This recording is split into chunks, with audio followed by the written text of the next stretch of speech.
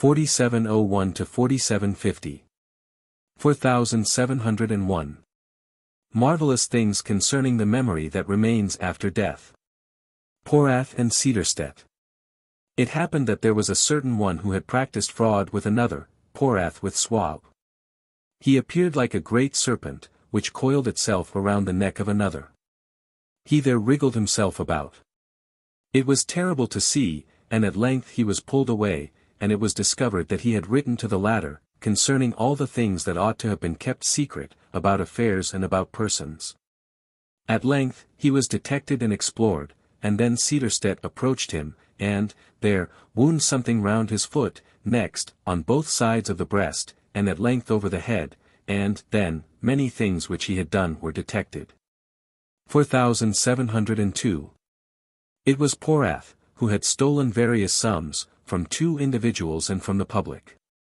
The sums were 5,000, or 2,000, 6,000, 5,000, 20,000, 165, 500, 5,000, a total of about 39,000. Which he also confessed, besides many other things, with the circumstances. 4703. Afterwards, were recounted the things which he, Cedarstedt, had accepted, which was done quickly, in the space of an hour, even to 300 and 400 various things from various persons, all of which were acknowledged, and this so quickly. When pointed out, that the very least details were laid open. Even his book was read, word by word, on one page, concerning certain sums which he had received, and which he had written down. In a word, it was amazing to hear each matter recounted in order, in an hour's time, without a mistake. Then all who stood by, even himself, were amazed that such a book of life should be at all possible, wherein the least details of all things should appear opened, and should be recalled. He acknowledged to everything, because he saw all the circumstances. 4704. Concerning foresight and providence, in the minutest matters.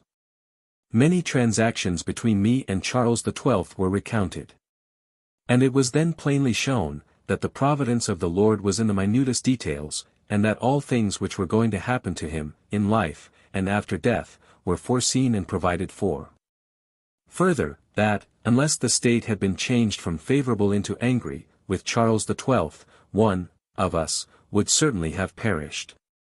This occurred with many circumstances, which it is not allowed to relate. Hence, it was evident, that, with the Lord, all things are present, and that providence is in the minutest details of all things. 4705. Concerning those who are turned into animals, and concerning a city. In the other life, there appear animals of various kinds, for instance, sheep, horses, serpents, also camels and elephants. These were seen, and appeared like living ones in the earths. And some wondered whence this was, whether there was life in them, or whether they were so created, there. It was afterwards manifested that they were societies of spirits, to which such animals correspond, as, for instance, those who are in general knowledge, to elephants and camels, which appeared thus. A dog was, as it were, dragged down from top to bottom, and then those societies which returned thence to their own place, appeared. In order that I might know of what quality their state is, there was then seen a certain one who was an acquaintance of mine in the world, who was evil, Cedarholm. At first, he was seen as an infant. After this as a venomous serpent, which twisted itself around in various ways, and the next moment he appeared in his own form, again, a second time as a serpent, and he was then asked how he at that time appeared to himself. He said that he was in thought how he might rule others, by saying such things concerning others as were to their prejudice, in order that he might thus arrive, by craftiness, at the rule whereto he aspired. Hence it was evident, that, when they are put into states of their ruling life, they then appear to themselves, indeed, as men, but in the light of heaven, as serpents, others, as other animals. I saw, also, certain ones as birds. Thus they do not appear such to themselves, but to others. Their progressions and movements are changes of state, because these appear in this manner. 4705a. Houses, and many other things, are affections, which, in visible form, appear thus. The varieties of affections may be estimated from styles of construction, and also from streets, from the form of the buildings, and from the surfaces around, mountainous, marshy, etc. Wherefore, those who are in a like affection dwell together, and this constantly. 4706. A noble horse was seen. And he was running swiftly back and forth, Ridelius, and then he was seen by others as a horse, and this for a considerable time and frequently. He was asked how he seemed to himself. He said that, to himself, he remained without such a form. In his own chamber, he seemed a man as before. He said that he had not noticed any such appearance.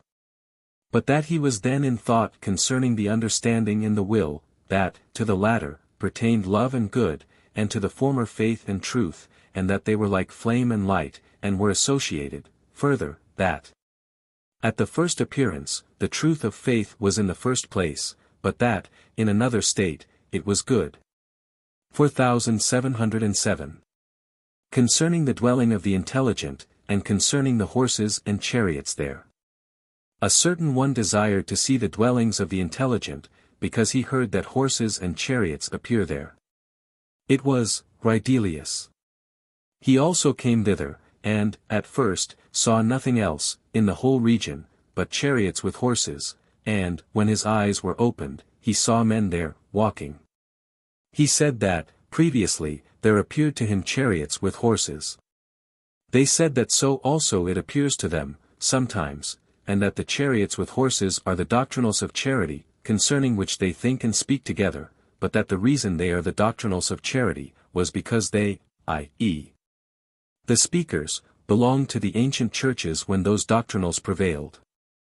When he meditated on this, they saw him as a horse running swiftly in returning, although he stood quietly. The wise ones there told him that they saw that he was in faith alone, for he was a small fleet horse, and not a chariot. They also saw, from his dress, what his function was. Afterwards, when he departed, he entered a chamber where was a tree with fruits, he plucked a branch thereof, which he carried with him. It was a small bunch of grapes. Hence, they knew that there was also something of good in him, because a sound grape is the affection of truth. 4708. Concerning good with one who robbed and misled, and concerning angels of light who are not clothed in a wedding garment. A certain one, who, in the life of the body, was an acquaintance of mine, was in heaven with those who were intelligent. From them, he was able to perceive, with exceeding accuracy, the things which were in others, their disposition and genius, and, likewise, present it to view, which, also, he did. I suppose that he was an angel. But it was afterwards proved that he was a devil. There was a certain one who lost his way, and there then appeared a certain one with a good face wherein nothing evil and false was apparent. He had a slender club under the left arm, wherewith, on seeing the wanderer, he approached and at once furiously attacked him, and wished to rob him. He also took out a sword that was in a scabbard, attached to some garment, which conduct was indefensible. It was then shown that he was the one who was in heaven. And he was afterwards examined, and it was discovered that he was not in interior good, so that he had appeared, to everyone, good, just, righteous and true, when, yet, under this, he was a robber. And it was ascertained, that, in life, he deceived under such an outward appearance, further, that he accounted adulteries a matter of no moment, and did filthy things. Likewise, that he did not believe in any God, and, therefore, had not been of any religion. All these things were shown before the angels, and, afterwards, that he had association with the angels in heaven by exterior good in himself. And that thus he could be retained in heaven. He also knew the truths of faith, but from memory. He was then cast forth towards the right side, over Gehenna, and afterwards elsewhere, and thus into hell.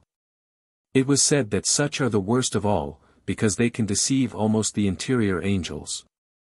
This also appeared from the fact, that, when he was cast out, the angels from whom the influx into his good proceeded, began to lament that a good man should be cast out and thrown into hell. 4709.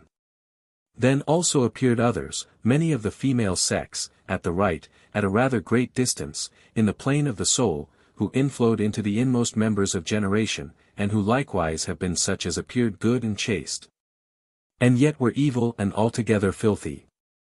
4710. There appeared, for a long time, on the left, at a distance above, in the plane of the crown of the head, those who have likewise been of such a nature as to inflow into man's members of generation, and, as it were, bind them with a cord let down from themselves there, and so unite themselves. Whereby was signified the inmost of love with those, whom, nevertheless, they misled in such a manner that they were able not only to deceive them, but also to lead them whithersoever they would. For conjunction and the stroking of the genitals by others, represents the pretense of affection for another. And so insinuation by feigning the loves which are with any one, by means of which arts they are seduced and led whithersoever it is pleased. The above-mentioned spirits, did this, more completely and interiorly, for they have altogether bound themselves, to the latter. But both the women and the men were thrown into hell. For these latter were bound with their cord and thrown into hell, thus. 4711. Concerning one God, and nature. That states produce distance, negation absence, and, so, confirmation presence. That faith conjoins. In such a state as that in which spirits are, and then wholly like them with a human body and human senses, I was in an apartment, and there were many in another apartment, and there also appeared books. I looked at one book, which was written with letters like the ancient Hebrew, but I immediately closed it and looked at another. Then I spoke with one of those at the table. The rest lay down by the walls. I said that I am in the world, and, yet, at the same time, in the other life. I touched him, and he felt it. I also said that the man that lives after death is within the man that lives in the world. Because he believed this, he appeared entirely present, but the rest, who lay down by the walls, vanished as to their heads, so that there was no appearance, at last, except like a shadow in their place. I afterwards heard that they did not believe what I said, and that therefore they appeared as though they had vanished, or were absent, for the idea of one man enters fully into the mind of another, where it is affirmatively received. And thus they appear present according to agreement and affirmation, so that the ideas of thought which are not received produce absence, that is, negation does. 4712. From these things, it may be apparent how the case stands with faith in the Lord.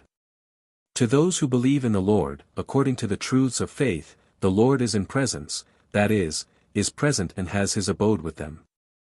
But to those who do not believe, the Lord is absent, because he cannot be seen by the thought, nor recognized by the affection.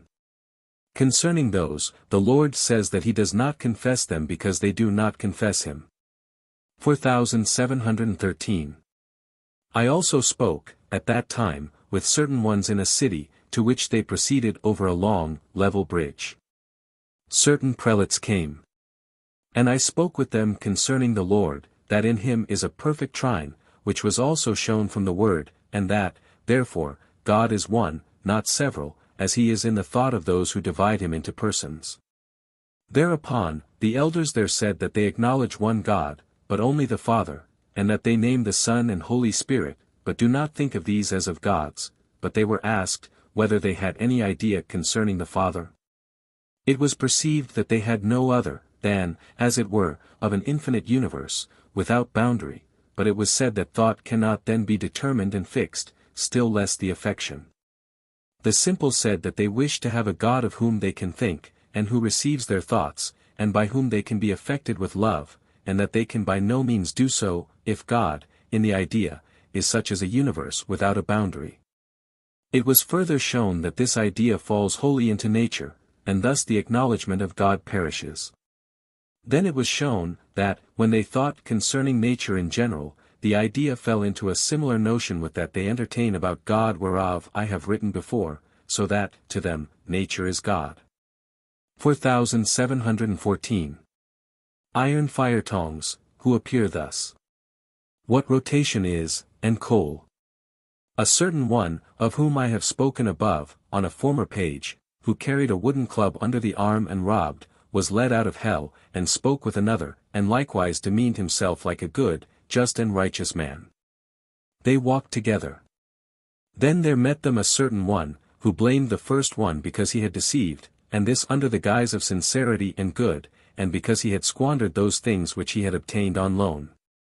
And then he seemed, as it were, to be revolved, and in the midst of the circumrotation there was, as it were, a coal almost ignited, and then not visible.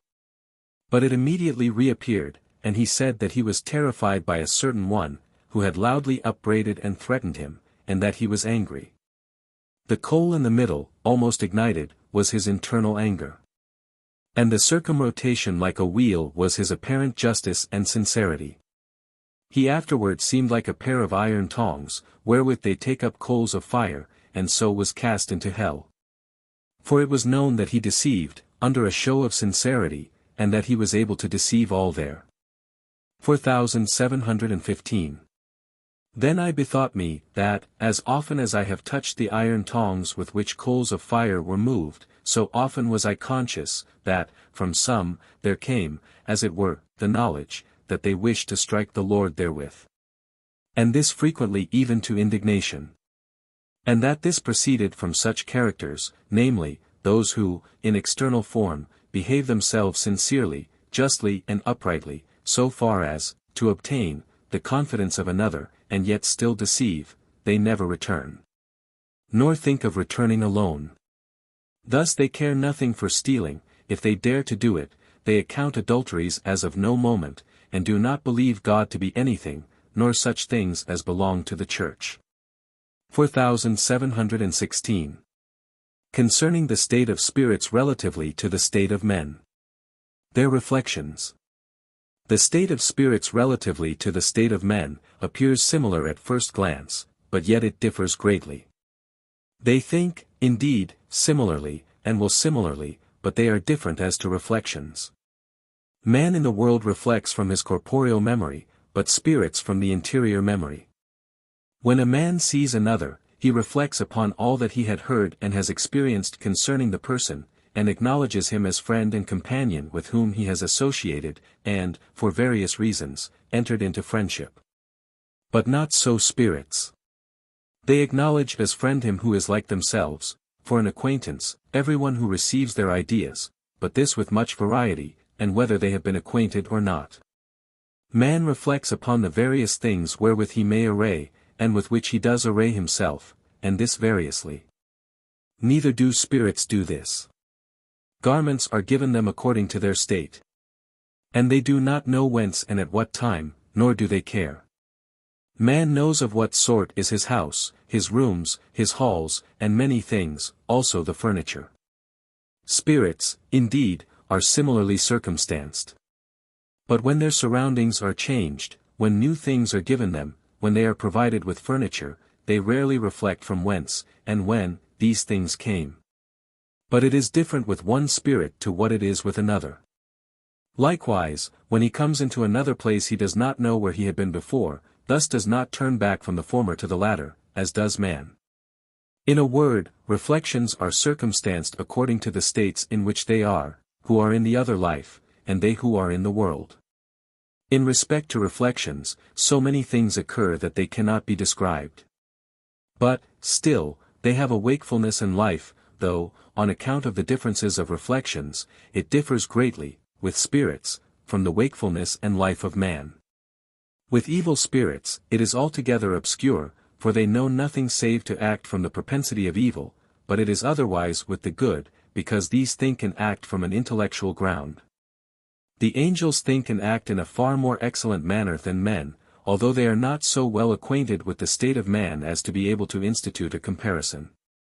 The principal cause is, that they have no memory of the past, as regards such things as are external, but as regards such things as are internal, thus which are of faith and eternal life. But, from whence, or how, these things are learned, they do not remember. In this they are like infants who learn and know not how. 4717. That the faces of men are altered in the other life. I saw two who were good, and known to me in the world, Morius and Gerchenius. They appeared with quite another face than before, and I was asked whether I recognized the latter. I said, no. And conjectured, and at last it was discovered that it was Gerchenius. He had a bright, comely human face. He seemed in a chariot that was half open, because he was then meditating about the doctrine of charity. The reason is, because, then, good conjoined with truth fashions the face, for every angel and good spirit is the form of his formed good. 4718. But they that are evil, successively throw off the human form. And, as to the face, when beheld in the light of heaven, they do not appear like men, but like monsters, of various deformity. The reason is, because good conjoined with truth by the Lord, form the angelic heaven into the likeness of a man. Wherefore, all who are there, are images of that likeness, according to the quality of their good. The inwardly evil in hell throw off the human form, and appear as monsters, according to the quality of their evil. 4719. Concerning the spiritual and celestial, in respect to conjugal love. Conjugal love with the spiritual begins from externals, thus from a certain lasciviousness, they love nakedness, and it excites them. At length, indeed, externals vanish. But, then, conjugal love, in its effect, is wont to cease. It is otherwise with the celestial. With them, conjugal love begins from internals, thus from the conjunction of minds, and they do not regard nakedness, just as in the torrid zones, where the natives see each other naked. But yet love none but their own married partners. The celestial also appear naked in the other life, and the spiritual clothed. The latter are lascivious from their natural constitution in the world, but not so the former. I was informed by them that such is the case. And, moreover, the reason is, because the voluntary faculty is not destroyed to such an extent with the celestial as with the spiritual. The celestial love from this, which is the inmost of man. But the spiritual from the intellectual part, which is relatively external, thence it is, that their disposition, in the beginning, is lascivious. Hence also it is evident, that the state of the celestial is the inverse of that of the spiritual. 4720. Concerning the dark chamber, its quality, and the quality of those in it. There appeared, again, the dark chamber, where many sit at a table and acknowledge the President for supreme God. They adore him, and deliberate concerning various things, even in religious matters, as, for example, whether there is another God, whether there is a heaven and hell, whether there is conscience, and the like, and they conclude in the negative. They are such as have acknowledged nature for God, and committed evils, without conscience, and have, at the same time, excelled in thought. They are from ministers, and from many others. But it was discovered, when some light was let in from heaven, of what character that chamber is. That it is a sepulchre, and that there are coffins there, wherein are corpses, and that they sit on these, some upon the corpses themselves, there, and some sit upon the bones. They also appear, in that light, like ghastly corpses.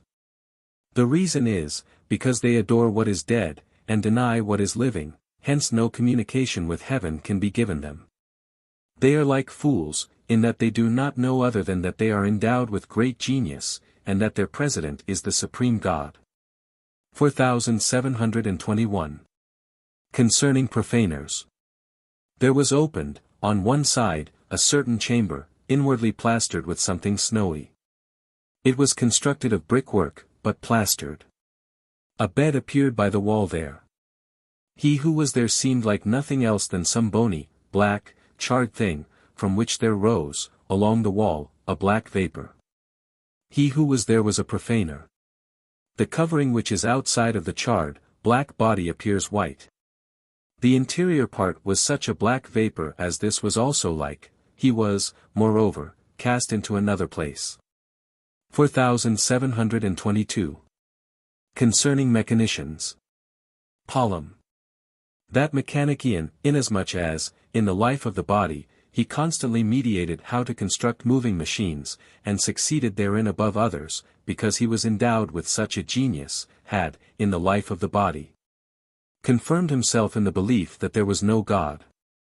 That everything was from nature, that the living soul in man and beast is something mechanical, which, being filled with air, is thus formed according to its nature and the laws of order, and that those creatures thence live. He did not wish to know what is the life after death, what the eternal man, what heaven and hell, what the divine is other than dead nature, what providence is other than the blind fate of nature and chance.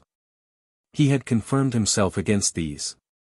But, because the imaginative power which he possessed in the body still remains, therefore, he learns and teaches, there, how various things can be created, such as birds, mice, cats, also human infants. He does this by a working up and formation of some mass, and then, by means of ideas of thoughts, there thence appear such things. For, in the other life, thought can represent such things with anyone. But it is a something aerial that appears thus, and nothing real. He was shown that all others, by means of imagination and fantasy, can present a similar effect, and that this is child's play, but, still, he continues, as if stupid, to fashion such things, and new ones, from his mass. He, also, was in the dark chamber, and showed his art, and he was also seen in the dark chamber sitting upon the dead bones which were in the coffin. This, also, was because he was of such a character that he had not acknowledged what was living, but what was dead. 4723. Babylon. Concerning the insanity of the evil from the love of self, that they suppose themselves gods, yea, God the Father. They who have been in the highest self-love in the world, and have ruled, such as popes, cardinals, mufti, and similar ones elsewhere, believe themselves gods in the other life. They wish to be called gods, like him who is president in the dark chamber. To what a pitch this insanity grows, seemed wonderful. These are they who place their seat, as it were, on a very high mountain, which is in their midst, and believe themselves to be God the Father, and send, as the Son, someone, whom they call the Son, to execute their commands. One was seen by me, as if on the top of the mountain, with a large snowy beard, and thus he governed, but he was cast down into hell, and then succeeded another. It is Lucifer, on the Mount of Assembly, Isaiah 14:92 above him, is kept, by the evil, a certain one like an angel flying, being provided with wings, whom they call the Holy Spirit.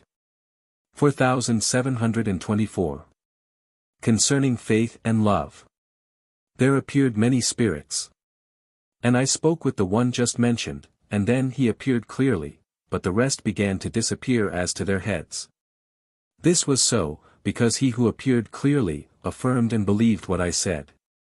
But the rest, who disappeared as to their heads, did not affirm, consequently, did not believe. Hence it was evident, how it is with faith in the Lord, that the Lord appears to those who believe and affirm, and is conjoined with them by means of love or charity. For faith is not given, consequently not the appearance of the Lord, unless there is love or charity, for this receives faith, and presence and conjunction is thence. 4725.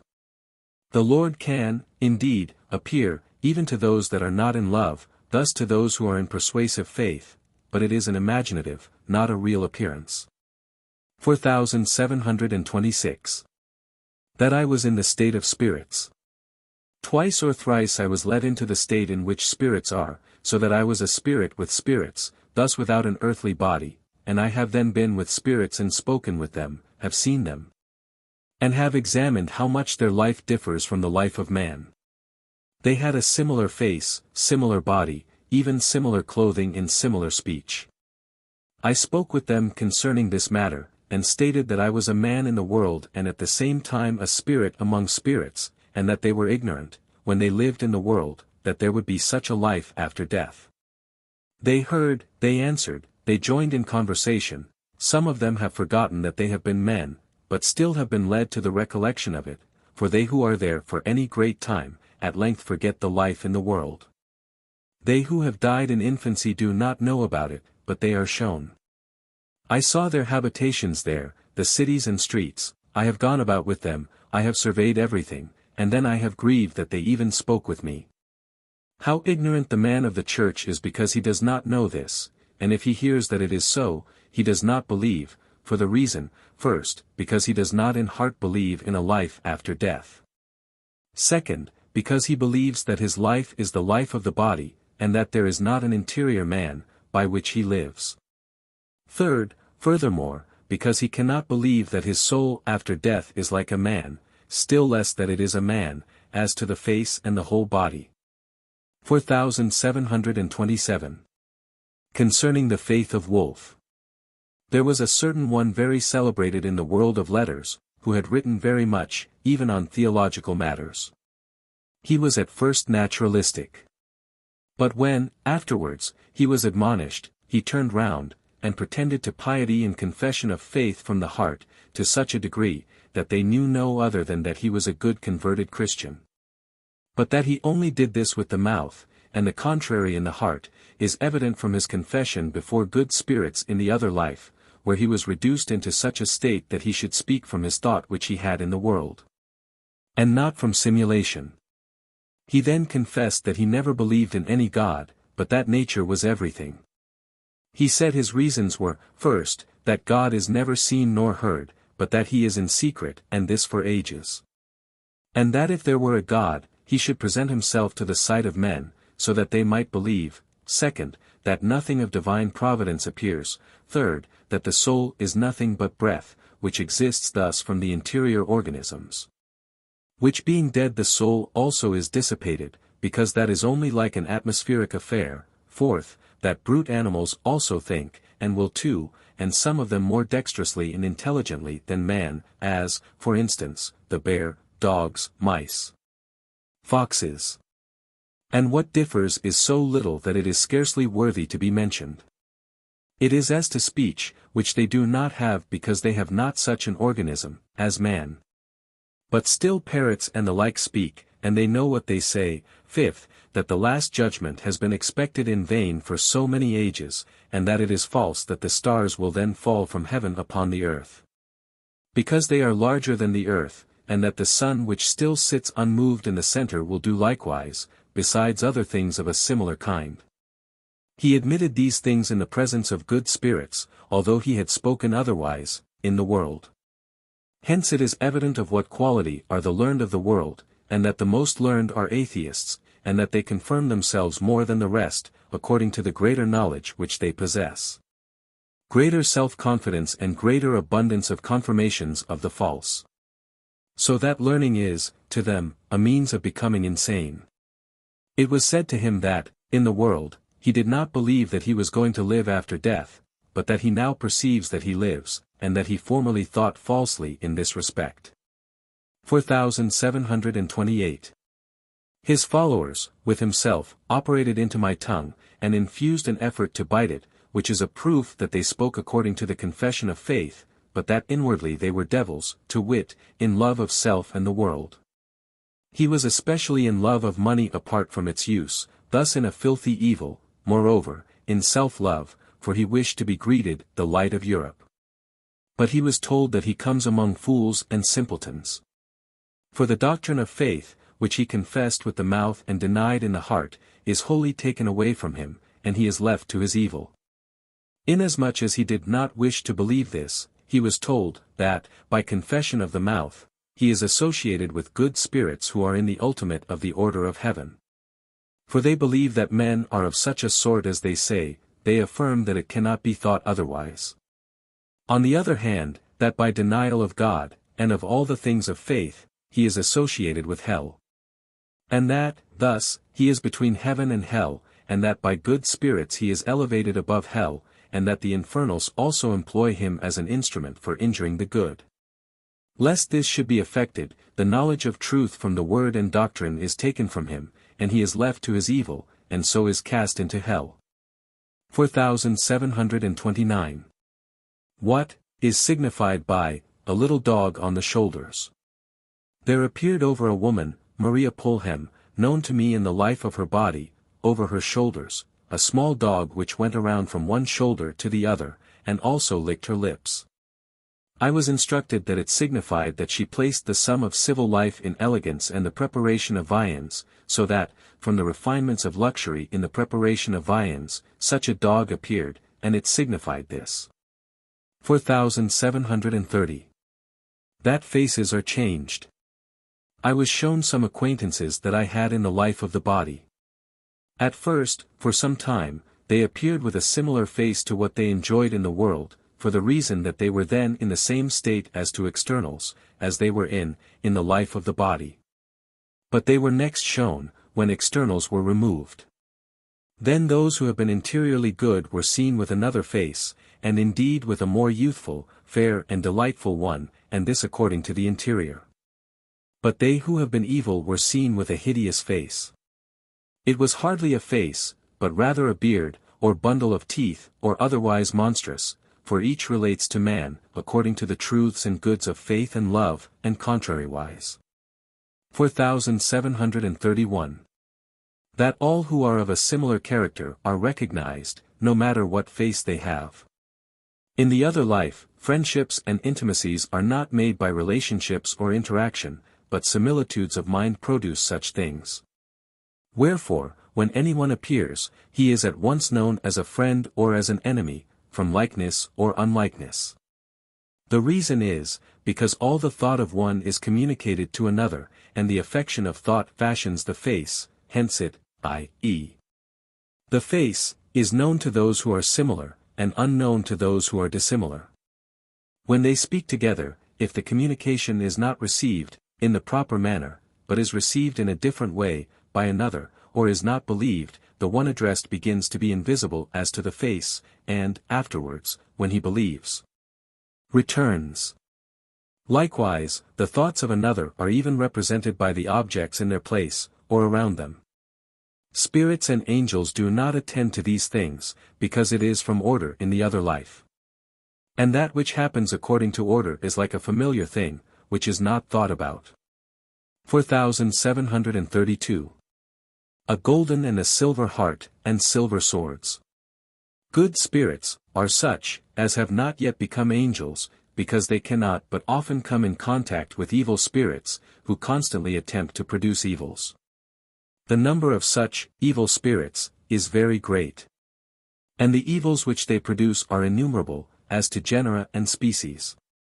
Those who are good, and interiorly angels, have given to them a breastplate, which is, as it were, a larger form of heart, made of gold. When the evil, or robbers, meet them, and they draw aside their garments and show the golden heart, the robbers dare not do anything. Those who confess the Lord, are given a breastplate of gold. But beforehand, while as yet they acknowledge three persons, their breastplate is of silver. 4733. And there is also given to them a sword with a silver hilt, together with a belt. When they carry that sword, evil spirits dare do nothing. The golden heart, and the sword with the silver hilt, are representative of interior angelic consociations. 4734. The dwellings of the robbers. Round about, there are cities here and there. And, in other places, appear marshes or swamps, and also numerous ruins of houses. There, the dwelling of the evil are. Evil spirits dwell in holes and darksome places, to which there is descent by steps. The places there are shrouded in darkness. And, when spirits, missing their way, come thither, they are approached by those robbers, but those that are good are liberated immediately. Those who miss their way, for the most part, come to such places, and suppose, at that time, that there is a way through them into the cities, but they mistake. The deeper the places are, the darker they are, and the worse are the robbers there. There are some who have been in considerable dignity during the life of the body, amongst that crew, for their interior delight, when they lived in the world, was to plunder and rob. But they were there restrained by laws, and by fears, on account of profit and honors, of the loss of reputation. 4735. Concerning spiders. There was seen, connected with the web of a spider, a thread, which extended, on high, into the interior heaven. This thread was drawn down. And there followed it a diabolical spirit, who appeared to angelic sight like a great, dreadful spider, which, when drawn down, lay upon a stone, and was beheld, and then more than half of his head was crushed with the heel, that is. And the rest of the head was crushed by the end of a staff, so that, the spider, seemed altogether crushed and destroyed. This was upon the stone. 4736. Then it was said and shown who those are, that, namely, they are those who learn arts for elevating themselves towards the interior heaven, which happens chiefly by means of the habit of entering into the minds of others and almost filling them. And this, even to the point of thinking like them. Especially do they learn the truths of faith. And they learn to enter into the affection of truth, by holding the thoughts in those things a long time, but this with the constant purpose of deceiving, mocking and ruling, thus, their purpose, is full of craftiness, deceit and malice. By means of such things, they insinuate themselves among the angels of heaven, and these are the ones who, insinuate themselves, into the societies of the interior heaven. They are Willingians. 4738. But this is permitted by the Lord, in order that such spirits may be with those societies, for the sake of infusing opposite things, such as tempt, which the societies ought to shake off, hence. For the sake of strengthening the sphere of truth and good, and extending it. The angels said that they are, also, sometimes observed, and that they sit in corners, and sometimes they appear and sometimes not, and that they cannot be dislodged, before the time of their casting down arrives. 4739. Concerning the north, and those who dwell there. I was brought over to those that dwell afar towards the north. And it was seen that there was there a large continuous building, built of stone coated with lime of a greyish color, and divided into apartment. The apartments were uncovered, or without a roof. This building was extensive both in length and breadth, and there were temples, also, in another, or upper part, also uncovered, and likewise of plastered stone. There was a crowd there, outside of the temple, leaping and performing unholy dances. At a very great distance in the north, there appeared a small apartment composed of wooden rafters, with a roof. This was in the uttermost boundary. Those who are there, are those who have been in natural truth, and in that, or according to it, have lived a good life. 4740. Concerning those who enter into all the affections of man, and destroy them, Gillenborg. There was a certain one, who, while I slept, about morning, drove away, in a moment, 2 angels and one who leaned nearer to me, and, then, he assailed me, seizing the genitals with the hand, and wishing thus to destroy me. But I held my hand above them. Then I awaked, and asked who it was. He spoke, and said that he was Frederick Gillenborg. I also supposed it was, but it was one of the genii that was similar to him. He was compelled to speak and divulge what art he employed. He said that he sits on the wood, of the Lord's cross, in his sepulchre, in the rock of Mount Olivet. And that he then sits immovable, so that neither angel nor devil could move him away from thence. He had produced such things for himself by fantasy. He added, that, when he descends into the sepulchre, there come several spirits. And he employs them to drive off good spirits and angels from everyone. He confessed this, and these are they who are of such a quality as F.G. Although, because he had been among pietists, he still thinks about heaven, about the life after death, about God and about providence, very sanely, and speaks more so, and, then, with persuasive faith. By which means he enters into the affections of the good, but, for the sake of deceiving. And still he has no conscience, although either his country should perish, or his neighbors be snatched away or murdered on his account, he having, for his only end, rule over all, and gain by means of rule. He now seeks this, by powerful means. 4741.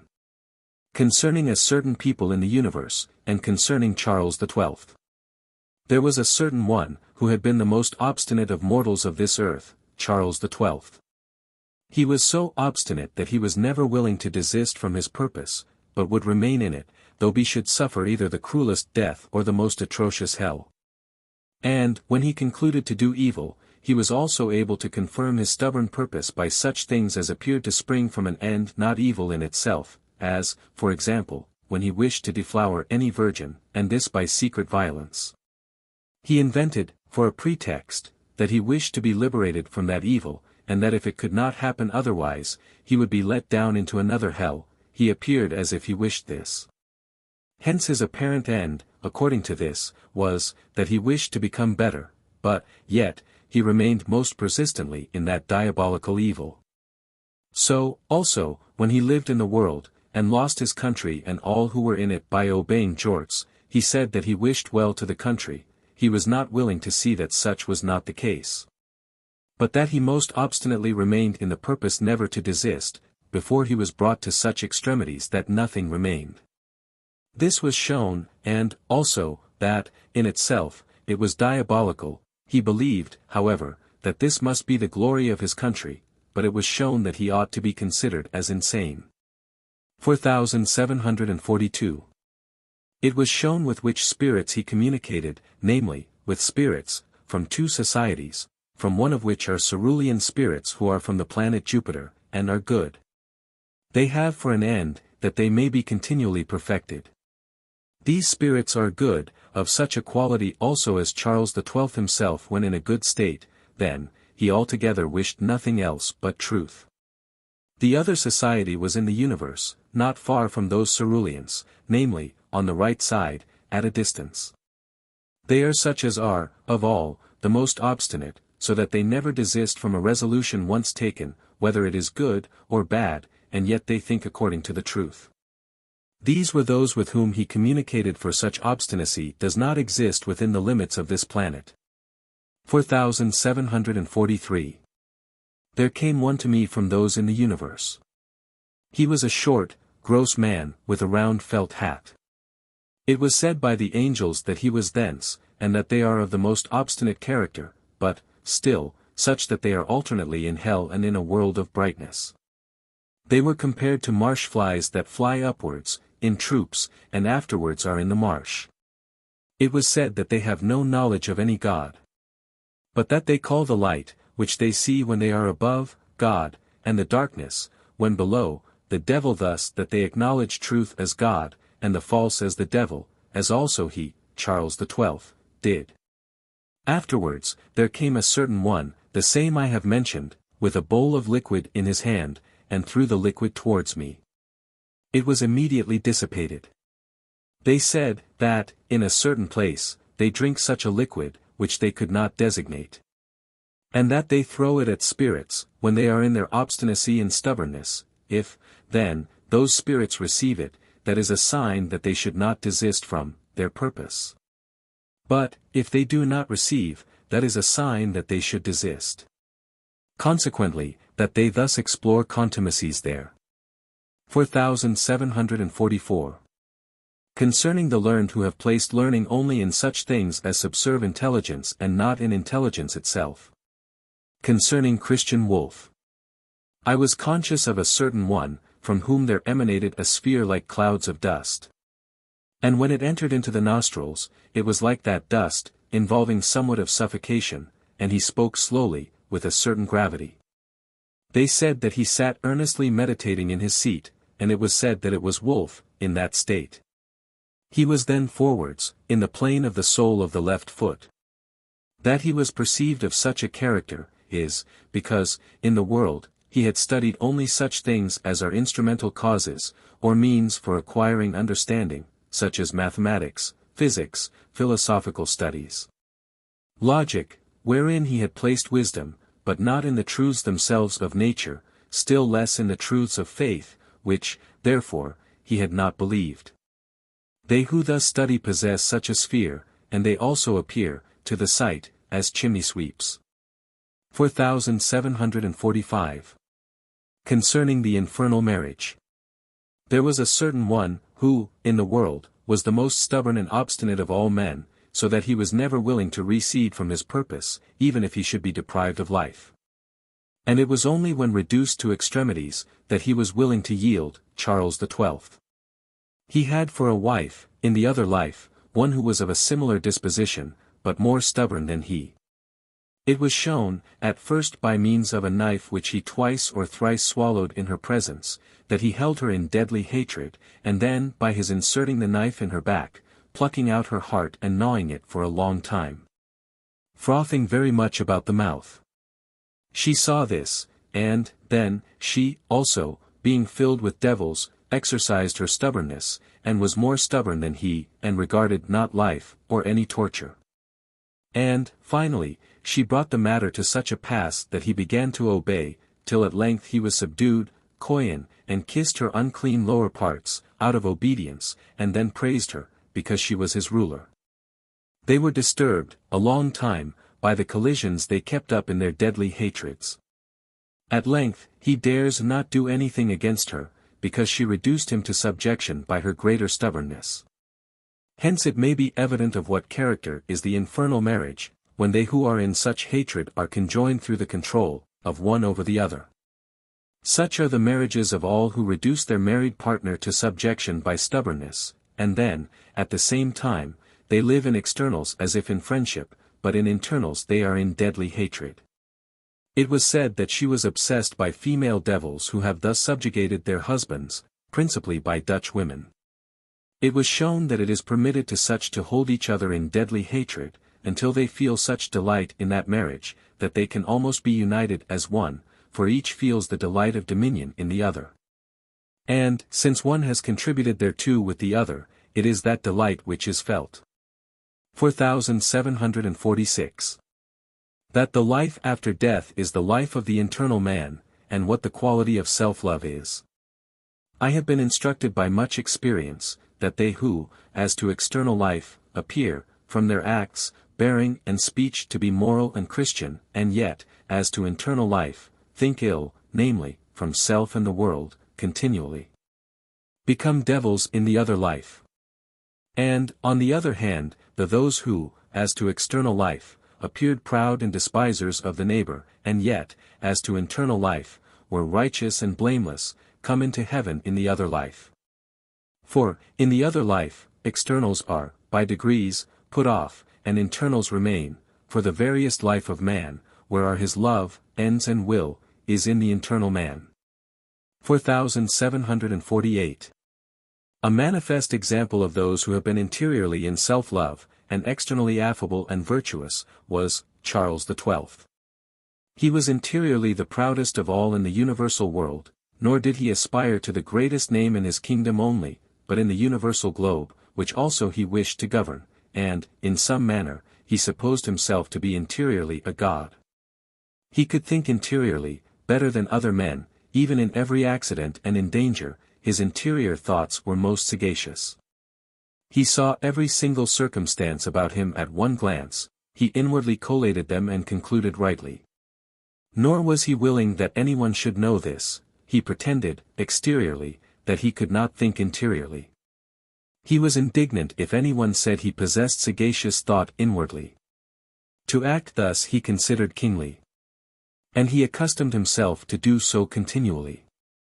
This was his interior life, and, in it, he thought concerning his dominion over all, in all things and in every detail, also that this was divine.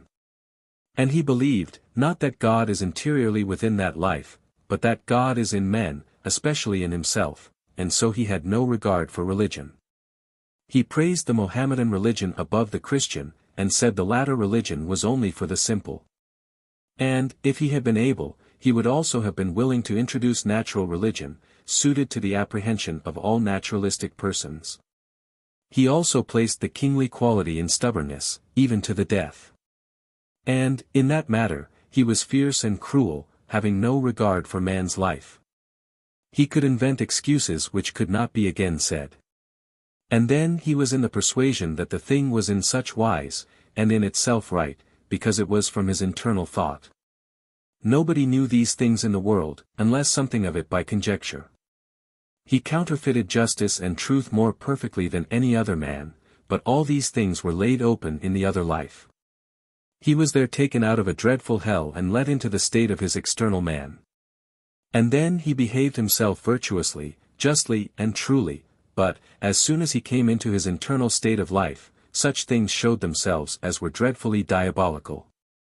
He could see, in a moment, more things around him than others, no matter who they were, he could dispose these to assist him, so that he might rule. And this not only in the hells, but also in the first and second heaven, which, latter, he attracted to himself by means of the external man, and its just and true features, and likewise, at the same time, its persuasiveness. In a word, he sought hells which should obey him, and in heaven such things as might also assist him in his purpose of reducing all to subjection and of making himself the supreme God, whom he had believed not to exist. Unless, he were, such men, as himself. To relate the details would fill pages. He raved in this way for a week, that it might be shown to the angels of what quality he was, and of what quality they are who have acquired to themselves such an internal life in the world. He was present in his internal, diabolical life, more when in punishments and judgments than when out of punishments and judgment. He was told that were there myriads of such as he, they would not weigh, even as a feather, with the Lord. But he cared nothing about this. He wished to become the devil himself, and ruler of hell, and then to enter into a compact with those in heaven and with the divine there as to power. But with the end in view that he might rule all things in hell, and that those in heaven might obey him, if otherwise, that he would reduce them to subjection. Such was his quality. Hence it was evident of what nature was the internal life, which was his ruling life, and that he is become a devil above the rest, and is then a fool above the rest. 4749. There was another whose exteriors were full of haughtiness, but his interiors good. It was Ericus Benzelius. 93. He, in the world, placed himself before all others. He despised all others in comparison with himself, except one who excelled him in memory. He placed everything learned and wise in memory. He was in the doctrine of the Church from memory and not from himself. And, being of such a character, he was not permitted to defile his internal. He at first suffered hardships in the other life. There appeared about the cerebrum, as it were a bony skin, which was several times broken with great pain. And then he was brought into his interiors, which were good, and was then like an infant. He was instructed, by angels, in a mode accommodated to him. 4750. It could hence be evident of what quality is self-love, for Charles XII was interiorly in self-love beyond all men, and had imbued it in life and doctrine, in that, namely, first, he not only wished to subjugate hell and become the greatest devil, but also, secondly, to subjugate heaven and place his throne above the divine, thirdly, wholly to deny the divine, and to believe it no other than that, in man, which thinks and wills, thus man.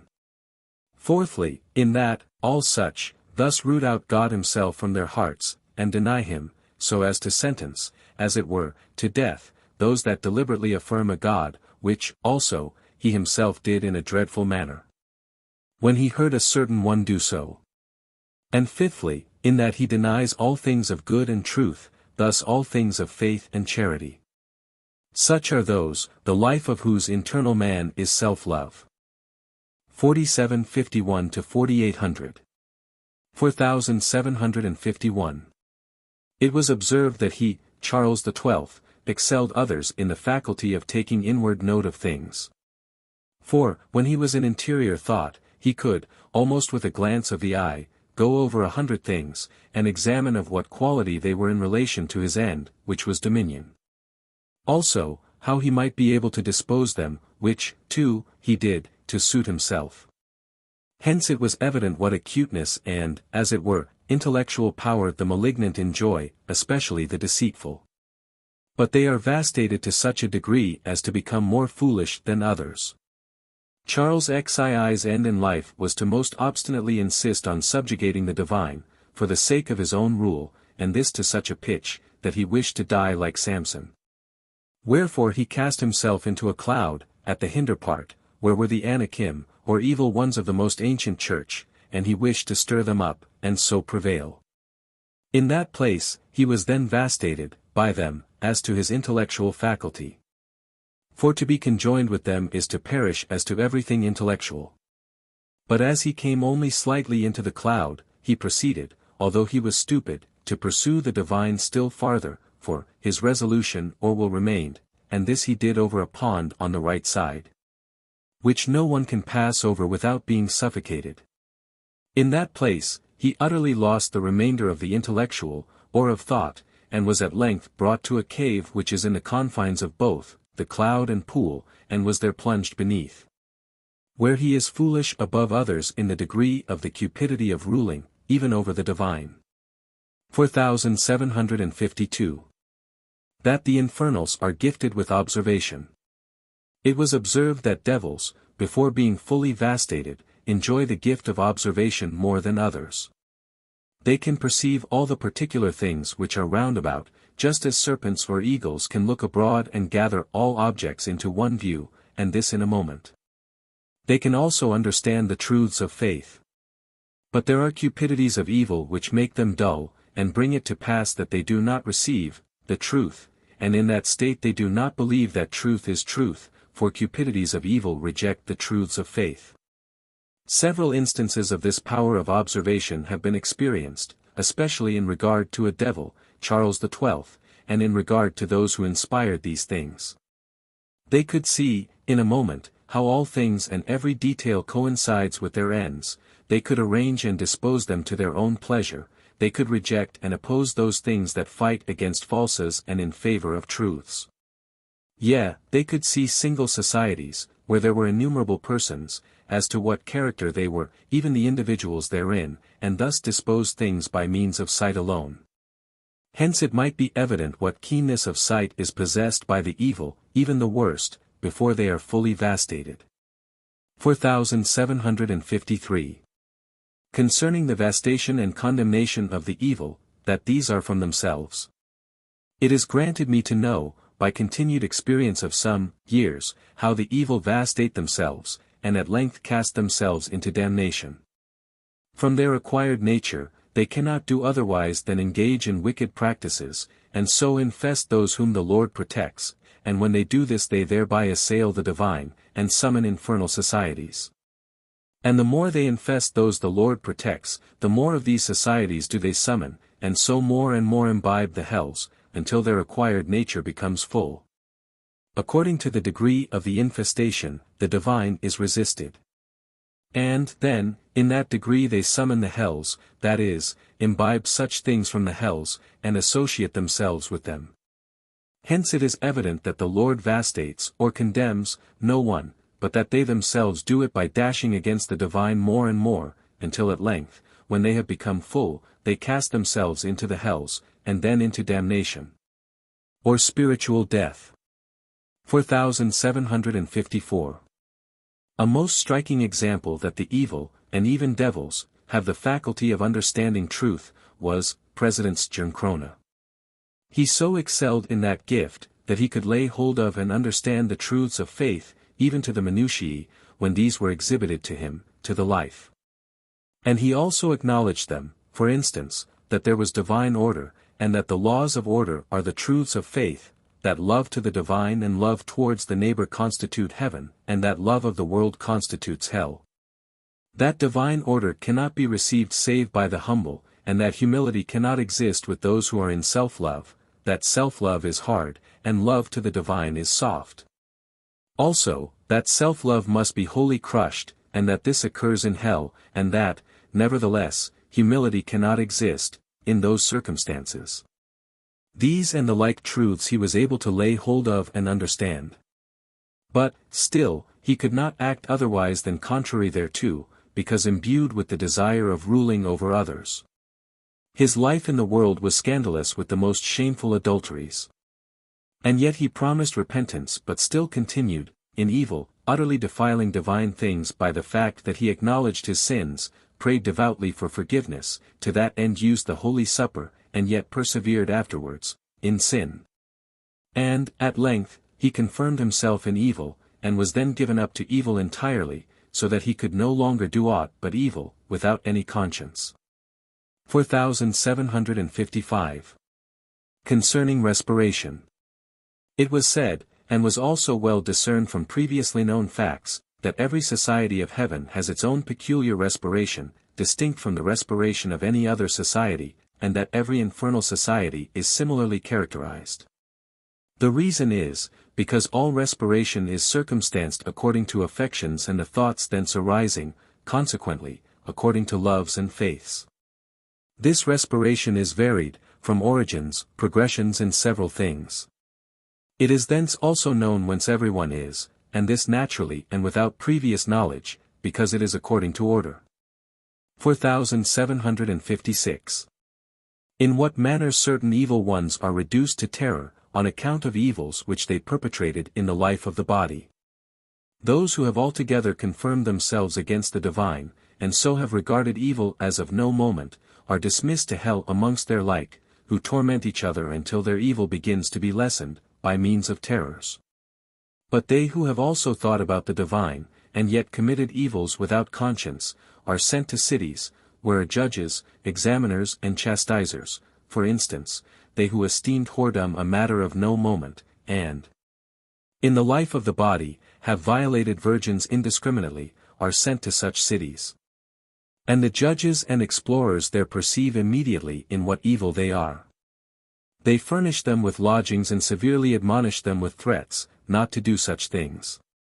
Shameless women also are admitted to them, who pretend to be virgins. If they violate these, the examiners report it to the judges, and they are chastised. They are again remitted, and proceed in a similar manner. If they do not as yet abstain, they are punished more severely. At length, they, the women, are so admitted that, the men, suppose no one sees. They, the women, also remove such a belief, the belief, that is, that they are seen. If they sin then, they are brought before the judges, who at once see whether they are guilty, and grievously punish them. And this is continued for a long, long time, until at length, they dare not do so any more from conscience, but from fear. Those who have been still greater evildoers, are sent from the city across the Jordan, as it is called, and there are most severely examined and chastised. 4757. Concerning revealed theology, or the Word, and concerning natural theology. For several days, there was an important discussion between certain ones who have believed the Word, and that everything there is from the divine, thus, that it is divine in itself. Some of those who argued were such as, in the life of the body, believed that natural theology should have the precedence, and that this should illustrate that, and not the reverse. There was great bitterness. But it was on the part of those who were in favor of natural theology and not on the part of those who were in favor of the Lord. The former infested the latter cruelly, for several days, and breathed nothing else than their destruction, both of soul and body. They also admitted the hells into themselves, to act through them. And this so far, that the hells altogether spoke through them. These not only denied that the Word, or revelation, is anything, but even, despised it on account of its style, so simple and incongruous, as they affirm. And thus they entirely rejected it in their heart. They were then told, that it was of such a style, because it contained in itself the most profound things, which are laid open in the three heavens in order. And that in these is the divine wisdom, and thence the celestial and spiritual nourishment of these heavens, for the heavens are conjoined with men, especially with those who are of the church, and dwell in their good affections. Thus they make one with the man of the church, by means of the Word. But still they could not receive it. They understood, indeed, that it was so, and also knew it, in the other life. But, because they have been of such a character in the life of the body, it has not remained with them, but the hells still acted through them, and they thus wished, with all earnestness, to destroy those who had faith in the Word. It was hence apparent how the case is with those who believe that it may be known from nature that the divine is, of what quality it is, that there is a heaven and hell, that there is a life after death, namely, that they believe nothing at all. The reason is, because they are in the light, lumen, of nature, and not in the light, lux, of heaven, thus with infernals, not with celestials. 2 or 3 of them were known to me in the world, Ericus Benzelius, 94 Anders Cudberg, Christian Wolf. 2 were priests. 4758. It was further shown that natural theology could discover nothing at all about the divine, about heaven and hell, about the life after death, or about faith, unless men have previously known those things from revelation. For that which man knows can be confirmed, learnedly by the learned, and ingeniously by the ingenious. Wherefore, they who have faith from revelation, can confirm these things by several things in nature, and so strengthen their faith. The reason is, because man always has a natural idea about all heavenly things, and because, without some idea, there is no comprehension, no memory, no faith, in anything whatever. The qualities which have belonged to the ideas concerning matters of faith, are also evident in the other life, and they were also shown to me. They are all natural, wherefore, if such things as belong to faith are confirmed by the natural truths which are of the sciences, faith is strengthened. But they who do not believe in the word, but suppose that it is to be believed when they have exhibited reasons from natural truths and many similar things in nature, hence those who imagine that natural theology will illumine the mind and cause it to believe, any such one is much deceived. He goes in inverted order, he wishes to enter into heaven by means of nature, or by means of a grosser into a purer thing, by naturals into spiritual. This is wholly contrary to order. For, then, man is blinded more and more, and, at length, so much so, that he believes nothing, denies, all spiritual truth. Such had been the condition of those who wished to enter into faith from natural theology. For, in this way, they acknowledge nothing of the divine, for the natural man does not comprehend those things which pertain to heaven, or spiritual things, unless he be enlightened from heaven. And, then, it is the spiritual man that sees it, although it appears to be seen in the natural. This is also taught by the Lord where he speaks of the rich man and Lazarus, that, unless they believe the prophets, that is, the word, the rest avail nothing at all. These things are also those which are described, in the internal sense, by Egypt, in the prophets, for Egypt is science, thus, natural theology. 4759. Some of such a character in the other life smell offensively, like house lice. In a word, they who have faith from revelation, can be confirmed from nature, and from such things as pertain to natural theology, as also from miracles, the reason is, because they are in the affirmative state. And bring all things to that point of view, and especially, because they are in the light, lux, of heaven, and are able to see things in nature from that light. But, on the other hand, they who have not faith from revelation, cannot be confirmed from nature, and from such things as belong to natural theology, nor from miracles, the reason is, because they are in the negative, and, when this rules, everything is brought to that point of view, or so explained, that it might agree with it, and especially, because they are in the light, lux, of nature not illustrated by the light, lux, of heaven. For exteriors can be seen from interiors, or posteriors from prior things, and effects from causes, but not the reverse. The angels of heaven can see what things are happening in the hells, and the evils and falsities there. But the infernals cannot see what things are in the heavens, nor the goods and truths there. The reason is, because the former are in the light, lux, of heaven, but the latter in the light, lumen, of hell, which is such as is the light, lumen, of nature not illustrated by the light, lux, of heaven. This light, lumen, is what in the word is called darkness. 4759a. Concerning those who do not seek out, and procure, sure doctrinals from the word, but only remain in the sense of the letter. It was shown me that there are some who do not procure for themselves sure doctrinals from the word, but know the word, and apply it to whatsoever comes into the thought, and that they remain merely in the sense of the letter. They do not, however, diligently seek truths therefrom. Those who do this, can confirm, from the word, whatever they please, even falses. For those things which are in the sense of the letter of the word, are general vessels, which scarcely appear, then, to be from genuine truths. 4760. Concerning the dragon in the Apocalypse. It was discovered to me who are understood by the dragon in the Apocalypse. They are those who reason about divine truth from sciences, thus, from such things as are in nature, and, for confirmation, take the literal sense of the word, which they torture into agreement. Thus, those who wish to be wise concerning divine things from natural theology, and, especially, those who are naturalistic, and, in their heart, deny the divine, for they reason more than others, and bring all things to the negative. There was a certain one, who, in the world, was the first theologian in his kingdom. He did not believe in the word, but believed that natural theology enlightened the mind and taught spiritual truths. He acted like such as are dragons merely in this, that he tortured the literal sense of the word to whatsoever he wished, when yet his purpose was to destroy it, and, especially, by means of the literal sense to destroy the internal sense. 4761. These two classes together make the dragon, as to one mode. For each wished to violate the internal sense and destroy it, one altogether and openly, the other also, by not being willing to know that any other word is given than the sense of the letter. 4762.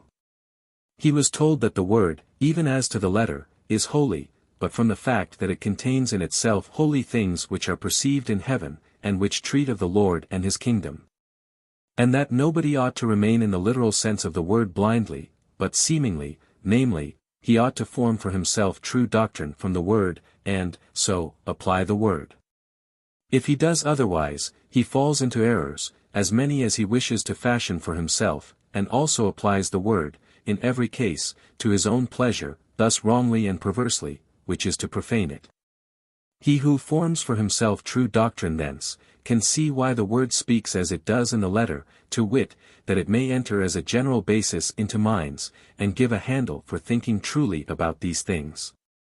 For instance, he who has formed for himself the doctrinal that the Lord is pure love, thus pure mercy, and from pure love and pure mercy evil can never be intended, still less produced, knows, at once, why, in the letter of the word. It is said that there is no evil in the city, save from God, 95 that the wrath of God burns even to the lowest hell, and that he will be delighted in that they perish. He knows, namely, that it is man whose wrath thus burns against God, and that it appears then, as if from God, and, so, that it is according to appearance that it is thus said. 4763. Concerning Charles XII, and concerning the love of dominion. He was present with me a long while, at first such as he had been in external form, which lasted for a year's time, and then he behaved quite temperately, but, still, time after time, the abominable things which were within, burst forth. He was afterwards let into his interior state in which he had been when in the world. He thought inwardly in himself, which no one in the world could perceive, nor did he wish it to be noticed. And it was also discovered, that, for years, he spoke with spirits, which speech with them was brought forth a long time, namely, what he spoke, and how they had answered, and that he had not only been instructed concerning the Lord, and concerning such things as pertain to the church, but was also frequently admonished, and even chastised, and also urged to depart home and make peace.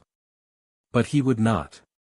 He constantly desired to become greatest of all, but when this was denied him, he determined to destroy the name of the Lord, by atheistic doctrines.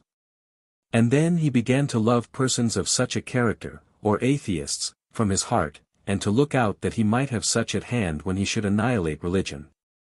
And then, also, he rushed into abominable things, that ought not to be named, dog, and similar atrocities, but, still, in the exterior form, he had concealed such things, and this right on until he made peace. 4764. This he also continued in the other life, and behaved himself as an enemy to the Lord, and wished to destroy whatever was his, and this quite a long time, at first for weeks, next for months. He acted the devil in effigy, and wished to stir up all hells whatever, and was frequently punished. He was let into a most filthy hell, where there are swine, but, still, he persisted. But to relate the particulars would be to write a book. Hence it was evident of what quality is the love of dominion, which was in him in such an extreme degree, that, although he speaks with spirits and angels, and is instructed daily, yet, notwithstanding, he not only does not receive, but even at length, denies the divine itself, which also he did, by attributing all things to nature. Such is the love of dominion. 4765. Concerning the memory after death.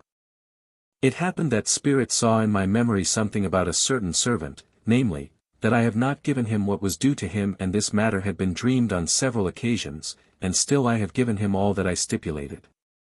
When I told them this, then they extracted from my interior memory the number of times I have dreamed about it, and what I have dreamed, which was quite frequently, also. That I have given him his wages, and yet I myself have wholly forgotten this. As regards the exterior memory, moreover, they did the like with the servant. Hence it was clearly manifest to me, that each and everything, yea, the minutest details, were inscribed on the interior memory, or the memory of the spirit, even things which have been wholly obliterated in exterior memory. 4766. They also enumerated the times, how often my friend was separated from me, whereof I myself had been wholly ignorant, and yet the details were inscribed on the memory of my spirit. 4767. From this I concluded that all things, in general and particular, are foreseen and provided by the Lord, because they are in the memory, and make the moments of man's life, that is, form the states of his interior life. I have also heard recounted, by a certain one who slandered me, the times and words, with the circumstances, what ill he had spoken of me and to whom, that he knows me to be a disgrace and reproach to the country, and many similar things, and this was done for about half an hour, seriatim and rapidly. Wherefrom, it might also be evident to me, that all things, in general and particular, even to the minutest details, remain with man in the other life. 4768. Concerning the heavenly marriage, and concerning the infernal marriage. There was a certain one who was in the infernal marriage, Charles XII. He practiced a certain kind of wickedness against others, who were in the heavenly marriage, but, then, as a punishment, the heavenly marriage love was communicated to him. Then, from the communication of the influx, he was so miserably tormented, that he was, as it were, in a flame of fire. He bawled and shouted because he was so tormented, and this as long as the communication lasted. Hence was evident the degree and quality of the hell which the influx of heaven, with those who are in hell, produces. 4769. Concerning the atheistic crew in Europe, where the Church is. It was shown, above, how great is the number of atheists within the Church. All of these that are alive, as to the body, are, as to their souls, in the other life, and in society, there, with other spirits which they themselves do not know. These spirits, namely, of men who are living, are presented to the sight, towards the right. There was a vast multitude of such as at this day are atheists, and are alive in the world, so great that it could not be numbered.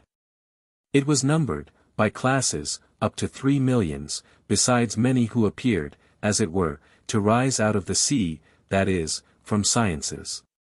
4770. Concerning the beginning of a new church. Afterwards appeared the atheistic crew which is within the church, then, when it vanished, it was said, by many, that it has been announced, that, somewhere amongst the nations, there begins to take place a revelation from heaven. That is, that spirits and angels speak with them, and teach heavenly doctrine, and especially concerning the Lord, and that those there embrace it, and that thus a new church from heaven is rising up. Then they spoke concerning this matter. And it was said, that, in this manner, new churches had been formerly founded, namely, the Jewish, by miracles and living speech with Moses and out of Mount Sinai, thus, by means of spirits and angels. The Christian church by miracles, and also speech of men with spirits, for spirits spoke with the apostles, moreover, besides the miracles, many also spoke in foreign tongues. Hence there was rejoicing in heaven. 4771. This appeared to take place to the left, in front, as if somewhere in Asia, in the vicinity of Africa. 4772. There then appeared many from this place, that is, their spirits, who spoke with the angels, and were instructed through heaven from the Lord, concerning such things as belonged to heavenly doctrine. And they said that they would communicate these to their people.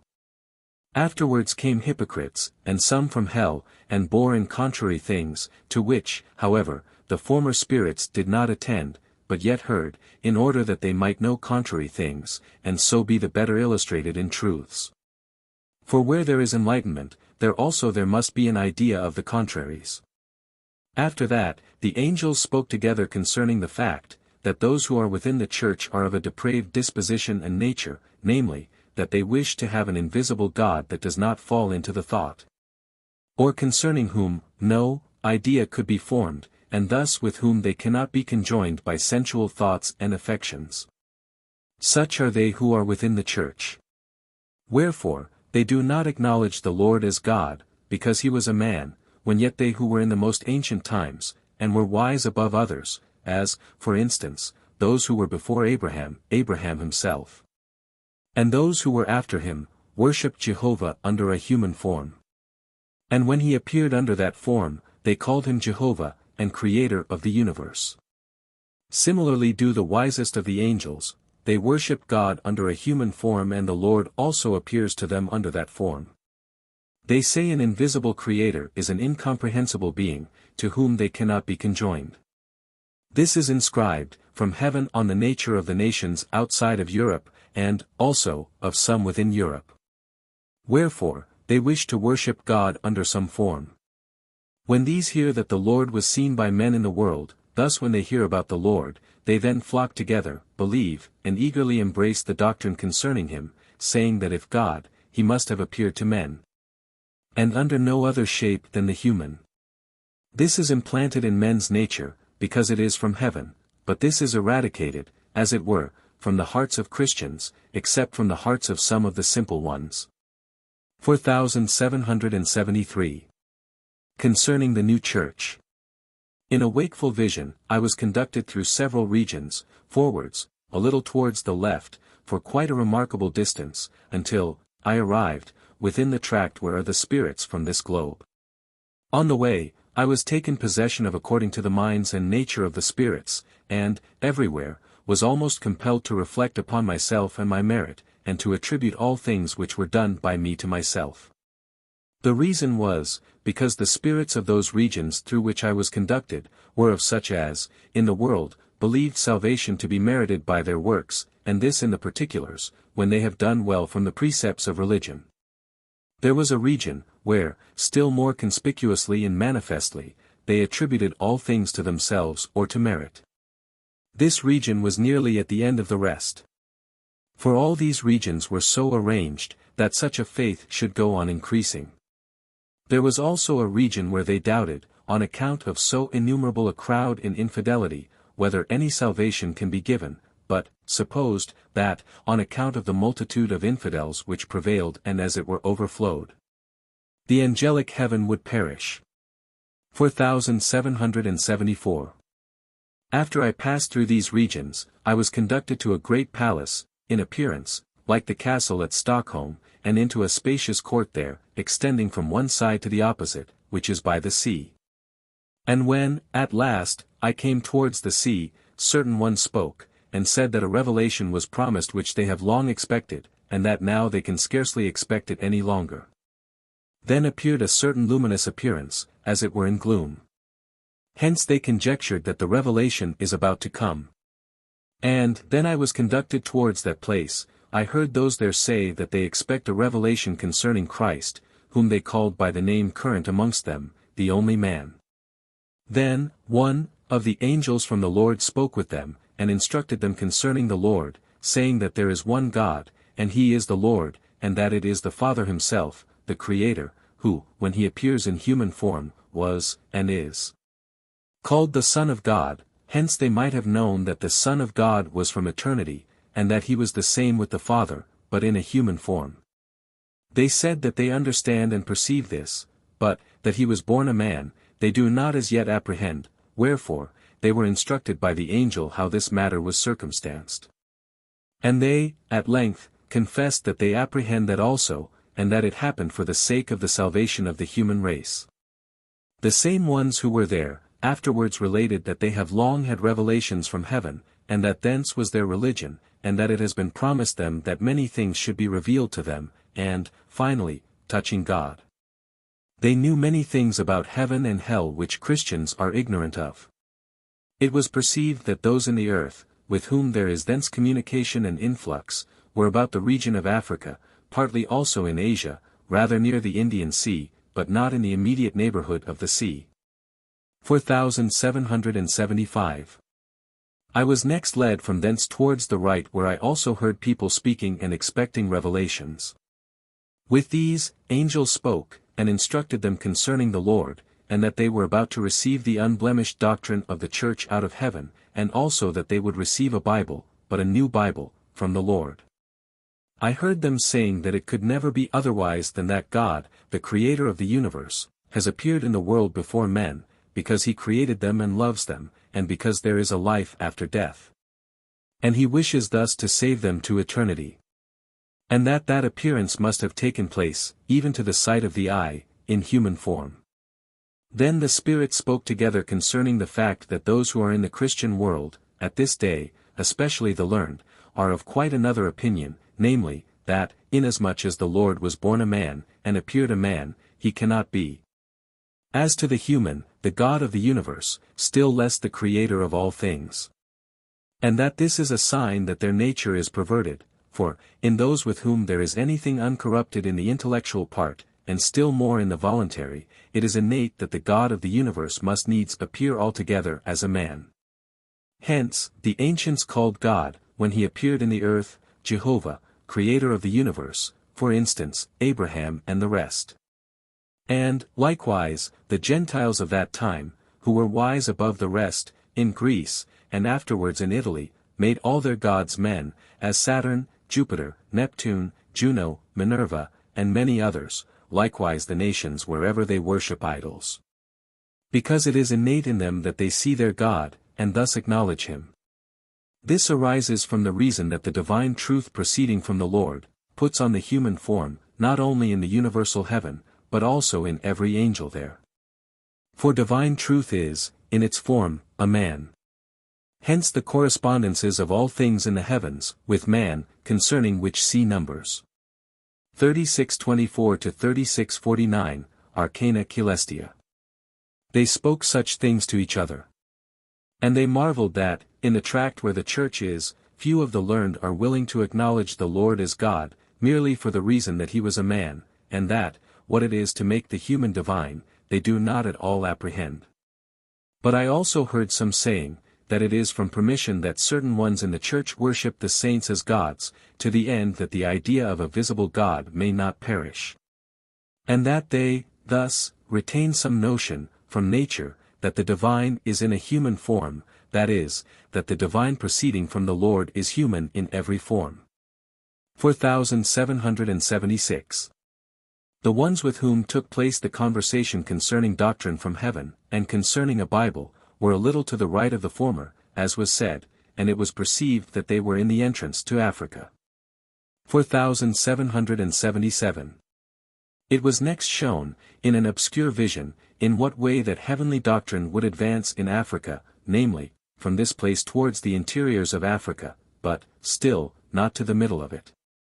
And, then, should bend itself to the inhabitants who are in interior Africa, nearer to the Mediterranean Sea, and thus go on for a long distance, but not as far as to the coasts. And, then, after a time, should bend its way back through an interior tract as far as towards Egypt, and, also, should then proceed from there, to some in Asia under the government of the Turks, also in Asia round about. Hence, the angels rejoiced that the coming of the Lord was now at hand, and that the Church, which is now perishing in Europe, should be renewed in Africa. And that this is done by the Lord alone, by means of revelations, and not by missionaries from the Christians. The people in those countries were also cautioned not to receive any doctrine from Christian missionaries, but that they should indeed hear them, but not believe them. For which reason also, that heavenly doctrine is not divulged to those who are near the coasts, for Christians come thither and introduce scandals, for these surpass all in believing nothing, and living impiously. 4778. I was brought back from thence by another way, and, while on the way, I felt contraction and pain in the thoracic for the reason that there were those who acknowledged faith and not charity, as the only medium of salvation. For the thoracic region corresponds to charity. 4779. At length, when I parted from those about whom I spoke just above, I heard them praising God, very earnestly, in great assembly, singing, Hallelujah. I was afterwards brought back, but higher up, where were spirits from the regions of the north part of Asia. And it was perceived that they were of such a disposition, from their life in the world, as to be able to receive the heavenly doctrine of which I have spoken above. I was afterwards brought back to the region where are those who are in sciences, namely, such things as those from which human learning is at this day imbibed. And it was there observed, that all there were totally unable to apprehend that the Lord can be the only God, merely for the reason that he was a man, and not even that he can be God. And, thus, that these were able to receive the heavenly doctrine in the very smallest degree, for they have no perception that it can be this, because they have by means of sciences extinguished every gift of perception. But, in a region farther to the right there, downwards, were those who were more in the capacity of receiving that doctrine, who had not extinguished, by sciences, the gift of perceiving that a thing is as it is. 4780. Hence it was evident that the heavenly doctrine should at least be propagated from those nations, to spirits who are from various regions of this earth, and then to spirits of other earths. The subject is continued, below. 4781. Concerning our earth, why the Lord was born there. Continuation. There was a talk concerning the Lord, why he was born in this earth and not in some other. And, it was seen, that the reason was, because, in this earth, doctrine communicated from heaven, could be propagated throughout the whole world, and remain for thousands of years. For, in this earth, from ancient times, such things have been committed to writings, and, afterward, to types, and these can be spread throughout the whole world, and also remain. For such communications and travellings exist in this earth, and not elsewhere. For, elsewhere, the inhabitants are distinguished into nations, families and houses, and do not know how to commit to writings the thing which they know, nor how to communicate with all. Besides, also, when the heavenly doctrine concerning the Lord is known in one earth, the rest are thus able to know it, when they become spirits and angels. 4782. They called the spirits from this earth, sciences. For they correspond to sciences, not abstracted from material things but conjoined with them. Thus, in this earth, it is known, from science, that God is a man, elsewhere, not from science. The difference is like that between angels who know from perception and communication, and, those who know, from themselves. 4783. Continuation concerning the Church. From these things it was evident, what that signifies which the Lord said where he speaks of the last judgment, that it is called his coming, the consummation of the age, when also the temple should be destroyed, Matt. 24:1-3. The angel said concerning the coming of the Lord, that, as often as a new church was to be raised up, the Lord himself should come, and teach, like as when the most ancient and ancient churches were established, concerning which cn. Especially when the Jewish church was established, the Lord then appeared in a bush to Moses, again on Mount Sinai, and also through the prophets by whom the word, which is from himself was given, so also, now. With those among whom a new church is to be raised up, whom the Lord himself teaches by the angels. Moreover, the Africans are more receptive than others in this earth, of the heavenly doctrine, which it was given to know from the spirits who are thence. These willingly receive, from the angels, the doctrine concerning the Lord. They, more than others, have it implanted in themselves that the Lord must appear altogether as a man, and that it can by no means happen otherwise. They are in the capacity of receiving not only the truths of faith, but especially its goods. They are of the celestial genius.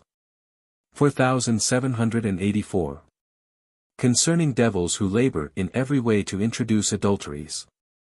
I was led along in a wakeful vision, and, on the way, passed through the hell of those who, in every way, and diligently, labor to pervert, invert and extinguish those things which belong to conjugal love.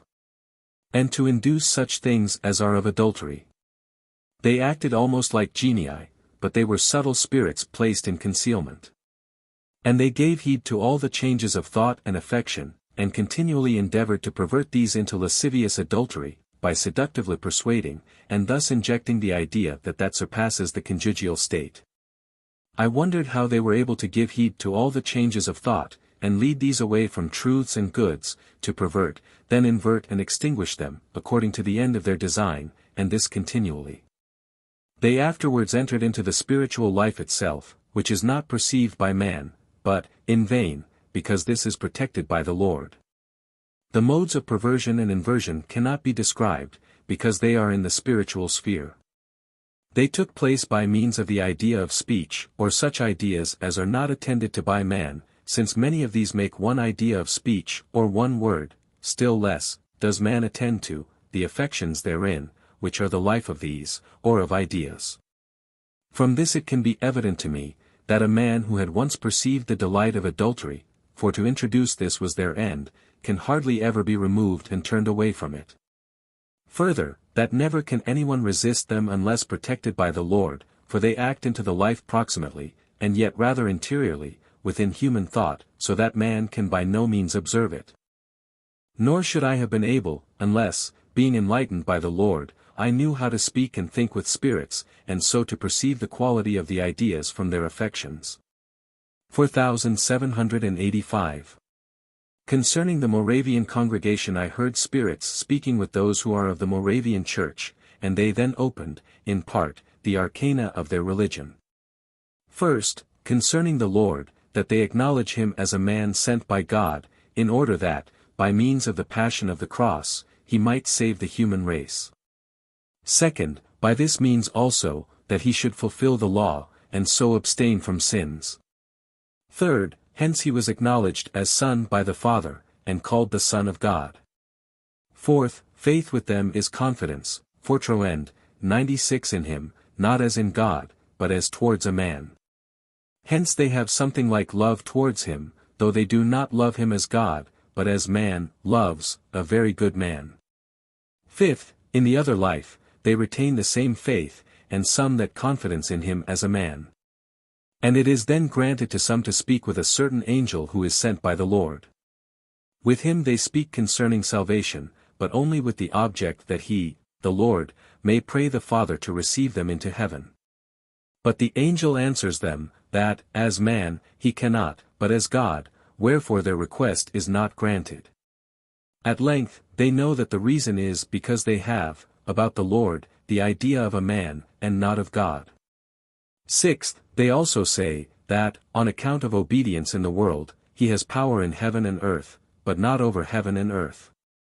Seventh, inasmuch as they do not acknowledge the Lord as God, but as man, in general conversation they call him the Lamb, and thereby understand the Innocent One. Eighth, they make nothing of charity, and little of piety, but place all things in that confidence, or fortroend, which they call faith. Ninth, when told that the Lord, in the Word, says that he is one with the Father, they reply that it is understood as a friend, that, is, through friendship, others say through love. 10th, when it is said to them that the Lord says that he was born of the Father from eternity, and that he should return to the Father and be where he was before, to this they are unable to reply. They were then told that to be born of God from eternity, is to be God, and that, otherwise, he could not have been born of God from eternity. They were not willing to reply to this, because they thought this to be the arcanum of their arcana, which, arcanum, is to this purpose, that to be born signifies to be reborn, and from eternity, that it was, foreseen. 11th, their inmost dogma concerning the Lord they are not willing to publish, because thus they would be reckoned amongst Socinians, who are not to be tolerated in Christendom. 4786. Concerning certain appearances, among spirits, relating to the societies with them, such as hats and other articles of clothing, and things on the outside of man. It is worthy of relation, that the angelic societies with a spirit, not only inflow into those things which belong to his mind and body, but also into those things which are external to the body, as, for example, those which they, the societies, specially affect, hat, wig, cap, scarf, or kerchief. So, also, into garments everywhere. Hence it is, that, by the garments a spirit has, it can be known with which societies he is conjoined. A certain female spirit had a chest, wherein were some garments belonging to an infant, and other things pertaining to infantile innocence. This chest she concealed. When, however, it was taken away, infantile innocence perished. Hence it was evident, that infantile societies favored that. It is similar with those who have a sword, or even a staff with a transverse piece of wood, or of silver, or of gold.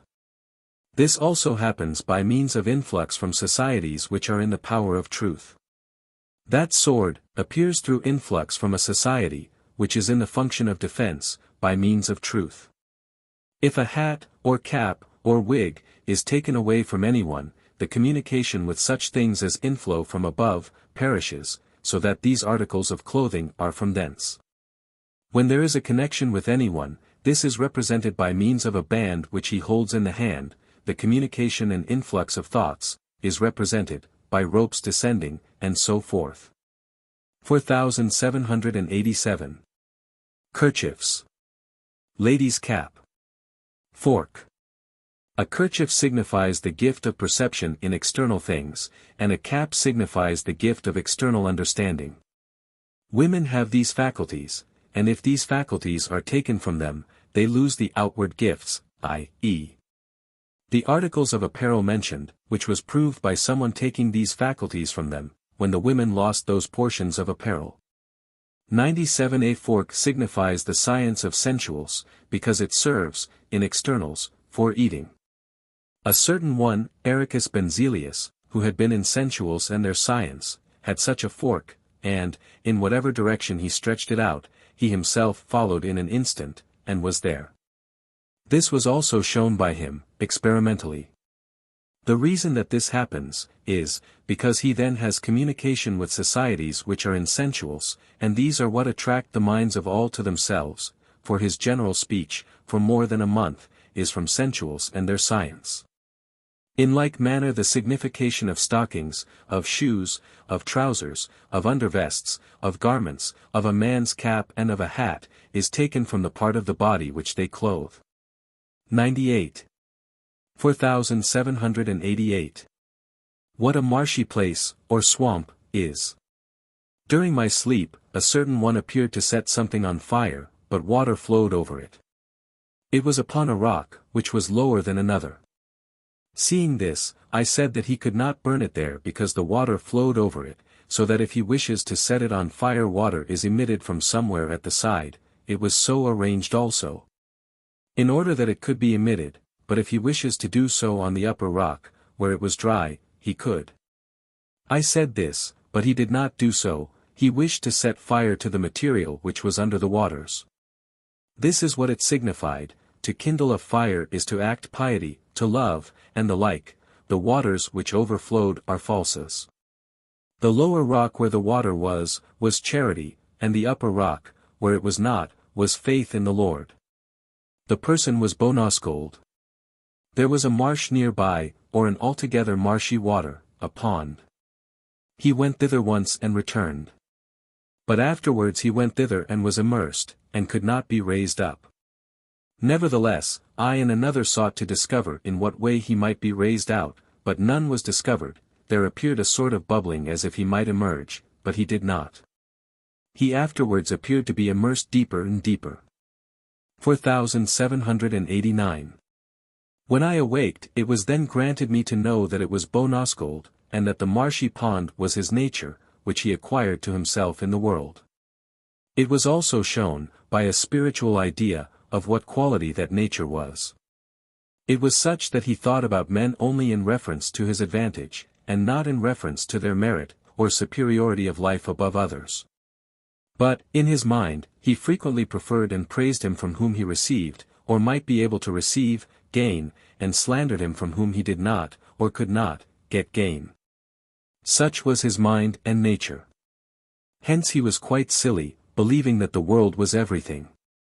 This is the marshy place in the other life. 4790. He was afterwards explored, and very many things he had done which were nefarious, detected, but he heard and was not ashamed. He was examined, and he had not any notion of eternal or spiritual life. Thus this was suffocated by means of the world. 4791. Concerning those who are from the Moravian Church. These, as was said above, appeared as before, a very little to the right in the plane of the sole of the foot. They lived together, but were tempted by a devil, and, at first, they resisted. But, afterwards, they succumbed, and joined with him in persecuting me, when engaged in the reading and study of the word, and then, being of such a character, they were divided. Some of them were brought under the sole of the foot, and then were introduced into a long chamber at the right. They were explored as to what faith they were in. And it was discovered that they do not acknowledge the Lord as God, but as a man, and so worship him, and that they love him because he saves them in preference to others. For they believe that no others can be saved except those who have faith and love him, thus, that all the rest in the universe, whom they call dead, are condemned.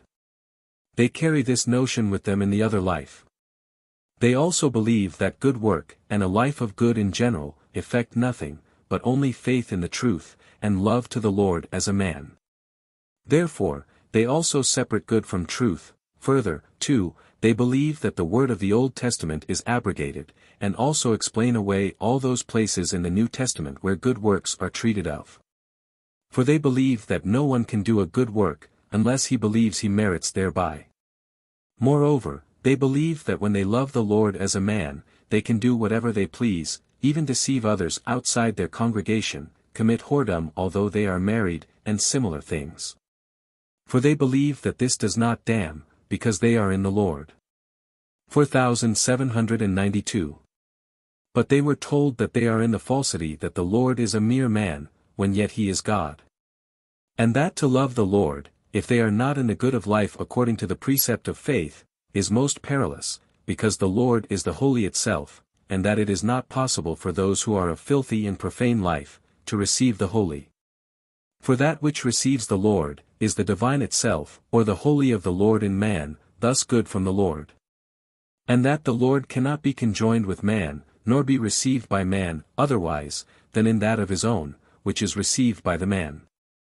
But they were not at all of this opinion, saying that all things in them are holy from the Lord, even evils of life, consequently, that these are not heeded. And they were also told that the Lord does not inflow into the truths of faith, except by means of good, thus, not into the intellectual faculty, except through the will. Inasmuch as they assert themselves to have the sensation of the Lord's influx, they were told that that sensation is not the perception of truth, but the sensation of the confirmation of their doctrine.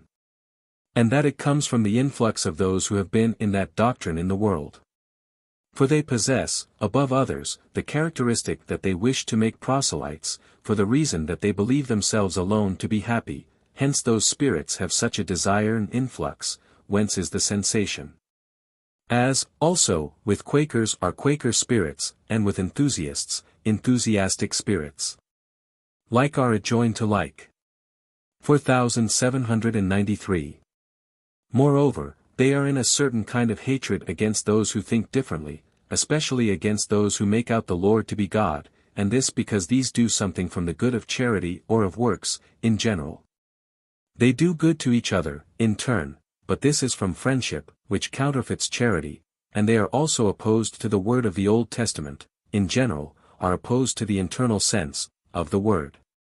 Thus, also, they no longer love the Lord, but begin now to persecute him, for, in secret, they make one with the devil, but in what sort and to what extent, I do not as yet know. Hence, from them, infamous things begin to appear.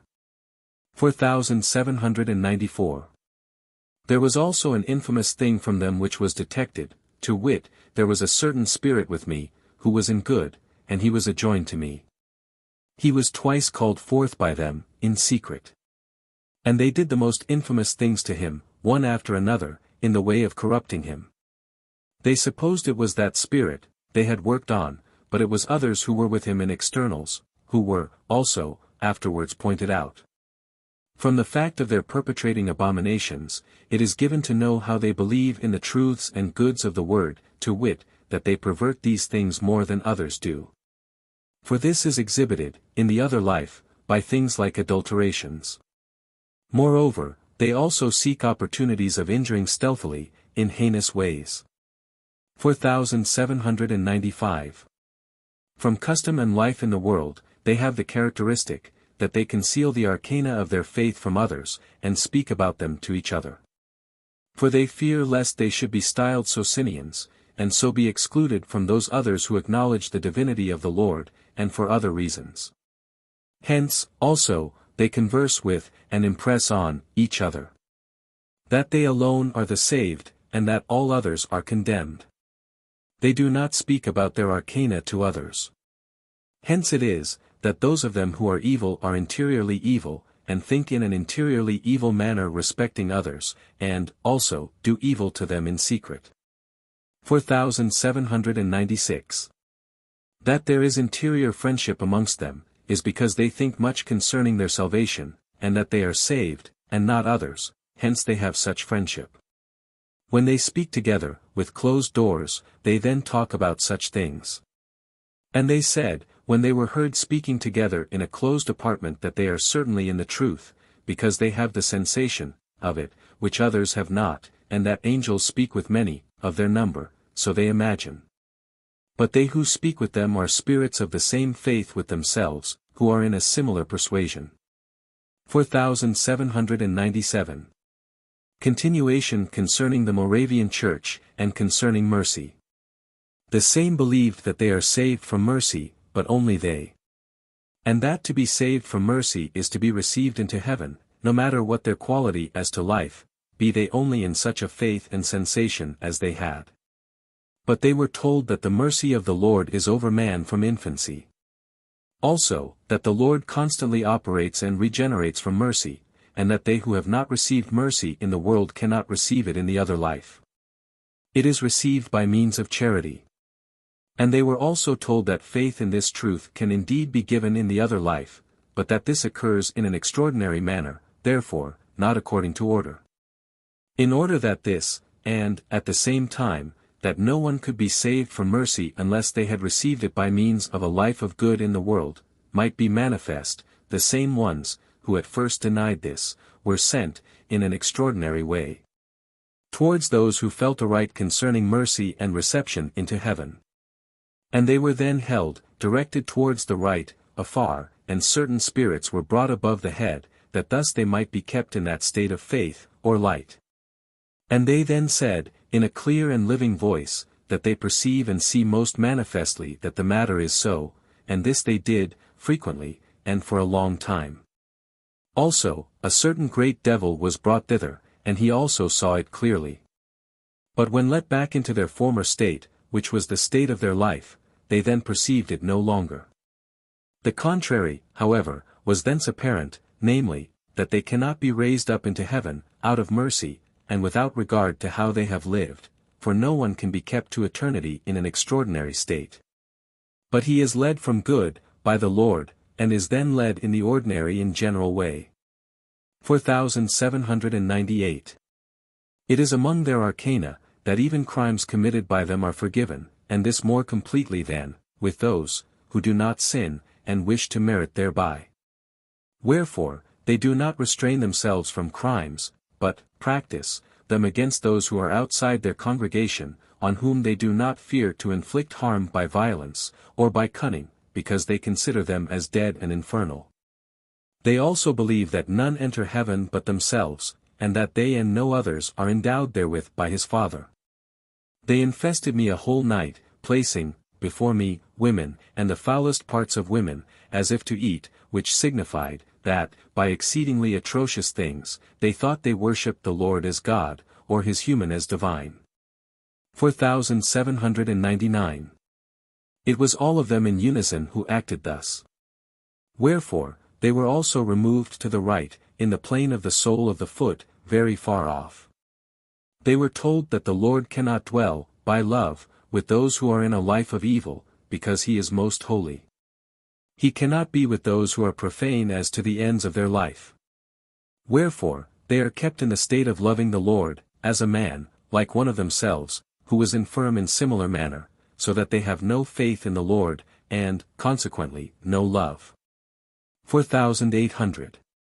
Their way is to act in secret and not to divulge their dogmas to others, for they know that they could not then remain with them, because they would be rejected as Socinians, and, they know, that according to these dogmas, it would be allowable to commit evils and crimes, and that thus, i.e. by keeping their dogmas secret, evils would be forgiven them, provided they do not separate themselves from the congregation. 4801 to 4850. 4801. Their friendship is interior, because they think, concerning eternal salvation or heaven, that they shall have them, but not others. 4802. When they hear about the life of good, they say, it is to place virtue before faith. But they are informed that it, i.e. the life of good, is not civil and moral good, but spiritual good, which is charity, with which faith is conjoined. Civil and moral good is an effect, and it also follows, because it belongs to the external man. 4803. They were reduced into a certain state of their life, when many of them together killed a man who disclosed their arcana, and said that they believed the Lord to have been a man like themselves, and a sinner like them. And that he did not speak as sanely as they do, but that he was accepted by the Father, as a Redeemer, out of mercy, because he went to the cross of his own accord. They afterward sent to their preacher, and disclosed that deed to him, and he did not disapprove, but yet they feared the civil laws. They also committed this deed deliberately, for he was amongst them, and was, at first, accused by them. Then they went away together and deliberated. At length, they determined that they would kill him, which also they did. That same one whom they then also endeavored to kill, at first lay as if killed. But he arose and spoke with them about that matter. They all still think, so I perceive, that it was allowable for them. They think this, not from themselves, but from a perception which was as if it were from the Lord. They confirmed themselves, by the example of the apostles, that he who deceived them should die. But he was not killed by them, they fractured his head, and afterwards cast him down on the earth unseen. They also confirmed themselves in the belief that they acted rightly. A certain one said that he belonged to the kings, who carry on war. 4804. That, in like manner, they believe that they cannot do good, and that the good of life contributes nothing towards eternal life, and that all good is meritorious, is because they are not able to do good from the Lord, but from themselves. Inasmuch as they believe concerning the Lord in the way shown above. And, also, because they believe that they alone are saved, and all the rest condemned, and so make faith meritorious, further, because God the Father has granted salvation to those only who have faith in him. Therefore, that salvation does not take place by the good of life, but by faith. When such do good, it is not good. 4805. The quality of their state as to truth appeared by means of a spiritual idea. It was obscure, as if there were a covering wherewith it was covered over. But, because one induced, by art, the appearance of some light above, therefore, the covering was opened, and then the state was diabolical, for the worst hell inflowed, he, also, who employed the art, was in a deplorable state. 4806. There were disclosed still more misdeeds, which they perpetrated out of an execrable zeal for their religion. There was a certain one, who said that he had heard, above his roof, a voice from an angel, that they should worship God the Father, and God the Son, and the Holy Spirit. He related this to certain of his brethren, who were 6 in number. But these said that that voice did not come from the Lord, because they believed that the Lord ought to be called the Son of God, and Lamb of God, but not God the Son, thus, not God. They asked him what was his belief. He said that he believes in God the Son. When he said this, they consulted together and determined that they would kill him, but he was frightened, and got himself out, by force, through the door. But still he afterwards died by poison, administered, by them. He fled forth through the door, because a trembling seized all their bodies, which terrified them. 4807. After some time, when they spoke concerning that matter, a certain one said a trembling had seized them, and that this was from the Lord, to prevent them killing the man. This excited them to anger anew. And they deliberated, concerning him, whether they should kill him on that account, and they also determined on that. The reason was, because he also said that, the former one, ought not to be slain.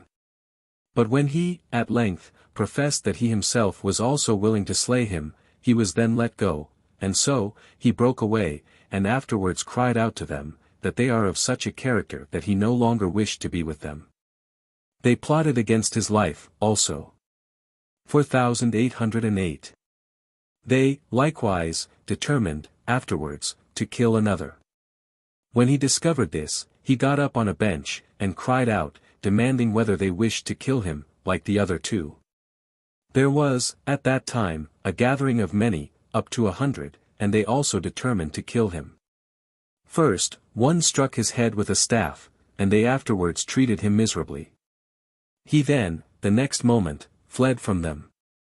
They are of such a character, that, if all do not unanimously agree, they are disposed to kill him who thinks differently from them, and this from execrable zeal for their own religious sentiments.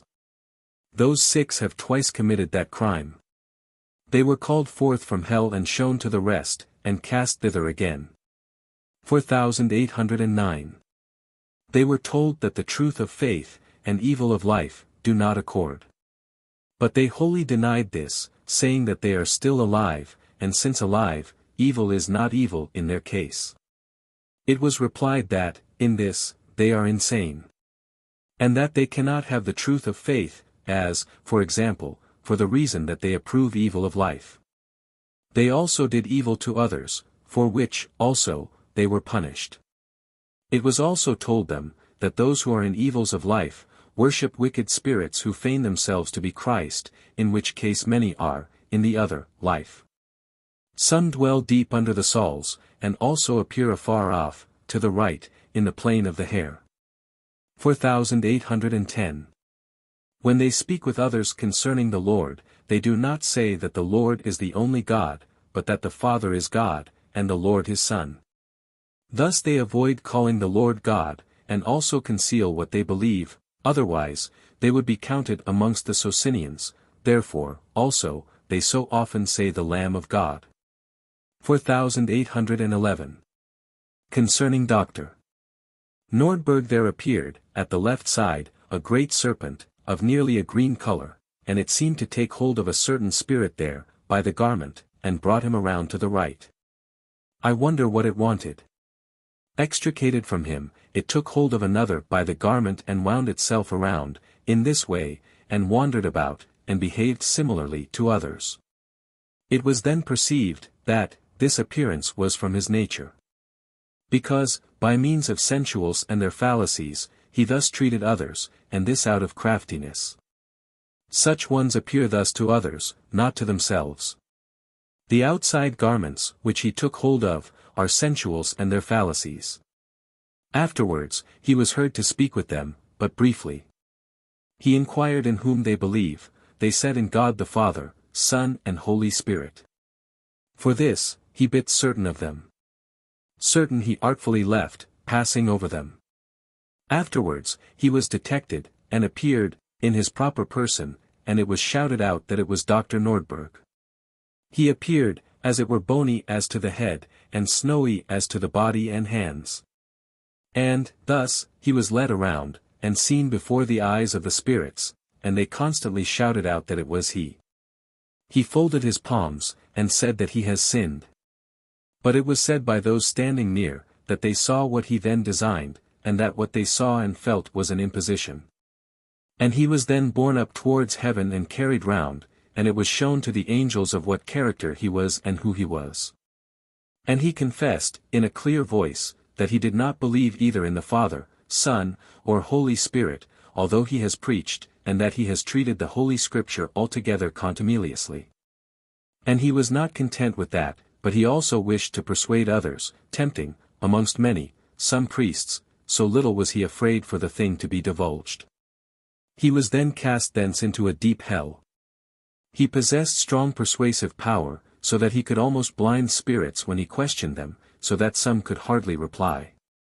It was said that, on that account, in his last years, he did not wish to preach. At length, he was cast down. He spoke scandalously to some, about the Holy Scripture, and about faith, and about God, and this with persuasion. 4812.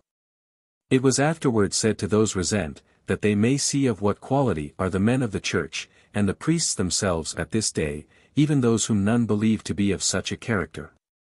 For nearly all do not believe otherwise than that he, i.e. Dr. Nordberg, was a true priest, because he was also learned. 4813. Continuation concerning the Moravians. There appeared to me, in a dream, two, who were, as it were, acquaintances, because I was in the idea of two who were not honest whom I knew in the world. They invited me into a chamber, where they spoke amicably. And they afterward declared themselves robbers, and demanded that I should give them 100 ducats.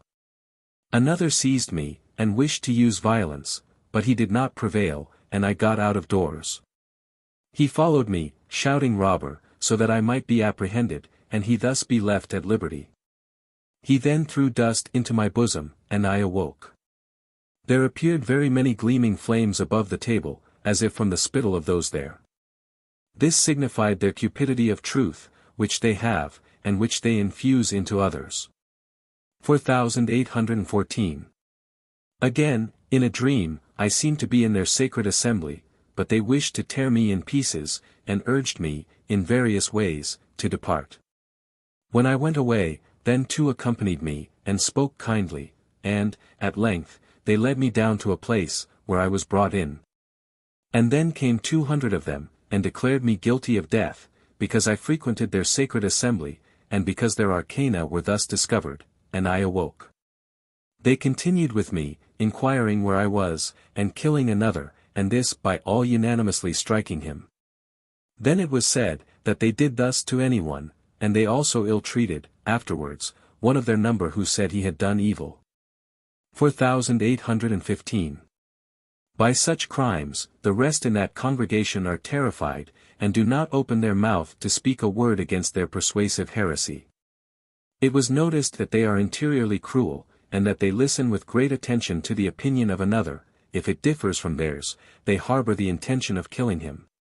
They say, amongst themselves, that this is lawful and good, because against the dead, who are infernal, just as it was allowed the Jews to treat the nations. Nor does anyone do a benefit to another, if so, then at once he is made an enemy. But they as it were beg that he would give.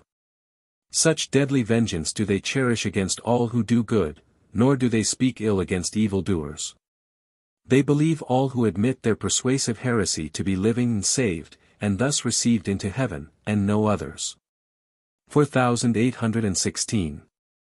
Where the Lord spoke concerning love, and doing good, as that he who hears and does not is foolish, and he who hears and does is prudent, and the like in other places, they said that then the Lord spoke insanely, being in evil like themselves. But that he was accepted by the Father, for them, out of mercy. In a word, in that church they are wholly insane. They pretended they are Lutherans, in virtue of the fact that they do not publish their arcana but only say that they believe in the Lord, that they believe themselves to be saved by faith alone, that they reject all merit. And that they are saved from mercy, even the evil, if only they have faith. From these things, the Lutherans are persuaded that they are, in, similar truths with themselves, but behind the ears is hidden a serpent. They do not call the goods of charity, or good works, the fruit of faith. But they say the fruit of faith is salvation, no matter how man lives. 4817. That the Lord can be honored and acknowledged by the worst devils, if power is promised them. Also a continuation concerning the Moravians. There was a conversation concerning their love to the Lord, as only a man, and that they are therefore associated in a more intimate friendship. It was said that they loved the Lord because they believed themselves alone to be saved, and to reign in heaven over all, and thus that self-love conjoins them, so deeply inrooted is it from their religious persuasion. Because they speak with each other, and ponder within themselves, concerning it. It was said that the worst devil may be able to acknowledge and honor the Lord, if his thought is kept in the idea that he would be made, by the Lord, greatest of all. Therefore, a very bad devil was taken by the angels, and inflated with such arrogance. Then he, speaking from arrogance and self-love, said that he would lead them to the Lord to honor him. And, he said, this confidently, when yet he was the most inveterate enemy of the Lord, as he had shown, in act, by many things.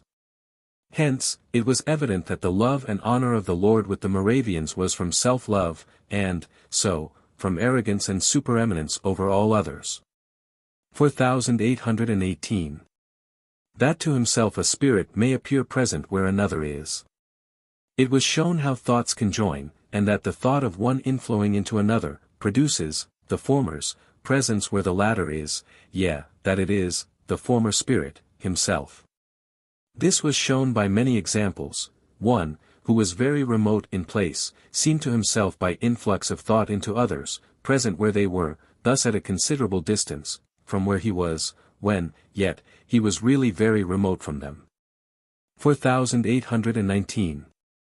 The celestials, and concerning the inspiration of the word. It was granted to chat in a certain manner with celestials.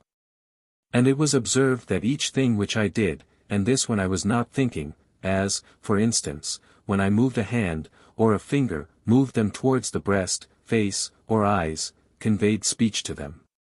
Because each of these things was from the will, and hence from affection.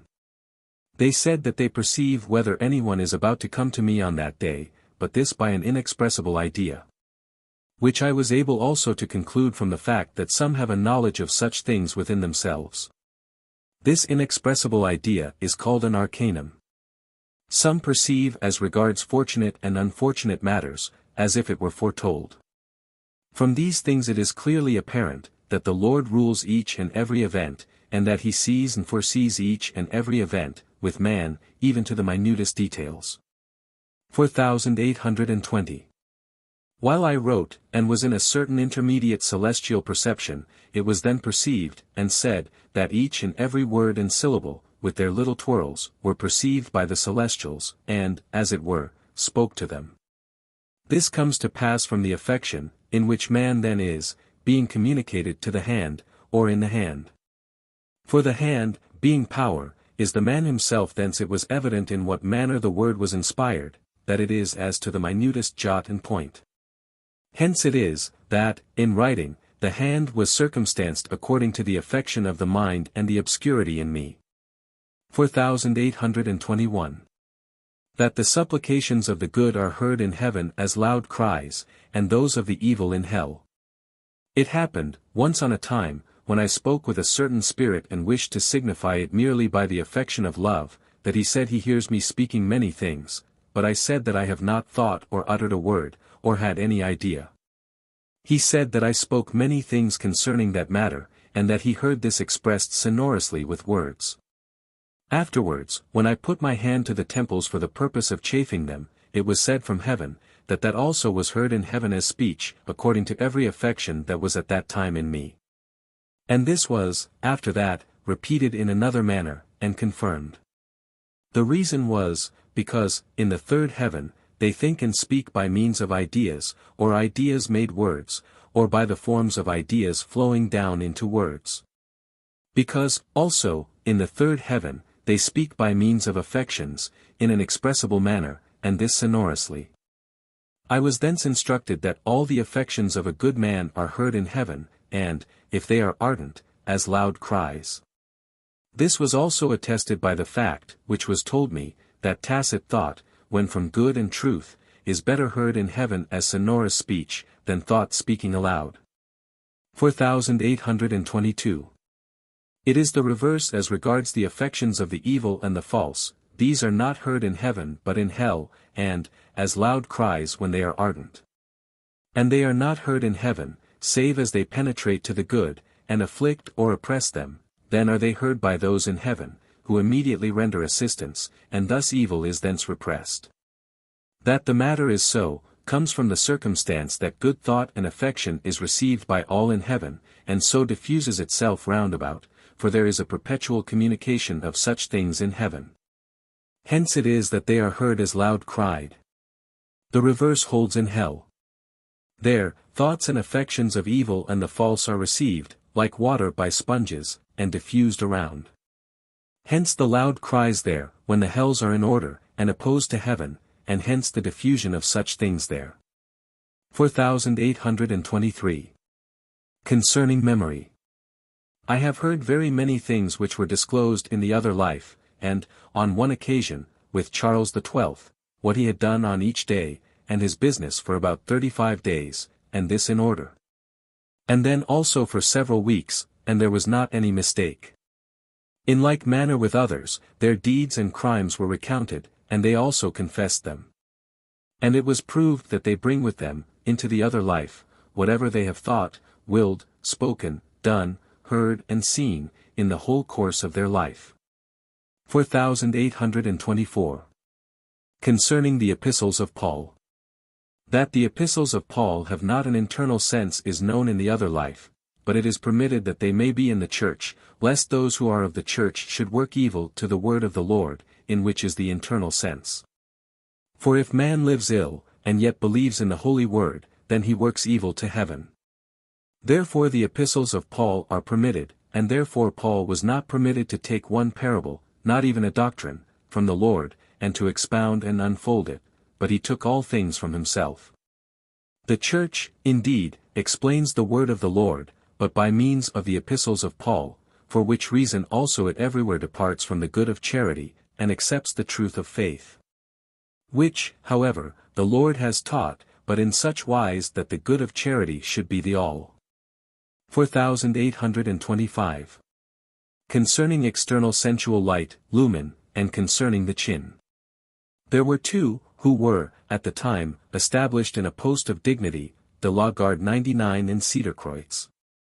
These spoke together. They were in the region of the soul. And there was communicated to me the light, lumen, of their understanding, which vibrated before the eyes like. And took away all light, lumen, or all understanding of things in an interior manner, so that I could apprehend nothing, that is, not any connection of things, not even in moral life, scarcely anything in civil life. And nothing at all in spiritual. This was also confirmed by various things.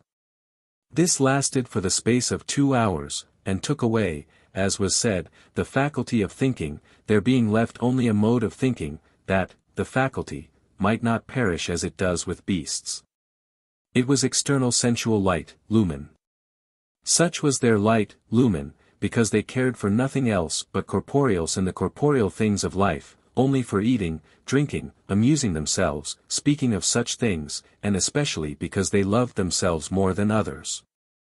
And it was said, by angels, that the men of this day are for the most part of such a character, wherefore, they dwell in gloom, where there is hardly anything of light, lumen, and become corporeal. These two inflowed, in my case, into the chin, and this, manifestly.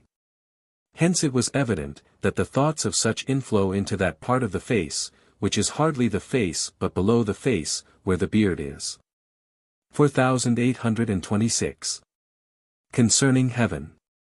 There was a certain one, Cedarstedt, who was said to be dead, and this was mentioned, and then spirits came thither to see whether such a thing could have been, but he also appeared as dead, his face livid like that of a corpse. But he came to himself after an hour, and related that he has been in the inmost heaven and what things he had then seen, that they had been indescribable. He was in a stupor while he was relating. For he was scarcely able to express anything, as to the magnificence and sublimity of each and every thing he was mentioning. He said that there was there the art itself of all things. He was afterwards suffered to fall into another state as to externals. And then he was raised into the second heaven, whence he spoke with me, saying that there, also, there were magnificent things, and also paradises, but yet not such things, as he had seen in the third heaven. 4827. Concerning those who are magicians in the other life, by reason of evil practices in the world. Moll. A certain Englishman, Moll, had, in the world, cheated his associates, and fraudulently taken away their property. These frauds were turned into magic. First, he was able to take away the cap, from some spirits, and to put it on others, yea, many in various kinds. And, according to the various sorts put on, were produced the perceptions and credulities of those on whom they were put, for a cap signifies such things. Second, he was also able to give drink from various vessels, and to thus bring it to pass that they understood a thing just as he declared it, for to give to drink is to instruct and persuade. Third, he is not allowed to touch others with a hand, or the fingers, for in this way he almost destroyed them, which he derived from the fact that it corresponded to his life in the world. He had, there, fraudulently taken away from his associates their property, and impoverished them, by inserting in his account false and large amounts. 4828. Dragonflies. Those who make use of such things in the other life, draw a thread out of magical circles, and so direct threads towards the head of another, and then they fascinate them, and bring them whither they will. They are women, many of whom were observed. And I was instructed that they are such as, in the world, ran about to friends and acquaintances everywhere, and spoke of others, and produced a marked impression, and so bent the minds of their interlocutors whithersoever they wished. Such a nature appears, in the world of spirits, under that aspect. 4829. How the case would be if the Lord had not come into the world. There was a certain one who thought that all things flow according to divine order. And, from that thought he came to the conclusion that all things would still have flowed according to order, if the Lord had not put on the human, thus, that they who are now saved would still have been saved. And, because he did not think interiorly concerning that matter, therefore the angels, under whose auspices they were who are led by the Lord, removed themselves a little, and, so there was no influx from the Lord to him. But he was then in the like order in which he would have been if not guarded by the Lord and led by means of the angels. He then began to rave altogether like a madman, with a sword in his hand, thrusting, and thus raging wildly. Likewise did some others who were in his company. After these furious outbursts, they fell down as dead, and, when revived, they again raved in a similar way. Thereby was shown of what sort would have been the state of affairs, if the Lord did not guard them all by his divine human. In other respects, that man was among those who were able to reflect on matters exceedingly well, but only exteriorly, inasmuch as he possesses somewhat of self-love, which intercepts the influx of interior thought. It was Peter Skånström. 4830. That garments are public truths, domestic economy, and the like, they also relate to civil laws. There was a certain one, known to me in the world, Harold Wallerius 100, who then studied to amass riches, by perversions or applications of the laws to what was, not, just, and this he had done for a long time. Retaining the same wickedness in the other life, he sat with many in a corner, and they unwittingly projected subjects to me, and plotted many things in secret, and also labored to captivate the mind through lascivious loves. He was detected. And when he was dragged away thence to the punishment of his wickedness, he continually changed his garments, and put on now women's, now girls', now men's, and many others, and also made himself a subtle spirit. And so cheated them before their eyes. This lasted for an hour, and they could not take him away, but, still, he was taken away afterwards. Thereby it was manifested that garments were public truths, and women's, appearances of justice, etc. 4831. Concerning Mohammedans and Scriverius. I was conducted to the region where the Mohammedans are, which is towards the right, in the plain of the right soul. And when brought there, and kept in the idea concerning the Lord that the Father is in him, and the Holy Spirit from him, thus that he is the only God, then all those who were there, were in the same idea. And fully acknowledged it, this occurred throughout the whole tract. There was then with me, from the Christian world, Scriverius, into whom inflowed the faith of the Christians present. But still it was perceived that he could not be brought to acknowledge it. From him, also, the Mohammedans were aware of what quality Christians are, and, indeed, those amongst them who are better than others. 4832. Concerning an earth outside of the solar world among the lesser earths, and concerning the Lord there. See 5 or 6 pages below, continuation concerning the divine human of the Lord, 4844 to 4847. I was elevated from a place where I was, for many hours, about 10, continuously. And it was granted me to observe the elevation and removal from the former place, by steps, and until at length they did not appear. I was in a wakeful state, and, throughout that time, spoke about that matter with the spirits who were near me. A certain one from this earth was adjoined to me, who, when alive, had been a celebrated preacher, and also a very pathetic writer. The spirits, from an idea of him derived from such things as I have heard and clearly perceived about him, supposed him to be a Christian in heart even beyond others. For, in the world, one is judged from his preachings and writings and not from his life, and if from the life, they excuse blemishes when they are in such an idea, for the idea, or notion, about anyone, draws all things to its side. When, at last, after 10 hours, I was elevated, and perceived that I was outside the world of our sun, I also perceived, from the region of the elevation, that I was in a starry world towards the meridional region. Then there spoke with me certain spirits, from some earth there. They said that at times there come certain ones to them from other parts. The way was also pointed out by which they came, it was to the left, and I observed that they were from our earth. They said about those, that certain of the visitors disturbed them by saying that they believe in 3 persons and 1 God, and, also, that they have the idea of 3 gods although they say one with the mouth.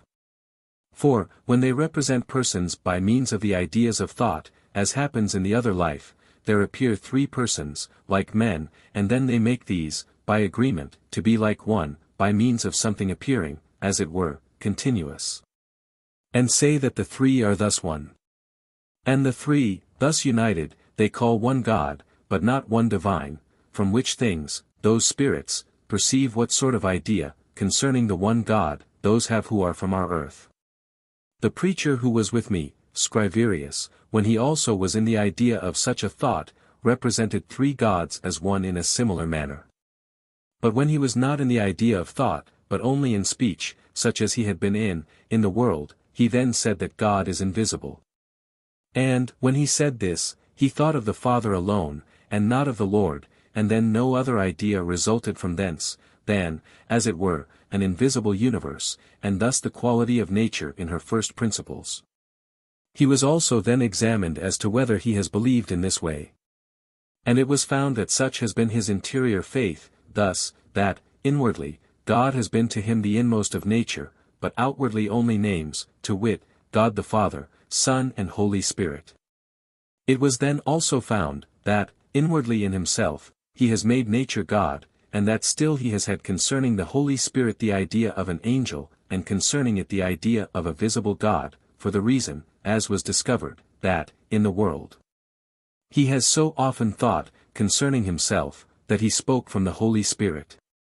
And when, these notions, were examined as to interiors from the idea, it was seen that he understood himself rather than any angel, because he had inwardly believed that he spoke from himself and had life in himself. Not, life, inflowing from the Lord. The spirits of that earth said that spirits of such a sort come to them, and disturb them as regards their thought and faith, concerning God, whom they know and perceive to be a man. And this not only from interior perception but also from the fact that he always appears to them as a man. And that they now acknowledge him as creator of the universe, which also they clearly know, and that they cannot at all perceive God otherwise than in a human form. And, if they should think according to the opinion of their guests, namely, of an invisible God, that they could think altogether nothing about God. They complained of those who thus disturbed them, and prayed to the Lord for succor, which they also know they shall receive. It was granted me to tell them that the men of our earth are such, because their thought is material. And that, yet, they know that the ancients in this earth worshipped God in like manner under a human form, and called him Jehovah, the creator of the universe, for instance, Abraham, Gideon, Joshua, and several others. Further, that the Lord himself taught them that there is but one God, and that himself was that God, that he was one with the Father, that the Father was in him and he in the Father. And that the Holy Spirit, which is called the Spirit of truth, because it is the divine truth proceeding from the Lord, does not speak from itself, but from the Lord himself. And that the Father, Son, and Holy Spirit are only names whereby, in the Word, is expressed the divine itself, the divine human and the divine proceeding. And that this was so said, for the reason that they might acknowledge the Lord as the only God. In a word, the ideas of the spirits of our earth are material, and disturb the ideas of spirits from that earth. 101. It was afterwards granted me to speak with spirits from that earth. They related, that, when leave is given them, they appear to men of their own earth, and walk amongst them, and speak with them as men, which happens by their being let into the thought that they are still men in the earth. And the interior sight of the inhabitants being opened. And they said that the inhabitants do not know other than that they are men, and that they then first know them, not, to be men, when they are suddenly removed from their eyes, and disappear. It was similar in this earth, in ancient times, for instance, that angels appeared to Abraham, and also to Lot, also to all the inhabitants of Sodom at that time, and likewise to others in a similar manner, who, at the beginning, knew no other than that they were men. As, also, he who appeared to Manoah and his wife, and also to Joshua. Let these things be cited from the Word. The preacher who was with me was wholly in the negative as to other earths than our earth existing, because he had contended against others, that this could not be, because the Lord was born here. Because he was in such a negative opinion, he was brought into a state similar to that in which the spirits of that earth are when they appear to the inhabitants, and so was let go into that very earth. That he might not only see the earth but also speak with the inhabitants there. When this was done, a communication of him with me was granted thence, so that I might then, in like manner, see the inhabitants, and also, in part, some of the things on that earth. Thus it was granted me to see, that, in that earth, were 4 races of men, who were successively seen, and distinguished. He first spoke, with, those who were clothed, afterwards, with those there who were naked.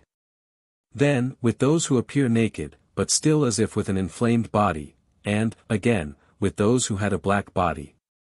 When he was with those who were clothed, there appeared a woman with quite a beautiful face, with becoming dress, and a tunic hanging tastefully on her back. The arms, also, were covered by the same garment. Her head was crowned with a chaplet, entwined in the form of a garland which was also adorned with beautiful flowers. He was exceedingly delighted at the sight of that virgin, and spoke with her, and also took hold of her hand. But, inasmuch as she was then aware that he was a spirit not from her earth, because dressed differently, she snatched herself away from him. Then, at the right, appeared to him many others of the female sex, who fed sheep and lambs, which they then conducted to their drinking place, which they had made by leading a little channel from some lake. These were similarly dressed, having in their hands shepherds' crooks, by means of which they led the sheep and lambs to their drink. They said that they, the sheep, go to that place which they indicate with their crooks. The sheep seen were large, with broad and long fleecy tails. The people's faces, also, were seen by me at closer quarters, they were full and fair. But the men are, as to the face, of a flesh color, as in our earth. But the lower part of the face, instead of having a beard, was black, and the nose more inclining to snow white than, to flesh color. Then, also, their habitations were seen, they were poor houses, rather huts than houses. They were rounded above, and extended lengthwise, having a door on both sides, and within, on both sides, they were divided into chambers, 5, 6, 7, according to the number of their family. They said that these are constructed from the soil there, and also from thick grassy sods, and the windows of grassy fibers interwoven, formed so that the light may be able to pass through, thus interwoven in various ways. Also, that they could be opened and closed. There are huts. 102. Afterwards the same preacher was brought farther. Which, however, happened against his will, because he was delighted with that virgin, as appeared from the fact that somewhat of a shadow from him still remained in that place. He then came to those who were naked. They were there seen 2 and 2, or in pairs, walking about. The pairs were husband and wife. None were seen who were not associated in twos. They were girt about the loins with a covering, also with some covering, around the head. There appeared their houses, or huts, of similar structure, and their fields also appeared, which were a plain of snowy white, they said that there are grains there, which they eat and prepare in various ways. It was perceived that, they are prepared, similarly to the grain amongst the Chinese, and that such seeds are to them for bread, this they showed, and it was small, like square bits of bread. It was shown, besides, that they had herbs and flowers of various kind. Then also trees and shrubs, whereon were berries from which they prepared wine.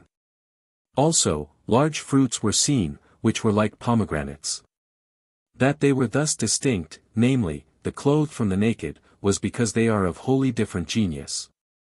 For they who are clothed were of such a genius as the spiritual, angels, in heaven, and those who were naked, such as the celestial, angels, in heaven, concerning whom see places cited, no.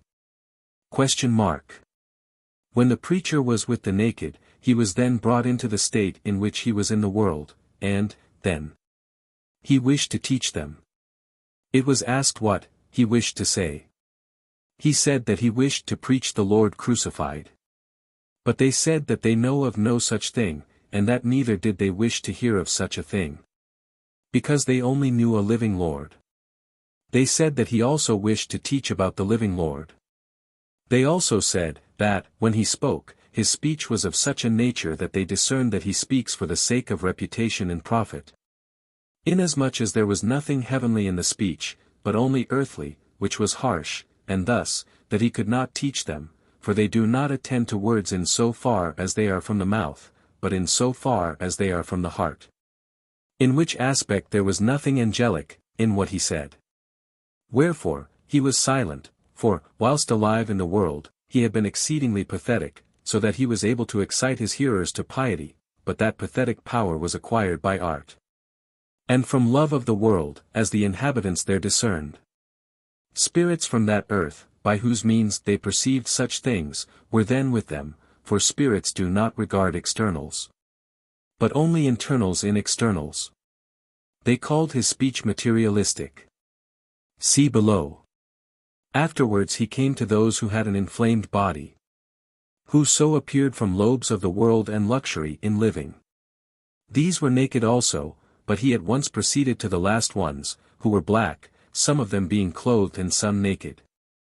I was instructed by the inhabitants of that earth, that their sun appears to them of the size of a fourth part of our sun, and that, in appearance, it goes around their earth, also, is of a flame color, like our sun, which sun, nevertheless, to our eyes is a star. It was also observed that their earth was about 500 miles, German, in circumference, and that their year was of 200 days, and their day of 15 hours compared with the hours of our time, which their spirits could know by a sort of spiritual sight respecting the duration of times and extension of spaces. This happens in a spiritual manner, not capable of being expressed by words which belong to the material form, for the words of the speech of our earth are forms of material things, wherefrom spiritual ideas are indeed arrived at, but which are, all the while, founded on material things. From which things if material conceptions be abstracted, the idea perishes. This is the case, because the inhabitants of our earth relate to the external senses. I spoke with them concerning the inhabitants of our earth, that, being of such a character, i.e. relating to the external senses, they are unable to conceive that man can live after death, and then appear as a man, as to the face, body, arms, feet and the rest, still less that they can then appear clothed with garments, and, still less again, that they have mansions and habitations, and this solely for the reason that they think exteriorly, and only from sensuals, which are of the body, consequently they cannot be withdrawn from material things, for which reason they cannot form to themselves, concerning the soul, any idea of a man, but either an idea of wind, or another of no form, and inasmuch as they thus have almost no idea concerning the soul, and yet, from the doctrine of the Church, they know that they are to live after death, therefore they believe they shall not rise again until a certain last judgment. And then with the body. Some believe that the soul is then conjoined to that body, some that in the interval, between death and then, man has no life, and that the soul, which belongs to life, shall then be again infused. They are permitted to believe this, because they believe that nothing lives save the body itself, wherefore, unless that is said to rise, they would wholly reject the doctrine of the resurrection. Still, this idea of the resurrection has this accompanying utility, that they believe in a life after death when they lie sick in bed, and mundane and corporeal things have less weight with them. At that moment, those who have lived well uniformly think no otherwise than that they shall live immediately after death, uninfluenced by the doctrinal concerning the last judgment.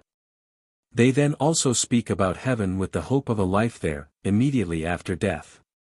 Those who were naked and walked about two and two, said that they perceive, at once, whether there is conjugal union between two married partners. As was also shown by means of a spiritual idea, which was of such a nature that there appears a likeness as to interiors of every sort.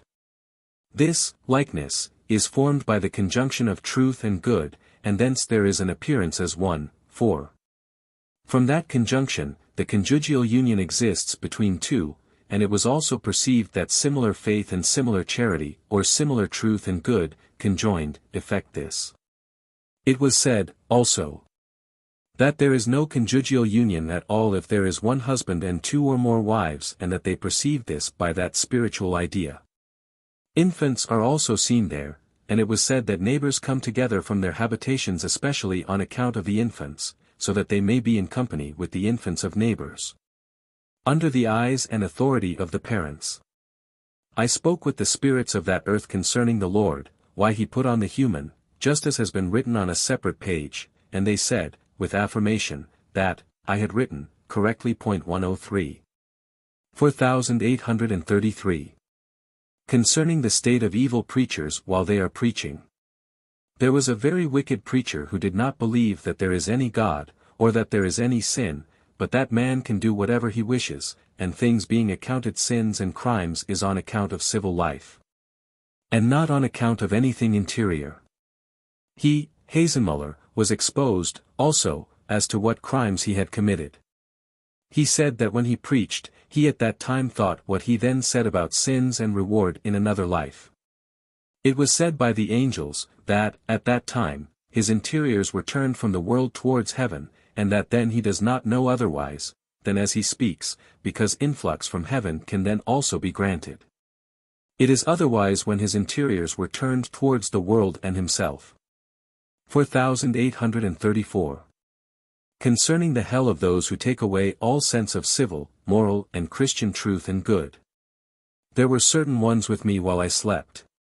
And, in my sleep, it appeared that I wished to kill those that entered into the chamber, for the single reason that they did enter, consequently, without any reason, and without other desire than that they should be killed because they entered. This lasted some time, but, afterwards, I was led into the thought that this ought not to be done, because it is evil, wherefore I began to come to myself, and then awaked. Those who induced that evil upon me, spoke with me, they were above, at the right. But it was disclosed whence this was, namely, that it was from them. For, when they inflowed, all power of thinking and willing right, truth and good, was so impaired, that no sense thereof existed, to wit, whether a thing was evil or not evil, true or not true, right or not right. And as the spirits and angels round me did not believe that such was the sphere of their influx, therefore it was spread abroad from right to left, from left to right, and to the sides and upwards, where the spirits and angels were. And they to whom, those spirits, came, all said that they took away all sense of truth and good, and that they, i.e. the speakers, have become so stupefied as not to be able to think that good was good, and evil was evil.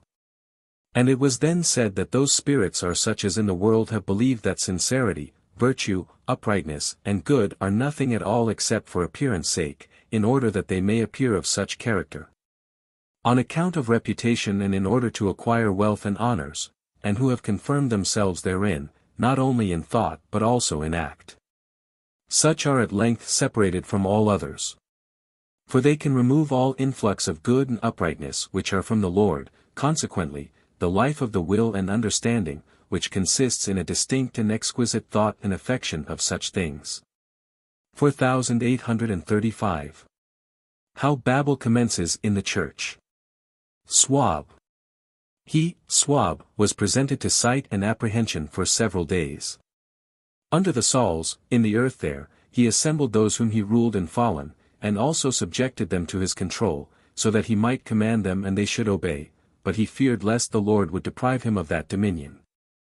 Wherefore, as a means of governing, he adopted the doctrine of charity and acknowledged the Lord as the only God, believing that thus, because he would make one with those who were around me, he would be permitted to rule.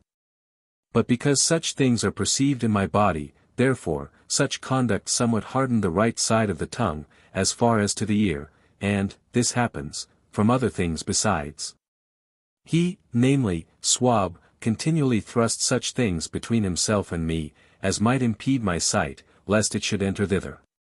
Because, from his interior mind, he perceived doctrine as a means and dominion as the end, and thus, the order, was inverted and in itself evil. Hence arose a conversation concerning the beginnings of a church, when there are such things as terminate in Babel, that is, that they, i.e., men, wish to be worshipped themselves instead of God, by first saying that they are ruled by God, and that, therefore, those things which are from them are from God, when these things are hearkened to. All doctrinals are afterwards explained and drawn to that conclusion.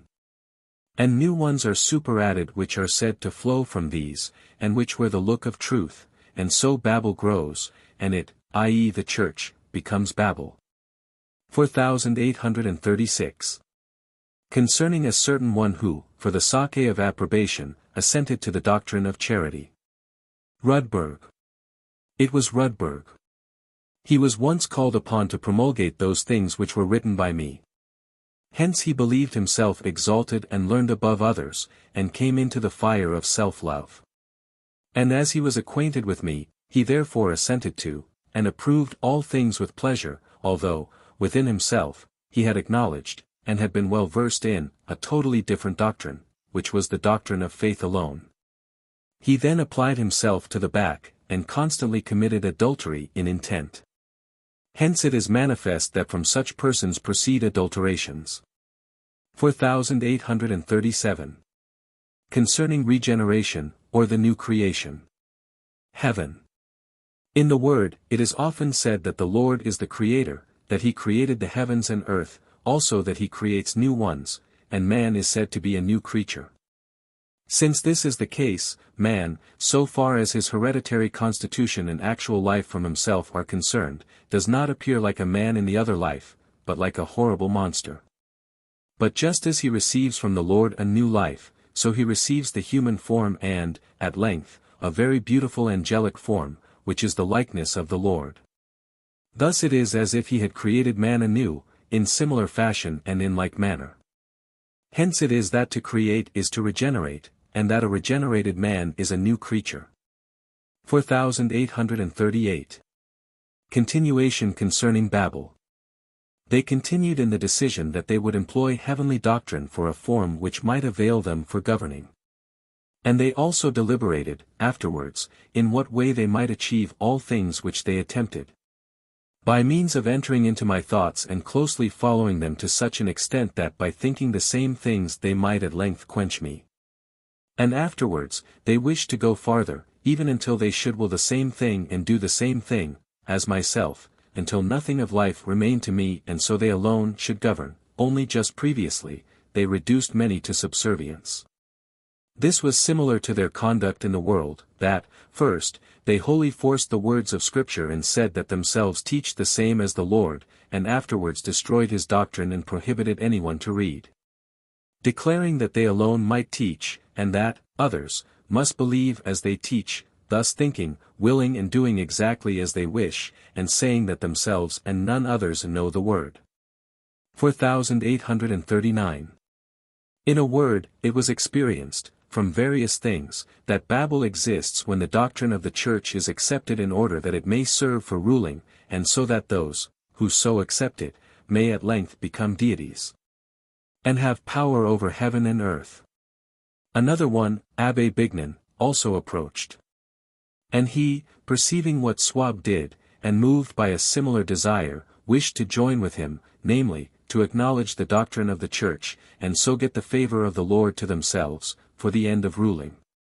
At the same time, they deliberated how to put these things into practice, and it was determined that they should rule over them, i.e. the doctrines of the Church.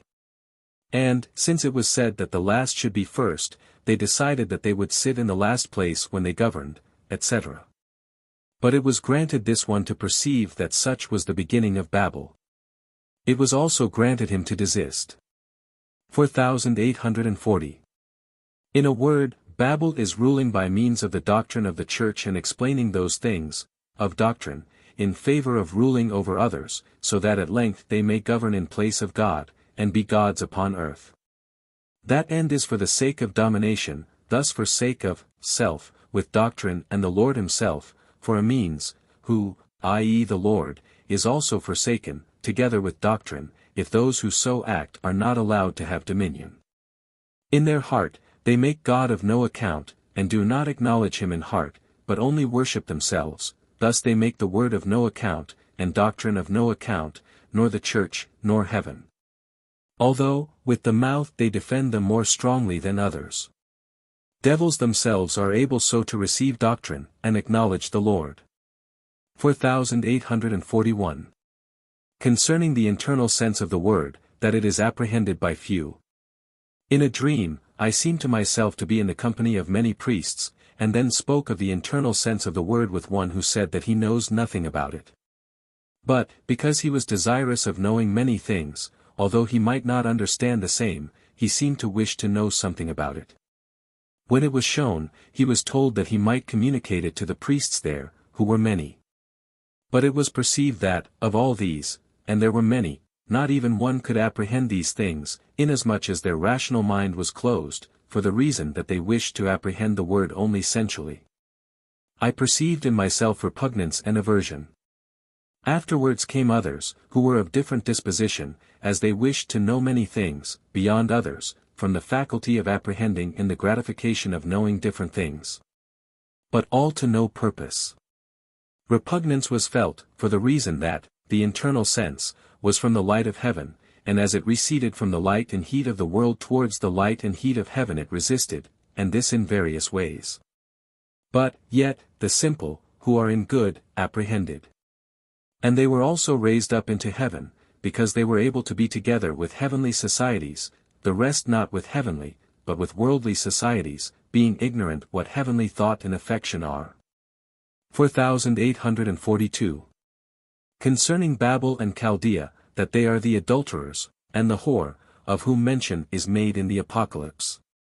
It was shown, by living experiences, what Babel and Chaldea are, or the adulterers and the whore in the Apocalypse. What Babel is, was shown, by Swab, what Chaldea is by Rudberg and Calcinius. They who are Babel wish to receive doctrine for the sake of domination, and, under the Lord to govern others, saying, that if they remain in true doctrine the Lord then aids them, and that it pleases him.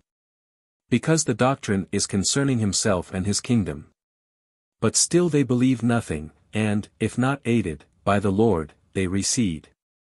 Therefore, to them, doctrine is only for the sake of domination, and not for the sake of the felicity of eternal life. The same worship themselves and not the Lord. And, so far as the Lord does not favor and approve them, and cause that they, instead of himself, may rule in the world, so far do they recede. 4843. Those are Chaldea, which is the great whore, who have imbued sound principles of religion not on account of the salvation of the soul, but solely for the object that they may be promoted to riches and wealth. And are not affected by truths for any other end.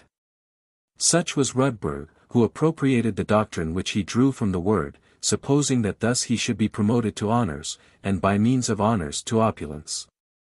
While yet he had imbued in the world principles totally different, from those doctrines. He and the former one, Swab, desired with all ardency to commit adultery, and also did commit adultery, and employed all craftiness in order to entice.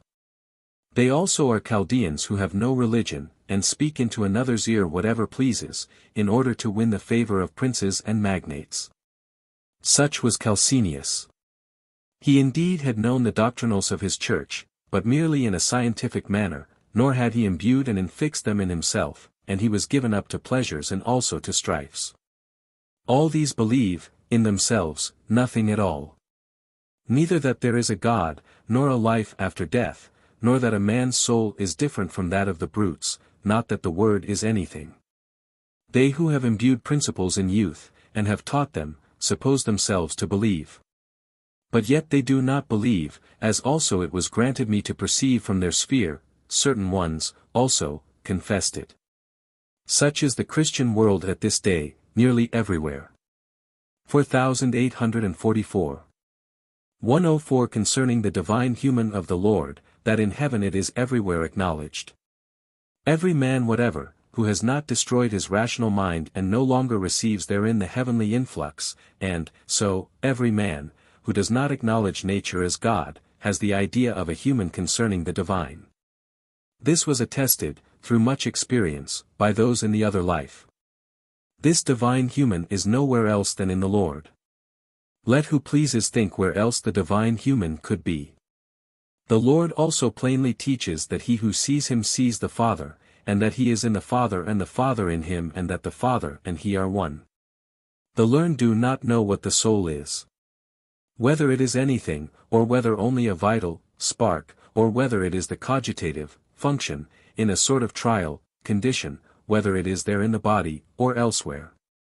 When, yet, the soul is the man himself, and wholly in a human form, and the body is adjoined thereto, everywhere according to its functions in a gross world. Hence are the vagaries of the learned. The simple, on the other hand, know that their soul is in the body, consequently, they have no doubts about a life after death. 4845. Another thing is, that the thoughts and wisdom of the angels are according to the form of heaven, and their affections according to the changes of state there. For, were not the form of heaven perfect, no one could think, still less be wise, because every thought has extension into the societies of another heaven, these societies, being arranged according to the form of heaven. The form of heaven, in general, relates to man, for it corresponds to each thing with man, as has been shown.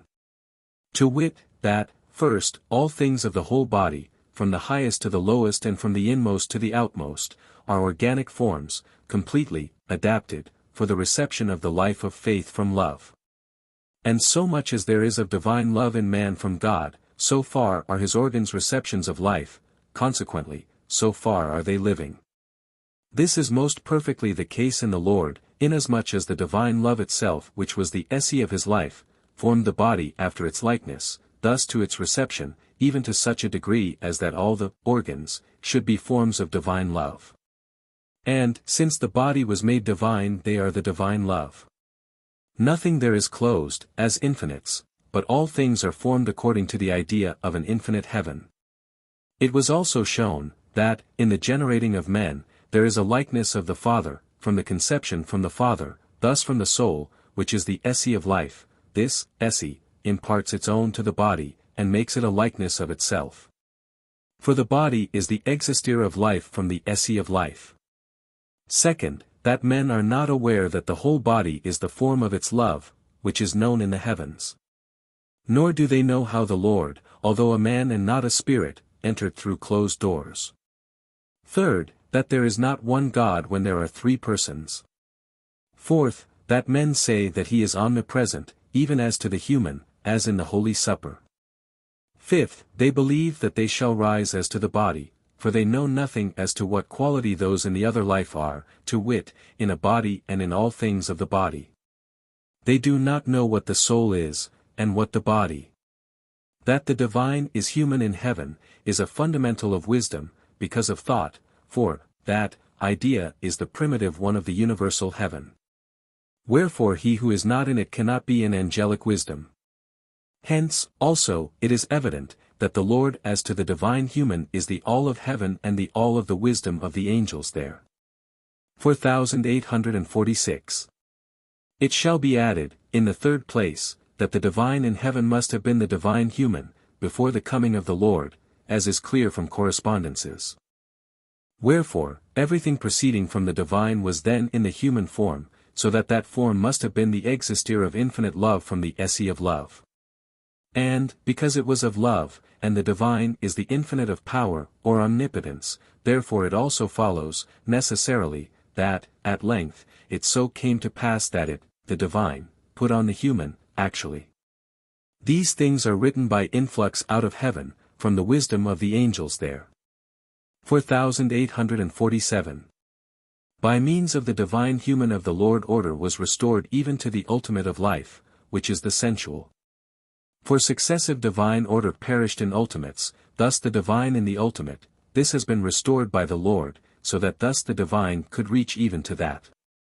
When I spoke with the angels, I perceived, from their inflowing idea, that there never could have been a divine creating all things, unless it were a one, not divided into three equal essences, but into three successive essences, which are the Father, Son, and Holy Spirit, and these in one person.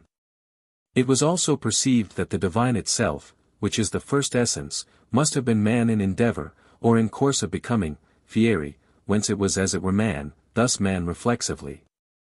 And that the second essence is man born, and essentially from the first, and the third essence in successive order, is man proceeding, which is the whole heaven. And, if it is named, it may be called the Holy Spirit, since it is from the Lord there, and in the church thence. It may also be confirmed from the fact that the body is the existere of life from the soul, which is the esse of life, as is done among spirits.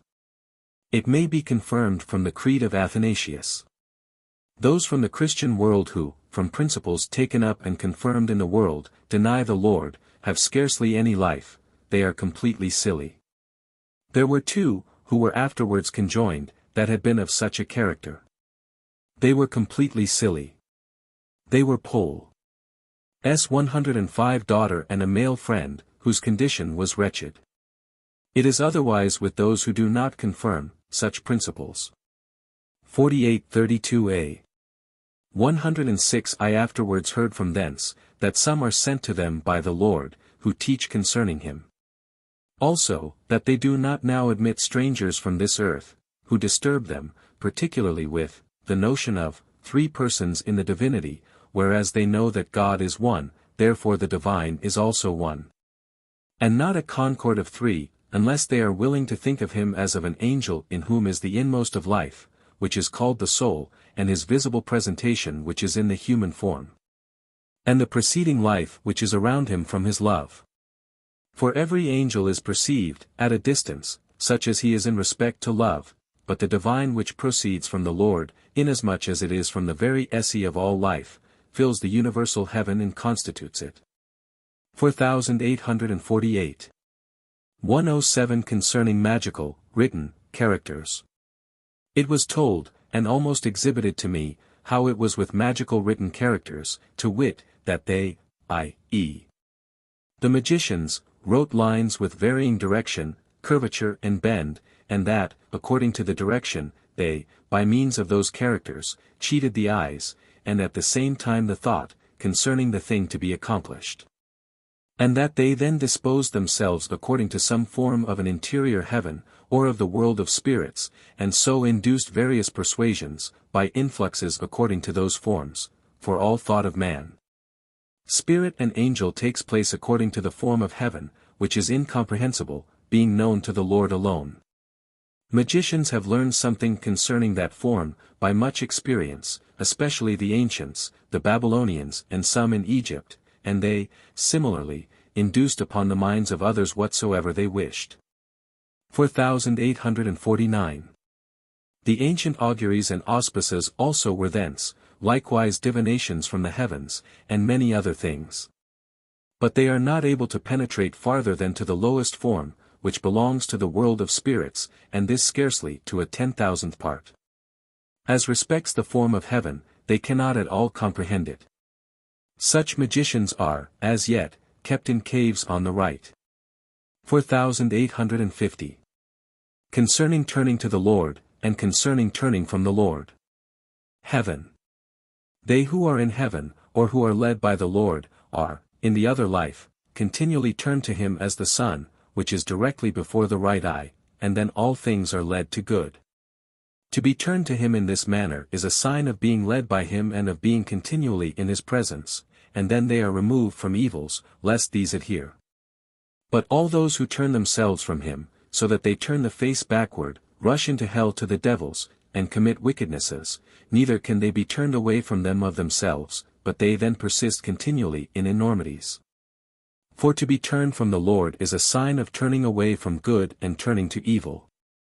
4851 to 4900. 4851.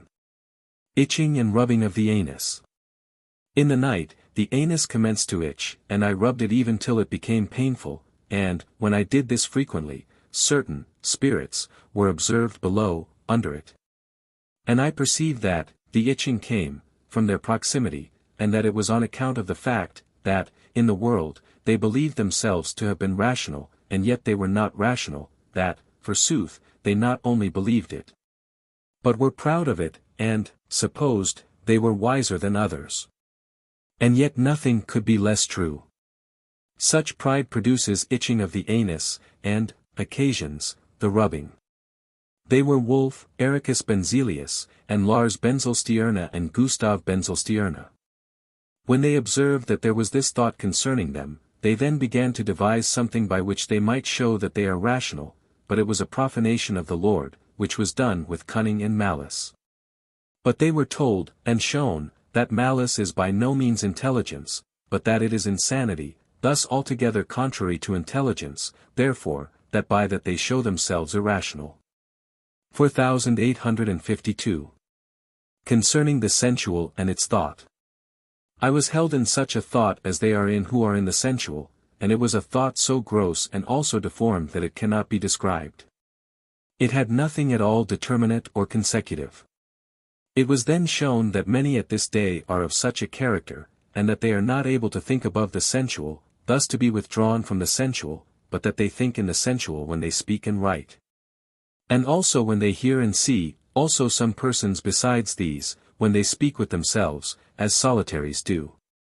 And that, when sensuals are quiescent, they do not think at all, but are in a gross and deformed idea, as if bereft of the whole matter, when, yet, they might then be able to be, and to think, in the light of heaven. 4853. Concerning good dogs.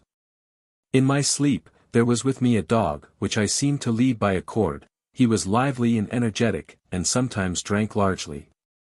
Having waked, I was instructed that such dogs are appetites of speaking and teaching such things as pertain to doctrine.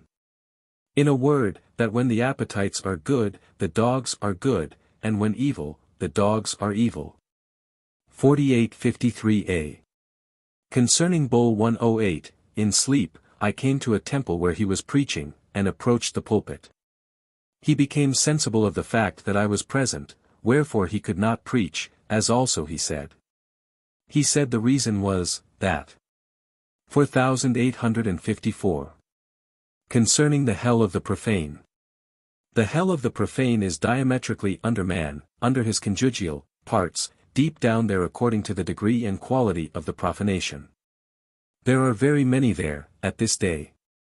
For into that hell come those who have believed the things of heaven and of the church, and afterwards in themselves denied them, also, those who attend on sacred things in compliance with fashion, and believe, and yet live ill. But not those who have lived ill and have not believed. There, as they said, are squalid sites, marshes, sterile grounds here and there, rocky places with caverns, and, besides these, regions overrun with forests. There are also places where are serpents of various kinds, besides other haunts of wild beasts. They cannot force their way out, for if they make the effort, as they desire, they fall into pains and tortures. Wherefore they remove themselves afar off according to the sense of unpleasantness, and there they remain. 4855. Those who have attended on holy things, and also acknowledge them in an external manner, that is, have not doubted concerning them, and yet have not lived a Christian life, but have lived in hatred and the like, when they come to man. They produce pain in the head, even in the very bones, and pain of the shoulder, or arm. Certain ones, who were of such a nature, and who also acknowledged the Lord, were with me. They penetrated even to the bones of the head and caused pain there, besides which the arm became so feeble in the elbow that it could scarcely be bent. Of such a character are they who are in a life of piety, and not at the same time in a life of charity. In such a life are very many who are considered Christians. 48:55a. Abominable adulteries. First, they who hold in hatred every neighbor, without distinction, nor have any friend, save themselves and their own children and grandchildren, thus save their own people, these commit adultery with a mother and with a father. Such have been John's Heselius and my last stepmother. 4856. Second, they who hold in hatred, and persecute from innate hatred, all except friends, and who do injustice for the sake of a friend, and do not respect justice and equity except for friendship's sake, these commit adultery with a sister, Lars Benzelstierna. 4857. Third, they who wish to kill all, and are bloodthirsty, nor are ever touched with any compassion, and are proud in the highest degree, these copulate with swine, others with other brutes, Charles XII. 4858. Concerning those who pervert justice for the sake of friendship and profit. There were some who have not regarded justice, but have perverted it for the sake of profit and friendship, and this knowingly. These, in the other life, suffer grievous things, because justice and right are from heaven, and to do these injustice is to bend them to hell. Reason is taken away from those who have so acted, and they are put among the insane. There are 3, of this character, who were known to me in the world, Valorous, 109 Lars Benzelstierna, Liliasti 110. The last mentioned was sitting like one destitute of reason, he was scarcely able to think. 4859. Concerning Priapi and Satyrs. Those who, in the world, have thought continually about adulteries, and insinuated themselves under the guise of friendship and sincerity, and still, in intent, have meditated adultery, and at the same time have been, as to their character, genii. Do similar things in the other life. They speak in an ingenuous manner, yet continually meditate adultery, and hence are in a perpetual effort to commit it, and, as often as opportunity offers, the husband, for example, being absent and the wife agreeable, they do commit it. When such persons are beheld by the angels, they appear as satyrs, of whom the ancients say that they wander in darksome woods and look out for women. Such persons also appeared at the back, under the occiput, and spoke in an ingenuous manner. But it was said, that still they pollute all ingenuous utterance, because their intention, or end, is unclean and abominable. The end is the general of the thought. And whatever is then thought and said, is polluted thereby, as was also said and shown. 4860. Concerning genii and their hell. I was let down, with certain spirits, into a certain hell of genii which is at the back. But it was then granted me to see but little. For it was dangerous for the sight to be opened, because, in this way, their operations, which are most hurtful because they are not into the very matter of the thought, but into the affections thereof, would at once inflow. This it was granted me to see. There were walls, as of a great building, but without roof and without windows. In place of windows are great openings. It was said, there, that they cannot dwell in houses that have roofs and windows, and that, in case they do, they experience tightness, as if they are being suffocated. The reason is, because windows signify those things which are of thought, and roofs its upward limit. 4861. It was also said, that they dwell in marshes and in most filthy places, and that they do indeed see each other, but do not speak together. Those who become genii are such as in the world, spoke but little, but loved to think, and always ill of the neighbor, and exulted when injury was suggested to them, especially if they were able to carry it out clandestinely. And all the while lie concealed. In that life, they love the like conduct, but, then, the faculty of thinking is taken from them by degrees, the will, from which they are in the continual attempt to do evil, remaining similar to what it was in the world. They also do evil, if in no other way, from a certain kind of interior fantasy. This also, which is abominable to see, appears when the sight is opened that far. 4862. Thought is taken away from them, for the reason that if it were left to them they would communicate with spirits, and thus confusion would arise. For if thought remained to them, then there could exist communication with those spirits who think more than they are affected with the desire of doing. And so they, the genii, would destroy the whole of their reason and completely annihilate it, and they would also have communication with men, and would excite their hereditary evils and quite destroy the whole process of regeneration. They would forthwith pervert the reason, thus all truths and the idea of every truth whatever, and inspire an affection of the false instead of one of truth. 4863. Those in that hell are naked, since they have no spiritual light, which is intellectual light. A certain one appeared to me in obscure light, like a cloud in which was something naked. Another, however, appeared as if girded with a certain very slight undergarment. He was amongst those who have somewhat of an idea of thought. They correspond, by virtue of opposition, to the celestials. The light, lux, there, is very obscure. I saw the light, lumen, of a candle brought in thither, and the light, lux, from it was quite bright. 4864. Concerning spiritual generation, as it were, of races and families, thus concerning heaven with man. It was shown by the angels with me, how the generations, as it were, of spiritual races and families occurred, that one house was derived from another, and that they were distinct. This was shown, with much fullness, and in a long succession, thus that the derivations were almost like those of natural children, grandchildren and relatives, following in unbroken series, and that all souls were distinct from each other. That exploration and examination of the derivation, as it were, of spiritual families, lasted for a quarter of an hour. 4865. Heaven. Concerning the speech and writings of spirits and angels. I was still further instructed, by experience, as to the nature of the speech of spirits and angels. It is articulate, and of words. But still it is, so to say, a perfectly natural language, for all affections of the mind, whatever they are, and all ideas of a thing, whatever they are, have their corresponding affections in the body, which cannot be described. For they affect the body and its various parts as all affections are wont to do. These affections with man, raise the breast, contract and dilate the lungs, cause freedom or difficulty of breathing, or also contract or dilate the belly, or affect the lower part, as also the face and eyes.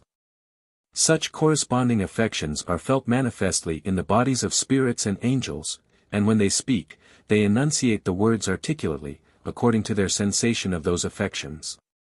Thus their speech and affections make one. 4866. Spirits themselves are acquainted with this speech spontaneously, for, as was said, it is a perfectly natural one. The articulate words are composed, like those of human language, of those characters which are in the alphabet. Especially do they employ vowels of every kind, with much variety. An example was afforded me. Lasciviousness was excited in me. And this was felt, in a general way, in the part below the abdomen, which was perceived by the bystanders, who said ruaraha, which signified the excitation of that part to lasciviousness. I afterwards looked at others with fixed gaze, and they were then affected by my look, which was felt by me in the part around the eyes. According to the agreement of that sensation, they pronounced uraraha, which is excitation of look. So in other cases. Hence it is clear of what nature, and from whence, is the speech of spirits with each other. 4867. But the angels, who are in intelligence, and discern in one affection and one idea of a thing many and innumerable things in themselves and in others, these pronounce, also, according to the likeness of the affection. Or of the concordant affection, so that in what they pronounce is included simultaneously all that they feel and think. This angelic speech is not perceived by spirits, save by a certain general characteristic noticeable in the sound. Hence it may be manifest, how elegant, beautiful, delightful and pleasant is the speech of angels. For the affections in them, which they express by speech, are heavenly, because from the Lord. 4868. On the other hand, in hell speech is loathsome, unseemly and filthy, because the affections they feel in themselves are so. 4869. Spirits can commit their speech to writings, wherein appear compositions in the ordinary style, and, also, just as are usual in printed publications. I have often seen such writings, and could read but not understand them, although a spirit with me said that he could understand all things there, because they are according to their speech. 4870. In some languages in the world, are some such natural, i.e. spontaneously formed, words also given, and the most ancient language was no other than such speech of spirits, a speech perfectly natural. Man's interior ideas themselves are also in that language, although man is ignorant thereof, which is apparent from the fact that man, after death, when amongst spirits, speaks that language without instruction. 4871. Infernal speech is unintelligible to angels, because the affections there, from which is their speech, are opposite and most filthy. Not even one of their words can be uttered by angels. For the speech, as was said, perfectly accords with the interiors and with their movements, with affections and thoughts, or with ideas. 4872. Concerning the dragon and his crew. I was let down, but in sleep, to the lower regions, where are the worst of the devils, and I then seemed to lose my way, and at length arrived at the ruins of houses, where, at last, there was no exit. I wished to go to a city, but was led about, in this way, in a dream, by devils, and then 3 devils accosted me, and I spoke with them. I inquired the way to the city, and promised one of them money to show me the way to the city. But I then suddenly awoke, and was in a place where are the most malicious hells. Forth from their midst one came towards me, and then, in his fear, I straightway commenced to doubt concerning the divine. But, as yet, I was not more than half awake. 4873. When, at length, I was fully roused, it was related to me that the one in the midst was that very bad devil, Charles XII, and that he thus entices to himself, by malicious art, spirits who wander in sleep. 111 and then brings them wholly into doubt and negation concerning the divine and his guardianship, and that he coerces some so far that they abjure the divine, but, in sleep. 4874. It was related that he knows, from the circumjacent hells, that spirits are approaching, and what they are thinking of, and it was inquired how the hells could know that. They then answered that they look upwards to the stars and have a revelation thence, and likewise their sight is thence opened round about, and they also have encouragement, from thence, to destroy those, who approach, in whatever way they can. 4875. It was further inquired what persons were above, who could reveal such things to those devils. And it was found that it was a number of persons, who, in the world, were in a persuasive faith concerning the word and concerning the doctrine of their church, but still lived ill, and that many of them were learned, from scientifics. And that they especially had the faith that God the Father governs all things, and that he only has mercy on them for the sake of the Son, they believe, namely, according to the doctrine of the Church. Consequently, as respects the divinity of the Son, although they do not deny it with the mouth, yet they do in the heart. 4876. For they make out the Lord to be only a man, who can save nobody. It is allowed that they are saved by the Father through him, wherefore, in prayers and preachings, they supplicate the Father that he will have mercy for the sake of the Son. And so they pass by the Lord, and speak with the Father, when yet they know that no one can come to the Father but by the Lord, that the Lord is the way and the mediator. And that the Father hears no one save mediately through the Lord, as also he himself says, also, that without the Lord there is no salvation. They know that the Lord has all power in the heavens and in earth, and that the Father is in him and one with him, but they explain these things in a different way. 4877. Of such a character are those who believe in this manner, and are in a persuasive faith, and yet live ill, and also teach and believe that the deeds, consequently the life, effect nothing, but that they are in Christian liberty. And there is no damnation of the law, because the Lord had fulfilled the law and taken away that damnation. These are the ones who are dragons. 4878.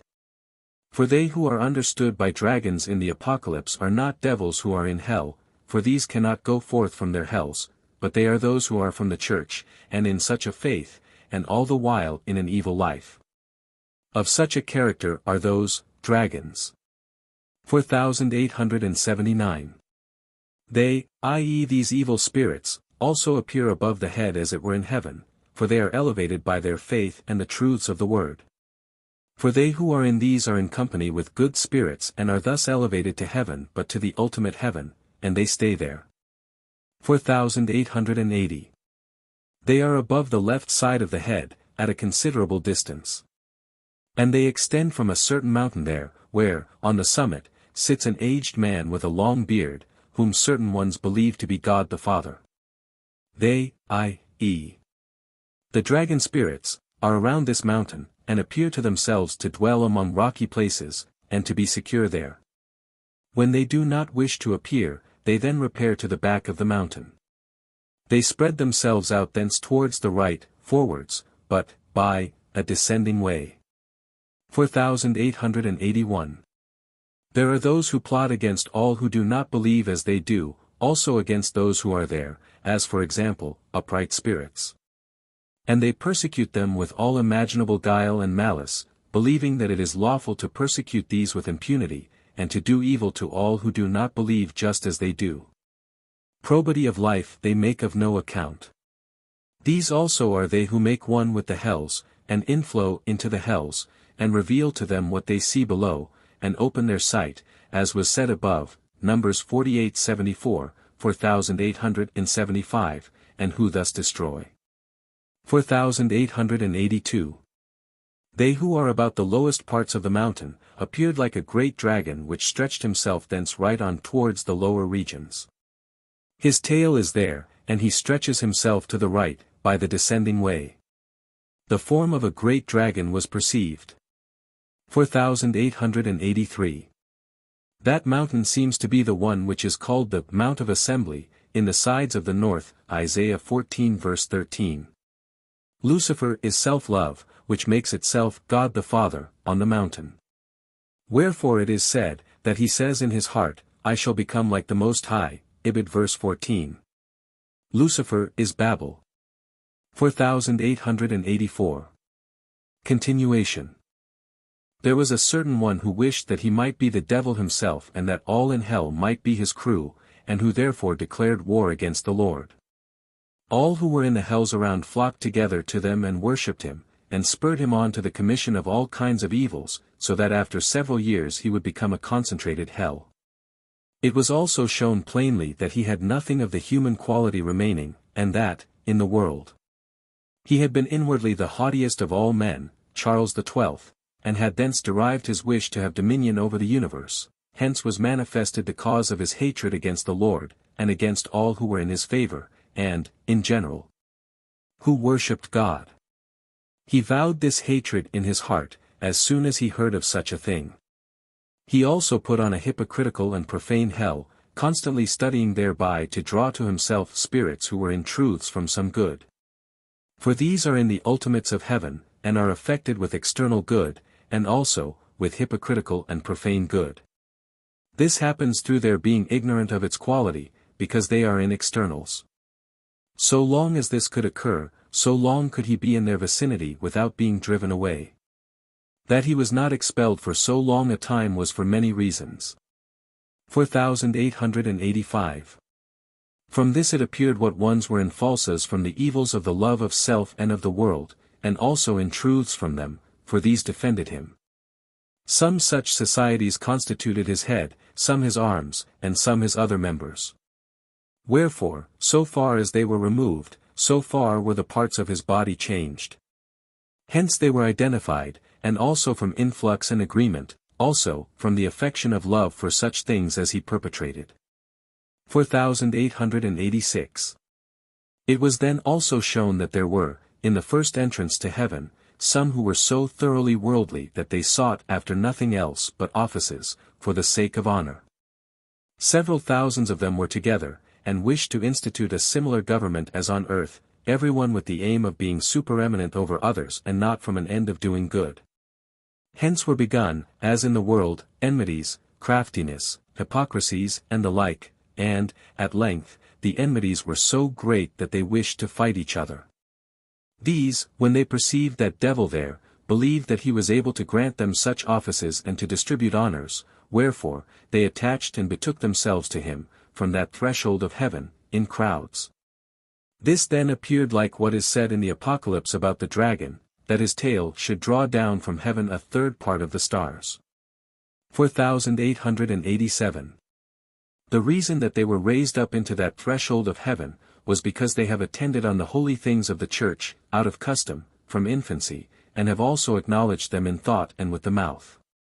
But still have accounted the life as of no moment, and have loved honors and profit for the sake of honors and profit, or on account of evil ends. They judged out of respect to gains, enmities, favor, grudges, and not from justice, so it was in their whole life, therefore they were elevated to the threshold of that heaven through the truths of faith which they professed in that manner. Although not in the life. But when, being endowed with liberty, they were let into those things which pertain to their life, it was then discovered of what quality they were in heart. Hence it is that they separated themselves from God and adjoined themselves to that devil, whom they made their king, being willing also to acknowledge him as their God. And it was said that this would happen after some time, and further, that it could happen, because in times past men were acknowledged as gods. Those who favored him were especially those who were learned, and had, more than others, defended the truths of faith, both with the mouth and by preaching and writings, and condemned to hell all who thought contrary thereto. And, nevertheless, they had lived a life altogether worldly, in enmity, in envy, in hatred, in revenge, in cunning and deceit, in hypocrisy, still, however, taking care that this should not come out before the world. And if it did come out, they made it appear lawful, by various arguments, as, for example, that such things do not condemn, but only the falses of faith. This according to the doctrine of such in general, to wit, that works do not condemn, consequently, not the life, when yet the fact really is, that the life remains, and so much and such a sort of faith as is conformable to the life. For the life of the body forms around it, after death, truths or falses, according to its good or evil, just as the soul forms a body about itself. 4888. There were also very many who are to be styled fornicators and adulterers, who have said that they acknowledge true doctrine, and yet only acknowledged it with the mouth, not with the heart. There were others, who, in the world, have been zealous about holy things, reading the word, and teaching it, and yet not on account of life's sake, but solely on account of doctrine, saying that doctrinal faith saves, not life. These appear to commit whoredom and adultery, at the back. But there exist whoredoms and adulteries of various kinds. Adulteries also happen through those, and they committed, who confirming the falses of evil, thus from unfairly applying the word, filthy adulteries by those who apply the word to execrable purposes, thus profaning or defiling it. 4889. Concerning spiders there was seen a spider, descending out of heaven by means of a spider's thread. It was of the form of a spider, and descended quite like one, so that it could not be distinguished. It first seemed a small one, which could let itself down, and also raise itself up, by means of the thread. It was borne to the right, and also, when there, wished to wind itself back toward heaven, but could not, because it was thus discovered who and what it was. Some said that it seemed to them like a man.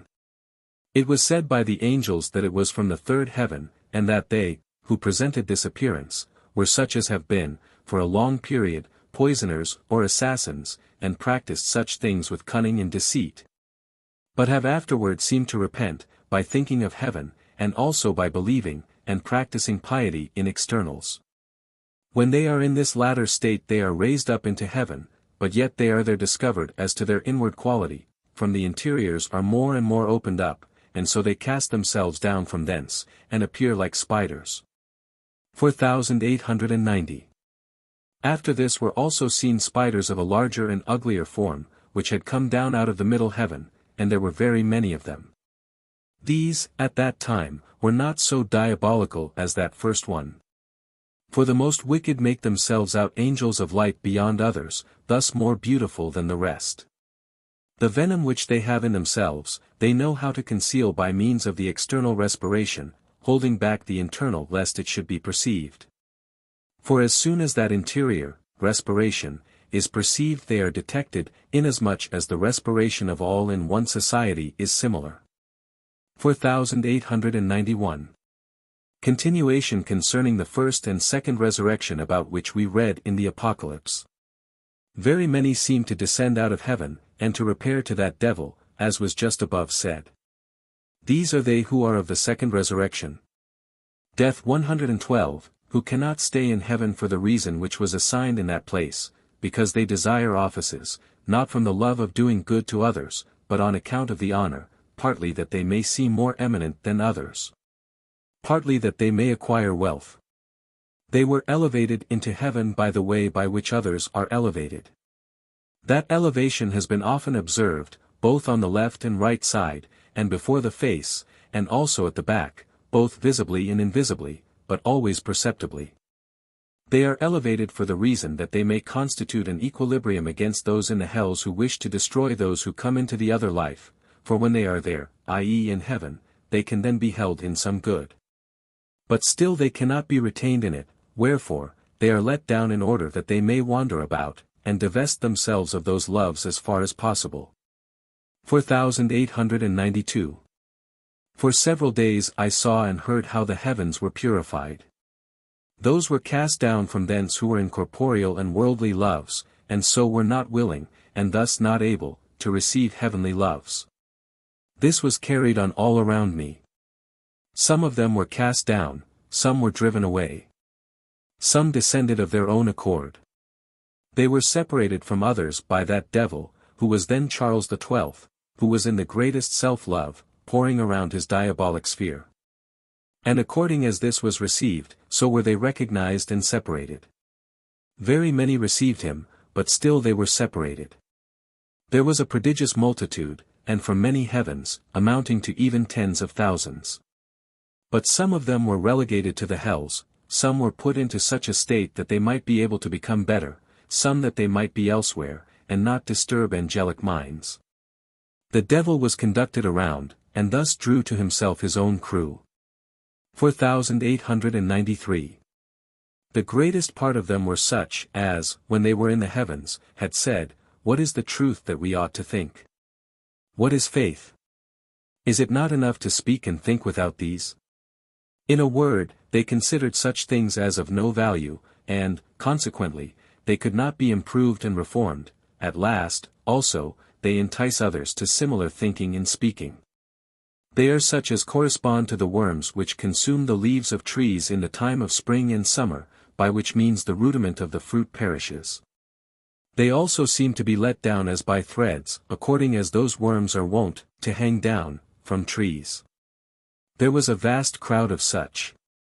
They add that they know what it is to speak and do as they please, because they feel it. But what it is to believe and thence to think good, they do not know, nor do they hold that it could be of any consequence. They derive this from their life in the world, in that, on account of the world, they wished not to think anything about heaven, because, as they said, they do not know what it is, thus what is interior in thought and will. Wherefore, when they converse together, they speak with all boldness against the neighbor, and against God, supposing it does not matter. With certain ones who were let down thence, there spoke others. And I heard them saying that they are not aware of having been in the heavens, and that, where they had been, they saw some verdant and grassy spots and shrubs, but not gardens and paradises, nor highly ornate palaces. Still less did they see the angels there have or do any otherwise than elsewhere, but the reason was told them, namely, that, since they are in worldly and corporeal things, they are by no means able to see such things as are with the angels. These are altogether hidden from their eyes. The reason is because their interiors do not correspond. Thus it is in the spiritual world, or heaven, they see with their eyes those things which conform to, and agree with, the internal sight, and the affection of truth and good. On this account, also, such things were hidden from the ones here mentioned, and, inasmuch as they do not receive the divine influx of good and truth, therefore neither are they able to know the pleasantness, happiness and felicity of interiors enjoyed by those angels. They do not comprehend that this is so, neither, therefore, that there is aught heavenly in the objects, as is the case with those things which are seen by the angels, still less do they place any happiness in wisdom. This is the reason that they spoke thus. 4894. Concerning the heavens and a description thereof. My sight was opened, and I was brought to see the heavens, and this occurred through elevation from the state in which I was. When I was elevated, it was granted me to see the sun at the right hand, where, in a great and wide tract of land, appeared mountains, one close beside another. And it was said, that in those mountains are paradises, gardens and cultivated places of various kinds. In other places are great cities, thus a multitude of men. There also appeared, here and there in that place, higher and higher mountains, which were still better cultivated, and where were magnificent palaces. So it was throughout that whole tract, to the right. For such mountains signify the goods of love. Those there are in a purer and more luminous divine sphere. 4895. On the right side, there appeared a dense and dark forest, concerning which it was said that those are sent thither who are in falses. I was brought thither also, which they who saw marveled at. I was conveyed somewhat through that forest, and then came in view quite lofty rocks, which extended, not in height, but in length, to such a distance that they passed away from the sight. Those were said to dwell there who are in truths, but not yet, by this means, in good. On the left side, there appeared precipices, and beneath were shady places, as it were woody, where wandered an infernal crew, a part of whom desired by various efforts to struggle up the precipices. Those who struggle forth are driven back, because they are evil. It was said that those rocks do not increase, but diminish, and become lower, until at last they become a level surface, and when it becomes level, then it is well. 4896. I was afterwards brought back, through a great descent and, in fact, into a valley where I had been previously. From these are visible, here and there, some who are on the mountains, as if they were in a height to which there is no slope, when yet there are slopes on every side, by which it may be ascended. 4897.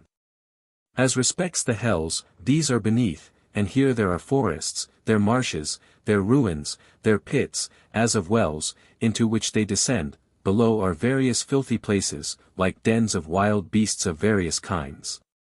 Along with privies, there, likewise, are such places as robbers frequent.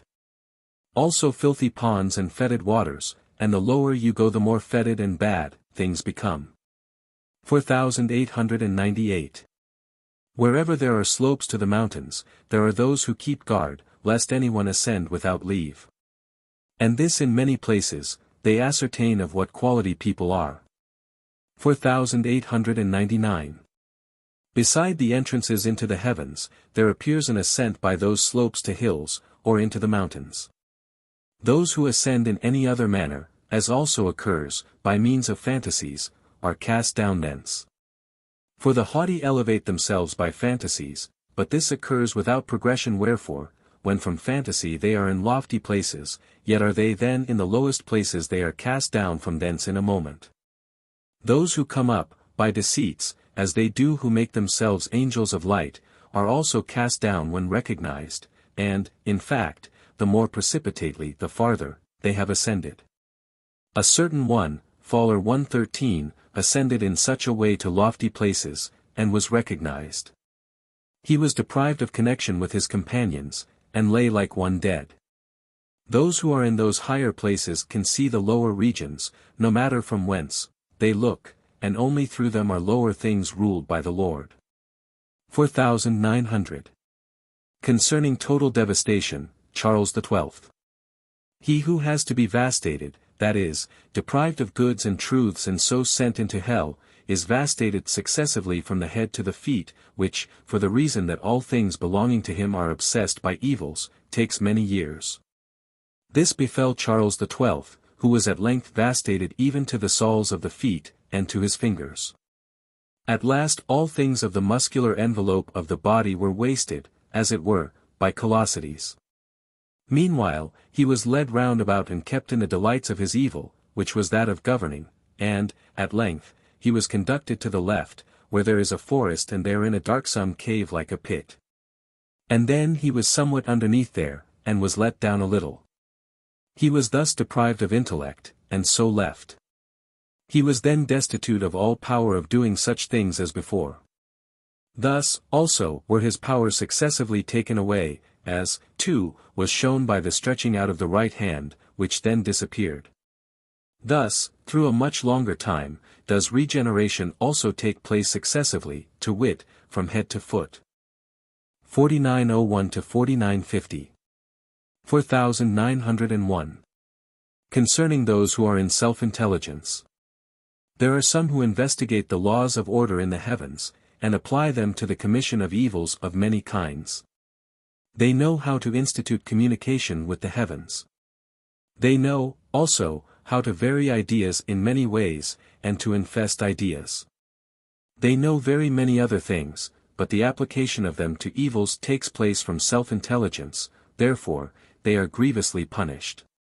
Some of them sit in a lower place, wearing a cap which is drawn down as far as over the eyes, which signifies that they think inwardly, and with considerable clearness, concerning evils that are to come. And their speech issues from between the teeth. These persons are plucked away with great difficulty, for they adjust and abuse all things to the purpose of defending themselves. But yet they are at length vastated, and then they also are put into that darksome pit where Charles XII is. 4902. Continuation concerning the dragon and his crew, and concerning the falling of spirits from the heavens. For several days, spirits, who are the crew of the dragon, fell down from the heavens and were cast down into hell. Amongst them, were also very many who had believed themselves to be saved by a faith of doctrinals, and in fact by the knowledge of them alone, and have cared nothing at all about the life. They have lived in the evils of the loves of self and of the world, in malice, craftiness, deceits and also adulteries. 4903. Moreover, there were very many who had no doctrine, but merely acknowledged the word, saying that it is sufficient to read the word, nor did they care to be enlightened concerning the genuine sense of the word. Wherefore they were able to apply the word, so far as regards the external sense, to any heresy whatever that they wished, and thus to defend evils and reject goods. The case would have been otherwise if they had acknowledged doctrine, which, also, is drawn thence, but by the enlightened. Inasmuch as these lived an evil life, their number was immense. 4904. There were also some who have rejected the priestly office, saying that the priesthood is universal, thus with all. Certain of these have read the word quite diligently, but, inasmuch as they have lived ill, they have taken up thence abominable dogmas. Of this class there are many. These likewise are cast down from heaven, but at the back, because they have preached clandestinely, and have wished to thus subvert the doctrine of the Church by stealth. 4905. Concerning elevation to heaven by means of fantasies. Evil spirits have learned to raise themselves upwards by means of fantasies, the mode cannot be described, and when they are there, they see all things that are beneath.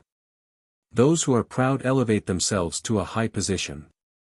So also, by execrable arts, do others. The rest go to heaven, but these present themselves there in a moment. 4906. There are also some impious spirits, who are able to project themselves from one heaven into another, and thus cause that no one may know where they are. And then they infest the people who are lower down with their ideas, and bring injury upon them. As soon as these are discovered, they appear elsewhere in heaven, in a moment. This crew is an impious one. In such practices are they trained who knew how to act and write, in various ways, such things as are fictitious and lying, for the purpose of deceiving. Those who have delighted in such an exercise, become of such a character in the other life, and thus also, unseen, they injure others in various ways. 4907. Continuation concerning the heavens and the hells. I was conducted, in spirit, to the right, where are the mountains and rocks of which I have spoken above, and, at length, onto the rocks, and, to a small extent, beneath them. In the rocks dwell those who are in the good of faith. In the mountains around, those who are in the good of charity, who are understood by the mountains of Israel. Higher up, there, are the celestials, who are the mountain of Zion, and of Jerusalem. In the depths, there, are various hells, under and amongst the rocks are also the hells of those who are in revenge. Some of these hells are of such a character that they cannot be crossed over. And when I approached, a torpor, and as it were deadness, laid hold of my arms and hands, in fact, they failed me, for there exhales from thence a deadly sphere. The hells there are extended lengthwise, and they differ, in quality and quantity, according to distance and also according to depth. 4908. Some of the inhabitants of these were revengeful even to the utter destruction of the soul, but yet have practiced piety. These were cast down from a certain height of the mountain. And, when they were beneath, their effort to ascend to the height appeared like a crocodile of a hideous color, with a long and broad tail, ascending on high close to a certain thing erected perpendicularly. And this continued as long as they still had good spirits around themselves, and communicated with the angels, but, in proportion as that communication was taken away and diminished, in the same proportion the crocodile descended. And when, afterwards, the communication was altogether taken away, they were cast down into a deep hell, for such was their vindictiveness that they wished, for a trivial cause, to kill not the body but the soul. As was also proved by various attempts made by them. 4909. Continuation concerning those who are in self-intelligence, also, whence magic is derived. There are at this day, very many, especially of the more reputable sort in the world, who altogether disbelieve that anything inflows from heaven or from God, and that they have blessings in this way. Thinking that such things are from self-intelligence, and saying and believing that everyone is the architect of his own fortune. The reason is, because they do not believe that heaven exists, nor God, but that all things flow from blind instinct, and from that alone, and, they believe, thus because they are intelligent, and also successful. For it is according to the order in the world, that everyone employs his reason, and that such things follow according to reason. But, since they do not believe that God inspires reason with such as are good, they therefore reject the divine guidance, and follow the guidance of self-intelligence. They would have acted differently if they had believed in God and the life after death. Another reason is, that they place all blessing in wealth and dignity they do not know, nor are they willing to know, what heavenly wealth and dignity are. Hence, also, they suppose that nothing else is given by God, as blessing, save wealth and dignity. These things, also, do come to those who act from self-intelligence. But to them they are not a blessing but a curse, for they do not place blessing in heavenly life and eternal felicity, to which, nevertheless, those are brought who suffer themselves to be led by the Lord. To these, also, it is matter of indifference even if they are not wealthy and placed in honor, they are content with their lot, because they know that all things are led to those issues which pertain to true blessing. 4910. Those who have fully believed themselves to owe everything to self-intelligence, appear to sit at a table and there to write. Their speech issues at the teeth and becomes sibilant. They have a cap, or massa, right down to the eyes, under which, as it were, they think. They are most malicious, and are sent away to that infernal den where Charles XII is.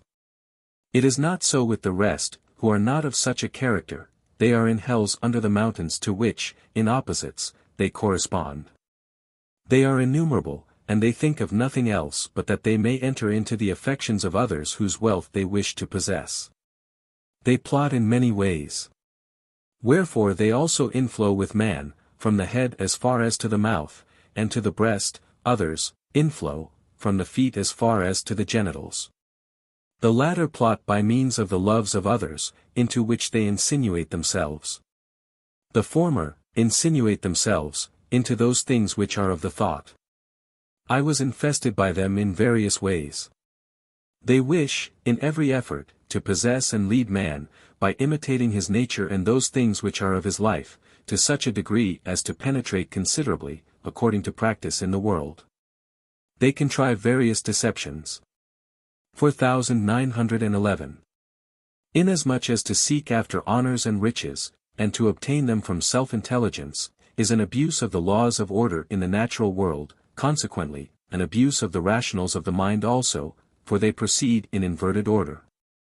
And from self, therefore, those of them who, by arts, craftiness and deceptions, bring themselves to that, become magicians in the other life, and there, also, they learn and drink in such things as relate to the law of order there, which likewise, they abuse to the doing of evil. They cannot accept the principle of following the laws of order from the divine influx, because they have taken all things, from themselves. In a word, there is with them an inversion of order in both worlds. In the world they meet with joy, but in the other life with mourning. 4912. Hence is the reason why it is believed by very many that the providence of the Lord is not universal in every single event, but that a particular ordering is given to the man, as a whole, when yet it is not so.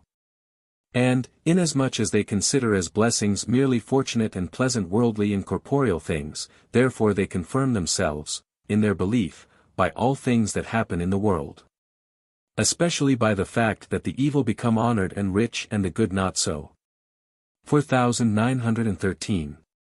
Concerning those of the Catholic religion who have persuaded themselves that they have power from the Lord over the souls of men. There are very many such of that religion, who have exercised ecclesiastical functions under the Pope, namely, cardinals, bishops, prelates, abbots, priors, and the rest who live in monasteries. For they have persuaded themselves that they have the keys of the universe, and with them are able to open heaven, and let in whomsoever they please, thus, to rule over souls. 4914. But there are many kinds of these. They appear on an eminence on the right and left side of the sun where the Lord is, and diffuse from themselves a sphere as if it were from the Lord, for they believed that they were his vicars. They thus scrutinize from on high those who are below, and rule them. Neither will they endure that they utter a sound against them, nor say to them anything that is not pleasing, nor even that they look at them, out of reverence to their being in the stead of the Lord. 4915. There are some on the right hand and some on the left, some are higher and higher there, even to the highest positions, there are also some on high, on both sides, at the back, but they all differ. They who are on the left in front, are those who have been learned and have confirmed themselves in those principles, but they who are in front, there, on the right, are different. Those below are such as are not learned, and yet have believed that the case is as just stated. 4916. They do not ascend thither by the legitimate way, and they go up in gangs, believing that heaven is there. But when they come thither, they do not see any angel nor dwellings, but, some, sandy places, others, something grassy, and they proceed forwards, so that they may see from above those who are beneath. The reason that they do not see the angels there, is, because their eyes are closed by pride in such things as belong to pride, since there are, nevertheless, very many dwellings there. The angels there see them, and suffer them to pass by, knowing that they descend shortly. 4917. When any from the lower regions dare to speak with them, or look at them, and still more when they refuse to obey, they are angry. And then they withdraw and consult, and, according to their interiors, they decide either to destroy, or injure, or punish the offenders. They are, for the most part, sunk in hatred and revenge against them. And then, if they cannot do it from above, they descend, for the purpose of taking vengeance, and when they reach the lower regions, they are scattered, and every one of them is borne to the places suitable to his disposition acquired in the world. Thus those who are in hatreds and vindictiveness, are borne, to the hells where those of such a character are. 4918. In the descent, they are deprived of the holy sphere, which is the Lord's, that they possess on the mountain. They were told that they have that sphere of the Lord around them, and that they are inside that sphere, with their pride, hatreds, revenges and the like, but that angels have the sphere of the Lord in themselves, or within them. So that the latter are angels of the Lord, but they, from pride, hatred, revenges and the like, are devils. There are very many such, and they raise themselves up there, and they descend. 4920. 114 Concerning the hells. I was brought into a hell which is under the feet, where there appeared a great city, and many houses therein. I was conducted through the streets, and there appeared there robbers in great abundance, who sought to do one another mischief in various ways. And when anyone comes thither from elsewhere, which happens when good spirits do not know what and of what quality hell is, and what are the torments and fire of hell, in order that they may know, then, for example, when I was there, they came to me, and intended to do me evil. And there was, as it were, a dog about me, but, before they were able to do it, I was snatched away from their ferocity. 4921. A certain one of the spirits around me took from the world the notion that there are no such hells. He began to doubt concerning such great evils there, saying that in the houses there they are good, but he was brought to that place, and led into one house, and introduced there into the chambers, in which he saw a multitude of the infernals. In one chamber they were in such evil that they were attempting to kill one another, in another they were mutilating each other, and were one after another overcome. In other chambers they ate vile things, such as filthy intestines. In another other things. Those who are in similar evil are in a similar chamber, and are there detained in prison, for sentinels stand without, to prevent them going away, and to prevent any from entering but those who are permitted. 4922. Of such hells there are very many, even, as you may say, several hundred thousands. Those who are at length taken out of them are so far deprived of intellectual faculty as to be stupid, some are as it were fools. There are extensive places filled with such. 4923. Concerning the heavens. It was further shown that where heaven is, there appear as it were mountains and hills. And that, from those mountains, are seen mountains still higher, whose tops are, as it were, in clouds of a dark blue color, and that there the celestials are. It was also shown, that, when a state of sunset comes to them, then those mountains appear to subside, or to sink to the level of the lower mountains, or even lower, according to the state of sunset at that time. And that they are afterwards elevated as before. From the mountains, there appears, from above, as it were a sky, with intermingled, or variegated, little white clouds, as it were. 4924.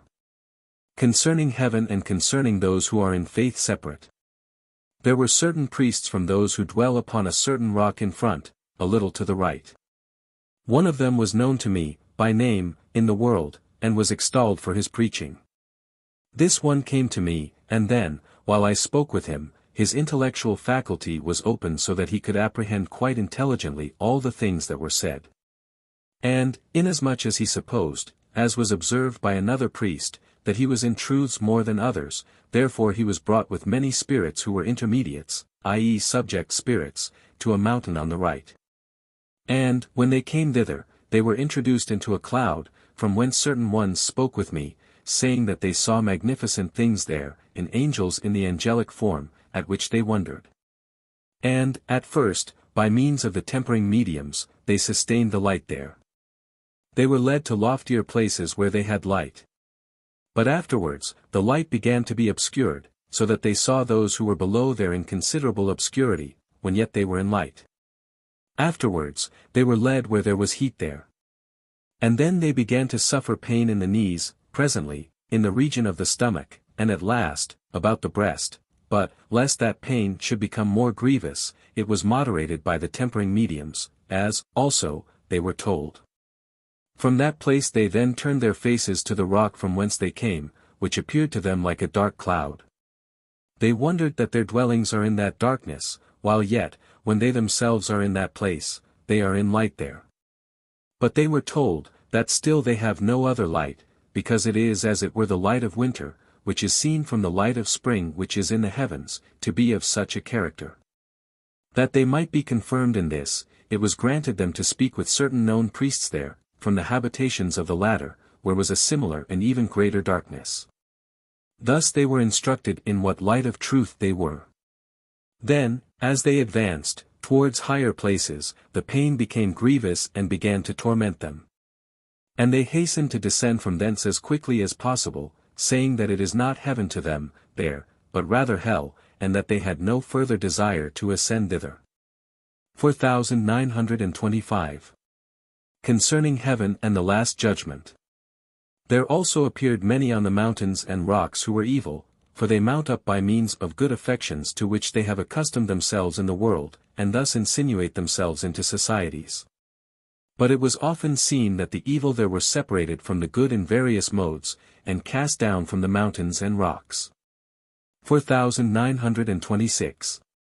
There was one rock, upon which was quite a large city, where were those who are in faith alone, separated from charity. They believed, as in the world, that faith alone saves, and, at the same time, that it is from mercy, whatever might be the quality of the life. These revelled in the lust of governing. Wherefore, they stood at the sides of the rock, and infested, in various ways, those that were beneath. They were often told that they should not do so, and the worst ones were also separated from thence. But yet the rest did not wish that they should be separated, nor to drive them away from themselves, thus, they consented to their evils and misdeeds. Wherefore, as all exhortation was in vain, that rock began to sink, and at length even into the depth, with that city and its inhabitants. It was also said that the same thing occurs in other places where they do not live the life of faith, the better ones there, however, departed previously. It was said that such are they who are understood by the goats at the left hand of the Lord, of whom mention is made in Matthew. When the rock sinks down, there is then only a city there, in which is an assemblage of evil spirits, who, while they were men, were in faith separate from charity.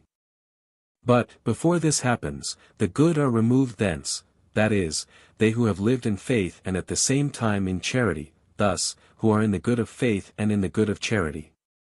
Then, consequently, a chasm appears there. There remain houses of wood, in which, in such a city, those live who are in the environs, for these, i.e. dwellers in the environs, are in the good of charity and faith. 4927. They, along with 2 cities upon the rocks, sank down to a great depth according to the quantity and quality of their evil. This I saw happen. When the whole of the rock settle down and become valleys, then all is well. And it signifies that those who were there are suffering themselves to be regenerated. 4928.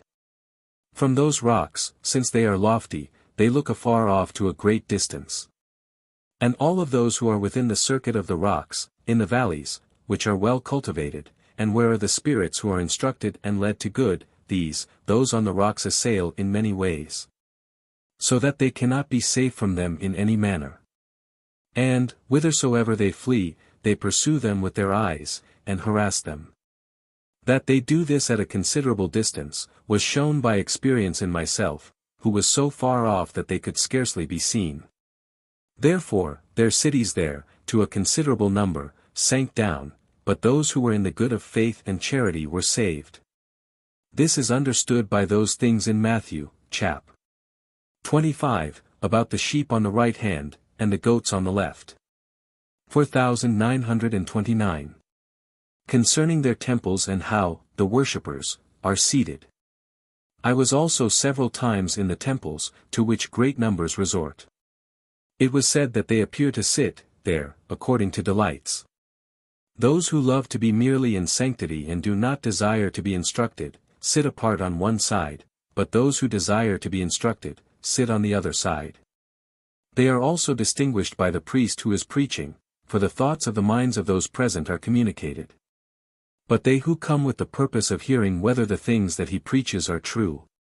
Thus not for the purpose of being instructed but for the purpose of picking out those things which do not seem to them to be true, when these enter the temple, they embarrass the preacher so that he cannot preach. He, therefore, admonishes them to go away. Hence it is that other preachers can rarely be in the same place, because they observe such things. Wherefore, those of them who are there, hide themselves in a particular manner, lest they should take away from the preacher the spirit of holiness. 4930. Continuation concerning heaven and the last judgment. There are cities there, large and numerous. And men repair to them in the other life, for the reason that they take with them, from the world, the ability to live there, by virtue of fear of their life, of the law, of honor and of gain, in the appearance of some good. As long as such fears are in them, they live morally, but, when they are taken away, they then live according to their interiors, which are then also manifested. Such cities appear upon rocks and upon mountains. Upon the rocks are those who are in principles derived from the doctrine of the Church. Upon the mountains are those who are in loves. Hence it is that rock, in the word, signifies faith, and mountain, love. They also differ in many respects. To such cities there repair, at first, such as are in faith and have led a moral life in the world, but yet, by degrees, the wicked also, by means of simulated affections of truth and good and by various arts, repair thither. And when this happens, then the inhabitants of that city begin to be infested, for thoughts and affections are communicated in the other life, and, when this occurs, visitation takes place. Angels are sent thither, that they may know what is the nature of the state there. And, when they discover that the state of faith, or the state of love, is perverted by those wicked ones, then the good are separated from the evil like the sheep from the goats, and the good go forth and the evil remain. And then that city sinks down even into the depths, and thus the evil are let down into hell. I saw this take place with some of them. 4931. How great is the wickedness of those who come thither can scarcely be described, as it is inexpressible. It especially takes place by the abuse of correspondences and representatives, arts that are unknown in the world. In some cases, they present themselves naked, and so appear above as innocents, and, under the guise of innocence, perpetrate ill deeds. Some learn, in addition, the spiritual language, whereby they conjoin themselves with certain angels, and thus perpetrate ill deeds, but they do not have such a spiritual language as they have who are in heaven, but an artificial one. And they speak by it, not in spiritual but in natural ideas, which is altogether forbidden. Some devise for themselves another language, and so associate themselves that what they speak amongst themselves is not perceived by others. But others act differently, in thousands and thousands of ways. In a word, the wickedness there is indescribable. 4932. 4 of the good spirits were sent into the cities for the purpose of their selecting for themselves a mansion. But where they came they found evil and villainous spirits. In 2 of the cities, when they entered a house and an apartment, certain ones of the city entered and asked whether they wished to go out and commit whoredom. They also wished to urge them to this, and almost to offer violence. Wherefore, they departed from them. Thus, the affair was almost like what occurred in Sodom. The reason that there is so much whoredom and adultery in those cities, is, because, in the world, such things are everywhere regarded as of no moment and believed to be lawful. Further, because they place the whole of the church in doctrine and not in the life, as, also, because they do not care whether doctrinals are false or true, and falsifications of doctrine are whoredoms, and adulterations of good are adulteries. 4933. Concerning the worst hell. The worst hell, which was from the men of the most ancient church, is towards the left, in front, where those are who were called Nephilim, of whom we read in the word, and who are called, by David, Rephaim. It is the worst, because they were exceedingly in self-persuasion, and the persuasion that there is no divine except it be in themselves. They lie there in an exceedingly dense cloud. I have already treated of them. 4934. Those from among Christians who are in the persuasion that there is no divine, have their hell a little back, to the left, in a corner there, where those are deepest who have been in the greatest persuasiveness, for there are degrees of persuasion. He who was in the greatest was Charles XII. He was let down to a very great depth, because he was in so deadly a persuasive faculty that he was able to destroy men by his persuasive art. This was also shown to many. 4935. Concerning the faith of doctrinals and of the word, without doing. A faith which believes those things that are in the word, may exist apart from a belief in God. Believing in God is hearing and doing. Believing those things which are from God, however, is called faith, but it is not faith. It was granted me to perceive this in a spiritual idea. There were with me two from the celestial kingdom who were naked, and one who was in such a faith. And it was then clearly ascertained that a faith which consists in believing those things which are from God, and also those which are in the Word, is by no means the faith which saves, but that, without the former kind. It is a faith in which there is nothing saving. It is a species of persuasive faith. 4936. Concerning churches in the other life, and concerning external and internal sanctity. They have churches in the other life. And in some places they preach continually, so that persons can enter and go away at all times. They recline therein according to the state of their life. So that they can be discriminated by the preacher as to their quality, merely from the situation of the place in which they are. On the right are those who are in the good of love. On the left, those who are in the truths of faith, both the former and the latter according to the good and according to the truth with them, and in the middle, those who conjoin. From which it is manifest that even a society there represents a man, and those in it correspond, as far as possible. 4937. But when one of another doctrine comes thither, and from that other doctrine thinks about those things which are being preached, the preacher is disturbed and is not able to preach. Wherefore they either sit with averted face, or go away from the place. That this is so, the intelligent, and especially the wise, preachers, also know. For the affection is altogether changed according to the looking, or turning of the face to them. 4938.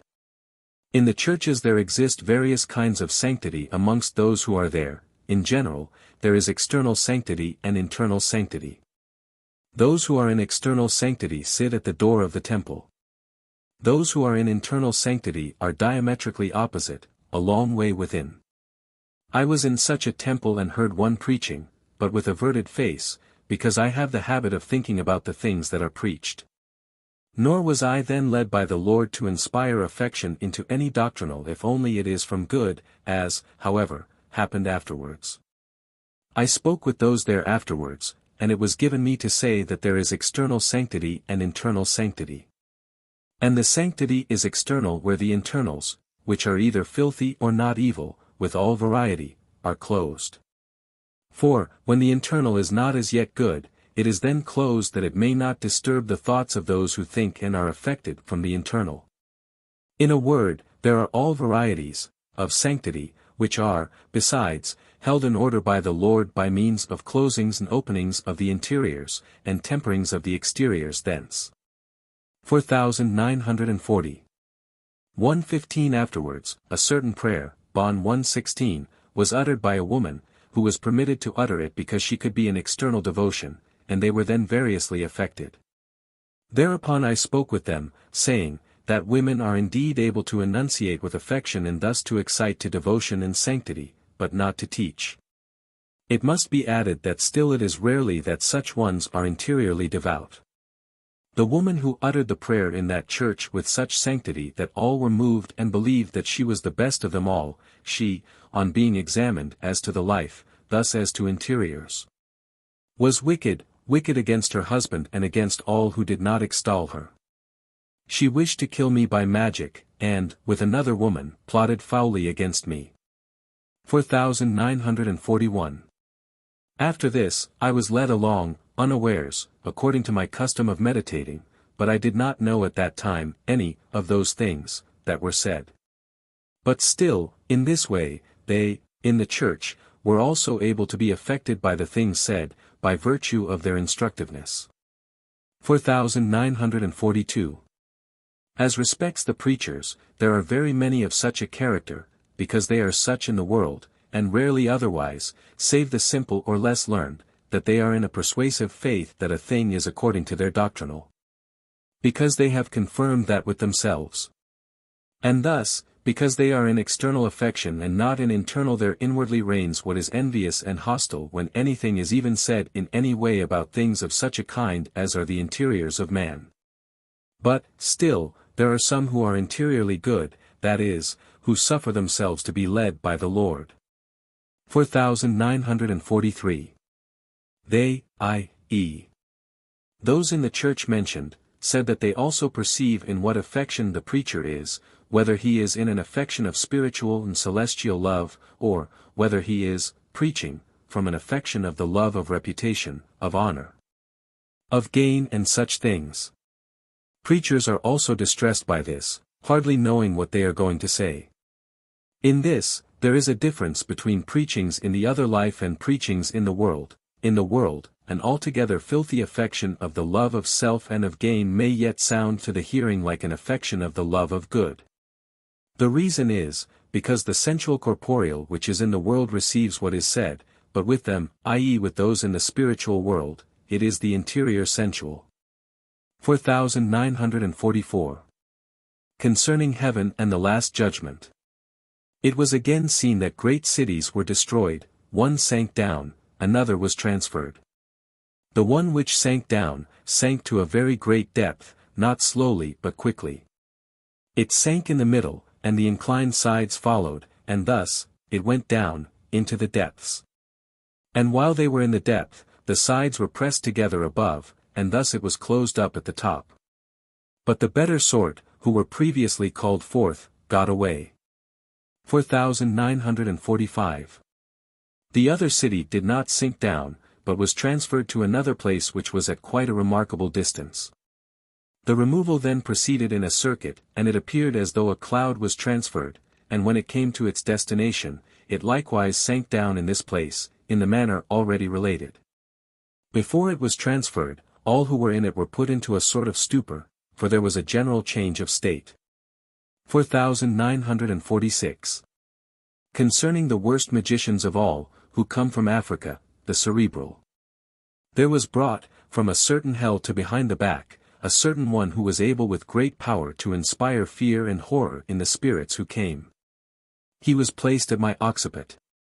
And all spirits who came under his gaze were terrified and fell back, as it were, out of horror and terror. But, afterwards, there came a certain woman who had, wrapped in a linen cloth, some of the flesh of a leg, which she called a morsel, and which she gave him to eat. He approached and stretched out his hand.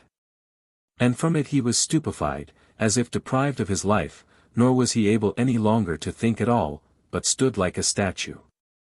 Hence I could infer that such were those who are called by the ancient Cerberus, and who were in the entrance to the lower places.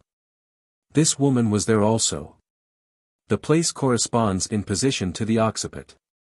4947.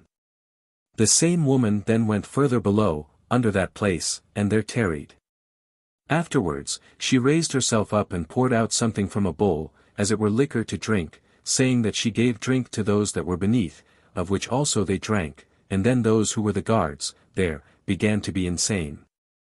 4948.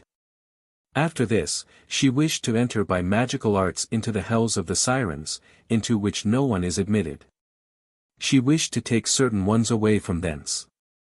And this she effected through dreadful magical arts, by turning herself into various serpentine forms, and, as it were, penetrated in thither. She thus drew to herself those whom she wished to take away from thence, who were the worst of all. But when she had done that execrable deed, she was cast in with violence, and there she lay. 4949. It was discovered whence such characters were. There were enchantresses at a certain height above, in front, who spoke, and said that the former ones inflicted such things by their means. The angels said that such exist in Africa, and that they are interiorly religious but exteriorly vicious, and that thence they receive influx from the celestials, and turn it into such magic, for the things by which they act are correspondences. So that those arts come from an interior sphere, and were irresistible in a lower sphere.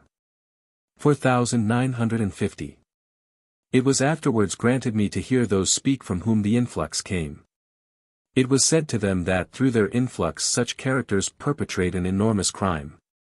But they were not willing to abstain, saying that they, who receive the influx, receive goods, and that, therefore, they do not wish to avert themselves from them.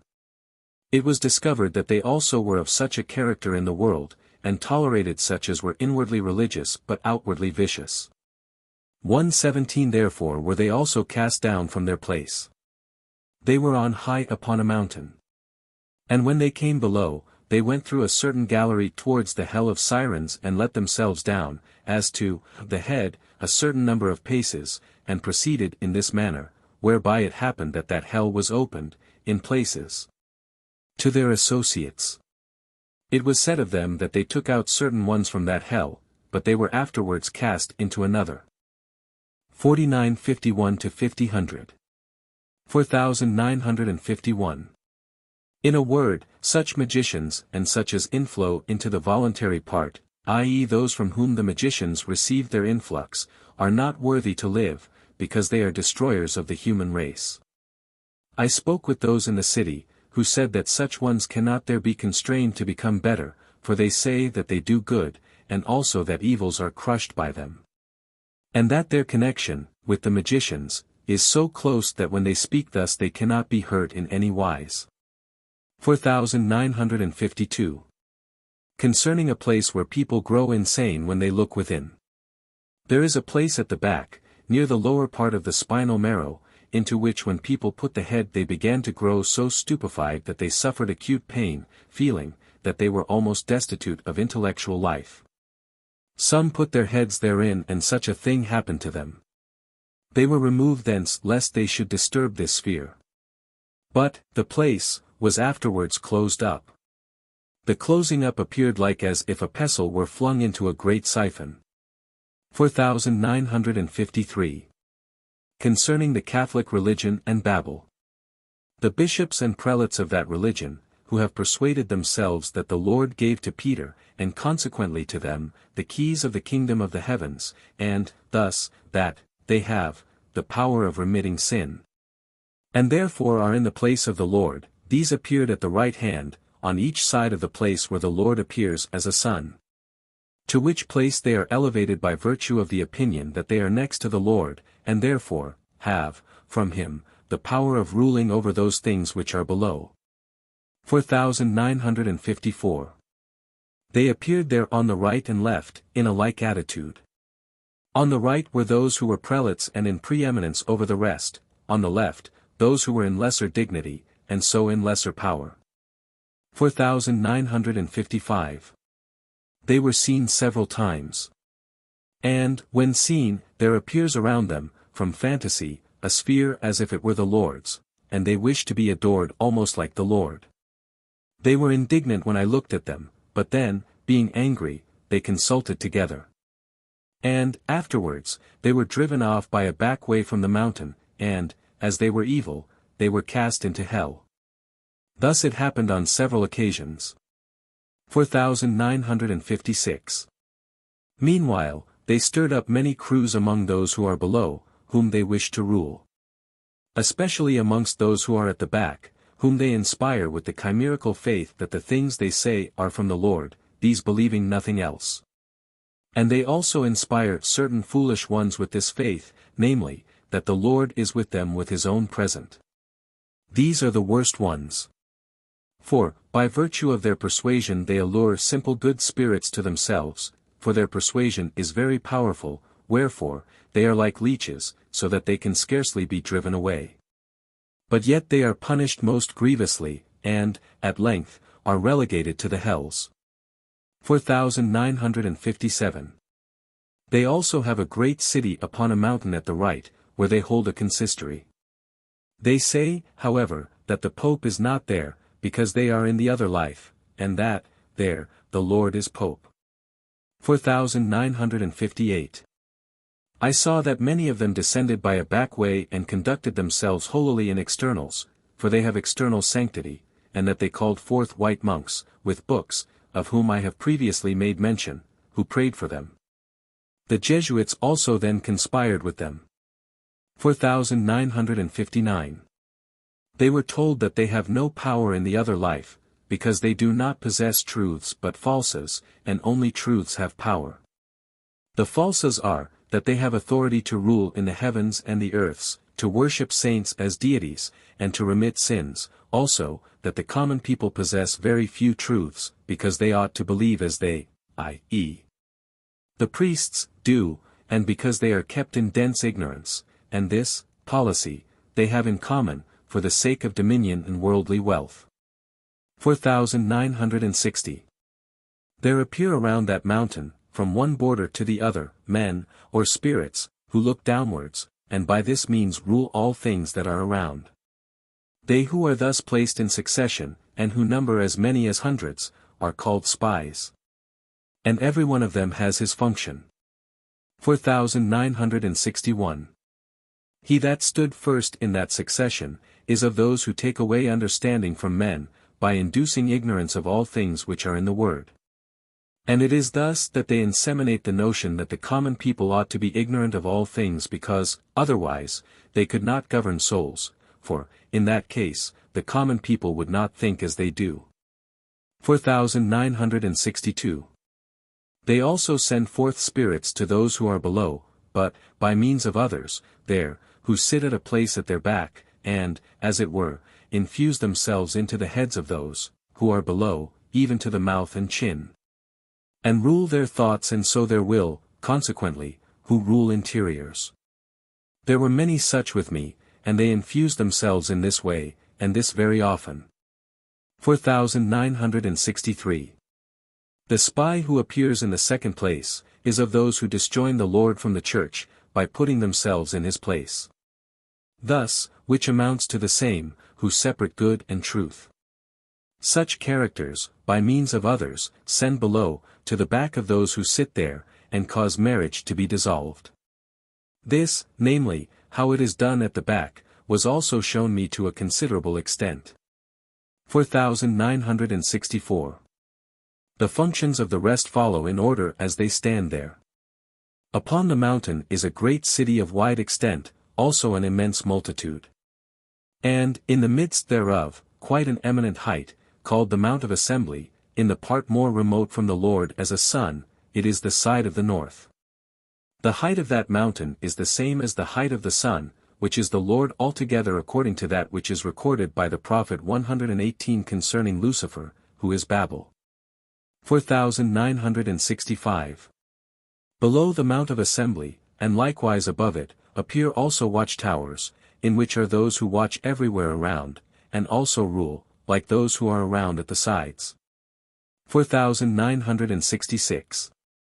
There was seen a certain one, on the top of a certain tower, who held a naked sword which flashed, and then those below who saw it began straightway to lie down blinded, and, as it were, dead from terror, like as from a pope's fulmination. Such is also signified in the word by the flashing of a sword. In the same place there were very many such persons. 4967. On the top of the Mount of Assembly appeared a tower. Those who stood thereon seemed to wave as it were a kerchief, thus a white linen cloth, which had the effect of exciting impious adulteries below, such as of a mother with her son. Consequently, such evils as are signified in the word by those adulteries.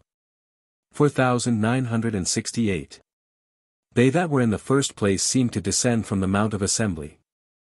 It was a vast multitude, but it was said that this was a small part.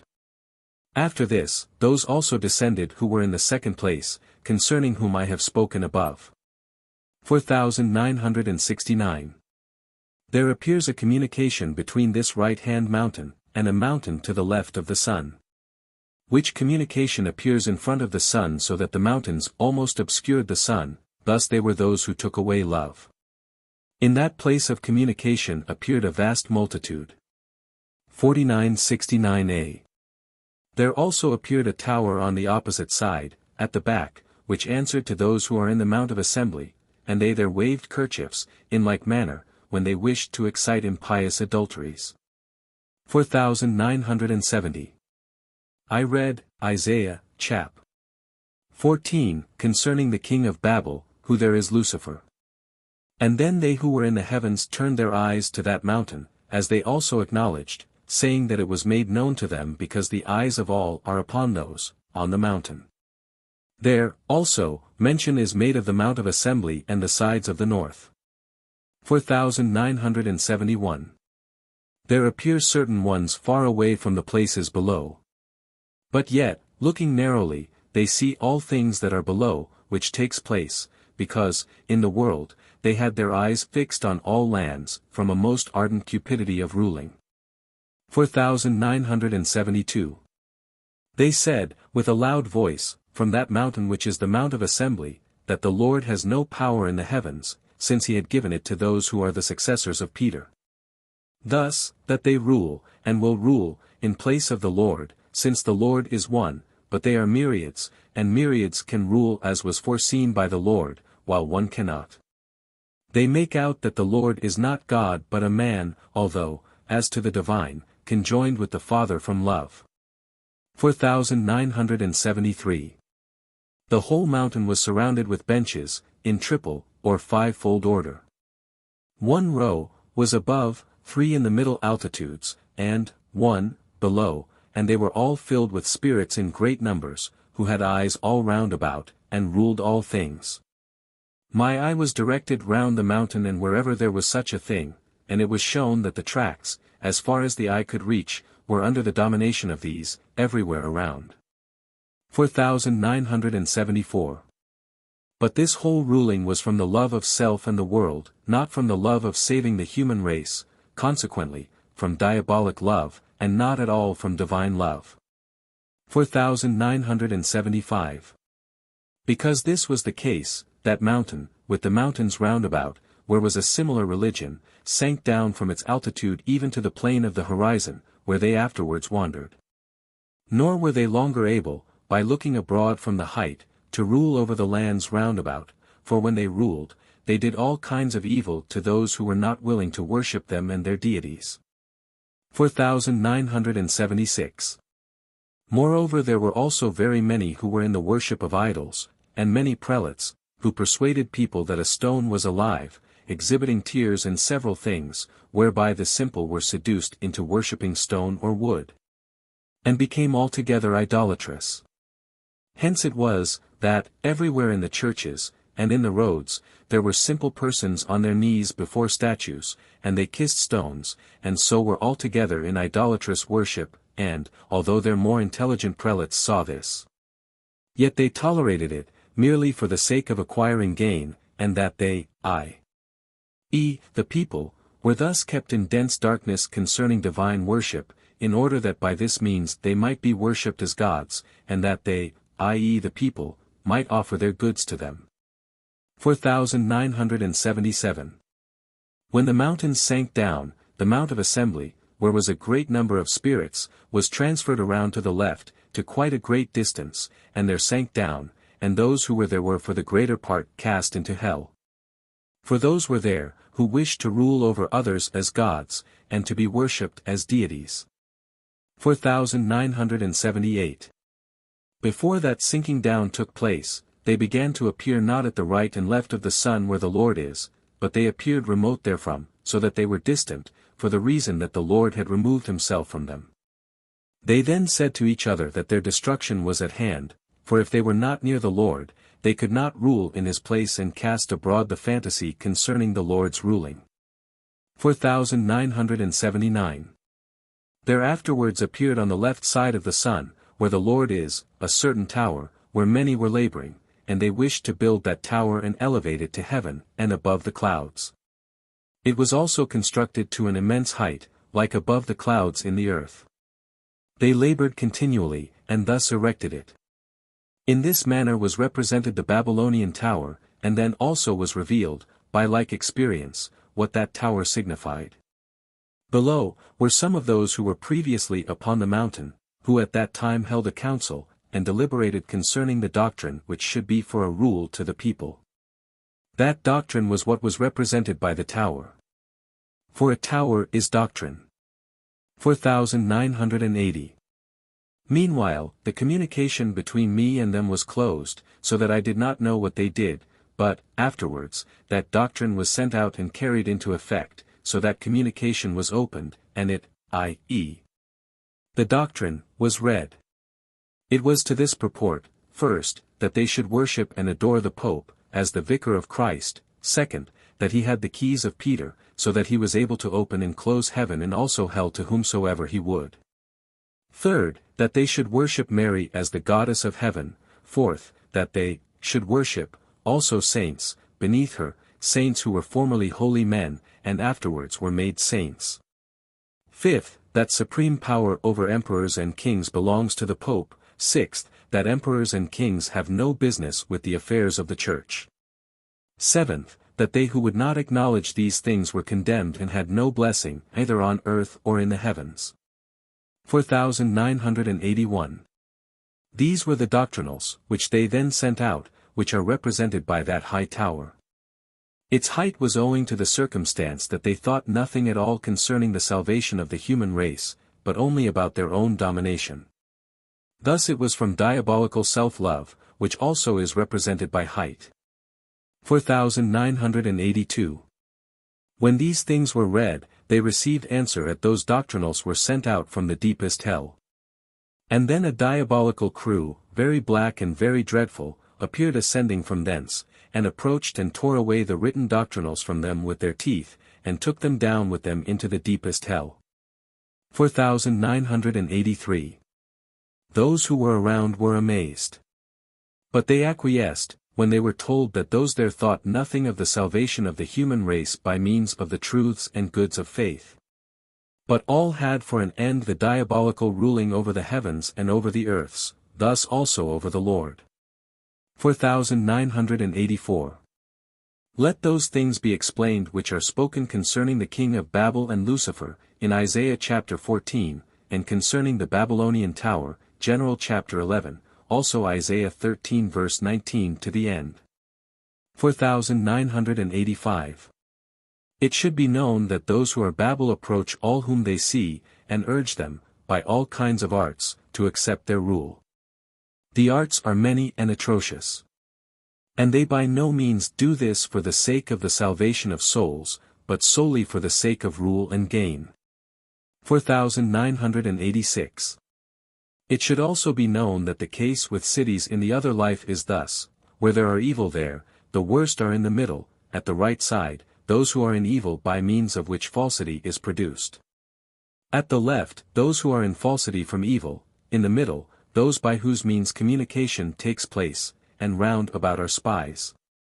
The case is similar, in general, with the mountains where the evil dwell. 4987. But it is the reverse in cities where the good dwell, for the inhabitants make together one man, as it were, hence cities are doctrines. Very skillful indeed are the inhabitants of the cities where the evil dwell, in dreadful arts for leading men into damnation. They were able to avert the influx of the Lord from those who in faith acknowledge the Lord, by blunting the influx, and also by almost taking it away, and by turning the mind and its thought to themselves. They practiced this. And their practice was exposed. They said, as they had also stated to some in the world, that men do not need to look to the Lord but to them, since he left his power to them. When any replied that he is still God, they say that he came into the world as a man and received that power which he had from his Father, and that he has no power now. 4988. Some of those who were on the mountain, took counsel together that they should receive the heavenly doctrine which is treated of, in the Arcana Coelestia, before the successive chapters of Exodus. They devised atrocious plots how they might adulterate it, which plots were of such a character that I dared not give them publicity. For they were too horrible to divulge, together with all those contrivances which could adulterate it, and thus could utterly do away with and extirpate it with them, so that it might be altogether annihilated. But their atrocious plots were detected, and they were punished in such a manner that they became altogether insane and stupid, so that they could never recover intellectual power. There were many of such a character, from whom it was granted to know how it fared with those who embrace heavenly doctrine with the purpose and design of annihilating it, which can happen when they admit its sanctity and clandestinely infuse profane things.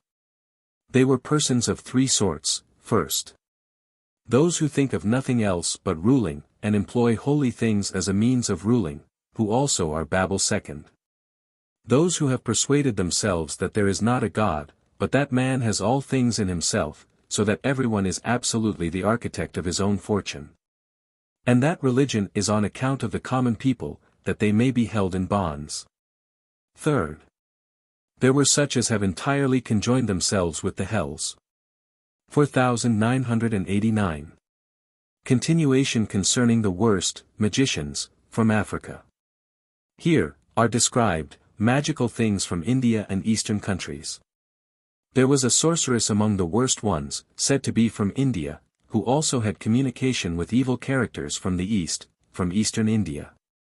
She was with me a long time, and, in fact, at the back, and there took to herself such a position that she could not be seen. She had a sphere of a certain species of good.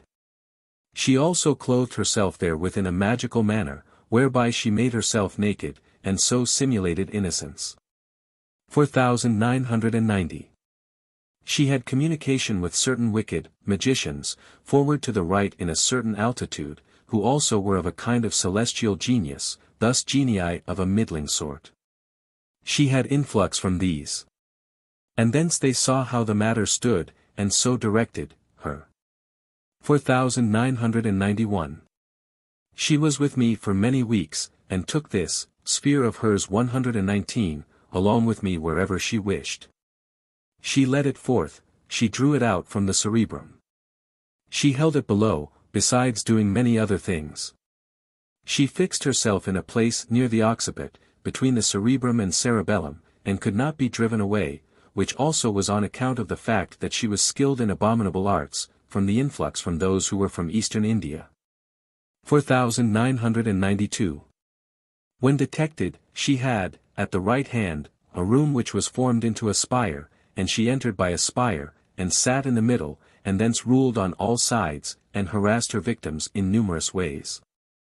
She had also another room, formed into a labyrinthine shape, from whence also she perpetrated wickednesses. She also had another, in front, a little to the left, from whence, also, she directed things in a similar manner. And she did all things in a representative way, according to influx from those evil ones from Eastern India.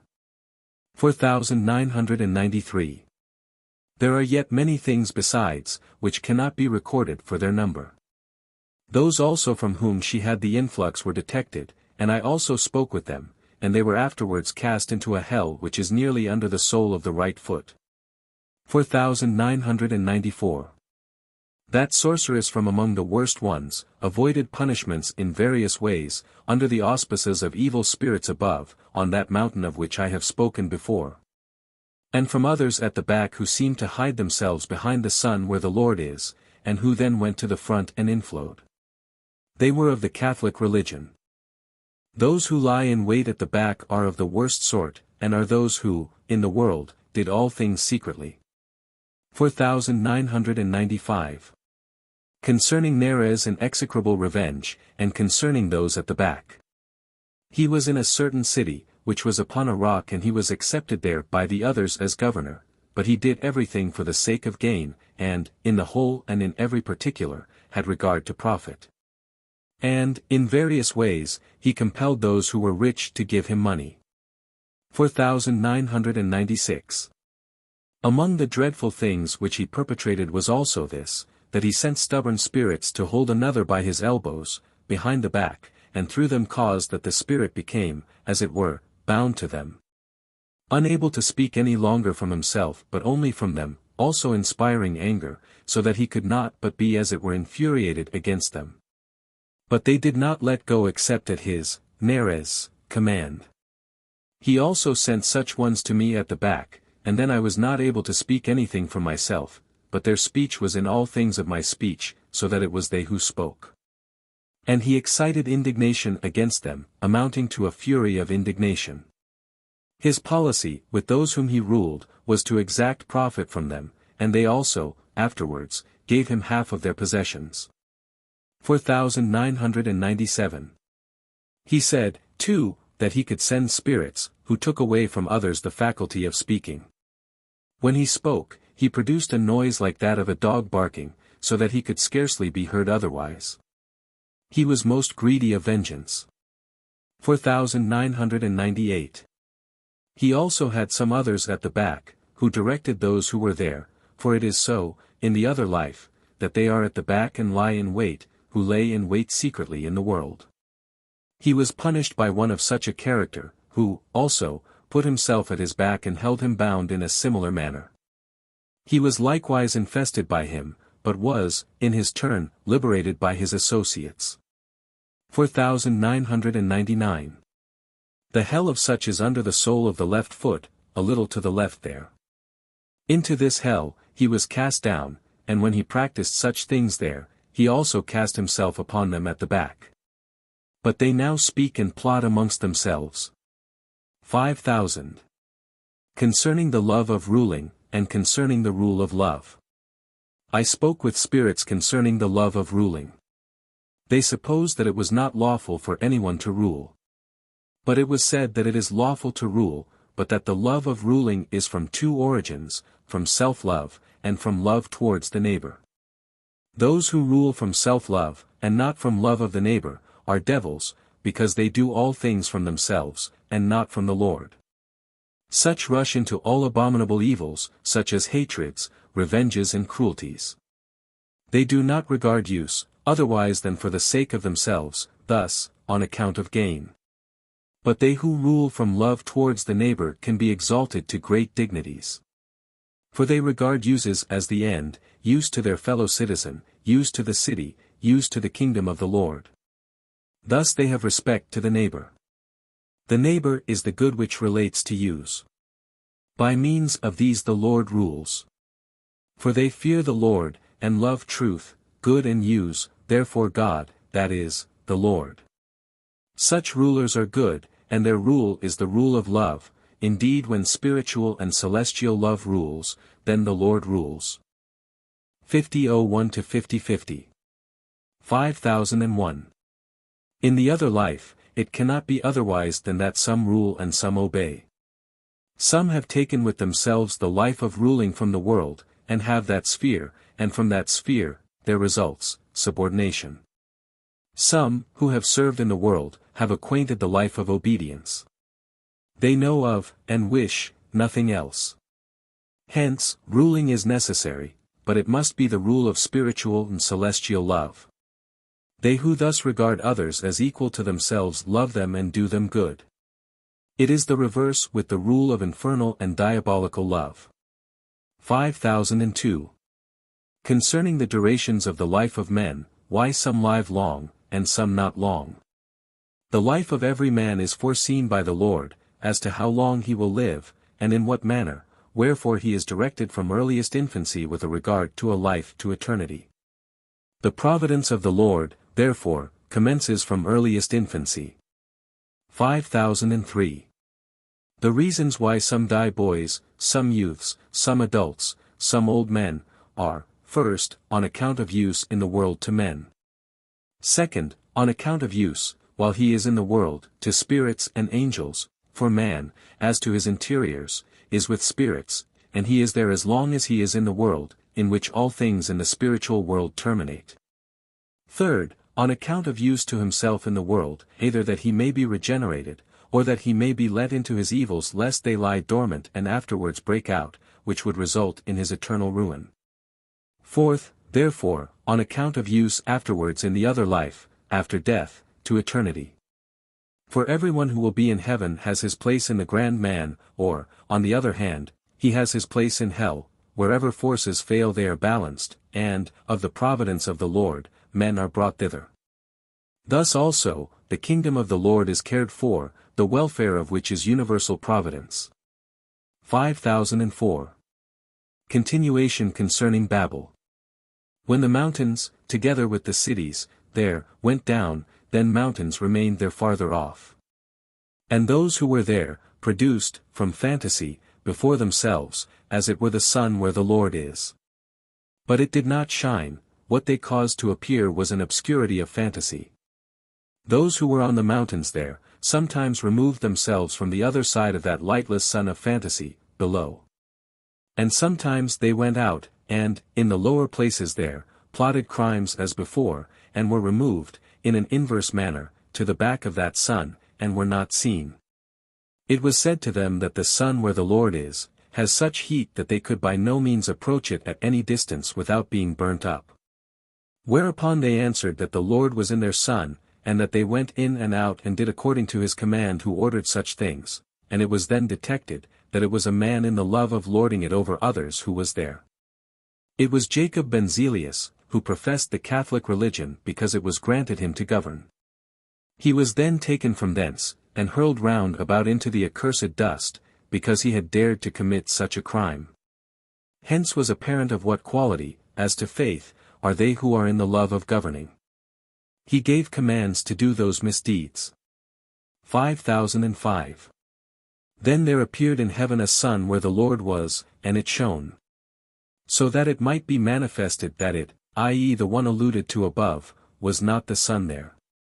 He who was in that place of fantasy said that he was the Lord, and he gave commands to commit crimes.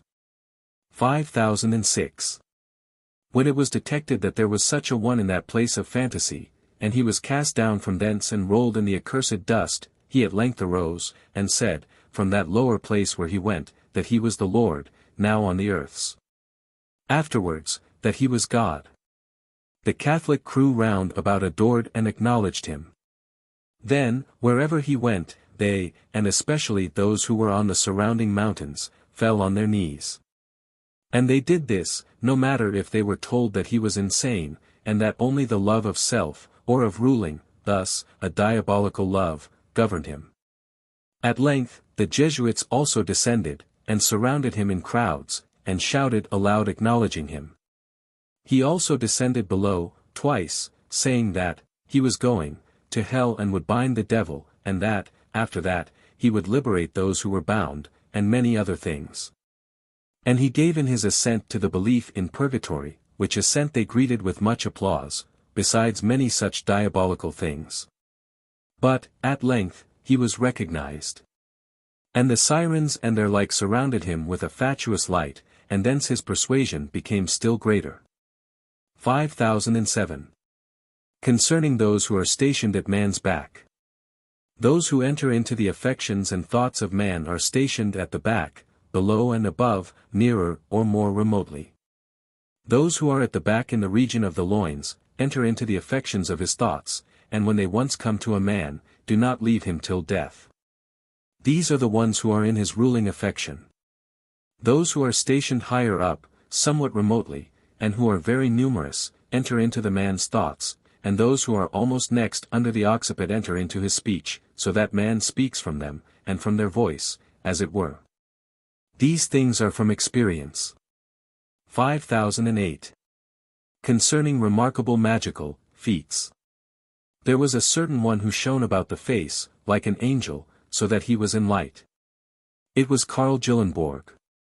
It was then discovered from whence that was, namely, that he has received a cap, massa, from which, when it was put on, he thus shone. This, which was made up by magic, was given to him by some one, as a present. He also had the book of Psalms, whereby he was secure where he was, and also had power. He also had a penknife, which also was made by magic. He also had a tobacco box, by which he inflowed into my naturals which correspond to the teeth. But, when he had these things, he acted as if deprived of mind, acting, as it were, from instinct. But, when these things were taken away from him, then he came to something of his former mind. 5009. But there was another magician, the most expert of all, who had long brooded upon magical arts, but a kind of magic unlike the magic of those who are in the magical hell. He collected the affections and thoughts of another, which, as appearances in the other life are real, he made fast around himself in various places, until he was entirely clothed with them from head to heel. And then he took them off, and replaced them, as if it was such that it could again be put on. He acted thus during the whole course of his life. He formed the thoughts into bundles, just like the sirens when they make their puppets. He also inserted colors according with the affections. He believed, that, when he has collected all the things of anyone's life, he would then hold him bound and could lead him whithersoever he would. But at length he was detected. And then there was sent to him a certain one who could strip him of all those things, which happened almost continuously for an entire hour, and then he appeared, gradually, less and less. Thus he was despoiled of all those things by the uncovering thereof, and was afterwards left, but, as he then commenced to do similar things, he was cast into hell. 5010. They who do such things, are those who believe nothing about the divine providence nor about God, but that all things are of human prudence and shrewdness. Those who were of such a character in the world, produce such things in the other life. 5011. Continuation concerning Babel. There was a certain one, it was Charles XII, who was vastated until he had nothing of life from heaven remaining, and who, consequently, sat imbecile. Those who are Babel, especially the Jesuits, inflowed with him, and labored in every way that he might be revived. Wherefore they sent their followers into and around him, and from them he again spoke nearly as formerly, although he was almost like a statue, and it was shown that of those who inflowed, some constituted his limbs anteriorly, even from the genitals to the top of the head, so that they made up, together, one devil. Hence it was shown that the Jesuits, who, more than others, have the lust of ruling, together constituted one devil in the other life, for he, who, inflowed was a devil more than all others. They did this for the end that he might destroy those who adored the Lord and not them. 5012. Concerning cities in the other life, and concerning the city of London in England. I was conducted in a wakeful state into a city situated on a rock, and was led about. That city was altogether after the fashion of London. The streets were similar, the houses were similar, the open places were similar, thus, it was similar, from one end to the other, and I inquired who dwelt there. It was said that they were Englishmen from London. The city was very popular. When I came thither, I inquired of those there who they were, but when it was discovered that those who accompanied me were not of a disposition and genius like those who lived there, it was said that there was no dwelling place for them anywhere. It is also their custom to give keys to strangers, which are signs that they were received. 5013. The English and others who are there, are of that genius and disposition that they think and do whatever the magistrate says, just as they do in the world. And that they believe whatever is said by anyone, of those, who have acquired the reputation of learning, so far that they think alike and affirm with unanimity. Wherefore, also, such magistrates are set over them as they esteem, and whom they therefore obey in all things according to their natural custom. By this means, all who are in that city are kept in restraint, in unanimity, and in society, and are ruled. That they have a London there, is because they value their own above all things. 5014. It was also observed that those who are in cities in the other life can travel through their own city, even when extensive, in a few minutes. For when they think concerning distant places in the city, they are, by means of their thoughts, presented there as if present, although they are in a distinctly different place. Thought, there, occasions such presence. It also happened so with me. This is the difference in respect to presence between spirits and men. 5015. Concerning persuasive faith without saving faith, how injurious it is. There was a certain one who had persuasive faith more than others. He had believed more stringently than other men those things which are in the word, but, only, those which are in the sense of its letter. In the world, also, by means of such things and the reading of the word, he arrived at honors, and hence obtained fame. But, because he was of such a character, and also wished to become great in the other life, and believed himself to be more deserving than others, he was willing to hear of nothing except his becoming great. He also loved worldly more than heavenly things. It was shown, however, how injurious was that faith he possessed. He associated himself with the most malicious devils, who, through him, enjoyed quite weighty power, and this often and for a very long time. Wherefore that faith was taken away from him, because it was injurious both to him and to the human race there. He obeyed the devils in destroying whomsoever they wished, especially when they promised him greatness and honors. It was further shown, also, that his faith had for an end honors and the world, which also he accounted heaven, it, i.e. his end, was that he might become great, in a similar manner, in heaven. 5016. Continuation concerning the city of London. That city about which I have spoken above was situated on a rock at the left.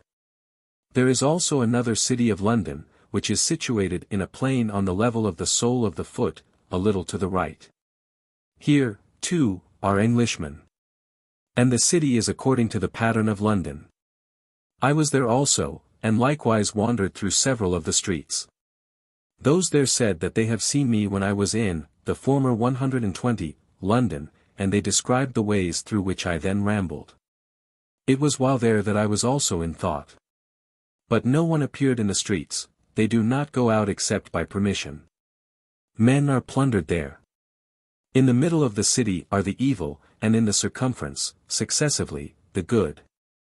Sometimes they who are in the middle there appear to sink down, and sometimes those who are there are then overwhelmed, but, sometimes, that city, with its buildings, sinks and again emerges, and then a few who are very bad are swallowed up. In this way that city is preserved from the contagion of evil. I saw the subsidence in the middle, and the emerging. It was like a flood subsiding. 5017. Concerning cities of the Dutch. In a dream, I roamed through a certain city, and lost my way.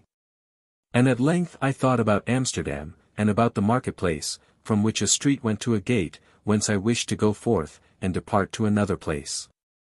Then I came into a certain marketplace which I have not seen before, and thence into a street which I have seen, where there were houses round about, but there were many doors, or wooden gates, and the street was also roofed over. I saw no one, however, except only one woman, whom I asked whether this street was the street of exit for those who go abroad, and when I said this, I awoke. 5018. When I had awoke, I spoke with some in the city who were in the middle of it, among whom were also some of the magistracy, who inquired from whence I came and what I wanted, to whom, also, I replied just as the case was.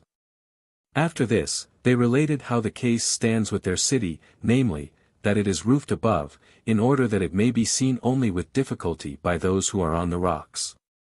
Also that their streets are closed here and there, and that the gates are closed, only being opened when consent is given. 5019. They also said that, in this way, they can, not, be infested by travelers, nor by those who are on the rocks, by their looking at them, and thus by magical infestations, from them.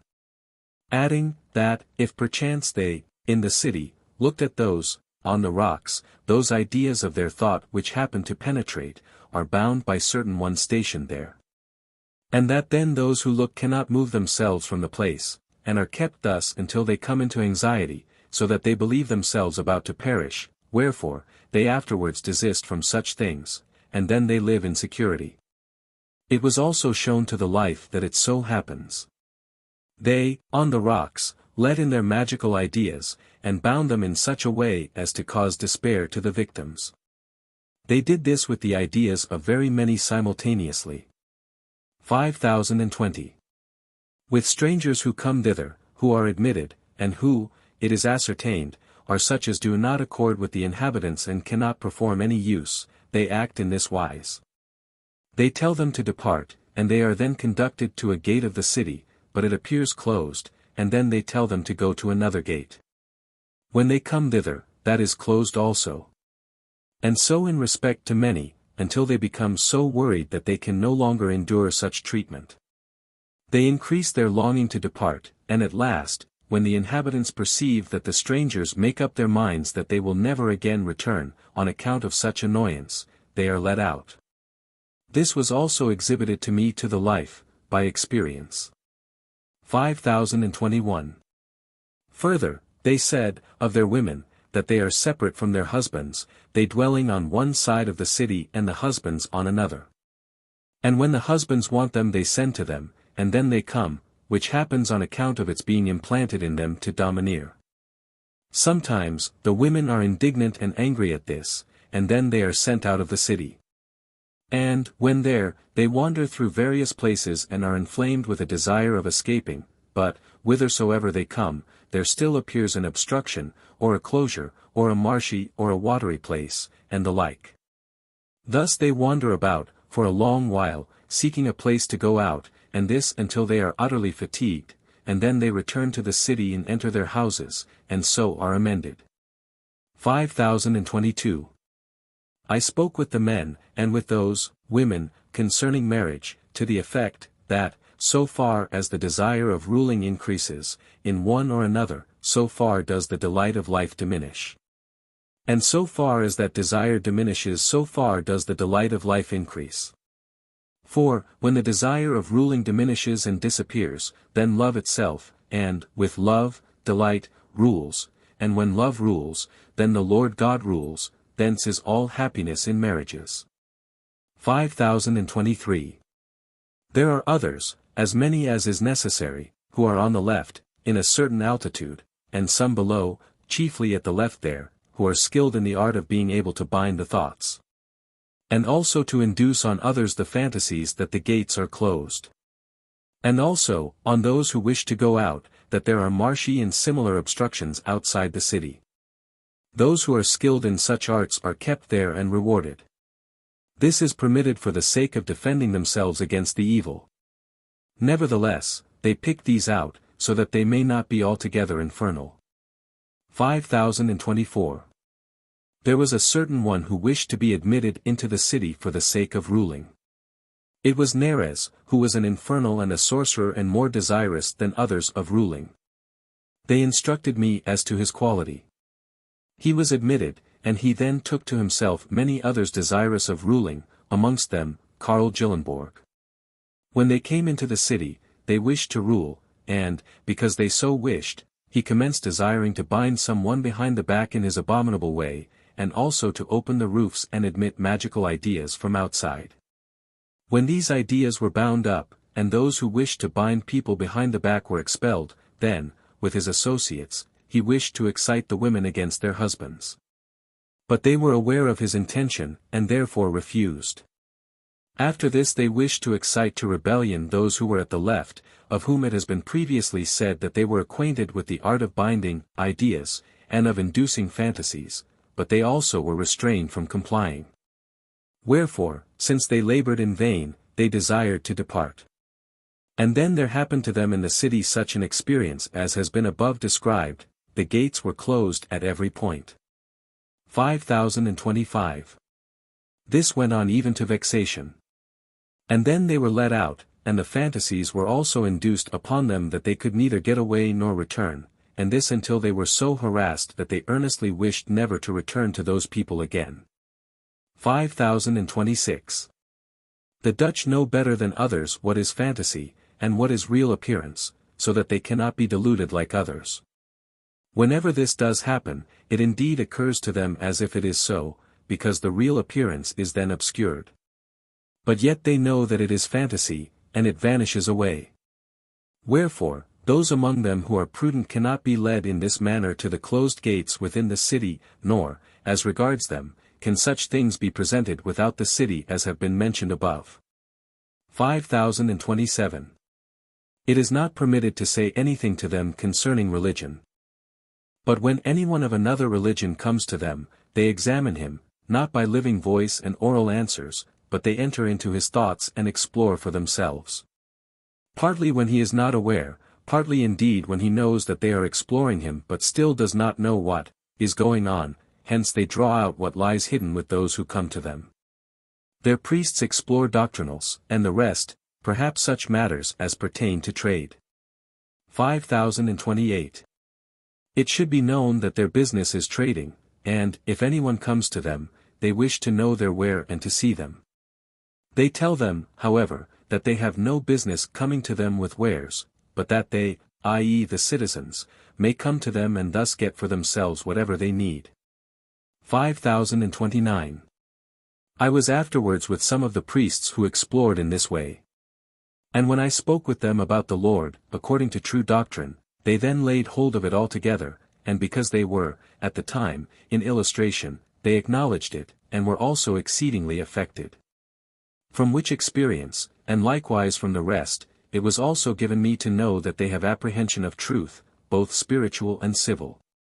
Also, that they look out for themselves prudently, and that this is implanted in them more than in others. 5030. I spoke with angels, and it was said that those who are in good without truth are in adulterated good, and those who are in truth without good are in falsified truth, which is evident from those who are of the Catholic religion.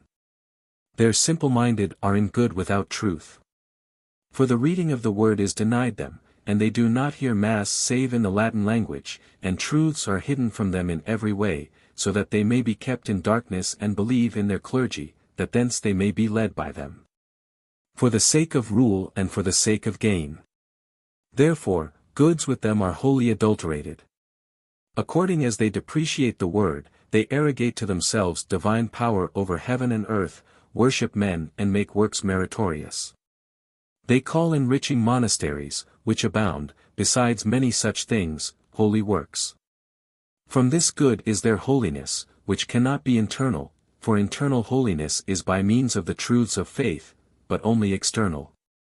5031. But they, who are in truths without good, falsify truths, as may be evident from the fact that they reject good works from their theology, and consign it to moral doctrine. That, they teach that, faith alone saves, by which many believe that doctrinal faith alone saves, that man can be justified by faith alone, of which they talk much and few understand anything. That man can be saved by faith in the last hour of life, no matter how he had lived. That introduction into heaven is of mercy, and this even in the other life, so that the devils themselves are able to be saved out of mercy, besides many similar notions. Hence it is apparent of what quality is doctrine, and thence of what quality is the Church, if truth is without good and good without truth. There was a certain one, who thought from the principle of faith alone concerning the doctrinals of his Church, removing good. It was Dalborg, and he went over everything on that principle and could not light upon any truth. But, when he admitted good, he saw many things, by means of certain accommodations. 5032. Concerning divine human of the Lord, in the heavens from this earth. The divine human is acknowledged everywhere in heaven except in the heaven which springs from Christendom in this earth, but this is only in the lowest heavens. But in the third heaven, all angels whatsoever acknowledge God under the human form, thus the Lord. Those, therefore, from this earth, who are such that they can be elevated into the third heaven, come then, at once, into that perception, that God is under a human form. For such a perception is there given to them, and appears as if engrafted, because those there are in the good of love to God, thus to the Lord. 121 Nor in that heaven are they acquainted with such a thing from knowledge, but from a perception which is from the good of love to God. The angels in the lowest heavens also believe in the Lord, but according to the doctrine of the Church in the world. They have their life, from thence, with them, and are not removed from it save by degrees. Also, the inmost in the spiritual heaven, by whom there is communication of the spiritual kingdom with the celestial, are in that perception, when they turn themselves to the celestial kingdom. 5033. That perception is engrafted in those who are in the third heaven, is also from the fact that the whole heaven flows according to such a form as is in man, for there is a complete correspondence. And, because this is the case, and they are in that flow of heaven, and by it and according to it, thus according to order, will and think, therefore their perception is primary, for upon it the remaining things, of their life, are founded. The angels, also, who come to them, are thence distinguished as to whether they are of the angels of the third heaven. 5034. Concerning Swedish cities, also concerning the last judgment, and concerning the Swedish nation. The Swedish nation also dwell in cities, for the reason already mentioned, that, namely, they may thus be kept in some interior fear of the punishments of the law, and of the loss of reputation on account of gain and honors. That fear remains after death when they are in cities, and when they are outside of cities it passes away. And the Swedish cities, as it is also elsewhere, are numerous. Nevertheless, they are near each other, so that they are able to come in a minute from one to another. They are distinguished by somewhat of distance, or something of a wall, and the cities are associated according to the diversity of the character or disposition of the people. Disposition and character is according to those natural goods, or evils, and the truths, or falses, which thence result. Thus, they are in the east, south, west and north. For the most part, one nation is associated into one such associated city. But they are conjoined in the following manner: when the evil are associated into cities, the worst of them are in the midst, and by degrees, towards the circumferences, are the better sort, thus are the evil guarded who are within. But in cities where the good are, the best are there in the middle, and by degrees, towards the circumferences, are such as are not so good, and, sometimes, evil ones who are capable of being reformed. Wherefore the angels who are above and within, are able at once to know of what quality a city is. They look at their disposition and genius from the doctrine of good and truth, and thence from life. Hence it is, that cities in the word signify doctrine. 5035. As respects the Swedish cities, there is the capital, Stockholm, towards the east was fallen, towards the north Borås, and so forth, all, however, in one city.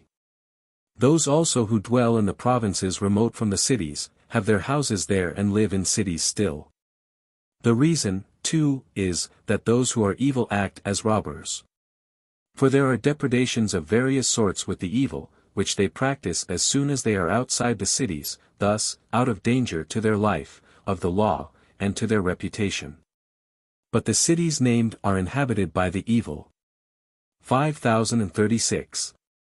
The good, however, are associated in another city, which is like Gothenburg, in the midst of which are those who were uniformly honest in life. At first, they generally live in houses similar to those they had lived in during life. But they are changed afterwards, according to the changes of the state of their life. 5037. As respects the Swedish nation in general, it is amongst the wicked nations, goods are adulterated amongst them, and also truths. For they are more addicted to inward thinking than other nations, at the present day, as they are free in comparison with former times, when they were under absolute government. Interiors burst forth, and appear more quickly, in the other life, than was formerly the case. Formerly, indeed, they were ambitious, also, but more secretly. The fear of the king and his power then held them in check, and kept the fire of their loves as it were under the ashes, which, still, bursts out. The Swedish nation, for the most part, have no regard for civil good, or civil truth, which are of the law and hence of morals, but they adulterate the good of the law and its truth, as much as they can. They also have no regard for the good and truth of religion, wherefore they only confess it with the mouth, and say they are Christians, but they are anything rather than that. For civil good and civil truth is the fundamental of religion, for it is of the life, or of works. 5038. This was shown by means of a representative as is customary in the other life. There appeared a certain one above, with a knife and scissors, nif och sax. The knife represents and signifies the good of civil life, and the scissors, sax, the truth of civil life. Then the evil who were in that great city, when they beheld these things, rejoiced, and were delighted with them, and also called it ingenious, clever and prudent. And by this was signified, that those who adulterate goods and truths are applauded for such things, and are loved and promoted to honors and profit. It was observed that the knife and scissors had such efficacy as to be able to penetrate to man's inmosts, which was a proof, that they can completely adulterate goods and also truths, even to such a degree that it is impossible to resist. But those who are of the better sort did not rejoice, or care about the matter, some, because they were not skilled in adulterating goods and truths, others knew how but were unwilling to practice it, thus, for every variety of reason. 5039. When that knife and scissors were exhibited from a higher place, the better sort were separated from the evil, by angels from the Lord, the better ones, also, departed from the city. And then that great city, thus compounded, sank down, its midst, deeply, and the rest of the great city sank down, nearly like when water descends, vertically, through an orifice. When they sank down, the houses were first overthrown. And then they began to build the city anew there, but this time in another order, of which mention is made elsewhere. 122 The order is, that the worst sort are in the middle and those who are not so evil in the circumferences. But of what nature the arrangement is, cannot be known to those who are there, but, only, by angels from the Lord, for it occurs according to all the variety of their evil, and consequently false, nature. 5040. How wicked, and criminal are the most of that nation, cannot be described. Among the worst are magicians who in the world have practiced evils. In the other life they practice those things to a still worse extent. But they are the more speedily vastated. But those who have practiced in the world skillful arts, such as mechanics, gardening, and the like, turn such things into magic, and perpetrate dreadful enormities. But these it is not permitted to describe, as they are such as cannot fall into the apprehension. 5041. The better sort, also, associate themselves into cities, outside of the great one, at distances, and post guards. But still they are continually pestered by robbers, for these go forth from the great city when the others are unaware, and also when they are in disjoined thought, and then they infest these better ones. Whereby these are obliged to betake themselves to another place. 5042. Furthermore, a part of the great city sank down still deeper, and the fallen part deeper yet. For the reason that the evil, there, are more interior than the rest, at this day, they have become worse than they were formerly. And this has come to pass on account of their governor, Anders Swab, who has divided the people in the following way: he has allured by profits and money, and rewarded all who stood upon his side, and honored them both by manner and words. The rest, no matter of what character they were, honest or dishonest, he has persecuted in every way, he has deprived them of their gains, he has slandered them himself and through others. In a word, he has sown discords, from inward hatred, in the whole community there. Therefore, these people, inasmuch as integrity was hereditary with them from ancient times, and thereby, also, they were interiorly wise. And because they have, yet, destroyed these things in themselves, therefore, they are now, at this day, among the worst communities in Sweden, wherefore they sank down more deeply than the others. 5043. In brief, the Swedish nation is worse than the others in Europe, excepting the Italian nation and the Russian, for they think interiorly and not in externals, thus, they, in becoming evil, have surrendered their all. Like many others, they can prefer external sincerity to everything else, to such a degree that they are able, in the other life, to deceive, by that external sincerity, whomsoever they wish. They think more inwardly in themselves than others do. But this does not appear in externals. It was ascertained, that, interiorly, they harbor hatreds, the revenge of hatred, and ferocity, and as was also shown, that, they harbor, the cunning of hatred, or of revenge, even to the ruining of others. All of which things are revealed in the other life, for, their interiors are exhibited. They do all things for friends who favor them, and their reputation, honor, and gain, and agree thereto, such alone do they accept as friends. Nor have they any respect for honesty, sincerity, justice, Christian good, and good intentions thence, which to them are matter of no moment, if people do not favor their cupidities and loves. They harbor deadly hatred against those who do not favor them, and are their enemies, and, in the other life, they labor with all diligence, in conjunction with the hells, to destroy the salvation of all there. It was shown of what quality, as to the cunning of hatred, and the revenges thence, are those who are in cunning, and, by means of cunning, devise plots.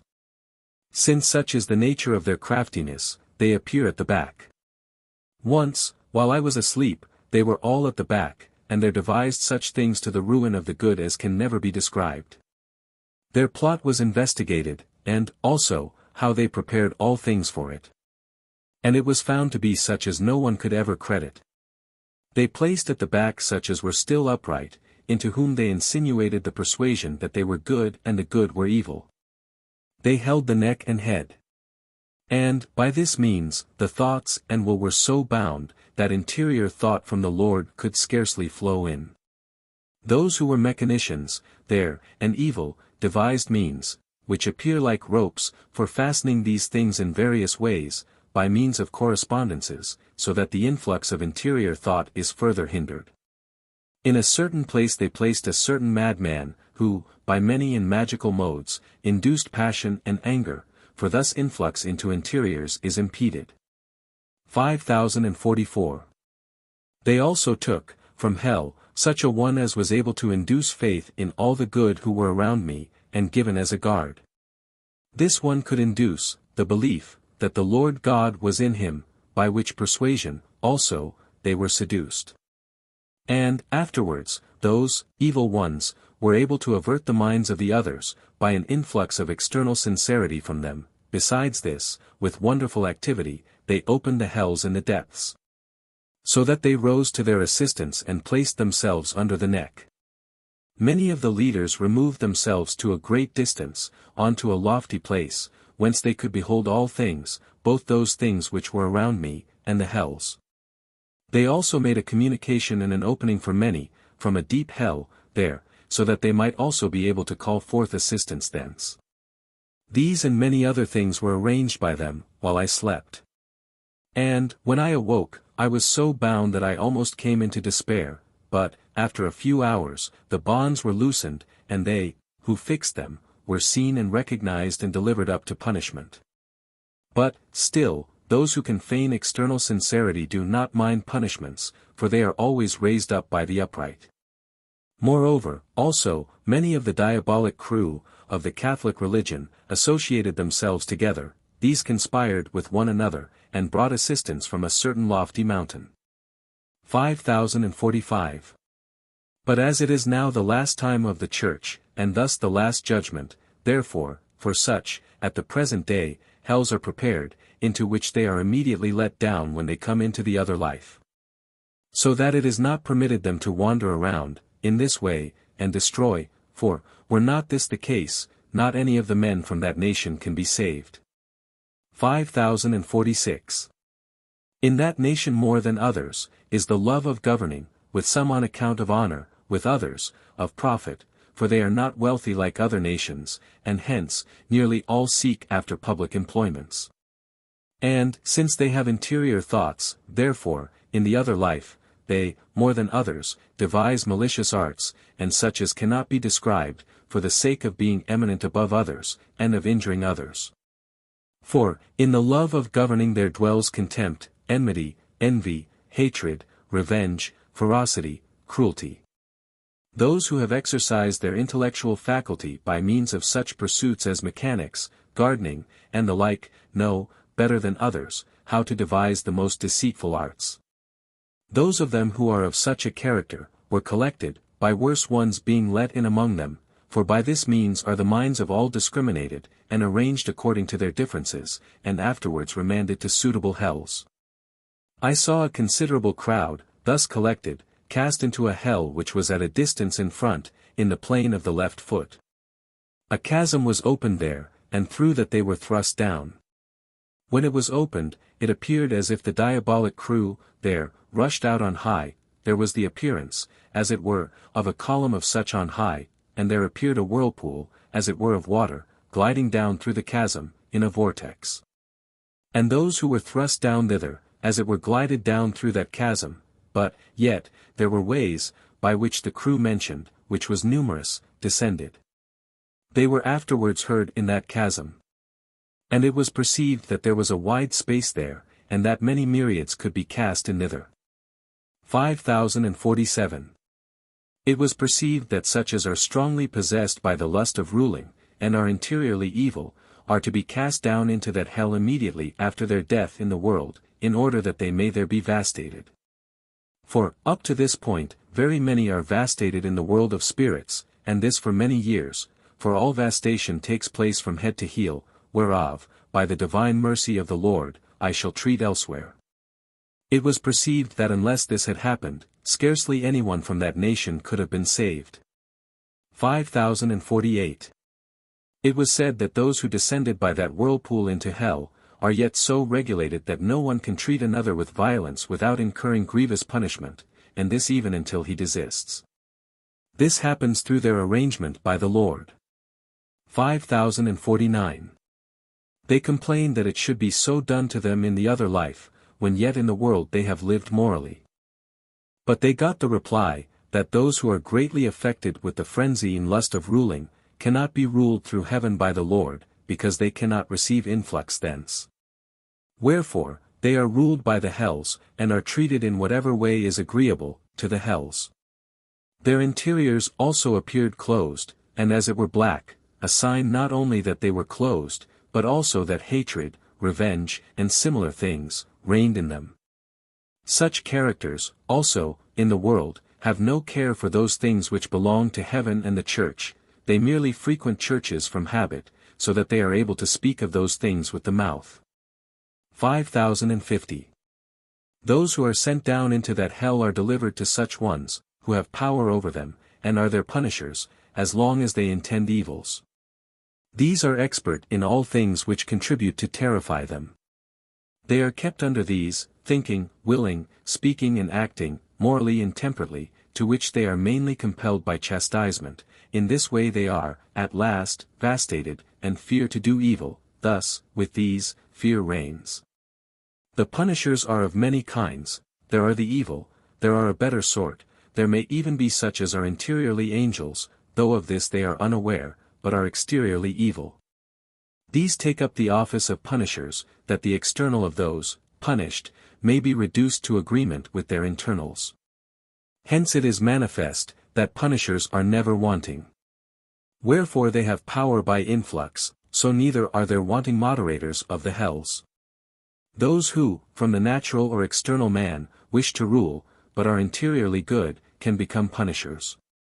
Also menservants and maidservants are there given up to their masters and lords, who are also of such a genius. The masters and lords explore and observe their disposition, and love to amend them in various ways. These were such as in the life of the body have excelled in ingenuity. 5051 to 5100. 5051. There were sent down, here and there, among societies, such as excited them, so that thereby the good might be separated from the evil. 5052. I also saw that there were thrust down into hell, by the angels, from a certain mountain, over hundreds of thousands, because they were found to be evil. The good, also, were previously brought out from there. The evil who were there, have previously perpetrated abominable things in the hells, and taken to themselves a leader, who would, in the night time, descend into an atrocious hell, and subject those there to himself. He would, also, surround me, and then all the rest would rush to ruin and destroy me by abominable arts, which consisted in the most dreadful magical practices, in the privates being cut off and an unspeakable horror. And their leader, at that time, was Lars Benzelstjerna. 5053. I saw a mountain afar off which was cleft in the midst of its width, and those who were there sank down deeply, together with a vast multitude. And when this happened, then a multitude emerged above, and ascended in both sections, at the sides, into loftier places there. These were they who were in the pit and were prepared for heaven. 5054. In most mountains, there is a mountain above a mountain. And those who are on the upper mountain are in interiors, and the lower ones there are ruled by them, as, for example, when those who are in the upper mountain speak evil concerning the doctrine of the church. Then those who are below persecute the good, especially virgins and the wives of others. When they say that a doctrine is false and evil, then the lower inhabitants of the mountain, wish to commit both whoredom and adultery with their women, whom they declare to be in the falsity, or evil, of doctrine. And so, furthermore, when the upper ones are in those things themselves, or speak concerning them, the lower ones are in the representatives which correspond. Wherefore, it is provided by the Lord, that those who are on the upper mountain may be in good and thence in truths. For the life of the lower ones depends on them. 5055. I saw the upper mountain, or those who were there, and that they raised standards in their midst, that they might thus excite those who were on the mountains round about, to do evil to those who were sent by the Lord. And, when exhorted to take away the standard, they would not, because they were excited by a diabolical crew outside them and possibly amongst them, which diabolical crew surged out of the midst, as it were, of a pit. But that pit was closed, and it was discovered that the top of that mountain, together with the city there, was shaken hither and thither, and that there was an earthquake. By which the same is signified as by a shaking and an earthquake in the word. 5056. The middle of the upper mountain is also higher, so that height increased towards the middle. When visitation takes place, which happens when the Lord sends angels thither in order that the quality of those there may be explored, or, when he sends, certain ones by whom they see heaven, then those who are in the mountain and in the city there, are separated. If the mountain consists of the good are in the middle and the less good at the sides, but if the mountain consists of the evil, then the evil go into the middle, and, when this takes place, those who are in the middle sink down. This happened with the mountain here mentioned, which was at the west, northwards. It is important that they who are in the upper mountain be in a good life and doctrine. For on them depends the doctrine and life of the lower inhabitants, who are in external worship, and also on them depend the hells which are under these. 5057. Many cities, on mountains, sank down in the middle. And, in the sinking, it appeared like a vortical whirling, such as there is in volumes of water falling down through a chasm. It was said that it is a sign that they cannot be saved. It was made known, by experience, that societies in the other life constitute cities, and that they who are in the same city, are in society, and arranged there, according to order. That in the cities where the good are, the best are in the middle, and, the rest, in order, towards, the circumferences, according to good of life, and that there is also an opening sometimes made there, to the hells, which are beneath the cities. 5058. It was also made known by experience, that every such society, every city, and consequently every mountain, has a correspondence with some part of the human body, both outwardly and inwardly in man. It was granted me to know, that those who were in the mountains had correspondence with my body as to its external parts. 5059. Concerning those who hurt the left eye.